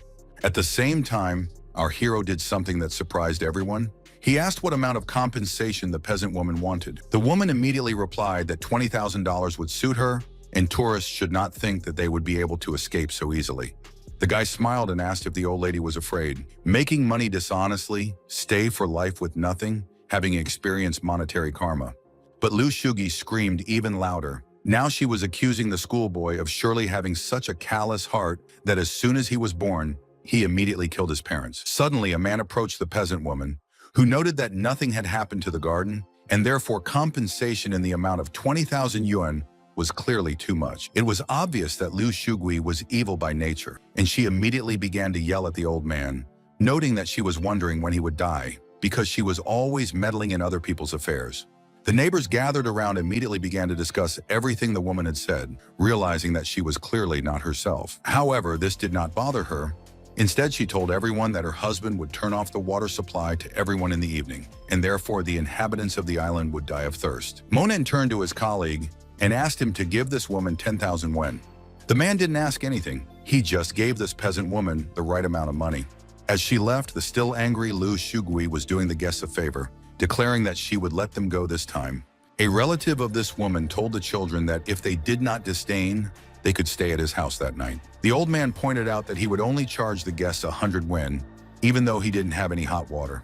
Moving through the village, the residents said that although the children had to give 10,000, but they avoided trouble because the Zijin family in this place manages everything, and most importantly, water, they are real tyrants. Some tourists had previously argued with this lady. As a result, in the dead of night, poisonous snakes were thrown into their room, and a trap for wild animals was set at the door. People almost lost their legs. Looking at the blonde, the teenager said that she should not worry. They will definitely avenge her. It's just that the right time has not yet come. The night went well, so the next day, all the heroes got out on the beach. Thinking about it, the guy decided that the bell was always leading him to the opposite island. After looking at Jing Hongyu and seeing their boat, the teenager thought that he was probably heading to a nearby island. And then he suddenly told his friend to get a boat, because they are also going to the same place as their friends. After a while, the guys were already on the ship, glad that one boat still waited for them. Zhao looked over his shoulder and was surprised, as he hadn't expected to see these people. Realizing that the strangers were approaching, the young man shouted that the intruders should not dare to follow them, as they would pay for their act. Zhong'er started yelling again. He explained that his master is superhuman Mo. There is no place in the world that he can't go to.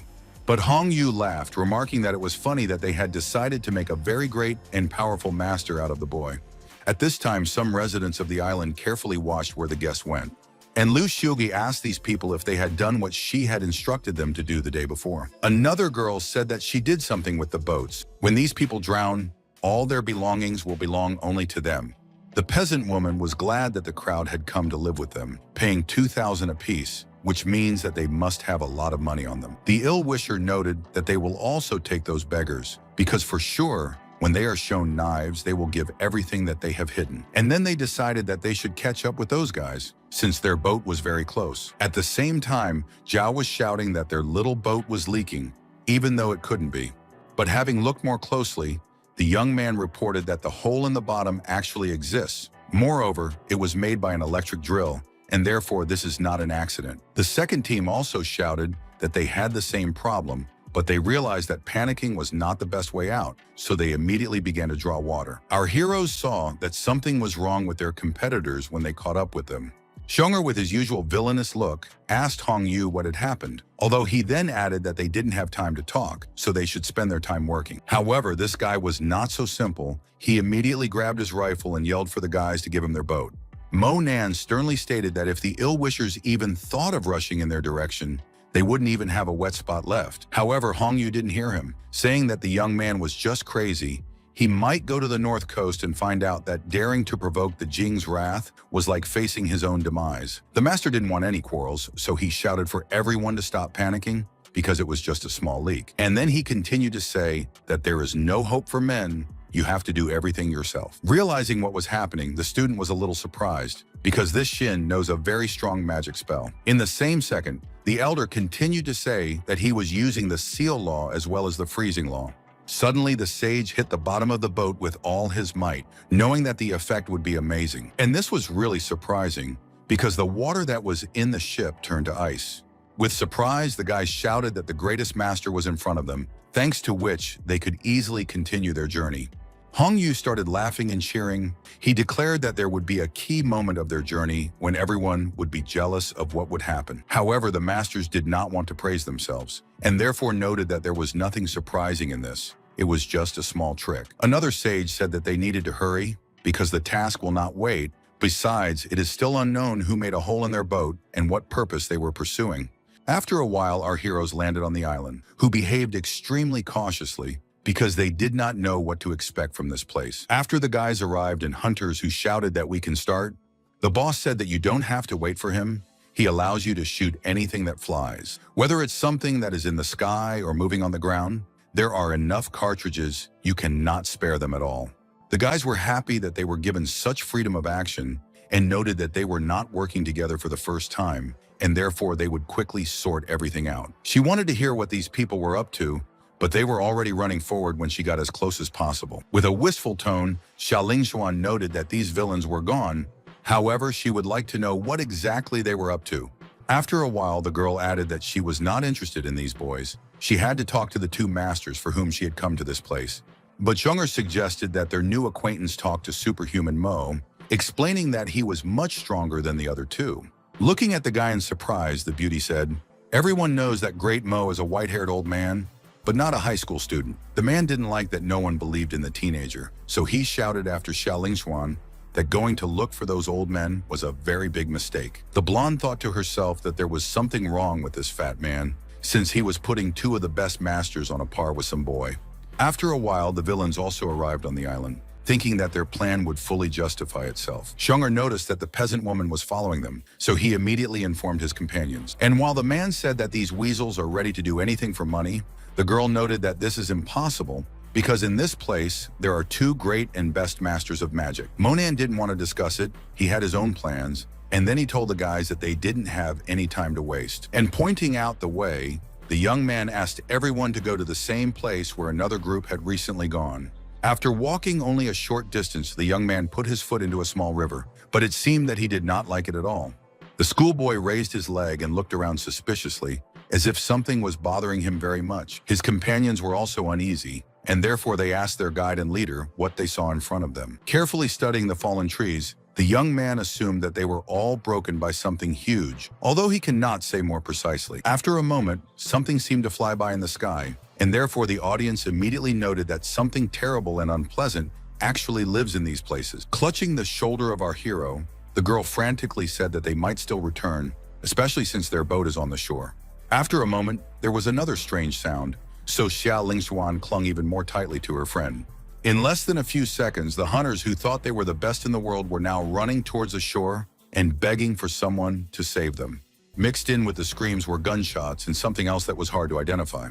Only the schoolboy was standing there, thinking that the fragment of the wheel of interdependent origin was somewhere nearby. And judging by the gang from the Jing family, they were being chased by the same sea monster. It suddenly dawned on him that the fragment might be inside the monster itself, which made the task a little more difficult. Running past our heroes, the guys shouted that now is not the time to just stand there. It is necessary to hide as quickly as possible, because they have never seen such a huge monster before. A terrified Zhong'er stated that the situation didn't really bode well. If people with guns were fleeing, perhaps they should also think about it. Hong Yu couldn't walk on his own for some reason, so he was supported by an assistant who was barely able to stand up on his own. Once again, the guys heard gunshots, but because of the panic, it was difficult to understand who was shooting, and most importantly, who was the target. The masters who ran along with everyone said that they should try to burn this monster because they have such a powerful power. However, the elders did not manage to find the right place because a huge monster paw was moving at Blue's heels, which could crush him at any moment. Although it wasn't long before everyone noticed that it wasn't exactly a monster, but a bird resembling an eagle that had landed in the forest and was now carefully studying everyone present. The eagle was in no hurry. He just stood there and looked at our hero and those who were next to him. Monan, hearing what his companions were saying, said that he never thought that instead of a sea monster, he would see a condor, which was very strange. After grabbing the weapon, Hong Yu immediately took aim and started shooting at random, hoping that he would be able to kill this giant bird. But the condor only narrowed its eyes, then immediately swerved to the side. The bird was set up aggressively. It carefully looked at its abusers, clearly understanding what it would do next. Suddenly, the feathered bird flew down with great speed, striking people with its huge beak. The frightened hunters knew they needed to hide somewhere the condor couldn't reach, but they needed to escape first. One of the masters who had managed to climb a tree was waiting for the right moment to strike this powerful bird.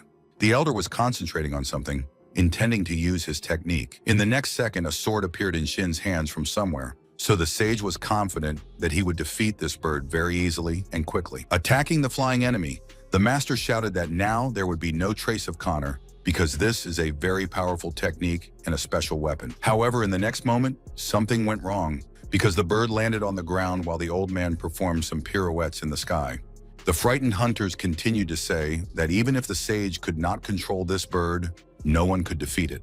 Xiong'er, realizing that the situation was escalating, told the young man that no one would be able to deal with Connor, and therefore the best solution would be to run away and never come back. The schoolboy carefully watched this bird. He saw that the fragment he needed was in the belly of this feathered bird. The girl immediately reached out to our hero to make it clear that they should immediately run, but she did not succeed. The young man strode off in the direction of the bird, although no one knew what the boy was doing. Standing in front of Connor, the schoolboy confidently declared that he would destroy this feathered one. The injured masters who were standing nearby said that even they didn't succeed. What to say about an ordinary disciple who goes to certain death? Monan said, if the elders don't understand knowledge and skill, then it's no wonder they didn't succeed. Hearing Shin and Yin grow indignant, Hong Yu remarked that it was best for the sages not to waste their strength on this madman. They should hurry up and leave the island. Then he added that the boy even called himself Superhuman Mo, even though he wasn't really anything. All of a sudden, something that the crowd hadn't expected happened, as the guy who looked like a normal teenager had now transformed and looked like a young master. Our hero knew exactly what he needed and was not going to back down from it at any price. One of the hunters, looking carefully at the schoolboy, was interested in how it happened that his hair turned white. Xiaolingxuan, who had been staring at the young man without taking her eyes off, now couldn't believe what she was seeing in front of her. Connor was also staring at the man, though he wasn't going to do anything about it. As for Monan, he told the bird that it still had a small chance of survival. The feathered bird just had to spit out the fragment that was in its body, then its life would be spared. Suddenly, the bird screamed so loudly that everyone's ears were blocked from the sound. At the same time, Connor slammed his huge beak down on the ground, where a second ago the student was standing, who managed to jump out of the way. The guy knew that the bird was not going to give up, and therefore called for the help of lightning, which could cope with absolutely everything. The electric charge was not long in coming, although Connor did not expect such a turn of events. He of the masters said with horror in his voice that this schoolboy managed to summon thunder and lightning. This law was borrowed from the highest mentor, therefore this is something incredible and supernatural. At the same time, the feathered bird rose above the forest and hovered there. Grabbing onto a tree, Hong Yu yelled that the eagle's attention was currently focused on Monan, so they could take the opportunity to leave this place of ruin after all. Running away, the masters explained that from the very beginning, they said that this monster is too huge. Human strength is not even a match for it. It's like a praying mantis will start blocking the way of a car. But our hero was not afraid of this situation at all. He calmly said that the condor was really going to think of itself as a praying mantis, which the masters mentioned. At this point, the bird decided that it was time for the second round, which it was going to win. That was why the condor slammed its huge paw into the ground with all its might. The young man realized that the enemy could not be defeated just like that, and decided to use high magic, asking the higher forces to mold a battle slave for him with the help of his mental blood. After that, the student took a small statuette that he had and sprinkled it with a small amount of blood. And then everyone heard a terrible crash, although it was not clear from which direction it came. The most interesting thing was that the small mountain that was located next to where Monan was now beginning to collapse rapidly. But in its place appeared a huge stone monster that not only growled, but also moved. A sort of statue immediately headed in the direction where his master was. The hunters had never seen anything like this, and they thought that something was wrong with their vision because this could not happen in real life. As for the condor, it didn't have time to linger. It immediately attacked its new enemy. The teenager who was controlling the stone monster's movements started to perform some moves to make it do what was necessary. At the same time, the statue, which no longer had a head, grabbed the condor by the neck with all its strength and began to strangle it. The young man icily stated that if the feathered man still decided to resist, then he would definitely not live in this case. After that, the stone monster began to deal with this bird, which was seen by everyone present. After a while, the bird fell to the ground with a crash. It was so loud that it seemed as if the entire forest was shaken by this eerie noise. For a while, our hero also froze in place and looked in front of him. The stone statue couldn't do anything without being ordered to, so it just stood there and waited for it to act again. Finally, the young man thought that he had done half the work after all. However, it was too early to be happy. The young man saw the stone bully standing next to the bird, but did not yet know whether he would use it or not. Monan just stood behind his assistant and remained silent. The surprised masters, together with Hong Yu, wanted to somehow describe in words what they had just seen, but for some reason they only said obscene words. The blonde was shocked by what had happened, but in a good way, as she admired her new acquaintance. But instead, the disciple turned his head over his shoulder. Despite that, he didn't say a word. The masters, who had already fallen to their knees, turned to the Superman, saying that they realized their mistake and hoped that Great Master Mo would forgive them, and that they would never cross him or question his actions again. In an icy tone, the disciple asked if it was true that the elders had previously said that the boy was looking for problems on his own head. But they lamented, slapped themselves on the cheeks, and also said that they themselves could not do anything, and therefore said all sorts of nonsense. Approaching the student, the elders handed him a small box as a sign of understanding and gratitude, adding that if he ever needed help, they would always provide it. However, at that moment, the teenager's only thought was that he needed to settle the matter with the stone giant that was standing at the back. So, with a snap of his fingers, the disciple made the statue fall apart into small stones from which it was assembled. Hearing a terrible crash, the masters again began to ask to be forgiven and spared, although this action had nothing to do with them. Hong Yu, who was standing nearby, saw that the Superman's gaze was directed at him, so he was terrified of what would happen next. Monan, meanwhile, was heading towards the young man who was dreading this moment. In a shaky voice, Hong Yu begged the Superman not to kill him, saying that he could give him a lot of money, but he must not touch him. After a moment, it seemed to the hunter that what was standing before him was not a man, but the most terrible monster that can only be seen in nightmares. Zhao, who ran up to his boss, nervously shouted that he had fainted. He needed to be helped somehow. Zhonger wanted to personally check out what had happened to this upstart and was surprised to realize that he was actually unconscious, and he had pretended to be the coolest person in the world until recently. Suddenly, Monan turned around, so something that he had expected happened. At the same time, he saw the stone he had been trying to find fall out of the bird's mouth. The young man immediately took off and ran there to see for himself that everything worked out. A few seconds later, the young man held a stone in his hands from which he could not take his eyes off. At the same time, the fat man, grabbing the ill-wisher, tried to bring him to his senses, saying that you do not need to pretend to be weak when it is profitable for you.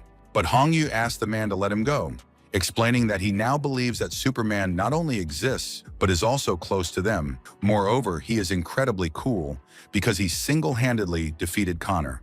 One of the masters explained that this boy pretends that he is so bold. In fact, he is not a bad boy, loves his parents, who run an eye clinic, and came here for the sharp eye of a bird. Hong Yu was also explaining that he had 200 million on the card, so if it could make up for him, he would be happy to give all the money to Mr. Mo. When Mr. Xiong remarked that this was not enough, the hunter explained that if necessary, he could get some more money. Turning around, our hero announced that he could sell the bird's eye for 5 billion. The hunters who witnessed the conversation thought to themselves that even for the Jing family, this is a huge amount of money.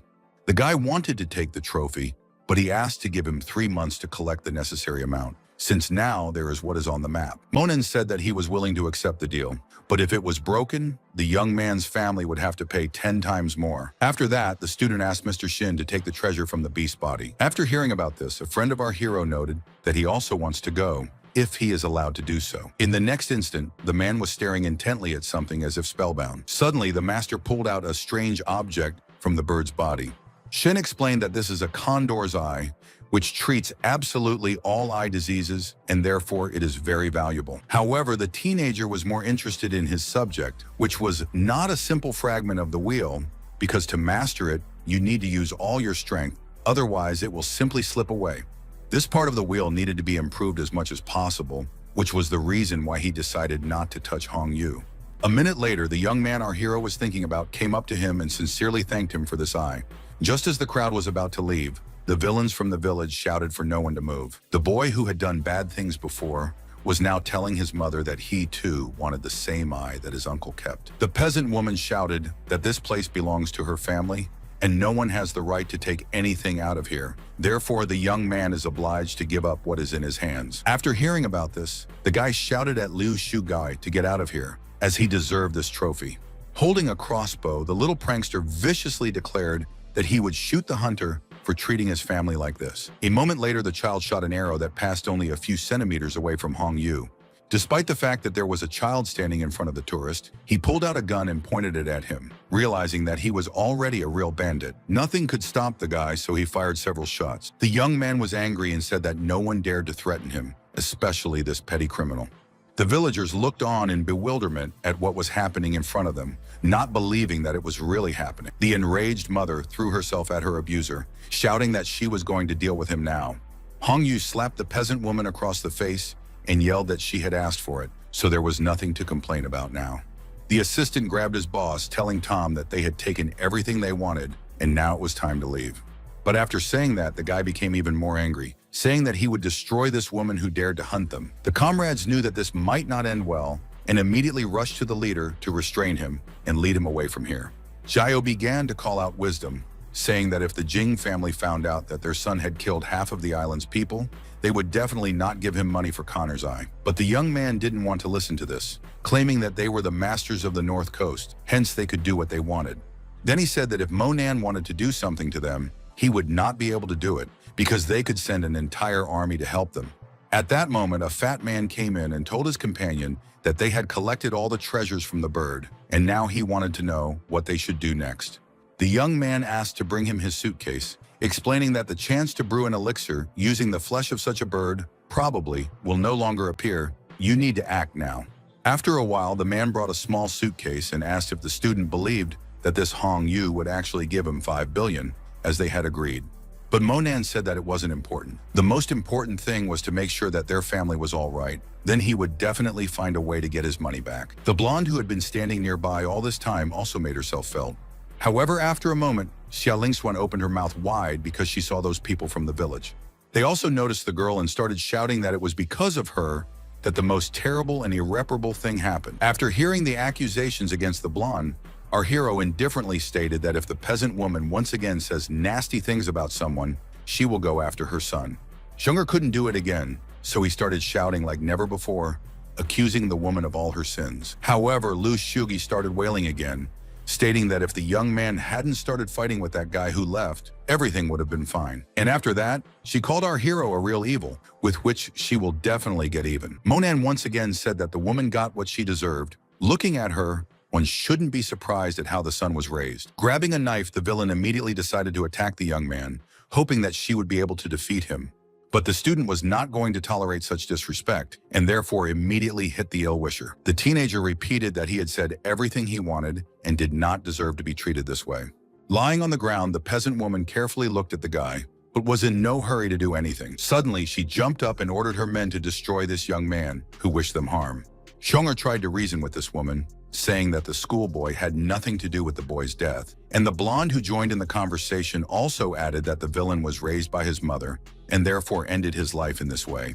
But the peasant woman was not going to listen to these people, and again ordered the villagers to get even with these tourists. If they did not do this, she threatened that the village would turn off the water.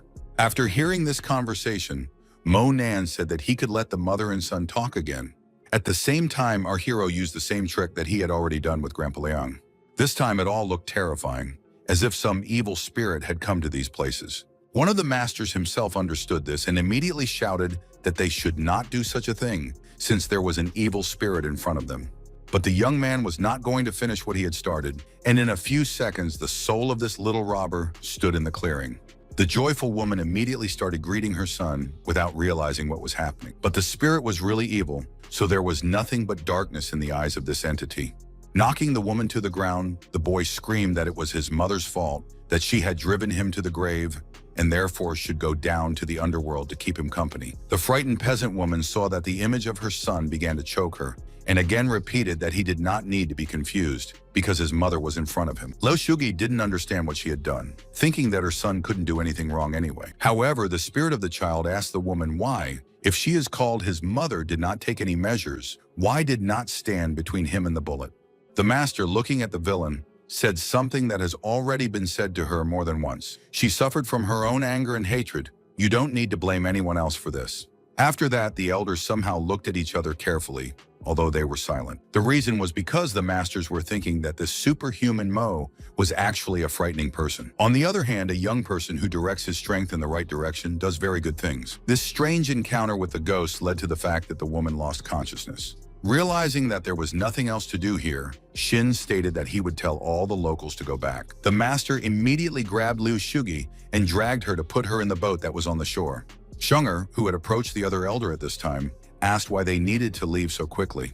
The man explained that the young man did not kill this villain because he did not want to tarnish this wonderful place with her bad spirit. At the same time, the guy plans to take the soul of this Connor, and Liu Shugi, or rather, her energy, could prevent this. The man and the girl asked in unison about the plans of their friend because they had no idea how this could be done. The master didn't explain. He just offered to stay here for a while to protect the Superman if the need arose. Monan didn't hear this conversation because he knows for a fact that his mission on this island isn't complete yet.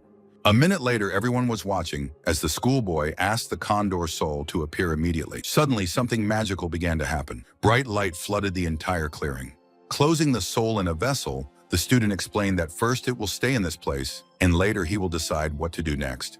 The sages immediately noted that this is a very interesting technique, which is closely intertwined with the teachings of yin and yang, and they are glad that they have witnessed something like this. He added that if they could learn from superhuman Mo for a while, they would be able to die without regret. After returning, our hero explained that when he returned home, he would combine all these components with medicinal herbs to get some effective remedy. And he thought to himself that the Condor's blood was not only very rare, but also very valuable, and therefore he would use it very carefully and sparingly. But the young man did not wait for his return because his interest was too great, and therefore he was busy for the next few days.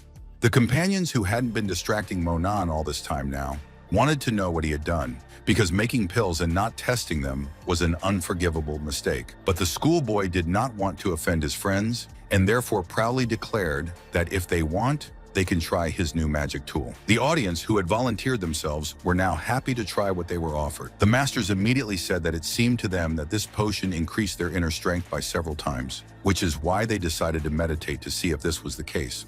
Sheng'er didn't understand why his nose was bleeding, so he immediately asked this question to an acquaintance. The teenager noted that there was nothing wrong with this, and then asked the man to help him collect the remains of plumage and claws so as not to leave garbage behind. As for the masters, they noted that the pill actually enhanced the strength of their 10 years of practice. And after a moment, they told Monan that from now on, they would serve the boy faithfully and follow him. Although the young man explained that he worked on his own, and therefore the sages should go their own way. Unexpectedly, Sheng'er shouted happily that he had managed to contact the ship. They were leaving in 3 hours. Time passed very quickly, and therefore very soon the movers were already bringing on board the boxes that belonged to our hero. Sheng'er supervised the process and requested that everything be done very carefully. When everything was loaded, the cruise ship set off on its return journey. Standing on the deck, our hero thought that he still managed to find the fragment. Now it is important to talk to the class teacher so that there is no scandal due to absence from school. However, the student was brought out of his thoughts by a friend who shouted that customs would check all the goods. There is a risk that their goods will be confiscated. This was the first time Monan had heard of this, so he asked where the information came from. Xie Lingxuan, who came up unexpectedly, explained that the search is true, but it can be avoided if you meet one person. With some suspicion in his voice, the teenager asked if it was true that the blonde had spread these rumors. The beauty said that the guy needs to talk to one person, adding that the conversation will not take much time. Holding his head, the young man sighed heavily, but decided that it was not worth refusing. Inwardly, the sly blonde thought that this time, she would not only bring 2 masters back to the company, but there was also a chance that superhuman Mo would join them. When Mo Nan arrived at the port, he instructed Xiong'er to first take out their belongings and check that everything was in place. As for the young man himself, he followed his new acquaintance, and the elders went with them. Once in a certain room, the girl finally took off her glasses and said that all her comrades can go inside, where their secret base is located. The young man didn't immediately understand where they were, but it didn't bother him much. Although the masters immediately said that this organization plays with this kind of mystical tricks, the stranger who saw Xia Lingxuan said that she had returned, probably because her goal was to scare the whole team, because there had not been a single message from the employee for several days. In response to the lady's question about where her father was, Ian said that the commander was currently conferring with the lady on some business, so he shouldn't be distracted right now. And then, coming closer, he said that he would like to know how many days the beauty did not take a bath. Xia Lingxuan didn't understand why she deserved to be treated so disrespectfully, so she shouted that there was no smell coming from her. It was all just Ian's imagination. Suddenly, someone turned to the girl. The woman asked in a stern tone what kind of scandal the young lady had caused. Xia Mei looked at the blonde carefully, waiting for her to give her a clear answer. However, the beauty was in no hurry to do this. Instead, she addressed the stranger as a sister, but clearly in order to appease her. But the woman continued to say in a stern tone that she didn't understand why she would run away on some kind of trip alone. Didn't Xia Lingxuan know how dangerous it was? In a low and soft voice, the girl explained that she would not do this again, but in her defense, she wants to say that this time she brought talented people with incredible abilities. And pointing to her acquaintances, she proudly announced that she wanted to introduce them to each other. First, the blonde told about two great masters, one named Xin and the other Yin. These men were personally invited by her father. After that, she moved on to the Superman Mo, who is now known throughout their city. Xia Lingmei said hello out loud, but she thought to herself, how can this Superman look like a poor student? Surely the blonde girl was tricked by some charlatan again. The young man caught the smirk of this unfamiliar woman, but decided not to say anything. She, in turn, carefully looked at the elders and said that thanks to them, their organization will become even stronger. But she didn't understand why Xia Lingmei would be so dismissive of the teenager, since he was so much stronger and more powerful. The woman at this time pointed the masters to the study and asked that the guests go there. The elders couldn't afford to enter the room earlier than Mr. Mo, so they invited him, even though the manager had told the sages to enter first. The men did not resist because they were only guests, and so immediately hurried into the office. The blonde immediately turned to her friend and asked for forgiveness for the fact that her sister ignores the guy, noting that she does not do it on purpose. However, the student was not interested in this. He wanted to know why they were brought to this organization in the first place. Xia Lingzuan said that the teenager probably knows about the four most mystical special forces units in China's military circles. These units guard China. They not only have great power, but also surpass any army in strength. So this is the place where they recruit talented candidates for special forces units. After listening to all the explanations, Monan decided that this girl was a real authority in this place and said out loud that she brought him here so that the guy could meet her father, Commander Xia. With a smug look, the blonde said that her father didn't even know that she had not only brought back two masters, but also brought back a superhuman. Our hero said that in this case, he wants to meet this man as soon as possible because immediately after the meeting he will go home, where he has a lot of things to do. Seeing that the young man was leaving, the girl shouted after him that he could not even imagine how many people wanted to get here, but it was impossible for them. But to Xia Lingxuan's great surprise, her acquaintance didn't go anywhere, because a couple of minutes later, the teenager came out of the locker room in military clothes. It is not clear what the schoolboy expected, but he asked in a frightened voice why the girl was looking at him so strangely and confused. And without waiting for an answer, he noted that before using his magic pill, the beauty sometimes had problems. She was sharply thrown into the heat, then into the cold. Then he added that it won't happen again. Other than that, Xia Lingxuan can take 2 pills, but she should know that there is a possibility of unexpected effects. But before they could finish, a man turned to the girl, asking her if she had really returned. A young man explained that he was constantly calling, but the phone was turned off, so he was very worried, not knowing what to think. Yu Xiao noticed the pallor on the beauty's face and asked what was wrong with her, but she said with annoyance that she was fine. Moreover, her sister was busy, and the young man's help would not be superfluous. At the same time, Xia Lingxuan grabbed her new acquaintance's arm and dragged him somewhere without saying anything. The young military man was watching the guys carefully. It was clear that hatred was red in his eyes. Once in the other room, the girl apologized, saying that she shouldn't have used Monan as an excuse. She explained that this Yu Xiao had been courting her older sister all the time, but recently he suddenly started flirting with her, and her sister believes that this bad person is not bad. Then she said that if she did tell her sister the truth, she would definitely not believe her. Suddenly, Xiaolingguan was called out by some strangers, claiming that they didn't understand where her friend had been all these days. Leaving, our hero tactfully said that he did not want to interfere with the girls. However, at the same time, the young man accidentally bumped into Yu Xiao, who was clearly not happy about it. In a low voice, the dark-haired man said that he was only warning her once, so he should remember not to be near the blonde. After another minute, when the topic of women came up, Monan asked if it was Ling Xuan or Ling Mei. The young man rudely stated that these two women belonged to him, and therefore if a schoolboy wants something, he should get his personal approval and not act independently because it can pay for it. However, the young man immediately replied that he wanted to give advice to the brunette, which is to stay away from him as much as possible. Yu Xiao wasn't going to give up, saying that it was all very interesting. At that moment, a soldier called out to a colleague and pointed out that since today was the last day of the competition, he wanted to get leniency and become a candidate. A stranger noticed our hero, asked who this person is, and heard that he is just a rival in love, which should not be paid attention to. Leaving, Yu Xiao noted that time is running out, today is the last day of the competition, they must show their best side, most importantly, stay in the top 50. Monan stared intently in front of him, but didn't say anything.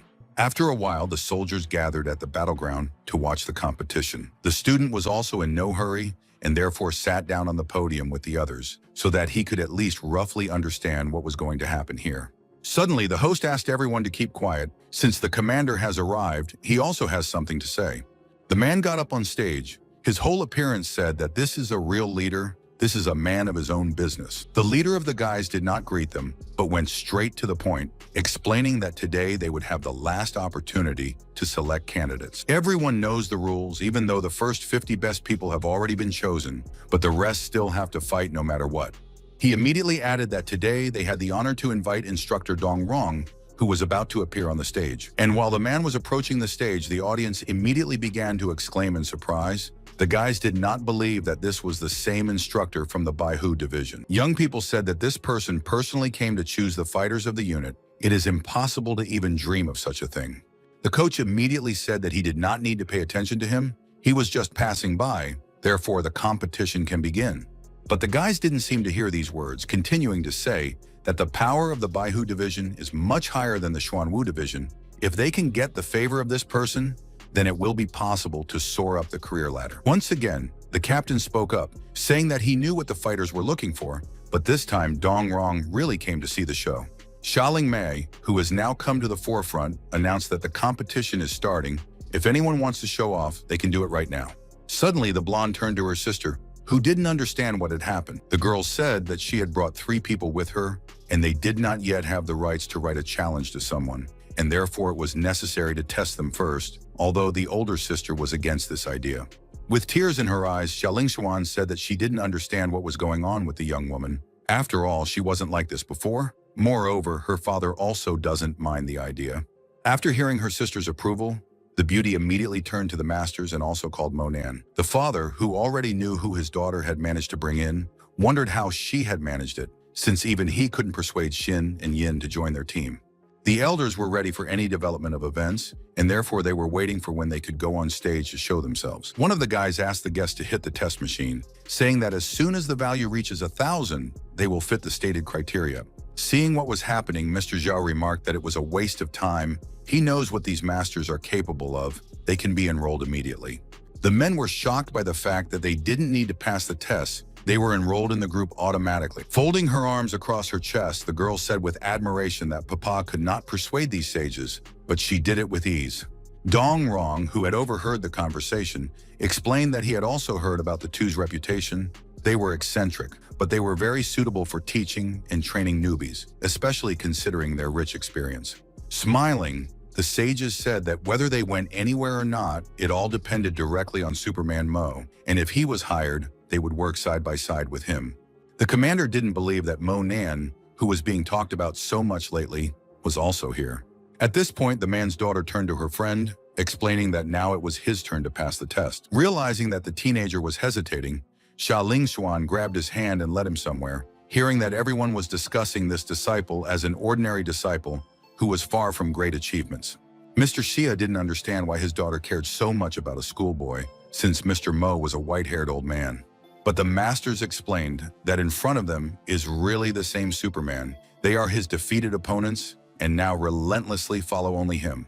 The guys who were standing nearby were laughing with our hero, discussing among themselves that this teenager does not even have a bit of strength, and therefore, what can we talk about at all?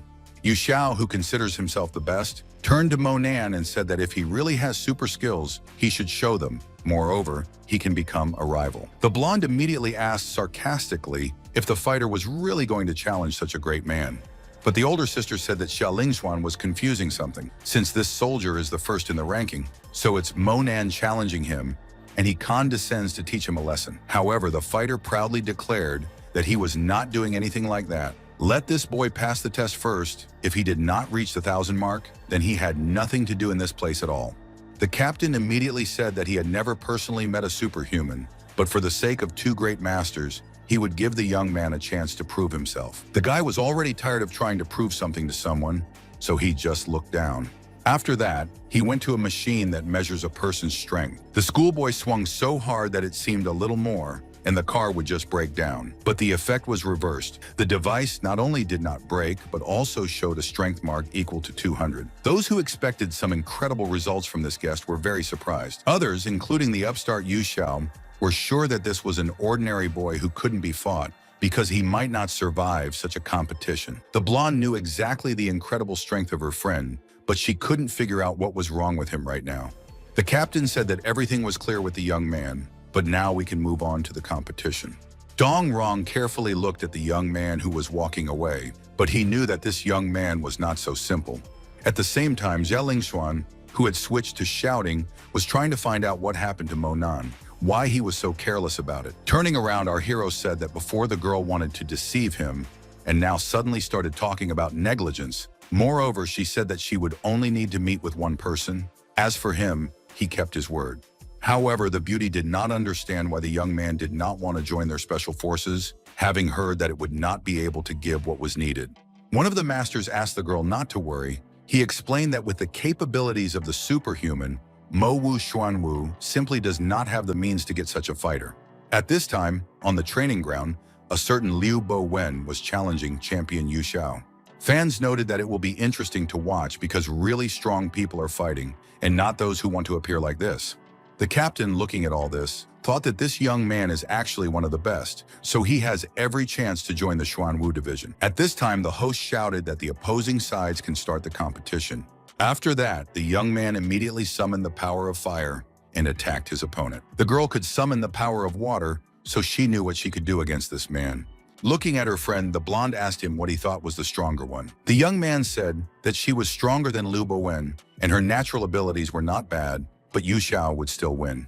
The girl did not understand why this was so, but the teenager said that the fighter had little experience, and besides, practical techniques were not suitable for her. Looking at Xia Lingxuan, the schoolboy could tell that she was looking at everything that was going on with some embarrassment. As for the fight, it continued, but it seemed that both opponents were holding up very well. Suddenly, Xia Lingmei declared that this competition was considered over, and the winner was Yu Xiao. The girl sat on the ground, realizing that she had done everything she could, but it wasn't enough. Hearing the young man apologize and explain that he only used half of his strength, I thought that this guy was very sneaky because he did everything possible to win. The viewers who supported Yu Xiao said that they believed that he was capable, and he was certainly their leader. The captain said that they had already selected 50 people. They would compete with each other. The rest would leave in the morning. If they came to try their hand again, they could come back in a year. Approaching Dong Rong, the young man said that he had been dreaming of joining Bai Hu since childhood, but did not know if it was possible to replace someone with him, adding that he swore that he would become the most diligent fighter in the reserve. Laughing, the instructor said that he had said at the very beginning that he was just an observer, that Xuanwu had talents, and therefore he did not want to poach them. At the same time, a friend of our heroes ran up to the elderly man, who asked if he liked Mo Nan, who is actually incredibly strong. The girl's father immediately shouted that he didn't want to hear any more about this boy who wasn't capable of anything. And as he left, he added that today his daughter had disappointed him very much, and she should think about her behavior so that this would not happen again. At the same time, behind the girl's back, the fighters began to say that Mr. Zia has two daughters. The older one is very smart, but the younger one is not only naive, but also stupid. The blonde immediately turned to see who was spreading such rumors. With a heavy sigh, Monan thought that these matters were none of his business, so he would return home in the morning. As for Jia Lingshuan, she went to a place where she could be alone. The girl was offended that everything turned out this way, because in her plans, everything was completely different. At the same time, the beauty heard someone say in a sharp tone that she probably hadn't realized everything yet. It was Mr. Jia who was saying that his daughter would be 23 years old this year, and she still hadn't matured yet. It seemed like she needed to find someone to raise her. That was why the commander decided that the girl should be taken care of by someone, and it should be Yu Xiao that they can get married in. Hearing about this, the beauty immediately became indignant because she did not understand why her father suddenly started talking about such a thing. An exasperated Xiaoling Xuan said that this is not a good person. First he ran after her sister, now he decided to take on her, then nothing will happen. However, the man didn't care what his daughter said, even though she was already an adult. Leaving, the commander noted that this young man will certainly become a full member of the squad with unlimited rights. If the girl marries him, then for the rest of her life, she will not have to worry about anything. The blonde girl was not going to give up and shouted that as soon as Yu Xiao entered Xuanwu, his father would immediately be promoted, and therefore he was thinking only of himself. Mr. Jia explained that if it wasn't this fighter, then his daughter would bring some unknown beggar into the house. With tears in her eyes, the beauty remarked that Mo Nan was 100 times better than Yu Xiao, and she would be better off with him than with an impudent soldier. After these words, the man began to say that his youngest daughter does not understand people at all, not to mention the eldest, who has a lot of advantages. Tilting her head, the blonde noticed that since childhood, she had always been compared to Xiaoling Mei, believing that she was better at everything. No matter how hard she personally tried, no one would notice. But this conversation was not over, as someone turned to the commander. It was Jia Lingshuan who had used all her strength to show her father what she was capable of. At the same time, the girl swung her foot and hit the wooden cross that stood next to her. This caused a large mark to appear on the tree, but it didn't stop there. The force of the impact was so incredible that the object flew off into the opposite wall. The commander, who only recently said that his daughter was not capable of anything, now could not believe how she managed to do something like this. Inwardly, the manager thought that even Yu Xiao, whom he sets as an example to everyone, was not capable of such a blow. Changing his anger to mercy, the man said that the beauty actually surprised him, but I want to know how she did it at all. With confidence in her voice, Jia Lingshuan stated that her father was becoming increasingly worthless, unable to even see what kind of person was standing in front of him. She immediately added that the person who gave her such super strength was the one she brought with her, Mo Nan. Responding to a parent's question, the blonde explained that this schoolboy is actually a superhuman Mo who brewed magic pills and gave some of them to her.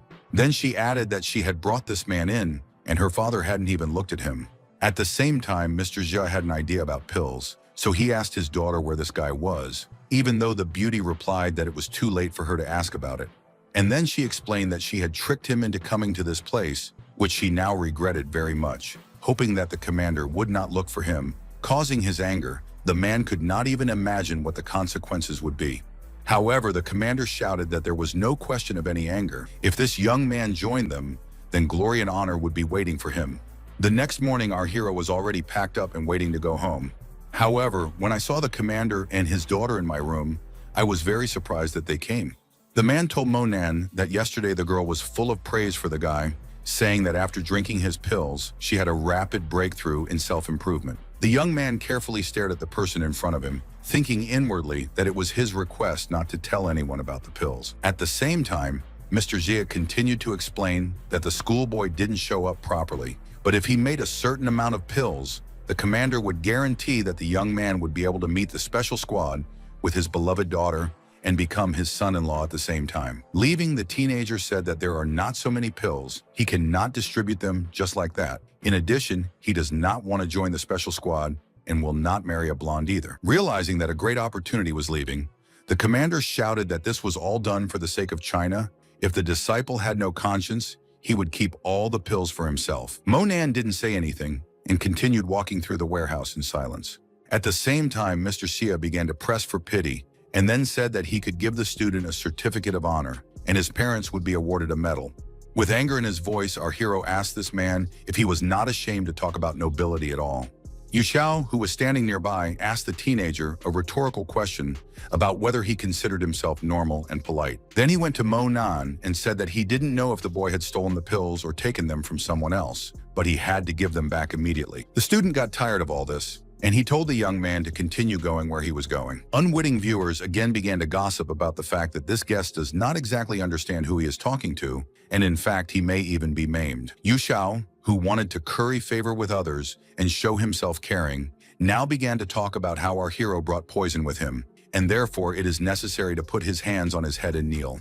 Monan carefully looked at the ill-wisher who was about to strike at him, and he just said that this fighter is too noisy, although in fact he is nothing. The audience watched as their guest's hand was placed on the cheek of the opponent. A moment later, Monan hit a little harder, which led to very unpleasant consequences. The man who had thought himself the strongest in the squad and still boasted about it was now lying on top of the metal curtain that had fallen when he flew into it. The young people who said bad things about our hero were immediately silenced because they were struck by what had happened. Commander Xia had the same reaction, as did his eldest daughter. Glaring angrily at the man, the schoolboy said that it was not enough to consider himself a smart guy. Since Monan still had nothing to do with the commander, he was nothing to him. Wailing, one of the soldiers tried to explain that this unfortunate guy had fractures all over his body. He was fainting, and therefore it was necessary to take revenge for him. On the way out, the teenager once again said that he felt that he had not been heard correctly. The commander stood where he was, terrified by these vague words which could cover anything. While warming up, the fighters said that they would easily avenge their comrade. But a moment later, the boys heard someone order them to stop immediately. Immediately, Instructor Dong Rong appeared in the room, and the fighters hoped that at least the old man would teach the impudent man a lesson. While bowing to the elder, Mr. Jia immediately explained the situation and expressed the hope that a sensible and experienced person would be able to besiege this boy. Once again, the boys began to talk about how this young man would surely come to an end now. However, the old man wasn't in a hurry to say or do anything. Instead, he walked over to Monan and looked at him carefully. After a moment, Dongrong carefully looked into the eyes of our hero, who did not even think to look away. Suddenly, the instructor said in a courteous voice that he wanted to personally invite the young man to join the Baihu Special Forces squad. He could immediately become the team captain. The crowd didn't believe what the old man was saying. The instructor went on to explain that if he joined them, then he would become the youngest captain, which would bring more power and freedom, a rank higher than Commander-in-Chief Xia. Approaching from behind, the startled commander began to say something about how this is completely out of line with the rules. In addition, an ordinary schoolboy is in front of them. In an icy tone, Dongrong stated that since when did he still have to get the approval of a tiny deputy like Mr. Xia? Realizing that it was necessary to act, the commander immediately apologized to Monan and added that he was wrong. Of course, the disciple is stronger than Yu Xiao. The happy old man explained that the young man should get ready, as they would be leaving after lunch. And after that, he once again noted that the teenager would become the most promising captain of the Baihu Special Forces unit. However, our hero suddenly said that he wanted to apologize. Then he added that he didn't want to join the Baihu Special Forces unit. This news shocked Dongrong, who didn't understand how anyone could give up such a position. The guys thought that this student must have gone crazy because this is an opportunity to enjoy not only fame, but also money. To convince the young man, the instructor decided to say that he did not understand the power of the team captain. But Monan replied that he didn't care about the benefits. He wouldn't join even though he appreciated Dongrong's kindness. But this time he refused. As the schoolboy walked away, he heard people saying that he could be made an advisor, that he could easily discuss all the requirements and wishes. The young man did not want to waste time on him, so he simply said that he could not be persuaded. Then he moved on because he had other things to do, including school, which he hadn't been to for several days. The surprised commander did not understand how you can just take and leave when you are offered such a thing. With sadness in his voice, Dongrong declared that it was easier to raise an army of 1,000 warriors than to find a good general. At this time, Xia Lingmei thought to herself that all men are interested in power, women, and money. If a guy is not interested in the first two things, then the third one will definitely make you think. The bus that the teenager was about to board finally arrived. A few seconds later, he was already entering the vehicle, glad that he would soon be at home. At that moment, a voice said that pushing around on a city bus all day is tiring, because that's what it is. The schoolboy had no idea who it might be, but he saw Xia Lingmai standing in front of him. The girl immediately explained that she knew about the pills, but if the teenager cooperates with her, she guarantees him that he will receive so much money that he will not spend it in his entire life. Monan replied that he had made his pills for himself, so there was no need to have any plans for his personal belongings. But the beauty did not give up, saying that now the young man is just a student, then he will study at the university for several years, after which he will start working 9 hours a day, 6 days a week. And she added, why would a young man need a life where the director would yell at him, colleagues would ask for something, if you can sell all the available pills to her and make good money on it? In an icy tone, the guy said, if the girl said everything, then she can get off the bus. However, other passengers decided to intervene in the conversation, telling the girl that the guy clearly made it clear that he did not want to communicate, so why push him in this case? However, instead of understanding, the beauty rudely shouted for everyone to be quiet because it didn't concern them at all. The beauty looked at the young man's indifferent face and said that if the young man did not agree, he would always be a poor man. Realizing that the entire bus was already looking askance at the young lady, she started yelling at the passengers. However, after a few seconds, people heard some kind of rumble on the street, so they immediately looked carefully out of the window to understand what was happening. Behind the bus, a red sports car was moving at high speed. The car looked enchanting against the background of ordinary public transport.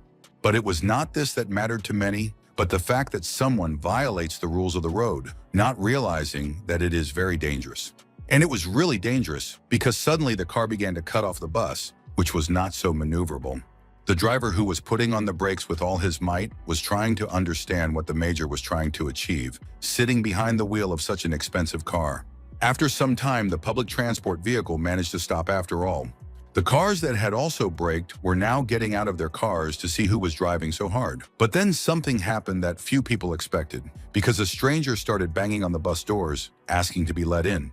The driver did as he was asked, although he didn't understand what was going on, but the man explained that they were looking for one person. Xia Lingmai was sure that they were coming for her, and she said out loud that if Mo Nan wanted to buy one of these cars, he should sell her his wonderful medicinal pills. Suddenly, the stranger, seeing someone on the bus, immediately began to smile all over his mouth. Standing in front of the girl, the young man started bowing, which caused Xia Lingmei to smirk. Suddenly, the man said that he was glad to see Mr. Mo, for whom he had come here. The surprised beauty shouted with annoyance in her voice that it was simply impossible that such a person would come to see an ordinary schoolboy. The stranger asked if it was true that the teenager was going to the city, and added that he had talked on the phone with Zhong'er and found out that the guy was stuck here and therefore came to pick him up and take him home. In a soft tone, our hero replied that he did not mind, but asked next time not to arrange such pretentious performances. Laughing, the young man explained that he liked to show off, but Mr. Mo was very reserved, so he cut the number of cars in half when he found out that he was going here. Before getting off the bus, the stranger turned to the student and asked what about the girl. After getting out of the vehicle, the young man explained that they were not on the way with her.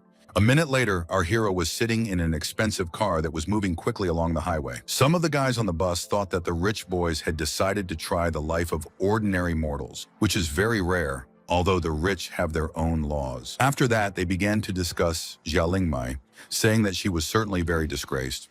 When she got off at the next stop, she thought that Mo Nan had shamed her like no one else, so she decided that she would definitely take revenge on him for everything.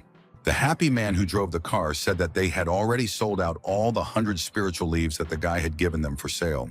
And he added that now all the cream of society in Zanan knows about the divine leaves. The market demand exceeds supply. It reaches the point that some rich people are already offering over 10 million for them.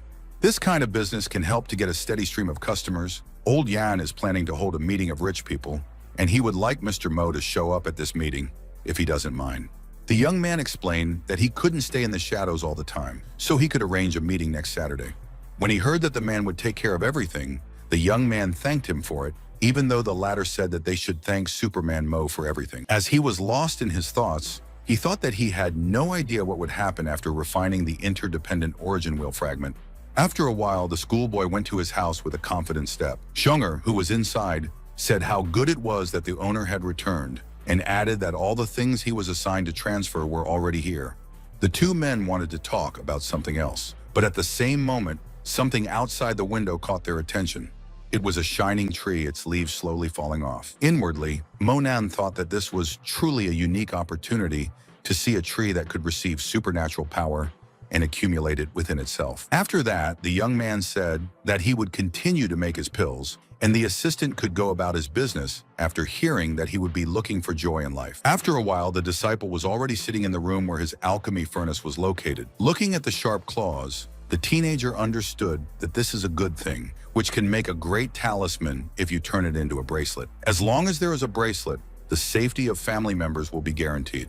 The young man decided that he would make one piece of jewelry for his mother, his younger sister, another one he wanted to leave to Xuan Yin, and one to Zikui.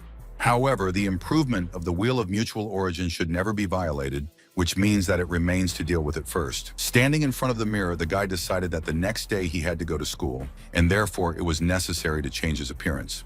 In the evening of the same day, going out to his living room, our hero saw his friends. Everyone present, including the girl, said that they had come unannounced and hoped that the student would forgive them for this tactlessness. When everyone was seated, Mr. Yan began to say that the work on selling the leaves was going very well. After a special meeting, you can officially launch a campaign to sell such a good product. After hearing Nan talk about selling at a certain price, the guy asked her to tell him more about what she wanted to explain or suggest. The beauty explained as far as she knew. Using the leaves to brew tea also has a slight effect. The income from tea is much greater than from selling divine leaves alone. In addition, it offers to create a cumulative point system for credit card holders, which can give some privileges. And only hearing about this, the young man thought that this non is really difficult. So the guests will form a psychological competition. The most important thing is to solve the problems of exceeding demand over supply.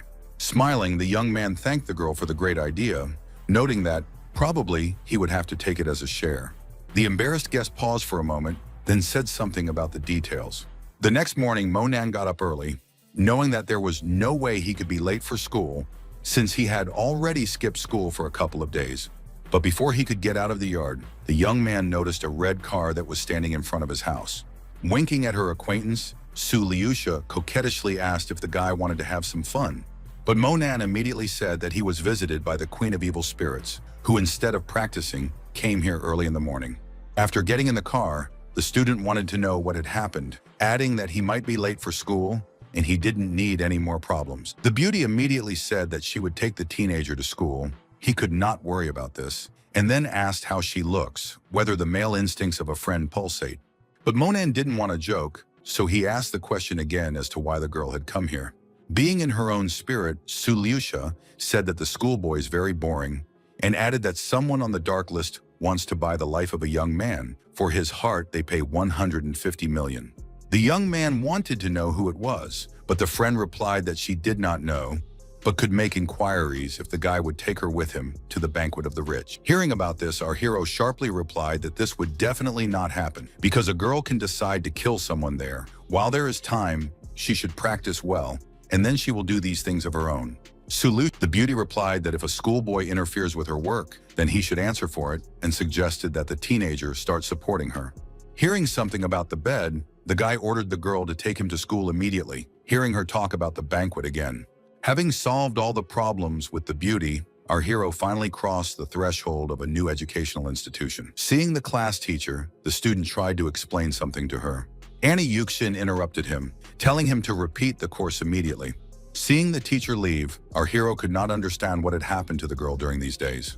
The beauty did not want to talk to anyone, so she went up to the roof where she could be alone. The teacher was looking down at the street and thinking about something else. The woman cried, saying that about 200,000 rubles were not enough for treatment and surgery. Hearing that her mother had borrowed money from everyone she could, but still didn't have enough, Annie thought for a while. Even though the teacher had promised to help, she had no idea where she could get the money since she didn't have any rich acquaintances. At this time, Lin Yutong once again reproached him, saying that the young man was very slow, and her mother was waiting for him for lunch. The teenager said that he did not want to eat, but the girl began to hint that if Monan skipped school again, he would have serious problems. Inwardly, she thought, it's very strange that her mother's so worried about this young man. Realizing that he didn't want to upset Miss Tan, the young man decided that he should still go and have lunch. The beauty at this time thought that they had not seen each other for several days, and it seems to her that the schoolboy has become more polite and pleasant. Most likely this teenager has some rich patron who buys him absolutely everything that helps Monan look just perfect. After a while, the guys were already at the house where the guy lived for some time. In a stern tone, Lin Yutong explained that Yang Xiao and Jijie were already here, so it would be best if the guest entered the house in silence. A friend, seeing the door open, shouted that they were just discussing it, and therefore it was so good that she came. Then, folding her hands, she added that she didn't understand why the student had brought this ill-mannered teenager again, and that if he stayed for lunch, Jijo would immediately leave. However, this time, Lin Yutong decided to defend her acquaintance, explaining that he was invited by her mother, so it would be as the hostess said. The girl, realizing that she was put in her place, decided to take out her anger on the young man, and therefore began to say that life in the villa was probably boring for him. Therefore, he began to take care of the schoolgirl again. The guys also joined in, laughing at Mo Nan and claiming that he was working for a rich woman from that cottage. Embarrassed, Lin Yutong didn't want to be talked about in her house, so she felt embarrassed and blushed. It seemed that now the girl looked at our hero completely differently, thinking that he did not look like the one they were keeping. Realizing that there was something to talk about, Gigi changed the subject, saying that Yan Qingsa had released a new song that sounded as good as all the previous ones. Lin Yutong happily noted that it was a song called Light Cold. Laughing, the friend replied that this is actually the same composition, but it's hard for her to understand how you can be so talented to come up with such a thing. A friend of our hero caught fire with the idea that she would like to ask Yan Qingsi to help her write something similar. One of the students picked up this idea, noting that if you understand the principle of writing, they will be able to come up with something of their own, just as beautiful and original. Lin Yutong rejoiced, hoping that her boyfriend would actually help her in her endeavor. After that, the girl remembered that our hero was still in the room and asked him if he had heard the song. The guy said that he hadn't heard it, but he would listen to it when the wind stopped blowing. Chacho gave him a sidelong glance and said in a cold tone that some people were not worthy of the slightest sympathy. And only a friend of the guy was surprised how he could know that the title of the next song is Calm. At the same time, two men were walking down the stairs talking very animatedly. One of them was Lin Yutong's father, whose name was Lin Jinming. As for the second man, Zhang Juntian was one of the 4 Jiangdu masters. Turning to him, the disciple said that he had been talking to Uncle Lin for a very long time. However, with a smile, but at the same time sharply, the master said that this was absolutely no concern of the boy. In the same second, Lin Yutong's friends also greeted her father and their family's good friend. The man said that it was enough to say hello, it's time to sit down, and especially since dinner should be served soon. It seemed that our hero wanted to say something to the owner of the house, but he looked at the teenager with a cold look. After that, Lin Jinming told his daughter to call her mother and ask when she would be back, explaining that they had an important guest today, and the woman was out shopping for a long time. Looking at the man, immediately began to justify himself to a friend, saying that Tanya is such a person. Despite the small salary, she has a lot of work at school every day. He told her to find a better job, but she refuses. Seeing his friend's awkwardness, Ken Yunian said that there was no need to make excuses, and immediately added that he had brought some goodies with him this time, but he would only show them when the woman returned. And then he added that before dinner you need to talk about something good and kind, so as not to spoil your appetite. At the same moment, the students heard footsteps and the creaking of the front door, so they told everyone that Aunt Tan had come.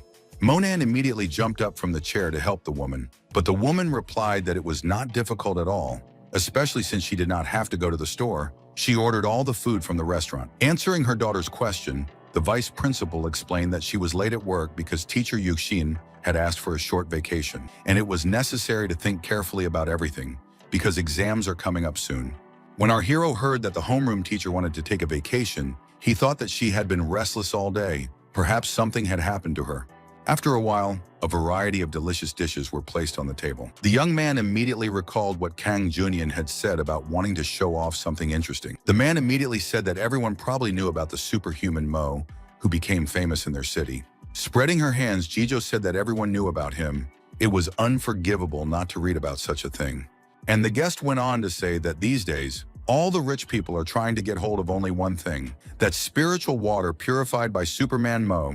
This spiritual water can shake a person's spirit or completely heal them. The disciples said that Yang Junyan brought this water especially for the Lin family, so that they could experience what it is. After a moment, the young man reached for a small box, which he had already begun to open. The guest said that everyone will get a sip. After the first customers drank it, they became much smarter and healed. Everyone should check it out for themselves. The woman thought that this water should cost a lot of money, but laughing, the man explained that its price is only 200,000. When in a couple of days the great Mo will meet with the richest people, he will still bring this healing water. Mr. Lin explained that he had also heard about this festival, but he wasn't rich enough to go there. It was said that only people with a fortune of 300 million yuan have the opportunity to attend this event.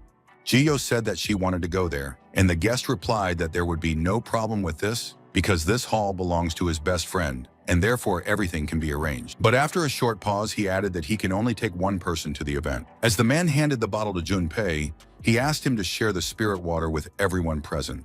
The student was happy to help in this matter, and therefore immediately reached for the container.